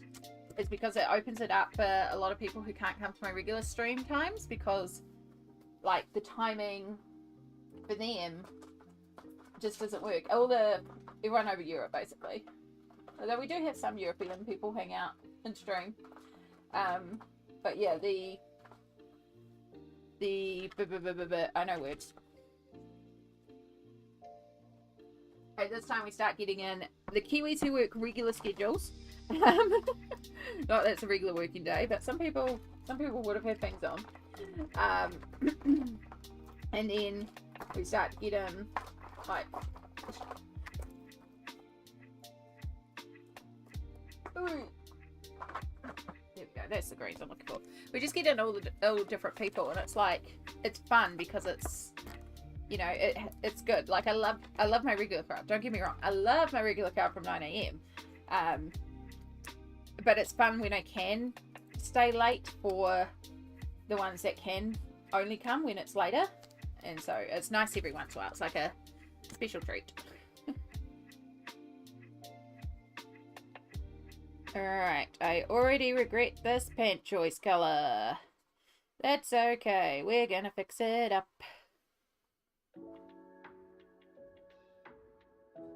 I'm gonna leave very little highlighter edge. So yes, we are colouring this page with Crayola Supertips and various other water-based markers. Water-based markers, think felt tips. Think the things that you give children. You don't have to have the fancy art supplies to do fancy art. You can do things with some very budget art supplies. That's my favourite thing about this page, is that this has been done with the most budget of art supplies.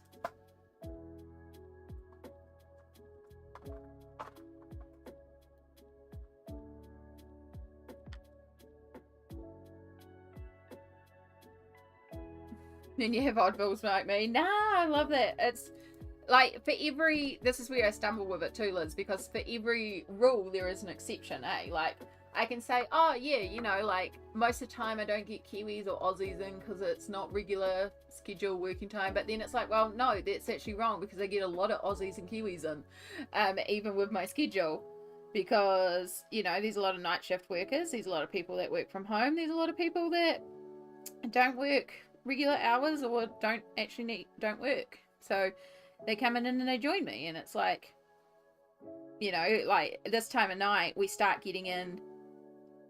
There are certain Kiwis that we can get in at this time of night that I would normally not get in at other times of night, because they start getting home from work and stuff like that, if this is a regular day. So that's why I do want to try doing some night streams to try and like allow them to catch up more often, because I do want to, I don't know, it's that thing of I want to stream 24/7 so that I can see everyone all the time, but you can't. There's no perfect time to stream. Alright, that's better. We've gone really dark green now, so it's almost like a black. Good thing I think this page behind is pretty blank, because I did bleed through because I was being lazy and impatient and didn't wait. But yeah, that's definitely better. Picked another 5 pages from the same book. Well done. Smash through it. Right. And you go in that one with that one. Put my bundles back together so I can find the colours.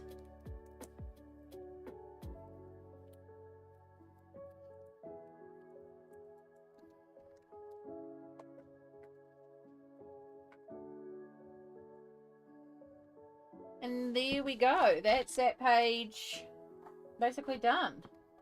The book technically goes this way, but we look at it this way. This marker's to the side because it's been killed by this page. So yeah, I might come in with a little bit of a white pencil and just do some white highlights, but it wouldn't be much. It would be just a little bit on the hair, maybe a little bit on the teeth and the tongue. But I am very, very pleased with how that all turned out. There was a lot of swirling similar colours, and we did sacrifice a few pens along the way to do this one, but I like how it turned out. And now we have to work out our next one. So as I was saying, I am kind of thinking the Alibaba and the 40 Thieves.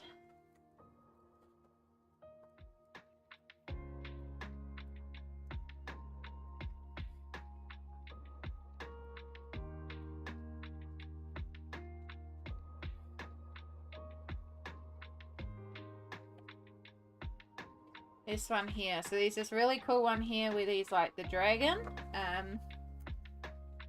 Alibaba discovers a cave used by a band of robbers to stow their treasure. He hears the robbers say, "Open sesame," to enter the cave, and later sneaks in himself to steal some of the treasure. His wealthier brother, Kasim, finds out about the caves and goes to take the treasure for himself, but he forgets the magic word and is killed by the robbers. The robbers then try to kill Alibaba, but a member of his household, Morgania, outsmarts him and kills the leader of the thieves by performing a dance with a dagger. Alibaba frees Morgania and she marries his son. In Kerby's artwork, Alibaba and Cassian reach the treasure chest only to be greeted by the haunted souls of those who have tried to steal from the cave. Morgania performs a deadly dagger dance and summons the Falak, a mythical servant with blade tips for teeth. So that's what this one is, which is pretty cool.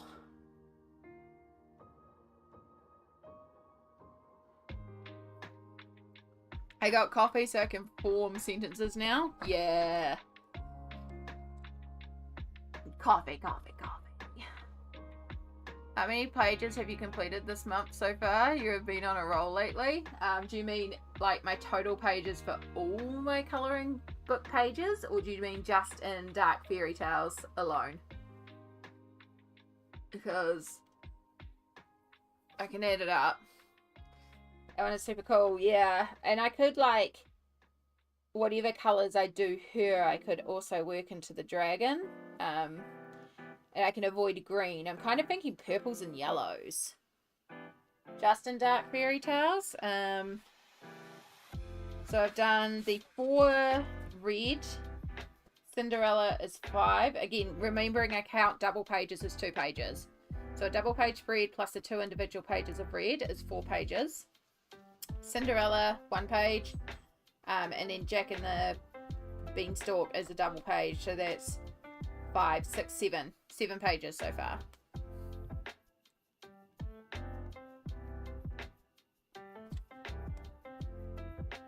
Have a look, see if anything else calls out to me. I still really like Rapunzel at the start here. It's mostly I just don't want to do vines after doing all that green. So I feel like I could come back to Rapunzel afterwards because it's a lot of stonework and vines, and I've been doing stonework and vines all day. The red shoes is quite cool as well.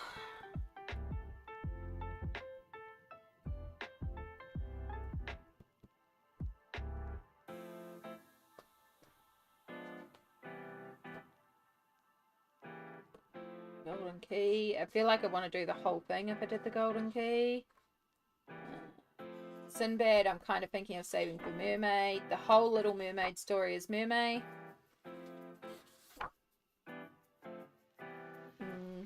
Ugly Duckling's okay.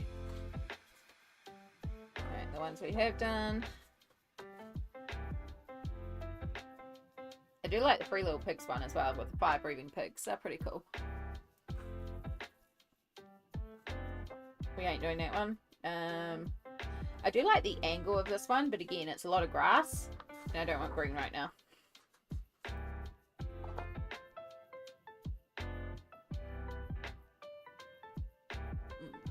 Purple yellow vibes would look amazing. Yeah, and the yellow then, because it's like, it could be fire that they're in as well. Yeah.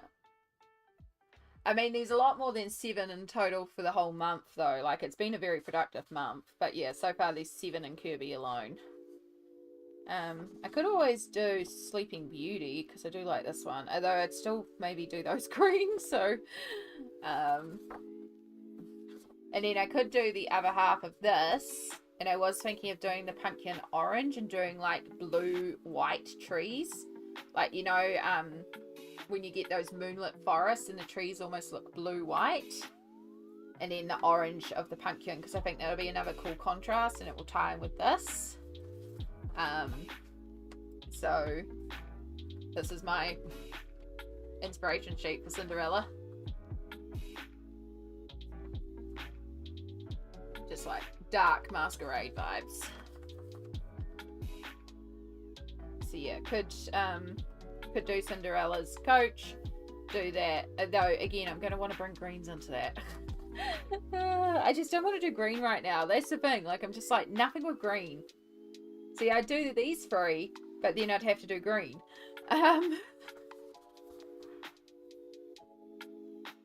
We could also do Aladdin. These ones are quite cool. I wonder if it does actually describe what the creatures are. Aladdin and the Wonderful Lamp. A young boy named Aladdin is asked by a magician to retrieve a lamp inside the cave.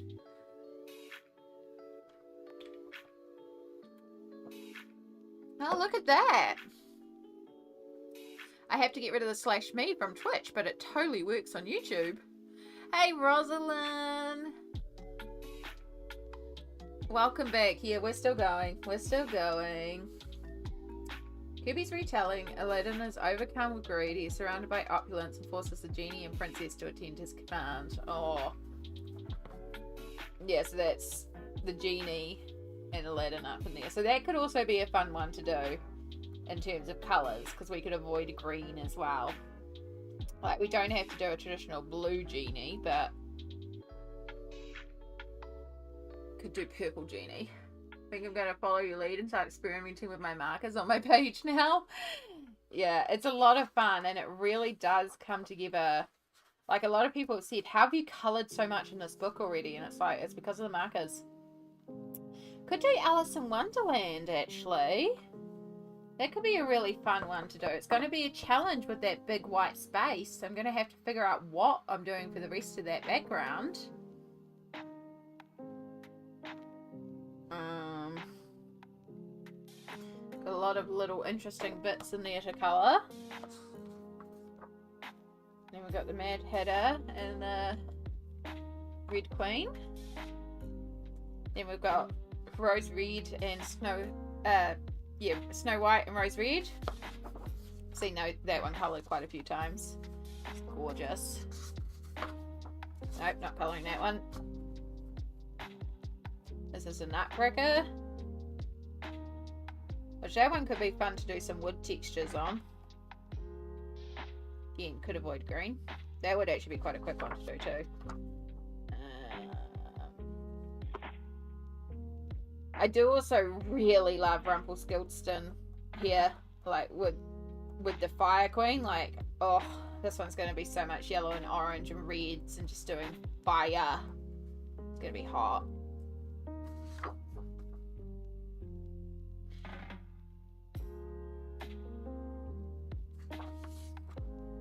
And then I love the Beauty and the Beast story, but again, green.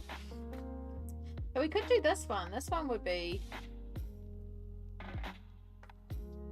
That one's just a lot of books. And then I don't think I want to do that one. I Don't know about this one just because I don't have an idea for Puss in Boots yet. And again, I have a background to think about there. And then I do like these ones. I can see doing this one really colourful and then this one all murky in its counterpart, but again, green.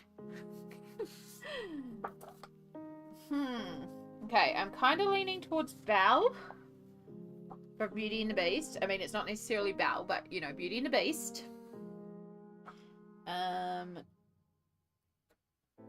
Or what ones are kind of really calling me?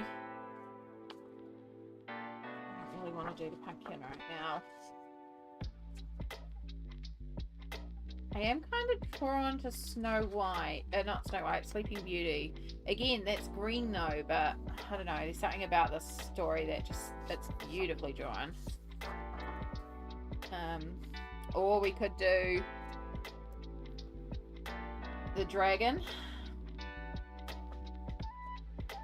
So basically Aladdin, Alibaba, or Beauty and the Beast. I love the architecture that's been captured in here too.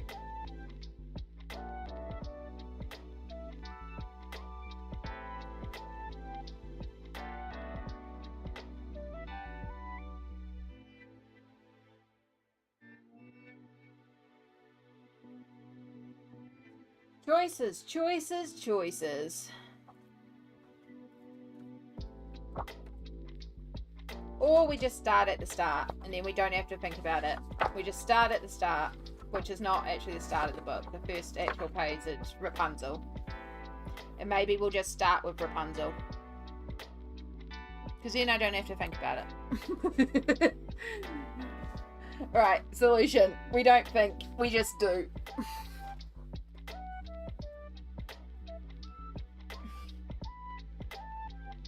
So, first of all, what colour are we going to do Rapunzel's hair? We can do any colour really.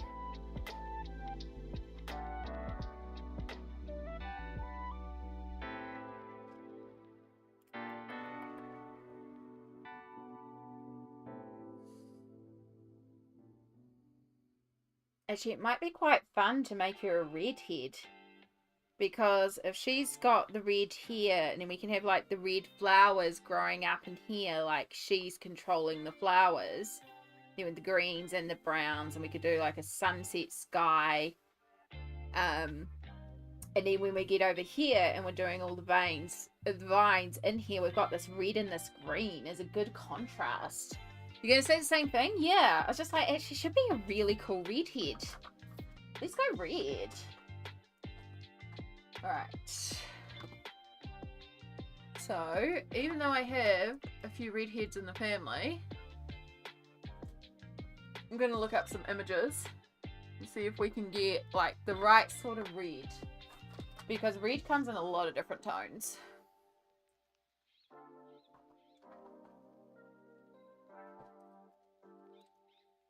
Not because I'm a redhead at all. But yeah, the red will contrast well. You can say that it's because of redhead.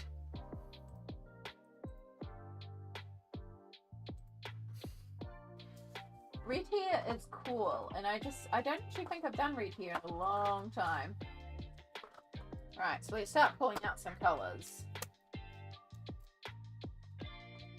There's going to be a lot of colours coming out here while I figure this out.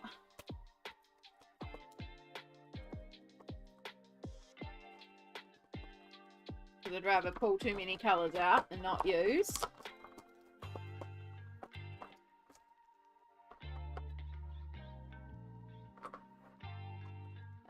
You're thinking the same also? For red hair? Yeah, it's a good choice. Do it. Oh, that's my colour chart for that. I shouldn't be using that to swatch on. I should find an actual scrap piece of paper. I know I have plenty of them around. There we go. That's better. I also forgot that one of the other options for colouring tonight was also going to be Teresa Goodridge. Somehow we ended up back on Dark Fairytales. Oh no! Right, that's a real pretty coppery colour. And then It's like, do I want to go orangey red or do I want to go like red red?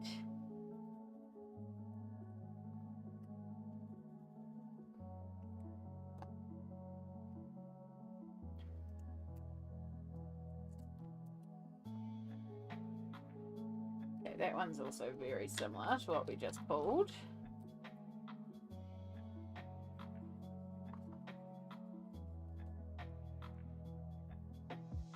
I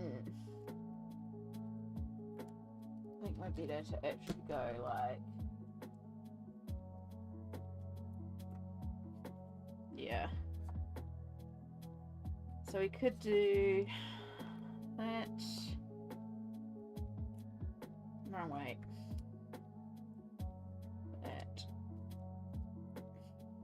That, and that will give us a real coppery red. So it's sort of like that copper ginger tone. But then we could also do a very clearly dyed red, like if, you know, Little Mermaid red.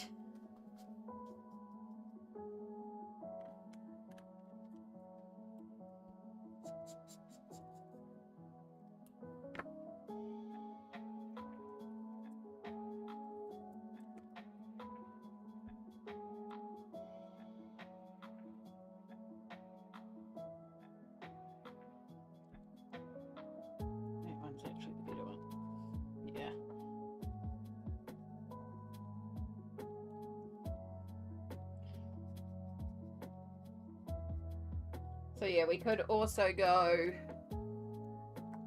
they both use the same brown. So we could also go cartoon red, essentially, or we could go ginger red, so more realistic red, or more dyed red. You prefer the orange red, the more gingery red? Yeah, it feels more natural.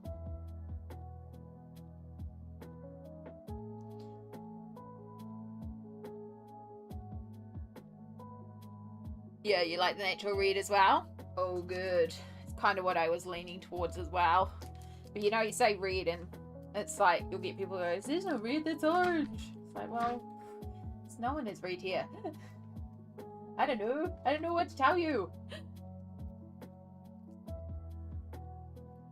That works out well because these markers will flow a lot nicer for doing all this fine detailed work. Alright, so we did pulled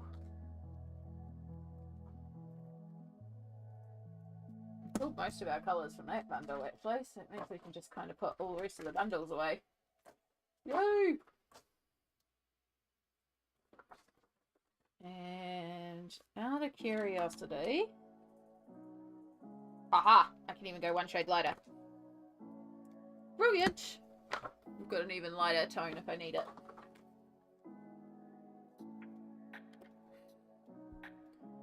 Right, so we start with the thin side because we've got some fine areas to get to. I'm going to start shading in.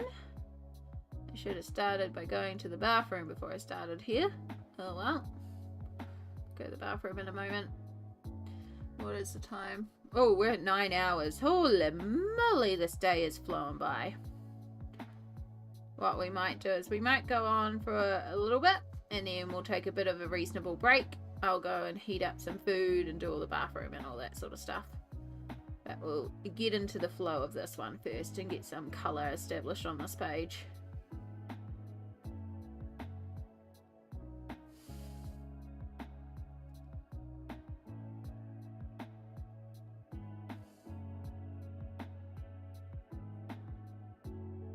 So these are the Staedtler dual end markers. They've got like super tipped style tips one end and they've got fine liners the other end, but they're also really juicy markers, so you've got to be real careful with them because they can actually bleed through real easy.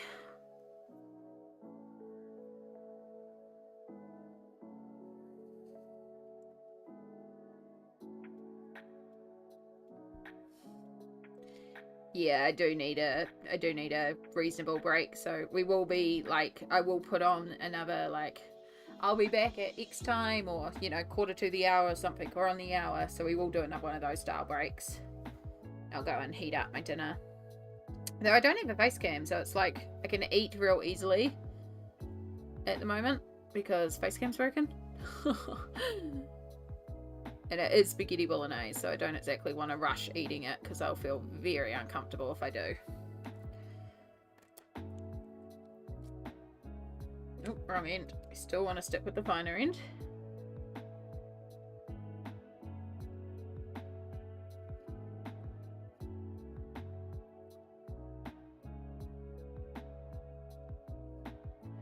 Yeah, I don't know what I'm going to do about that face cam because that was not in the budget at the moment to have to replace a whole webcam. I mean, it's gone down in price, but it's still a lot, so I might have to see if I can, as much as I love my Logi cameras, I might have to see if I can just source something cheap.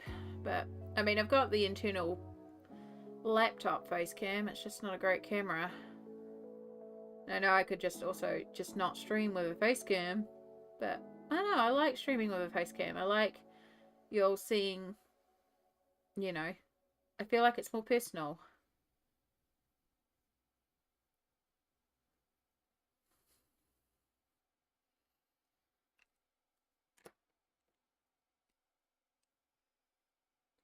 Just going to ask what you're using. Yeah, so these ones are the Staedtler dual tipped fine liner fingerbobs. I don't know.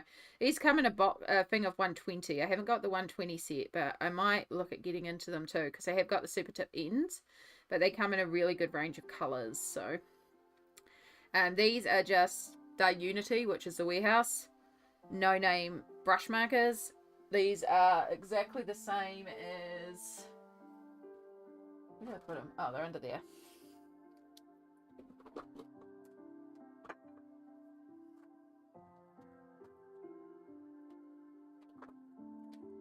Exactly the same as these ones here, except these are the grey barrel ones. These are a white label product that companies all over relabel and rename with their company name. So there's nothing fancy about these. They were just very cheap. They do the job. Oh, that's a big meow. Are you hungry? Are you wanting dinner? Eh? Really? Is it that bad? Are you starving? Oh, you're wet. Did you go outside? You've been in the bush. What a hard life for you, Shadow. If you haven't gathered shadows under the table.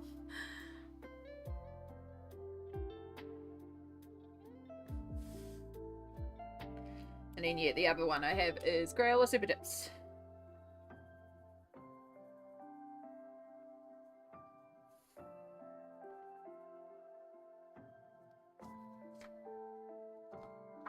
I did the naughty and didn't let things dry. I keep trying to speed through.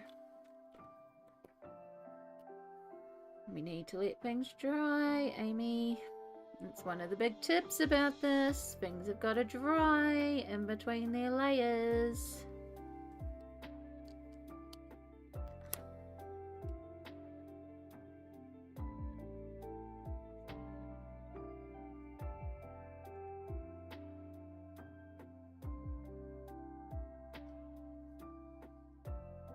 There we go. Let me... I can't bring you in on this, can I?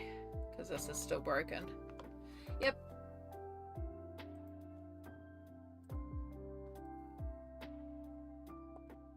Bit blurry. I wonder if I can make that a bit more in focus for you.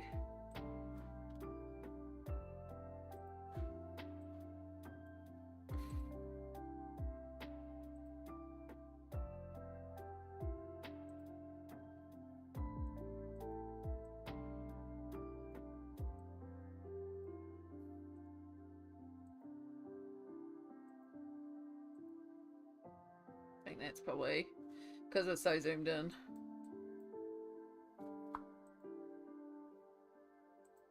We are struggling with night lighting now too.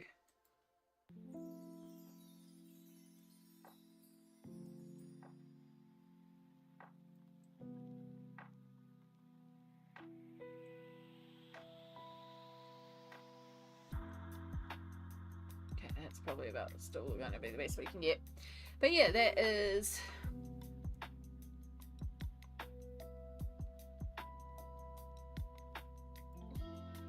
Yeah. Well, I just remembered that the markers I have transfer yellow onto the opposite page, so I don't know if I should use them. So are they alcohol markers? Because they are very different to what I'm using. Alcohol markers are quite notorious for transferring yellow to other pages as well. I'm using water-based markers. So, very different style. Alcohol markers will bleed right through. Yeah, they are. Yeah, so alcohol markers are going to bleed right through this book. You will get it on this other side as clear as day. So I would not recommend alcohol markers unless you're willing to sacrifice the other side of the page. And then, yeah, in time, alcohol markers can yellow as well.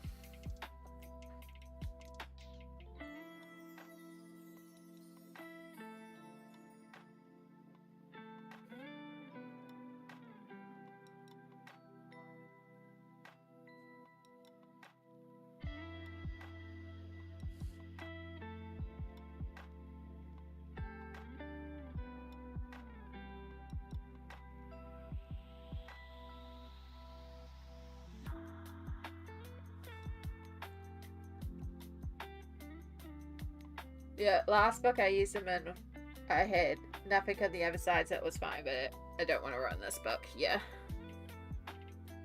I need to get some new ones. Yes, unfortunately, cheaper alcohol markers have a tendency to...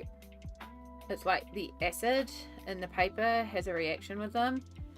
And certain colours in particular are notorious for yellowing. And most brands do have that issue. The only brand I know of for certain that doesn't is Copic. But also, that's coming from someone who's used them for 20 years, PB, who I do absolutely trust with markers. However, she does usually colour on acid-free paper.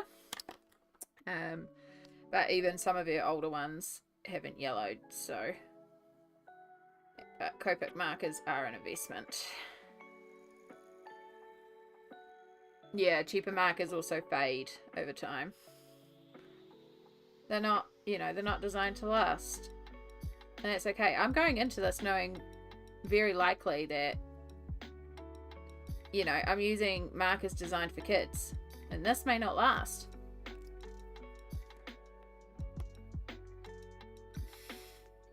Copics break the bank. Yes, they do.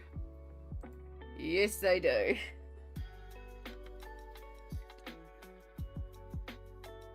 And that's why I'm colouring with Supertips. Because a box of 100 I can get for $50 pretty easily. And if I'm lucky and shop around, sometimes I can get them for $35. And they're cheap. That's what we like. And it's also relatively quick. I didn't let the layers dry again. Why am I doing this? I know these rules. I know I have to leave things to dry. We've got a little bit of ghosting coming through. Okay. We're just going to start working on... Now you can kind of see the vibes that I'm going for with the hair anyway. So we might as well just start marking in some lines.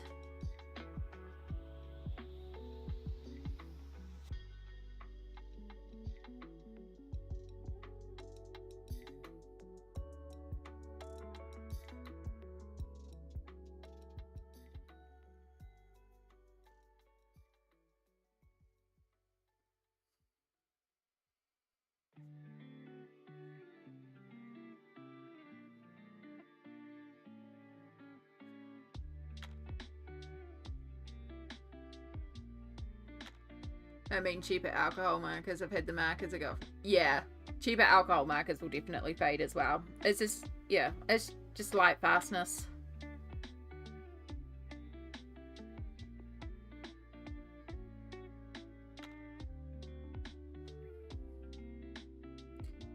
But yeah, it's very possible that these markers will also fade in time because, you know, they're cheap markers.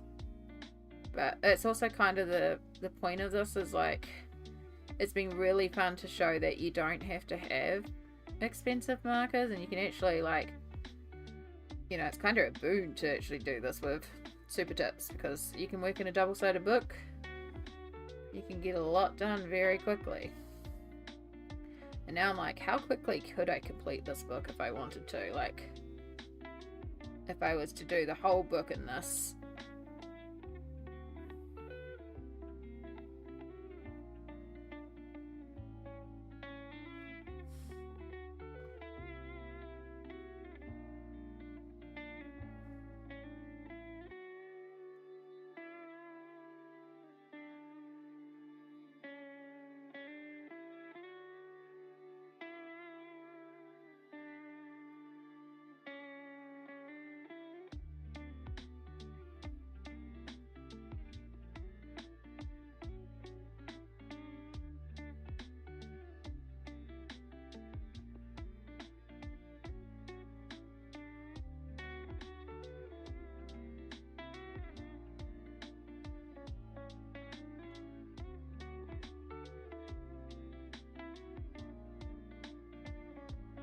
Definitely helps to use more of a fine liner type edge for all this hair detail.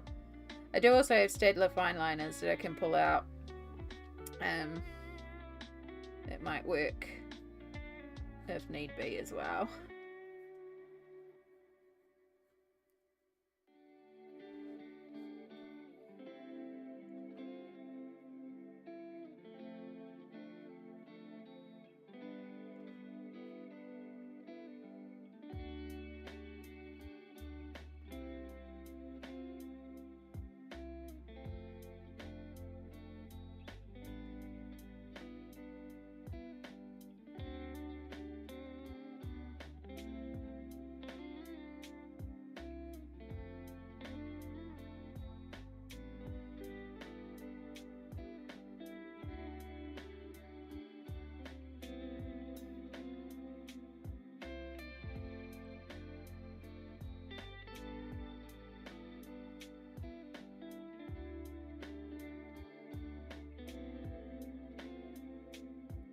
Don't do a mythomorphia again. Exactly. I am exactly not gonna do that again. It's like, if it happens, it happens. It's cool, but no, we don't do any pushing.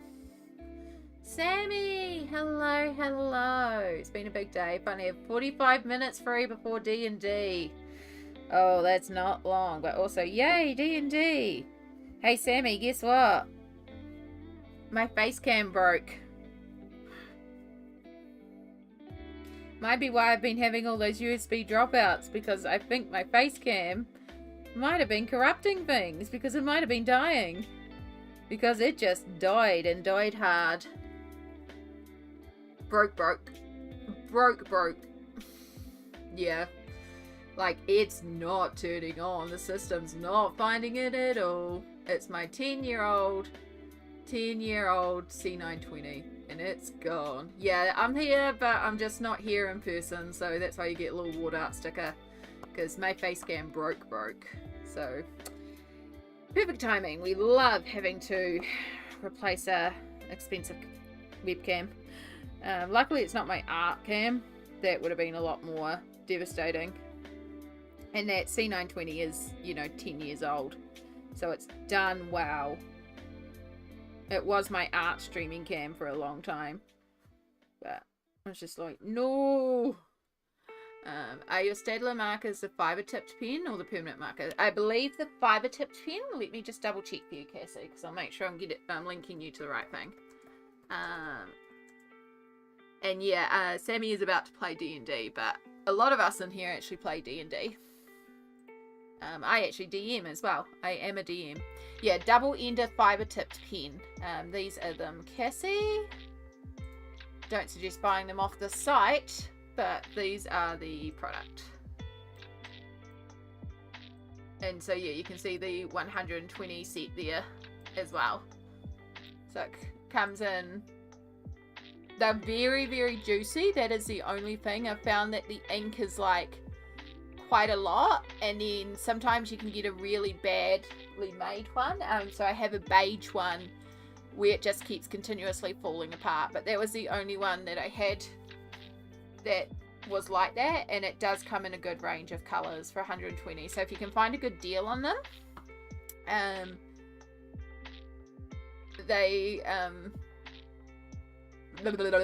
words.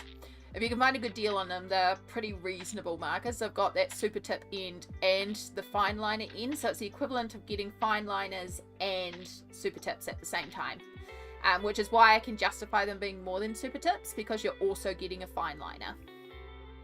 So yeah, I don't have the 120 set. I just have, I think, the 60 set, but I would really like to get the 120 set because it's a good range of colors. Yeah. Oh my goodness, Mystic Meeps! Hello. Talking about more cool people that y'all should follow. Mystic Meeps is a new friend of the channel, and they are a gorgeous chill coloring stream. I've been finding so many wonderful coloring streams lately, and also it's magical over there. It's wonderful. If that heart is follow, you should click to follow, because if you enjoy my chill vibes, you would enjoy it over there. I very much do. So go and hang out over at Mystic Meeps. It's adorable. Welcome in, hun. My face cam decided to bop itself today, so I would normally be here.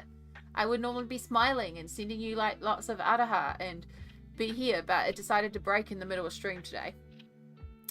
So yeah, enjoy no face cam, enjoy ward art telling you to color outside the lines because it's fun. We have been, oh god, how long have we been going? 9.5 hours. We've been going for 9.5 hours so far today. I have no work today, and it's brilliant, and I'm planning on doing a really long stream because I can. And so we've done lots of different coloring today. We started off with this big double page spread in Romantic Country free. So we did this background, and we added in this castle archway and all those flowers and vines, and colored in this background of the castle here, the castle entrance. So that was our big thing for the first 8 hours or so of the stream.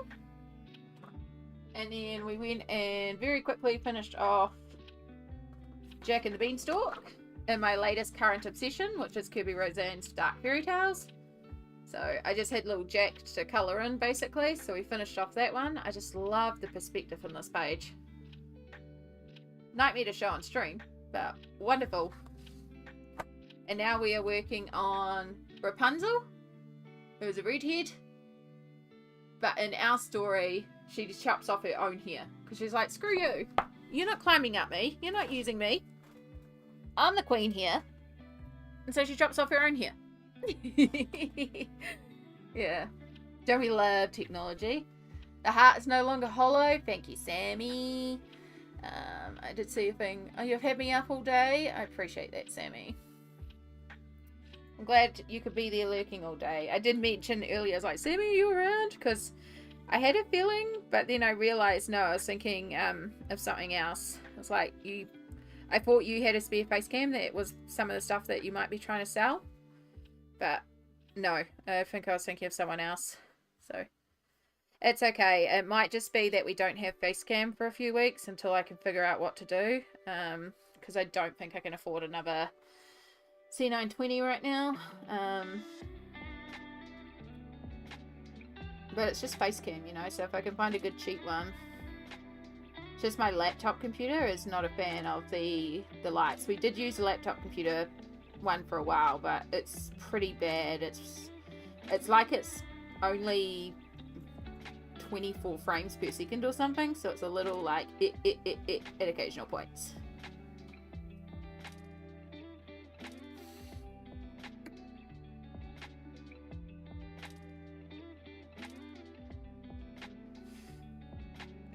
Figure it out. But yeah, I'm wondering if maybe I've been having these USB dropouts with my computer where suddenly all my USB ports turn off, like everything. And it's not just like from one port, it's every USB device. And I've updated my drivers, I've done all of these different things that were recommended, and nothing seems to fix the dropouts. And it's been going on for quite a few weeks, so I do wonder if maybe that face cam was actually dying for a few weeks and just causing everything to crash. So I'm really curious now to see if we do have another big dropout. But obviously it's the point of electronics breaking, and I have this thing, like, I've noticed in my life, when things are gonna break, like electronic wise, they break and freeze. This happened with my laptop. So it's not going to be my laptop again, but I am a bit worried for my phone, because I've been talking about how crappy my phone is. And so yesterday, was it yesterday or was it, no, it was Tuesday I was talking about it, so it must have been Monday night. My hairdryer that I used to dry all my artwork and stuff, it blew up. So we lost the hairdryer, and now we've lost the face cam.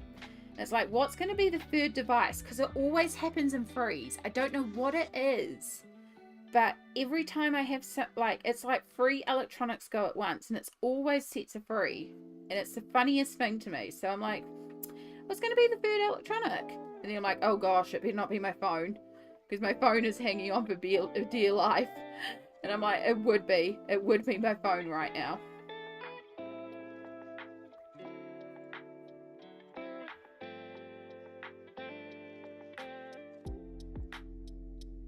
I was hoping, it's not going to happen, but I was hoping that maybe this weekend there'd be a reasonable sale for Easter, and then I could look at replacing my phone. I don't think it's going to happen. Oh, but anyone else get like that? Like, finds that things happen in like repeated sets of 3? Or just those sort of trends? I don't know. It's amusing to me. It happens so frequently. It'll be, everything will be fine electronic wise, and then suddenly, boom, boom, boom, 3 things. Yep, it's always in freeze, right? So it's not just me, it's just weird. And it's like, how to tell we're not in a simulation when we're in a simulation type stuff.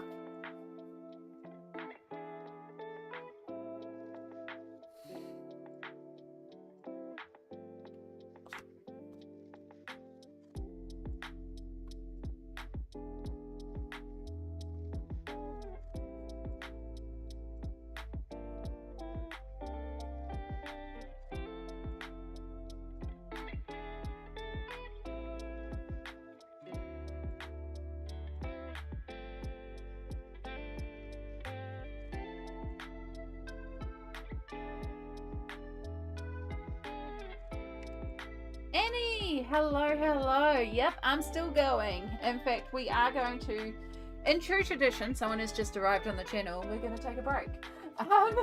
Sorry, Annie, but I did want to take, because it's coming up to 10 hours, right? So it is time to take a break. We are going to take a dinner break so that I can go to the bathroom, reheat my dinner, and, you know, come back afterwards. It is going to be a little bit of a longer break. I'm going to just edit this, and we're going to change that to be back at 10 to the hour. So about 20 minutes is what we're going to do for the break. So this is a perfect opportunity if you need to hydrate, stretch, take your meds, if you want to go and make some food, if you want to just go and walk around for 20 minutes, which is one of the main things I'm going to be doing, is just moving for 20 minutes. Just to keep my back flowing, just to keep things going well. Reheat some dinner so I don't just eat junk food and we have some proper foods. All that sort of good stuff is what we're going to do. I encourage you all to do the same. And as I said, about 20 minutes, and I'll see you after the break.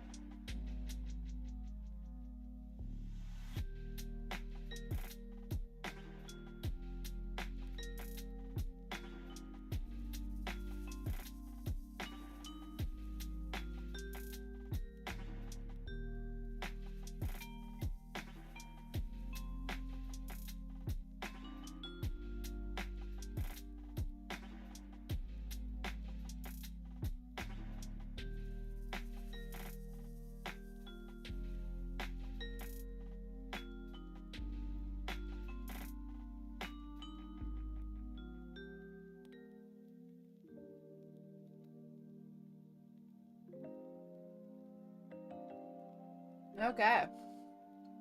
We still got a couple minutes. Technically, before I said I'd be back. But I am here. I have eaten most of what I was going to eat. I still got a little bit left on my plate. That happens. I ate so much. So much.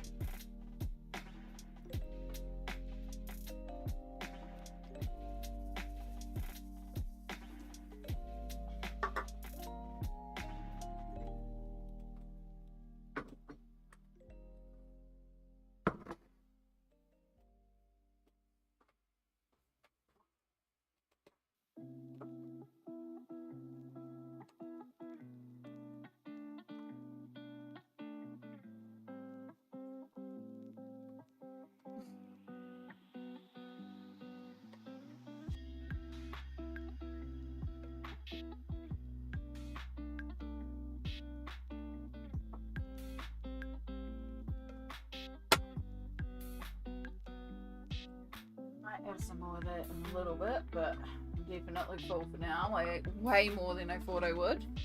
We've still got a few minutes before we're back, so no rush. Just, whew, stomach is full. Thanks, perfection. I needed that. I needed to have a good break and a good amount of proper food, not just like junk food. Definitely feel better. Had leftover spaghetti bolognese. Yeah.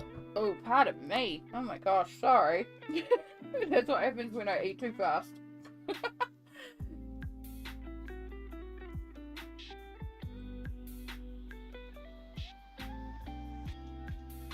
At least I knew the next one was coming and could mute the microphone.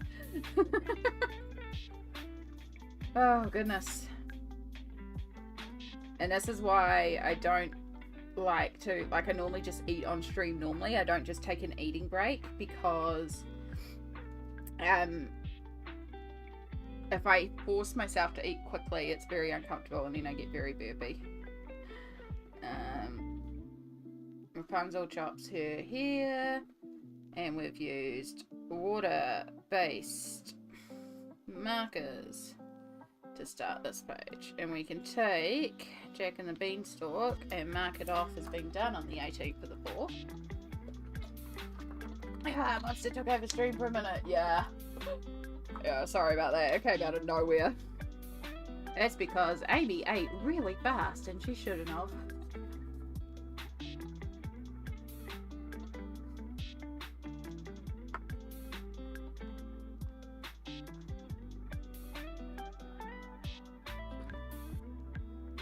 It was good though. It was leftover spaghetti bolognese. So it was just heated up in the microwave. Topped with a bit of cheese. It was yummy though. It was good, and it was with gluten-free pasta, so it didn't hurt my tummy as badly as sometimes they do.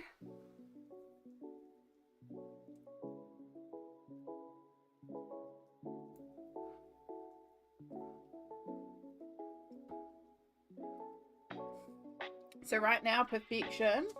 I have, since you asked about how many pages I was done before, so you'll see that I've got little post-its here, and what happens is as I complete a page, I'll chuck a post-it on there and put the totals, so I don't have to keep counting. And so with this one, this whole page is complete, so it just gets a tick. So I know that when it comes to the end of the month, I can just grab the post-its and add them up, instead of having to go through and count each page individually. So on this page right now, I've got 10 plus 2 whips. And then I'll count things like I did 3 new books. I haven't written doubles here. Which right now is 0 because the only double is a whip. And then we've got 1 buddy and then the other 2 are buddies that are whips. So yeah, I've got 10 completed on this page. I got 13 completed on this page, which is 23, 24, 25, 26, 27, 28, 29, 30. So I'm at 30 completed pages. Plus there's a double, a single, so 1, 2, 3, plus the 3 that we've got on the go now. So there's 6 whips that are on the go right now. So if I can get those complete as well, it'll be like an amazing month. Because it is only the 18th. That's the thing as well. Like, I'm at 30 pages and it's the 18th. Yeah, it's a good month. Like, I can't even express just how much this has, it's something about the markers. It does make me want to pull out Mythic World as well and try it in there. But I'm enjoying it in Dark Fairytales right now, so like, well, while I'm okay and working in the book, I might as well take advantage of it. But yeah, if it ever gets too much, I'm just going to switch over to Mythic World, because I think it would be a good thing for Mythic World as well.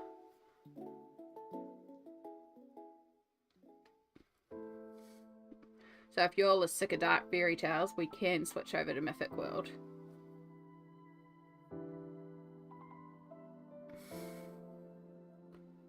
Oops, went outside the lines. But yes, we are back. I hope everyone had a good break. I hope you had some good food, a good rest. Hope you've had your meds. I didn't have any water. That was the only thing that was left to do, was have some water. But I've got the water right beside me, and I will have some water right now.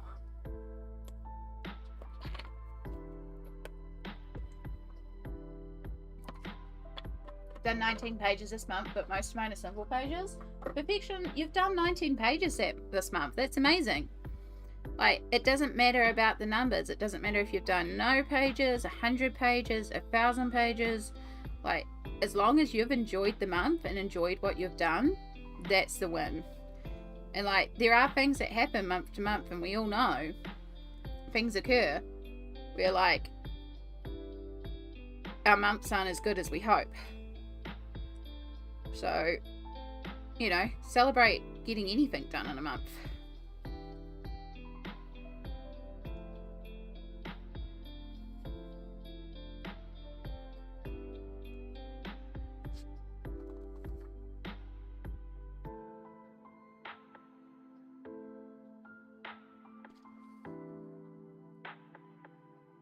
Oh, my belly's so happy and full.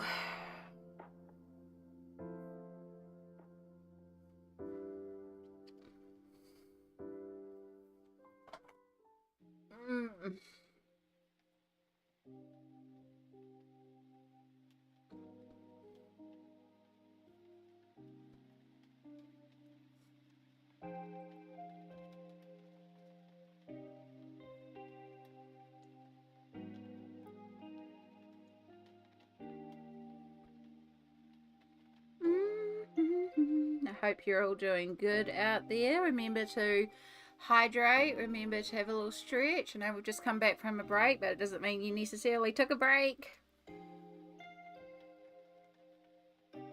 If anyone's out there and is like working on stuff, what are we working on? If you want to message me through whips, I'm more than happy to show them on stream if you'd like to show off to others as well. I love seeing what people are on. I love when you pay the art tax, but that's just because I'm nosy. Right. Pay the art tax.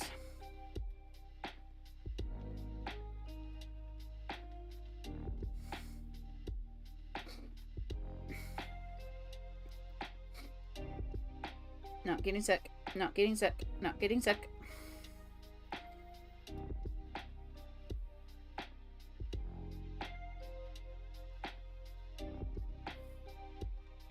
Maya, hello, hello. Welcome in, hun. How you going?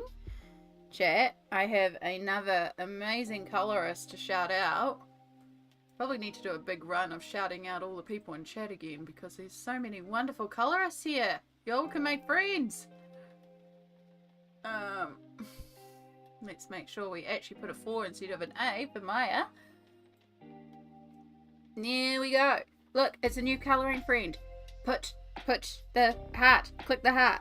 Because, you know, we love it. We love finding new colouring friends. And it's a wonderful, cozy, beautiful little space over there. And it's just wonderful. You won't regret it. If you enjoy here, you're going to enjoy there. I'm doing good, thank you. I have just hit 10 hours in. We had a face cam die on us today, hence the water art sticker. We've It's been a day, but I'm still doing good. It's been a wonderful stream. I've had no work, so I've been able to stream for 10 hours on my Friday, and I'm vibing. I'm having a great time. We finished off a double page spread. We started another double page spread. We're starting this one now. So we're colouring in Rapunzel in her tower and all her hair. And she's got a pair of scissors because she's going to cut off her own hair because she's like, screw you, sorceress and prince. You can't use me in my hair. You can't use me. I am an independent woman and I don't need you, nor do I need no tangly hair. I know. I just think it's cool.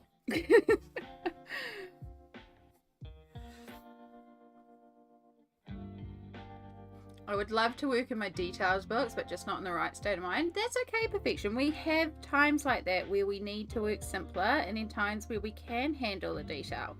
The only reason I've been doing so much in Kerby this month is because I have found a way to make these detailed books work for me in a simple tool.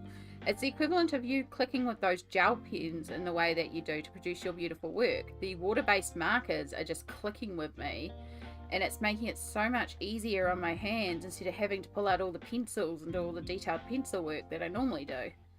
So it's just clicking in the right way.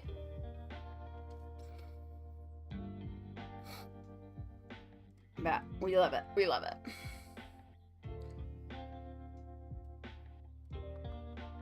So Maya and anyone who's in chat that's not aware, just so you know as well, we do dual stream. So I am live on both YouTube and Twitch at the moment. So sometimes you may hear me chatting to people. You're like, where the heck is that chat? I don't see that message. It may be in the other platform, but the chat, I usually say the chat directly above me, but I'm not here right now. The chat to the side here combines both platforms. So you can say hi across platforms and, you know, stay where you feel cozy and comfy, which is my biggest priority.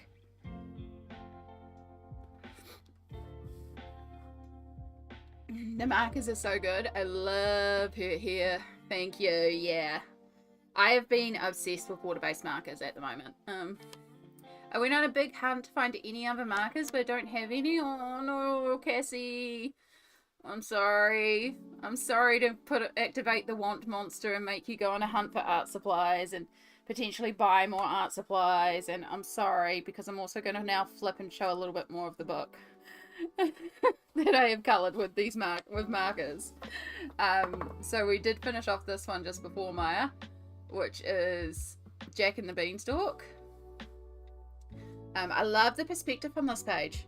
I just love, like, the fact that he's climbed the beanstalk and then found that the giant is the beanstalk. Like, yeah, I just freaking love that page. And then, I don't know if I showed you Cinderella. I think this is one of the ones I was colouring while I was watching you colour, hun. Also, Cassie, if you missed Maya, I don't know if I've introduced you to yet. Cassie and Maya meet each other because you both colour.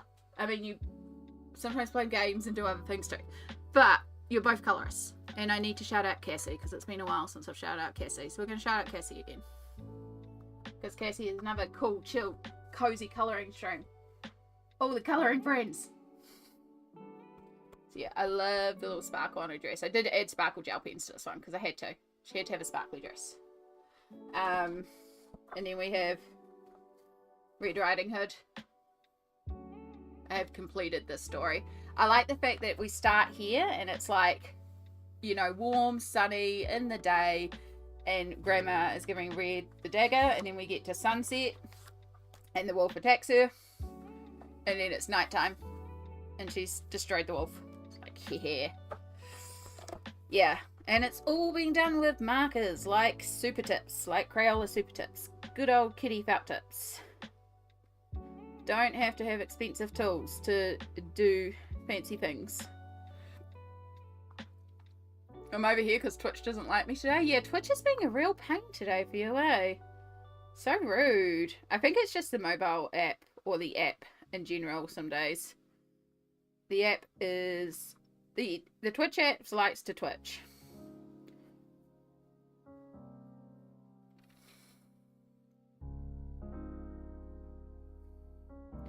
Yeah, we're doing good. We've, as I said, it's been 10 hours, apart from the face cam dying. It's been a productive stream. We've gotten quite a bit of colouring done. I'm chilling and vibing and really enjoying having a Friday off work. We did just take like a 20-minute break so I could have a good break for dinner. So fueled up. I'm just realising I grabbed out some orange juice just in case, but I'm actually feeling alright. But I just remembered I do actually have a can of beer in the fridge, and I could actually pull out a beer. Because, you know, it's Friday night. It feels like the sort of night we could have a beer. I'm not a huge drinker, but occasionally I don't mind a beer.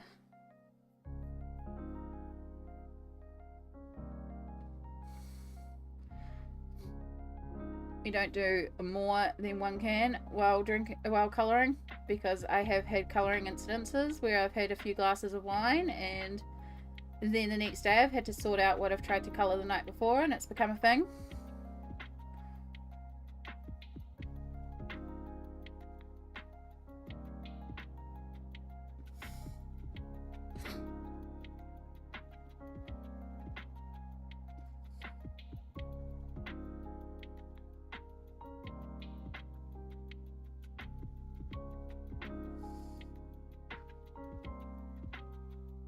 Alright, work around the bottom of the prince's cape.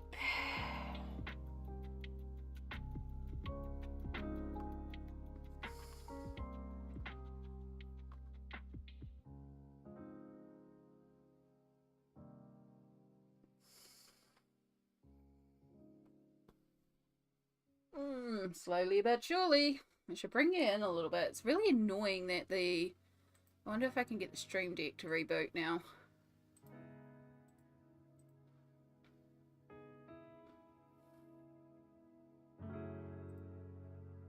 And actually then get my buttons back. Because I keep going to press my buttons and it's like, nope.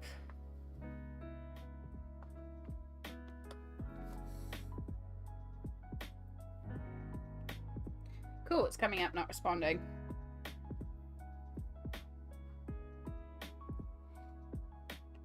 Yay, buttons! I have buttons. I have buttons again. Buttons.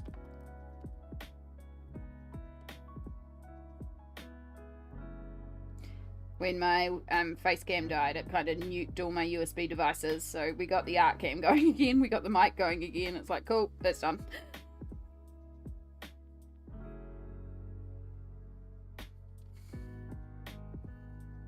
Keyboard and mouse sorted itself out by itself, which is nice.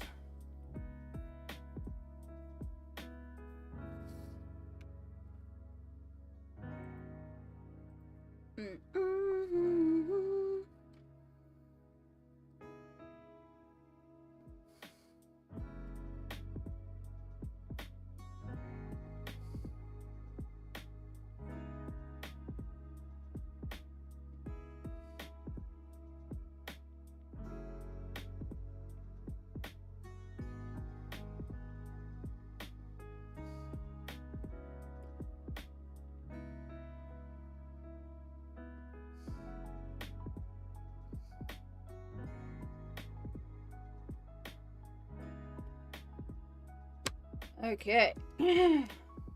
Make sure we cap our pens properly. We take our next colour, lightest colour. We go back to the start, which by now should be dry. So that's going to help with the ghost bleed through, because we are actually allowing things to dry properly at the moment. We're working across the whole thing, because that's one of the secrets of working with water-based markers on a page like this, is you gotta let things dry in between each layer. Otherwise you just start chewing up the page and soaking through.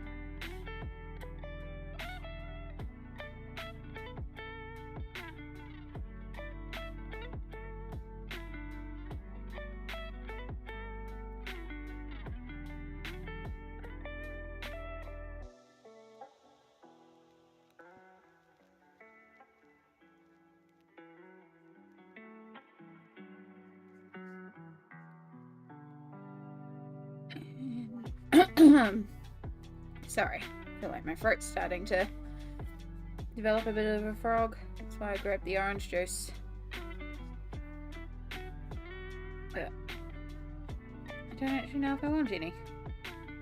It's fine, I can go back in the fridge for the kids, which it's actually intended for. And then I can buy a proper orange juice tomorrow.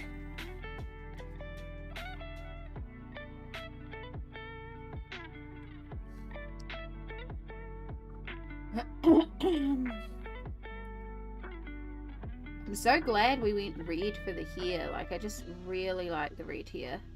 I think it looks really cool.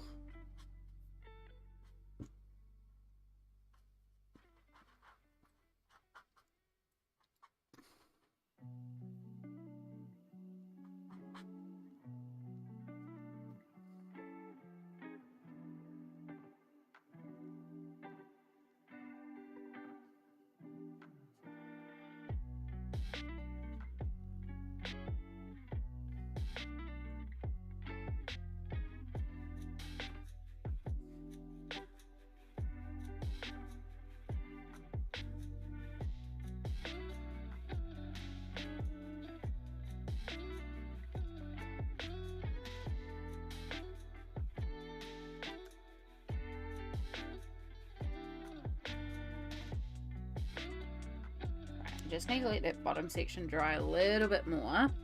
So while we're waiting for that to dry, we'll do these little individual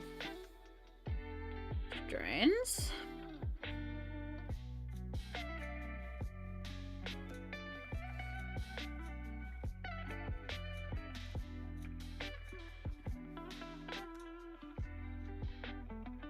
So, did we decide on things to colour? Those that are colouring, what did we end up with? Cassie, are you working on Dark Fairytales as well?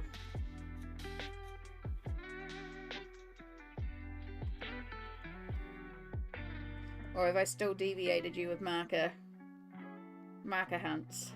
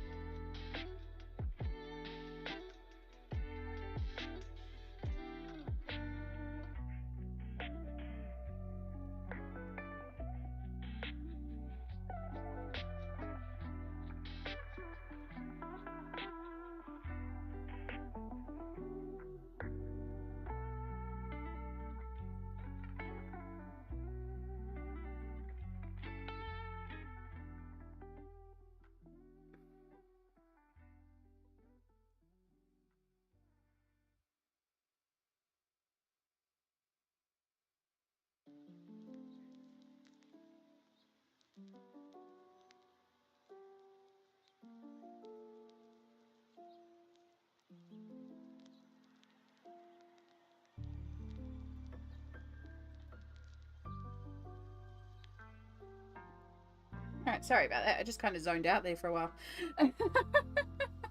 I am still doing my Red Riding Hood pages, just continuing with my pencils now. Might try and get some markers tomorrow. Ooh. It is a super fun technique to play with. It's just finding a way to work with the markers where you take their inherent streakiness and make it work for you.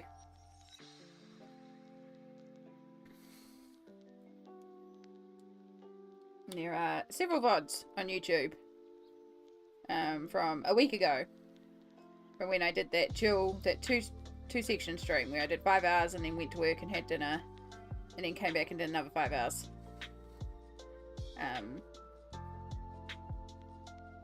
We talk about different techniques then while working on the red pages as well. I think I was doing Red Riding Hood then as well.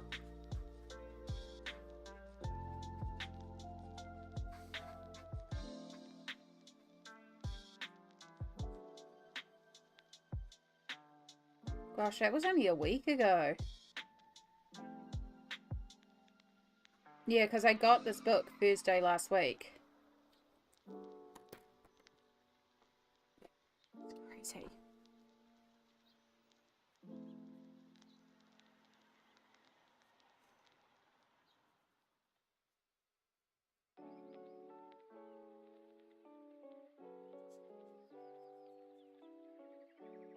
So yeah, I started it that night and I started with Cinderella, and then I got so many questions from the little whip I posted in a couple places that I was like, okay, on Friday's stream I'll work in markers and explain my technique, and that's when I started Red, so I could start from the start and explain from the start how I approach certain things. Wow, that was a week ago, and since then I've completed both Red pages, Cinderella page, Jack and the Beanstalk page.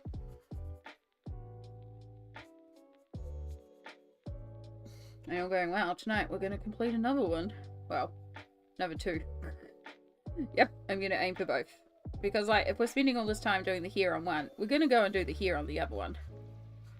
We have the markers pulled. Choosing the colours is the hardest part. So, it's like, if we've got the colours on one, we're going to take it to the other.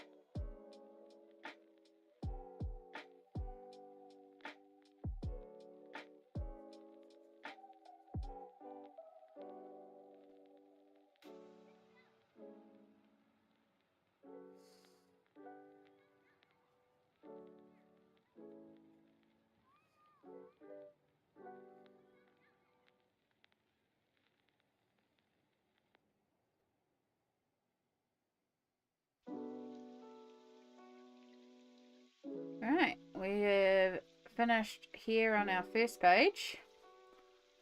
Just about. No stretch, this part's real easy because we're just filling in the last little bits that are remaining.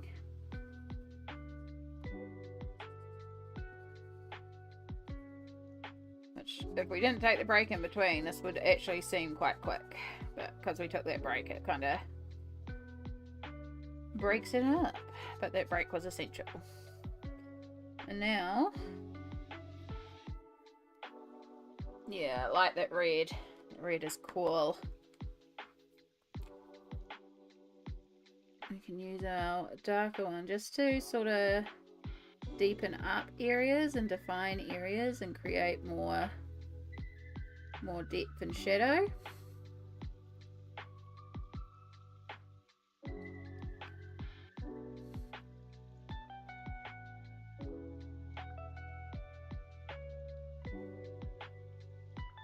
It's kind of more essential up here. It's not so as essential down here. It's still nice, but I feel like up there is the more essential part. I'll just use this to sort of re-darken up some of those areas.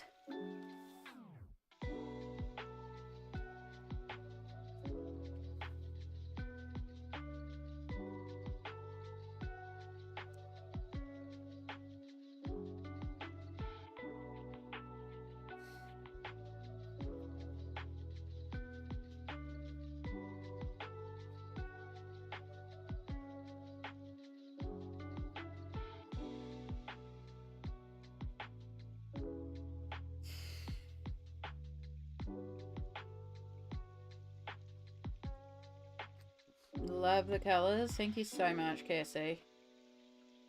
I do too. It's such pretty hair colour.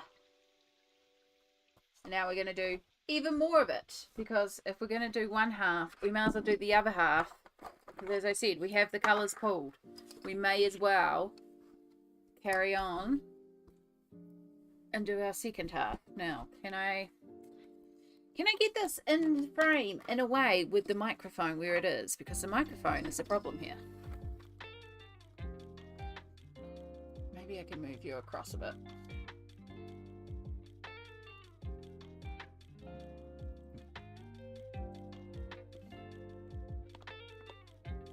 I can move you across quite a bit.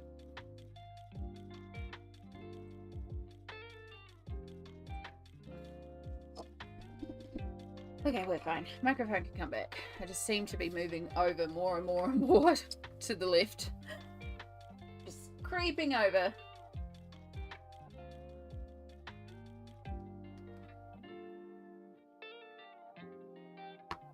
You completed another page, Perfection? Well done.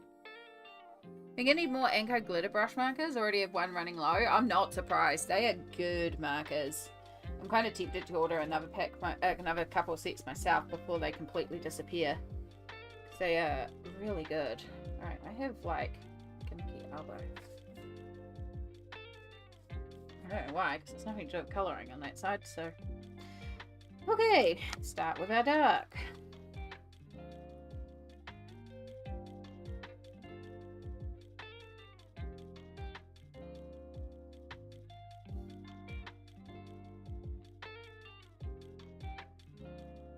Yep, now we've got all the hair on this side. And it's a lot of hair.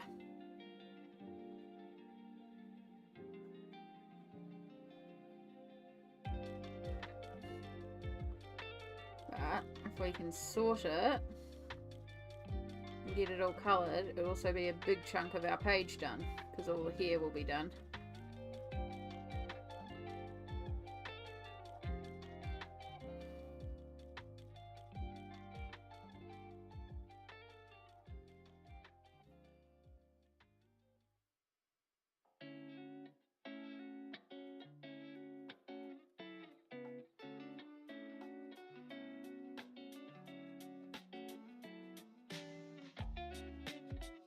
We retired 3 pencils today. I wonder how many markers we'll retire tonight.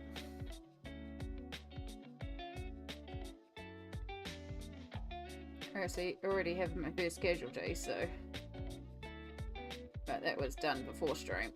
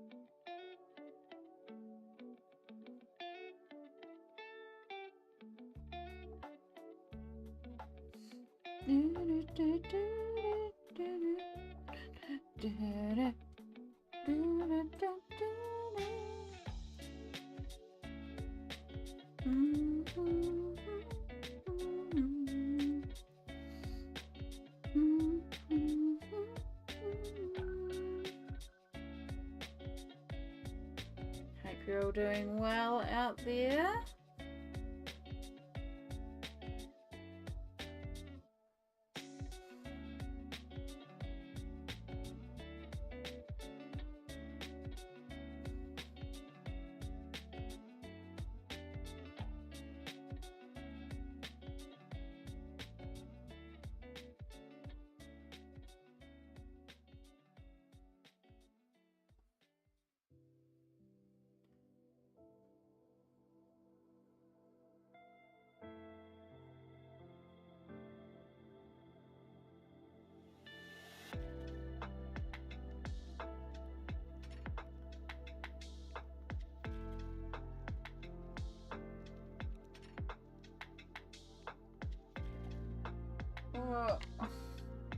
Sorry, 2 ticks. I've just had a message from Mum too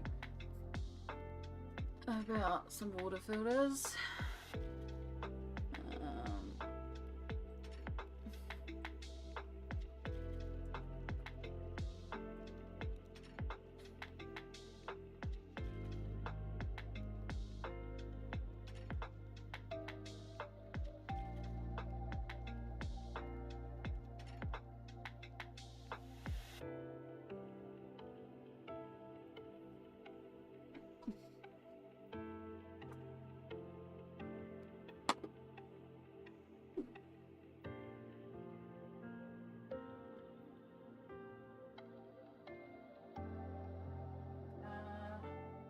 Prestige. Oh. Our jugs need some more water filters. She could have got the right ones. It'd be handy if you had some sort of product code on there so I could guarantee I'm getting the right ones. Barcode, thank you. 168, 168. That's the one.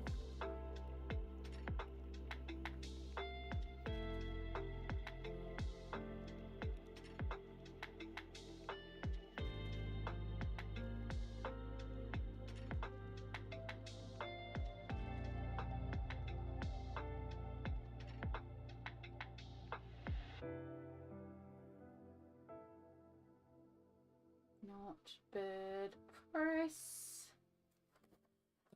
I think I have 4 left. I have 5 left, but I know I need to change the filter in my jug, so. Okay. Sorry.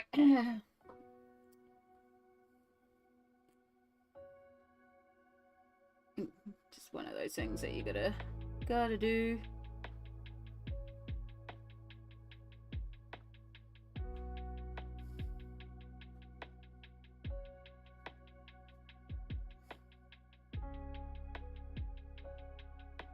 Time to feed the doggos. Be right back. All good.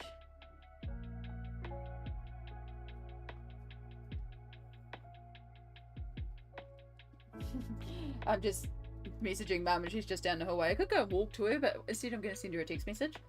I just looked up at the face cam as if there was a face cam right there and like talked as if I was talking to a face cam. Well, I need to go to BBK. We can go to if you actually I should check that they have them in stock. Check store availability. No, we are lower.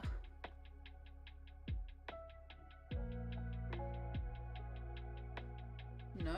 Okay. Do we count essential? My goodness. New Plymouth. There we go. Oh yeah, New Plymouth does have it.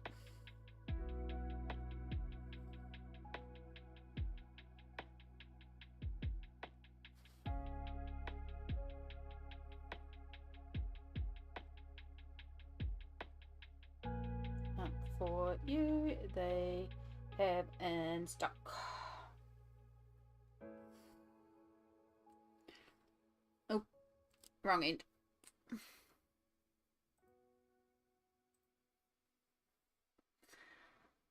Ordering last minute wedding stuff off Amazon. They're like 25% off the new Kerby book. I'm so tempted.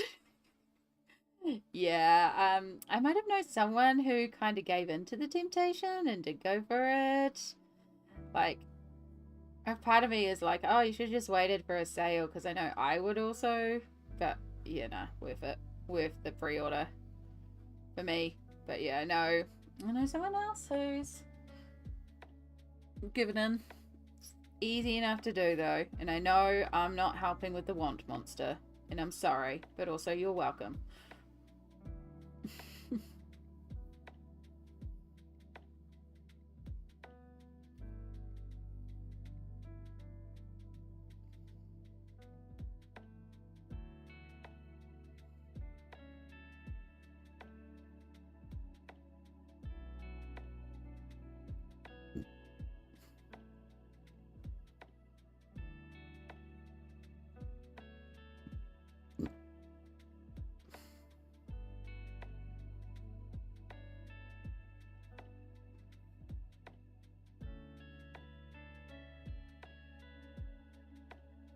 Unfortunately, this stage is just a lot of line, while we build out the hair definition. Just one of those things.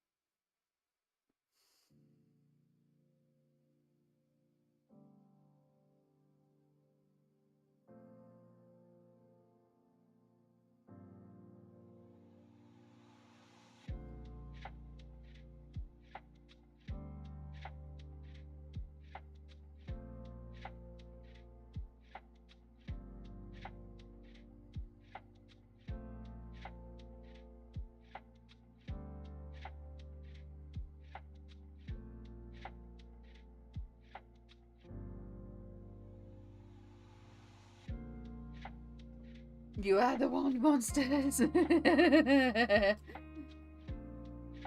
Pretty much. There's always something that activates the wand monster.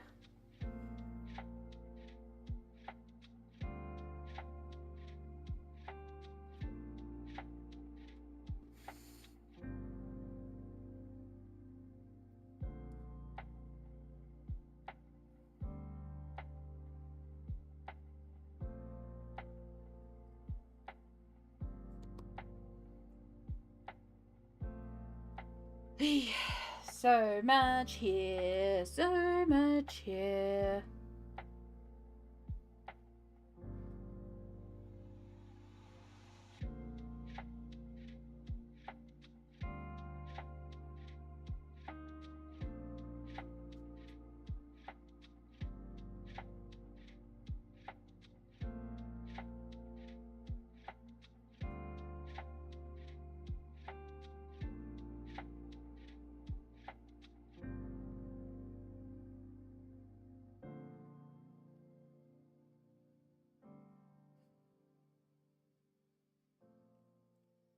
Alright, I need a little break from that colour.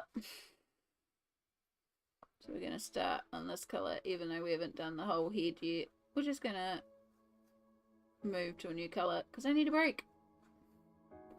Even though the new colour uses the exact same motion as the last colour, so it doesn't actually feel any different.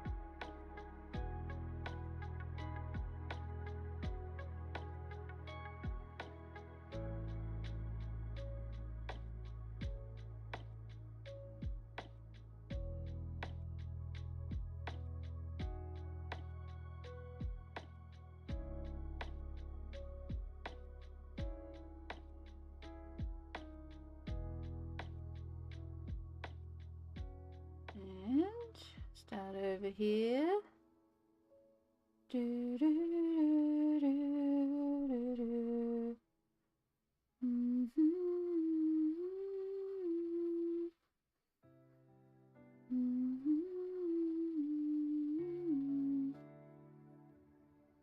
Hope you're all doing well out there.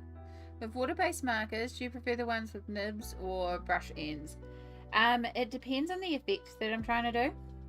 I have some that have nibs, like Supertips, or this one here has like the Supertip ends. I have some that have the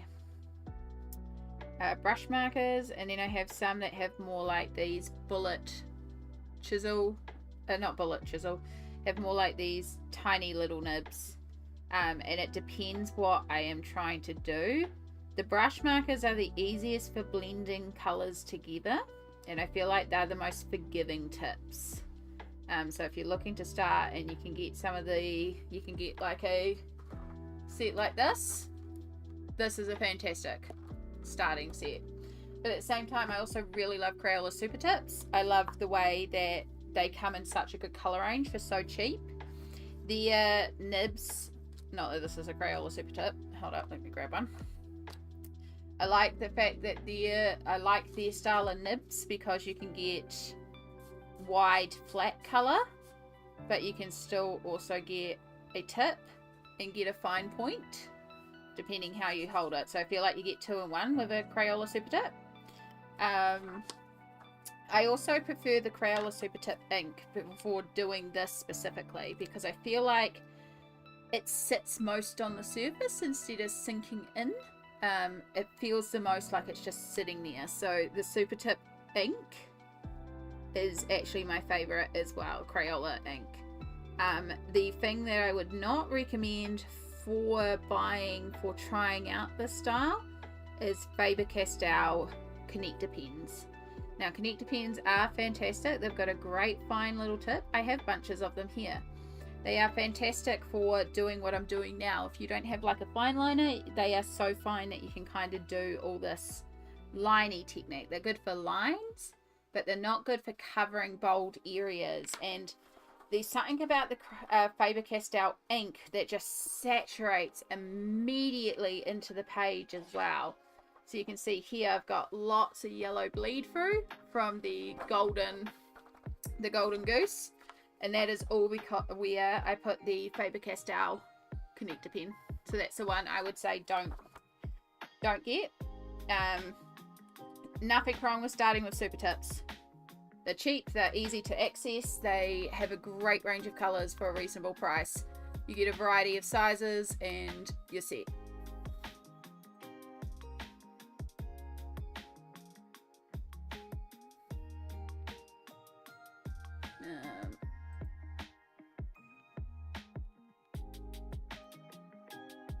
Welcome back, Cassie.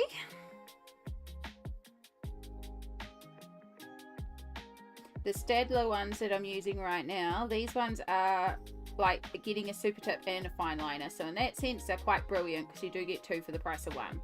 So I do appreciate that. Their ink is a lot more like sinky into the page. So you do have to be more prevalent about letting your layers dry so you don't get the bleed through and you don't rip up your page.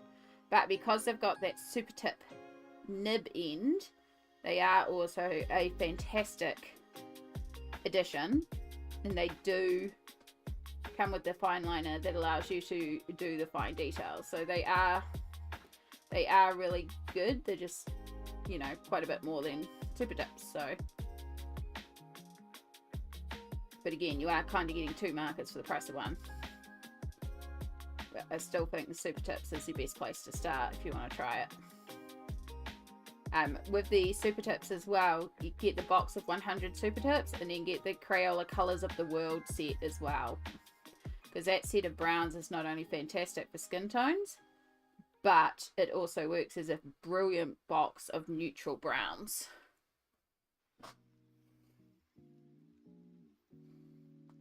I'm definitely going to see if I can grab the Supertips tomorrow and possibly the Staedtler ones if I have the money. Yeah, I think Supertips is a great way to start. Like, oh.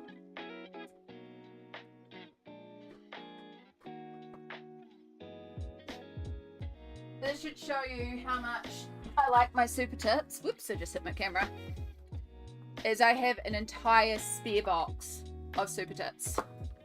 A 100 box, and I have a spare box of Crayola Colour of the World markers. These are the big ones.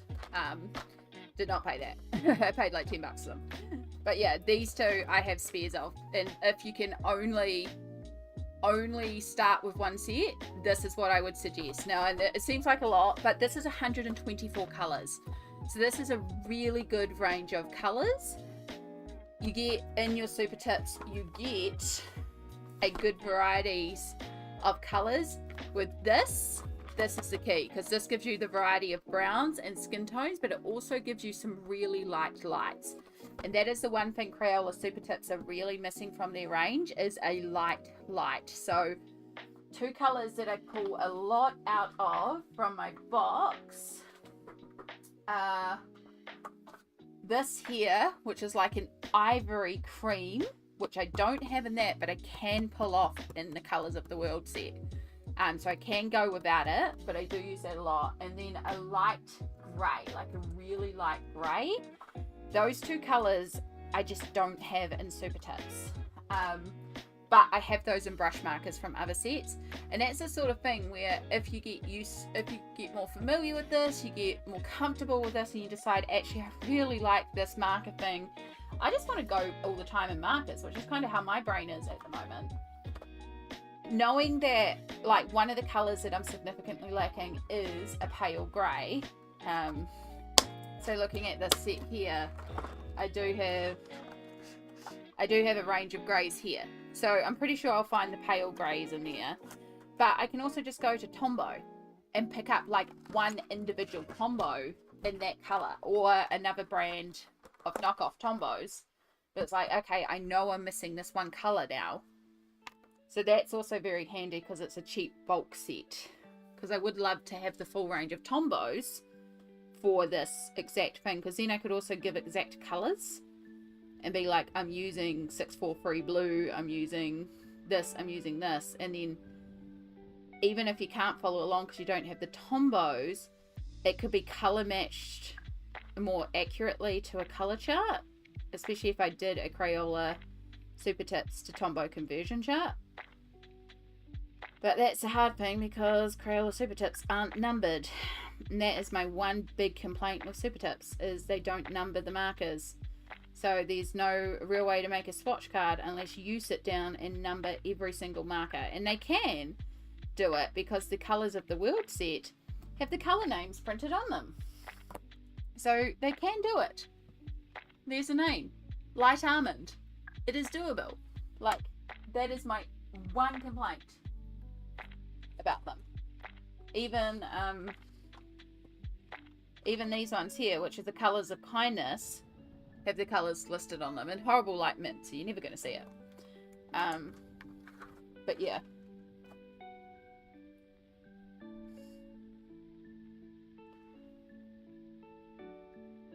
Sorry, that was probably information overload and more than you were asking for, Rosalind. But also, if you've got any more questions, feel free, because again, I have kind of dabbled with this technique before, but this is the first time it's like I've done it, and it's really like a lot of people have gone, oh wow, how are you doing this? So this is the first time I've really been able to talk about it a lot. But I have done a few pages before where I've worked with them all in markers, because they are fun, and I need to do some more in other books than just Kerby. I did do one in the Court of Thorns and Roses colouring book. And if we get a bit sick of doing here on this one, I might switch over to doing the Teresa Goodrich bunny page. Even though, yes, it'll involve green.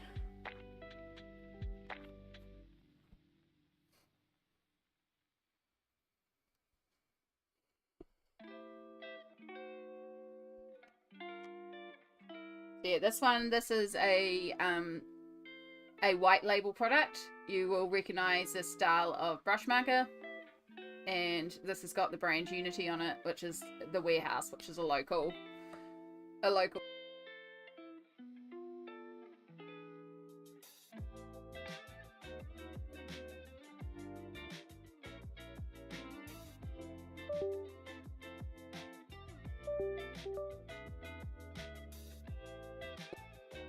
Wow, so much for hoping that removing the broken face cam would solve all my camera USB issues.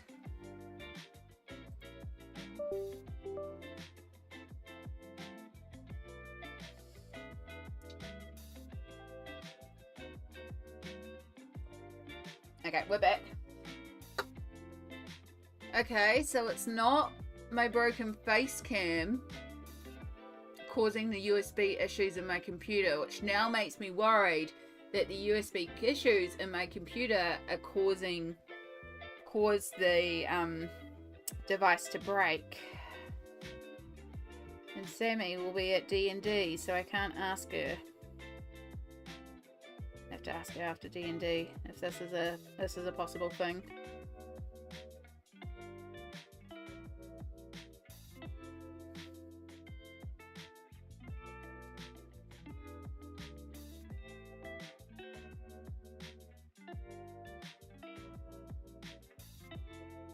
So yeah, the ones with the brush nib like this are the journaling, I think they call them journaling markers or something like that.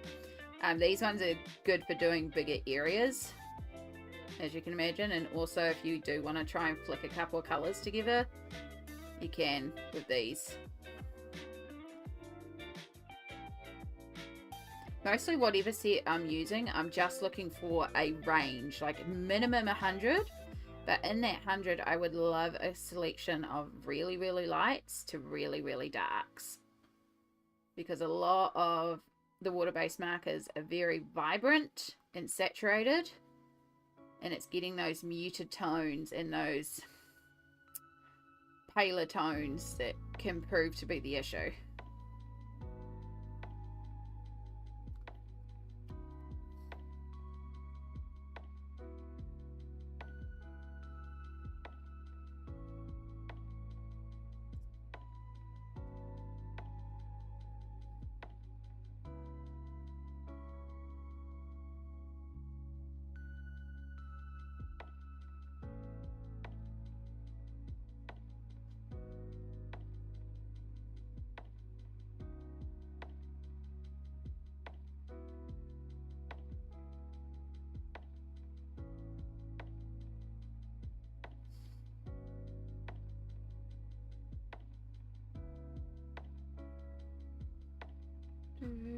Right, I have an invasive question I need to ask because I'm curious. How long can you be live on YouTube for? Because I have a feeling. Oh, none of that worked. How long can you be live on YouTube for? Because in just over an hour we're gonna hit 12 hours.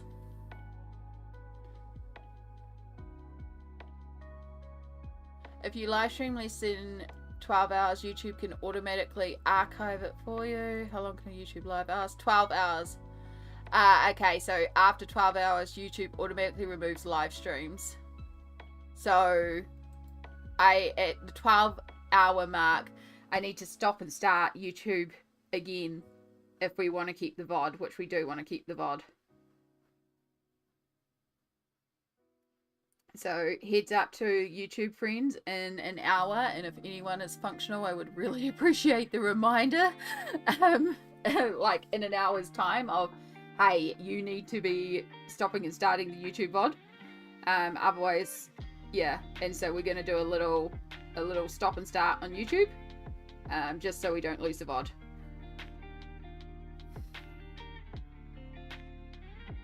Because yeah, it just suddenly hit me that, oh, you're getting close to 12 hours. And I was like, I'm pretty sure that's the YouTube limit for VODs.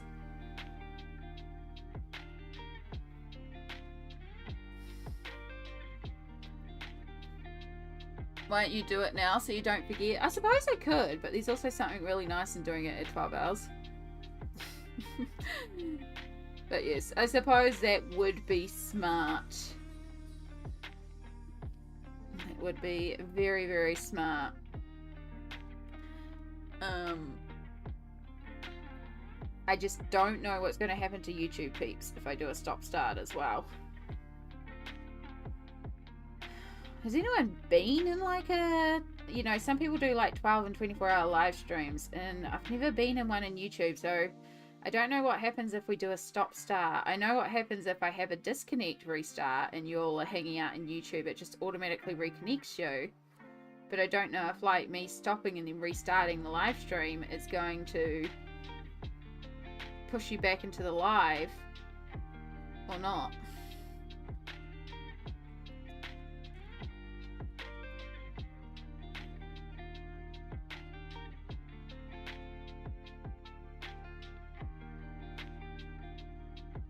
And we have a lot of people who are lurking on YouTube in the background, because I know I'm up in the background for a lot of people on YouTube as they do things, so I don't want to like kick them out if it happens like that.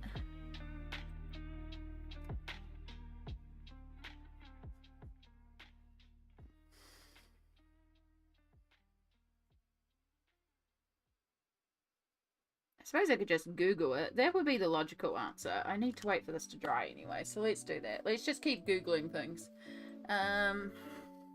What happens to viewers on YouTube Live if I stop and restart a stream? When you stop and restart a stream, viewers will see a break in the stream and the live playback will resume from the beginning of the stream. Perfect. Their experience of disruption is eventually resumed from the beginning.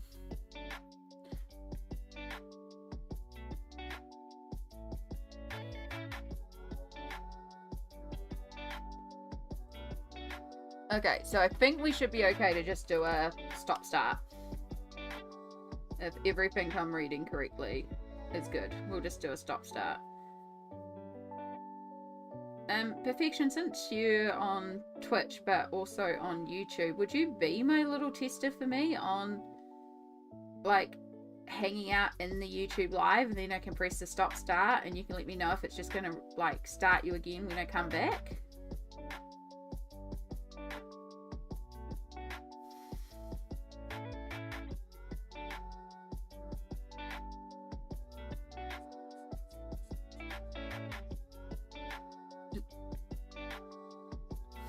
I don't know if it'll start playing the VOD of what's just been stopped, or if it will connect people to the new stream, and that's what I'm trying to figure out, because it does say it'll start from the start, and it's like, does it start from the start of the new stream, or does it go to the replay of the old stream?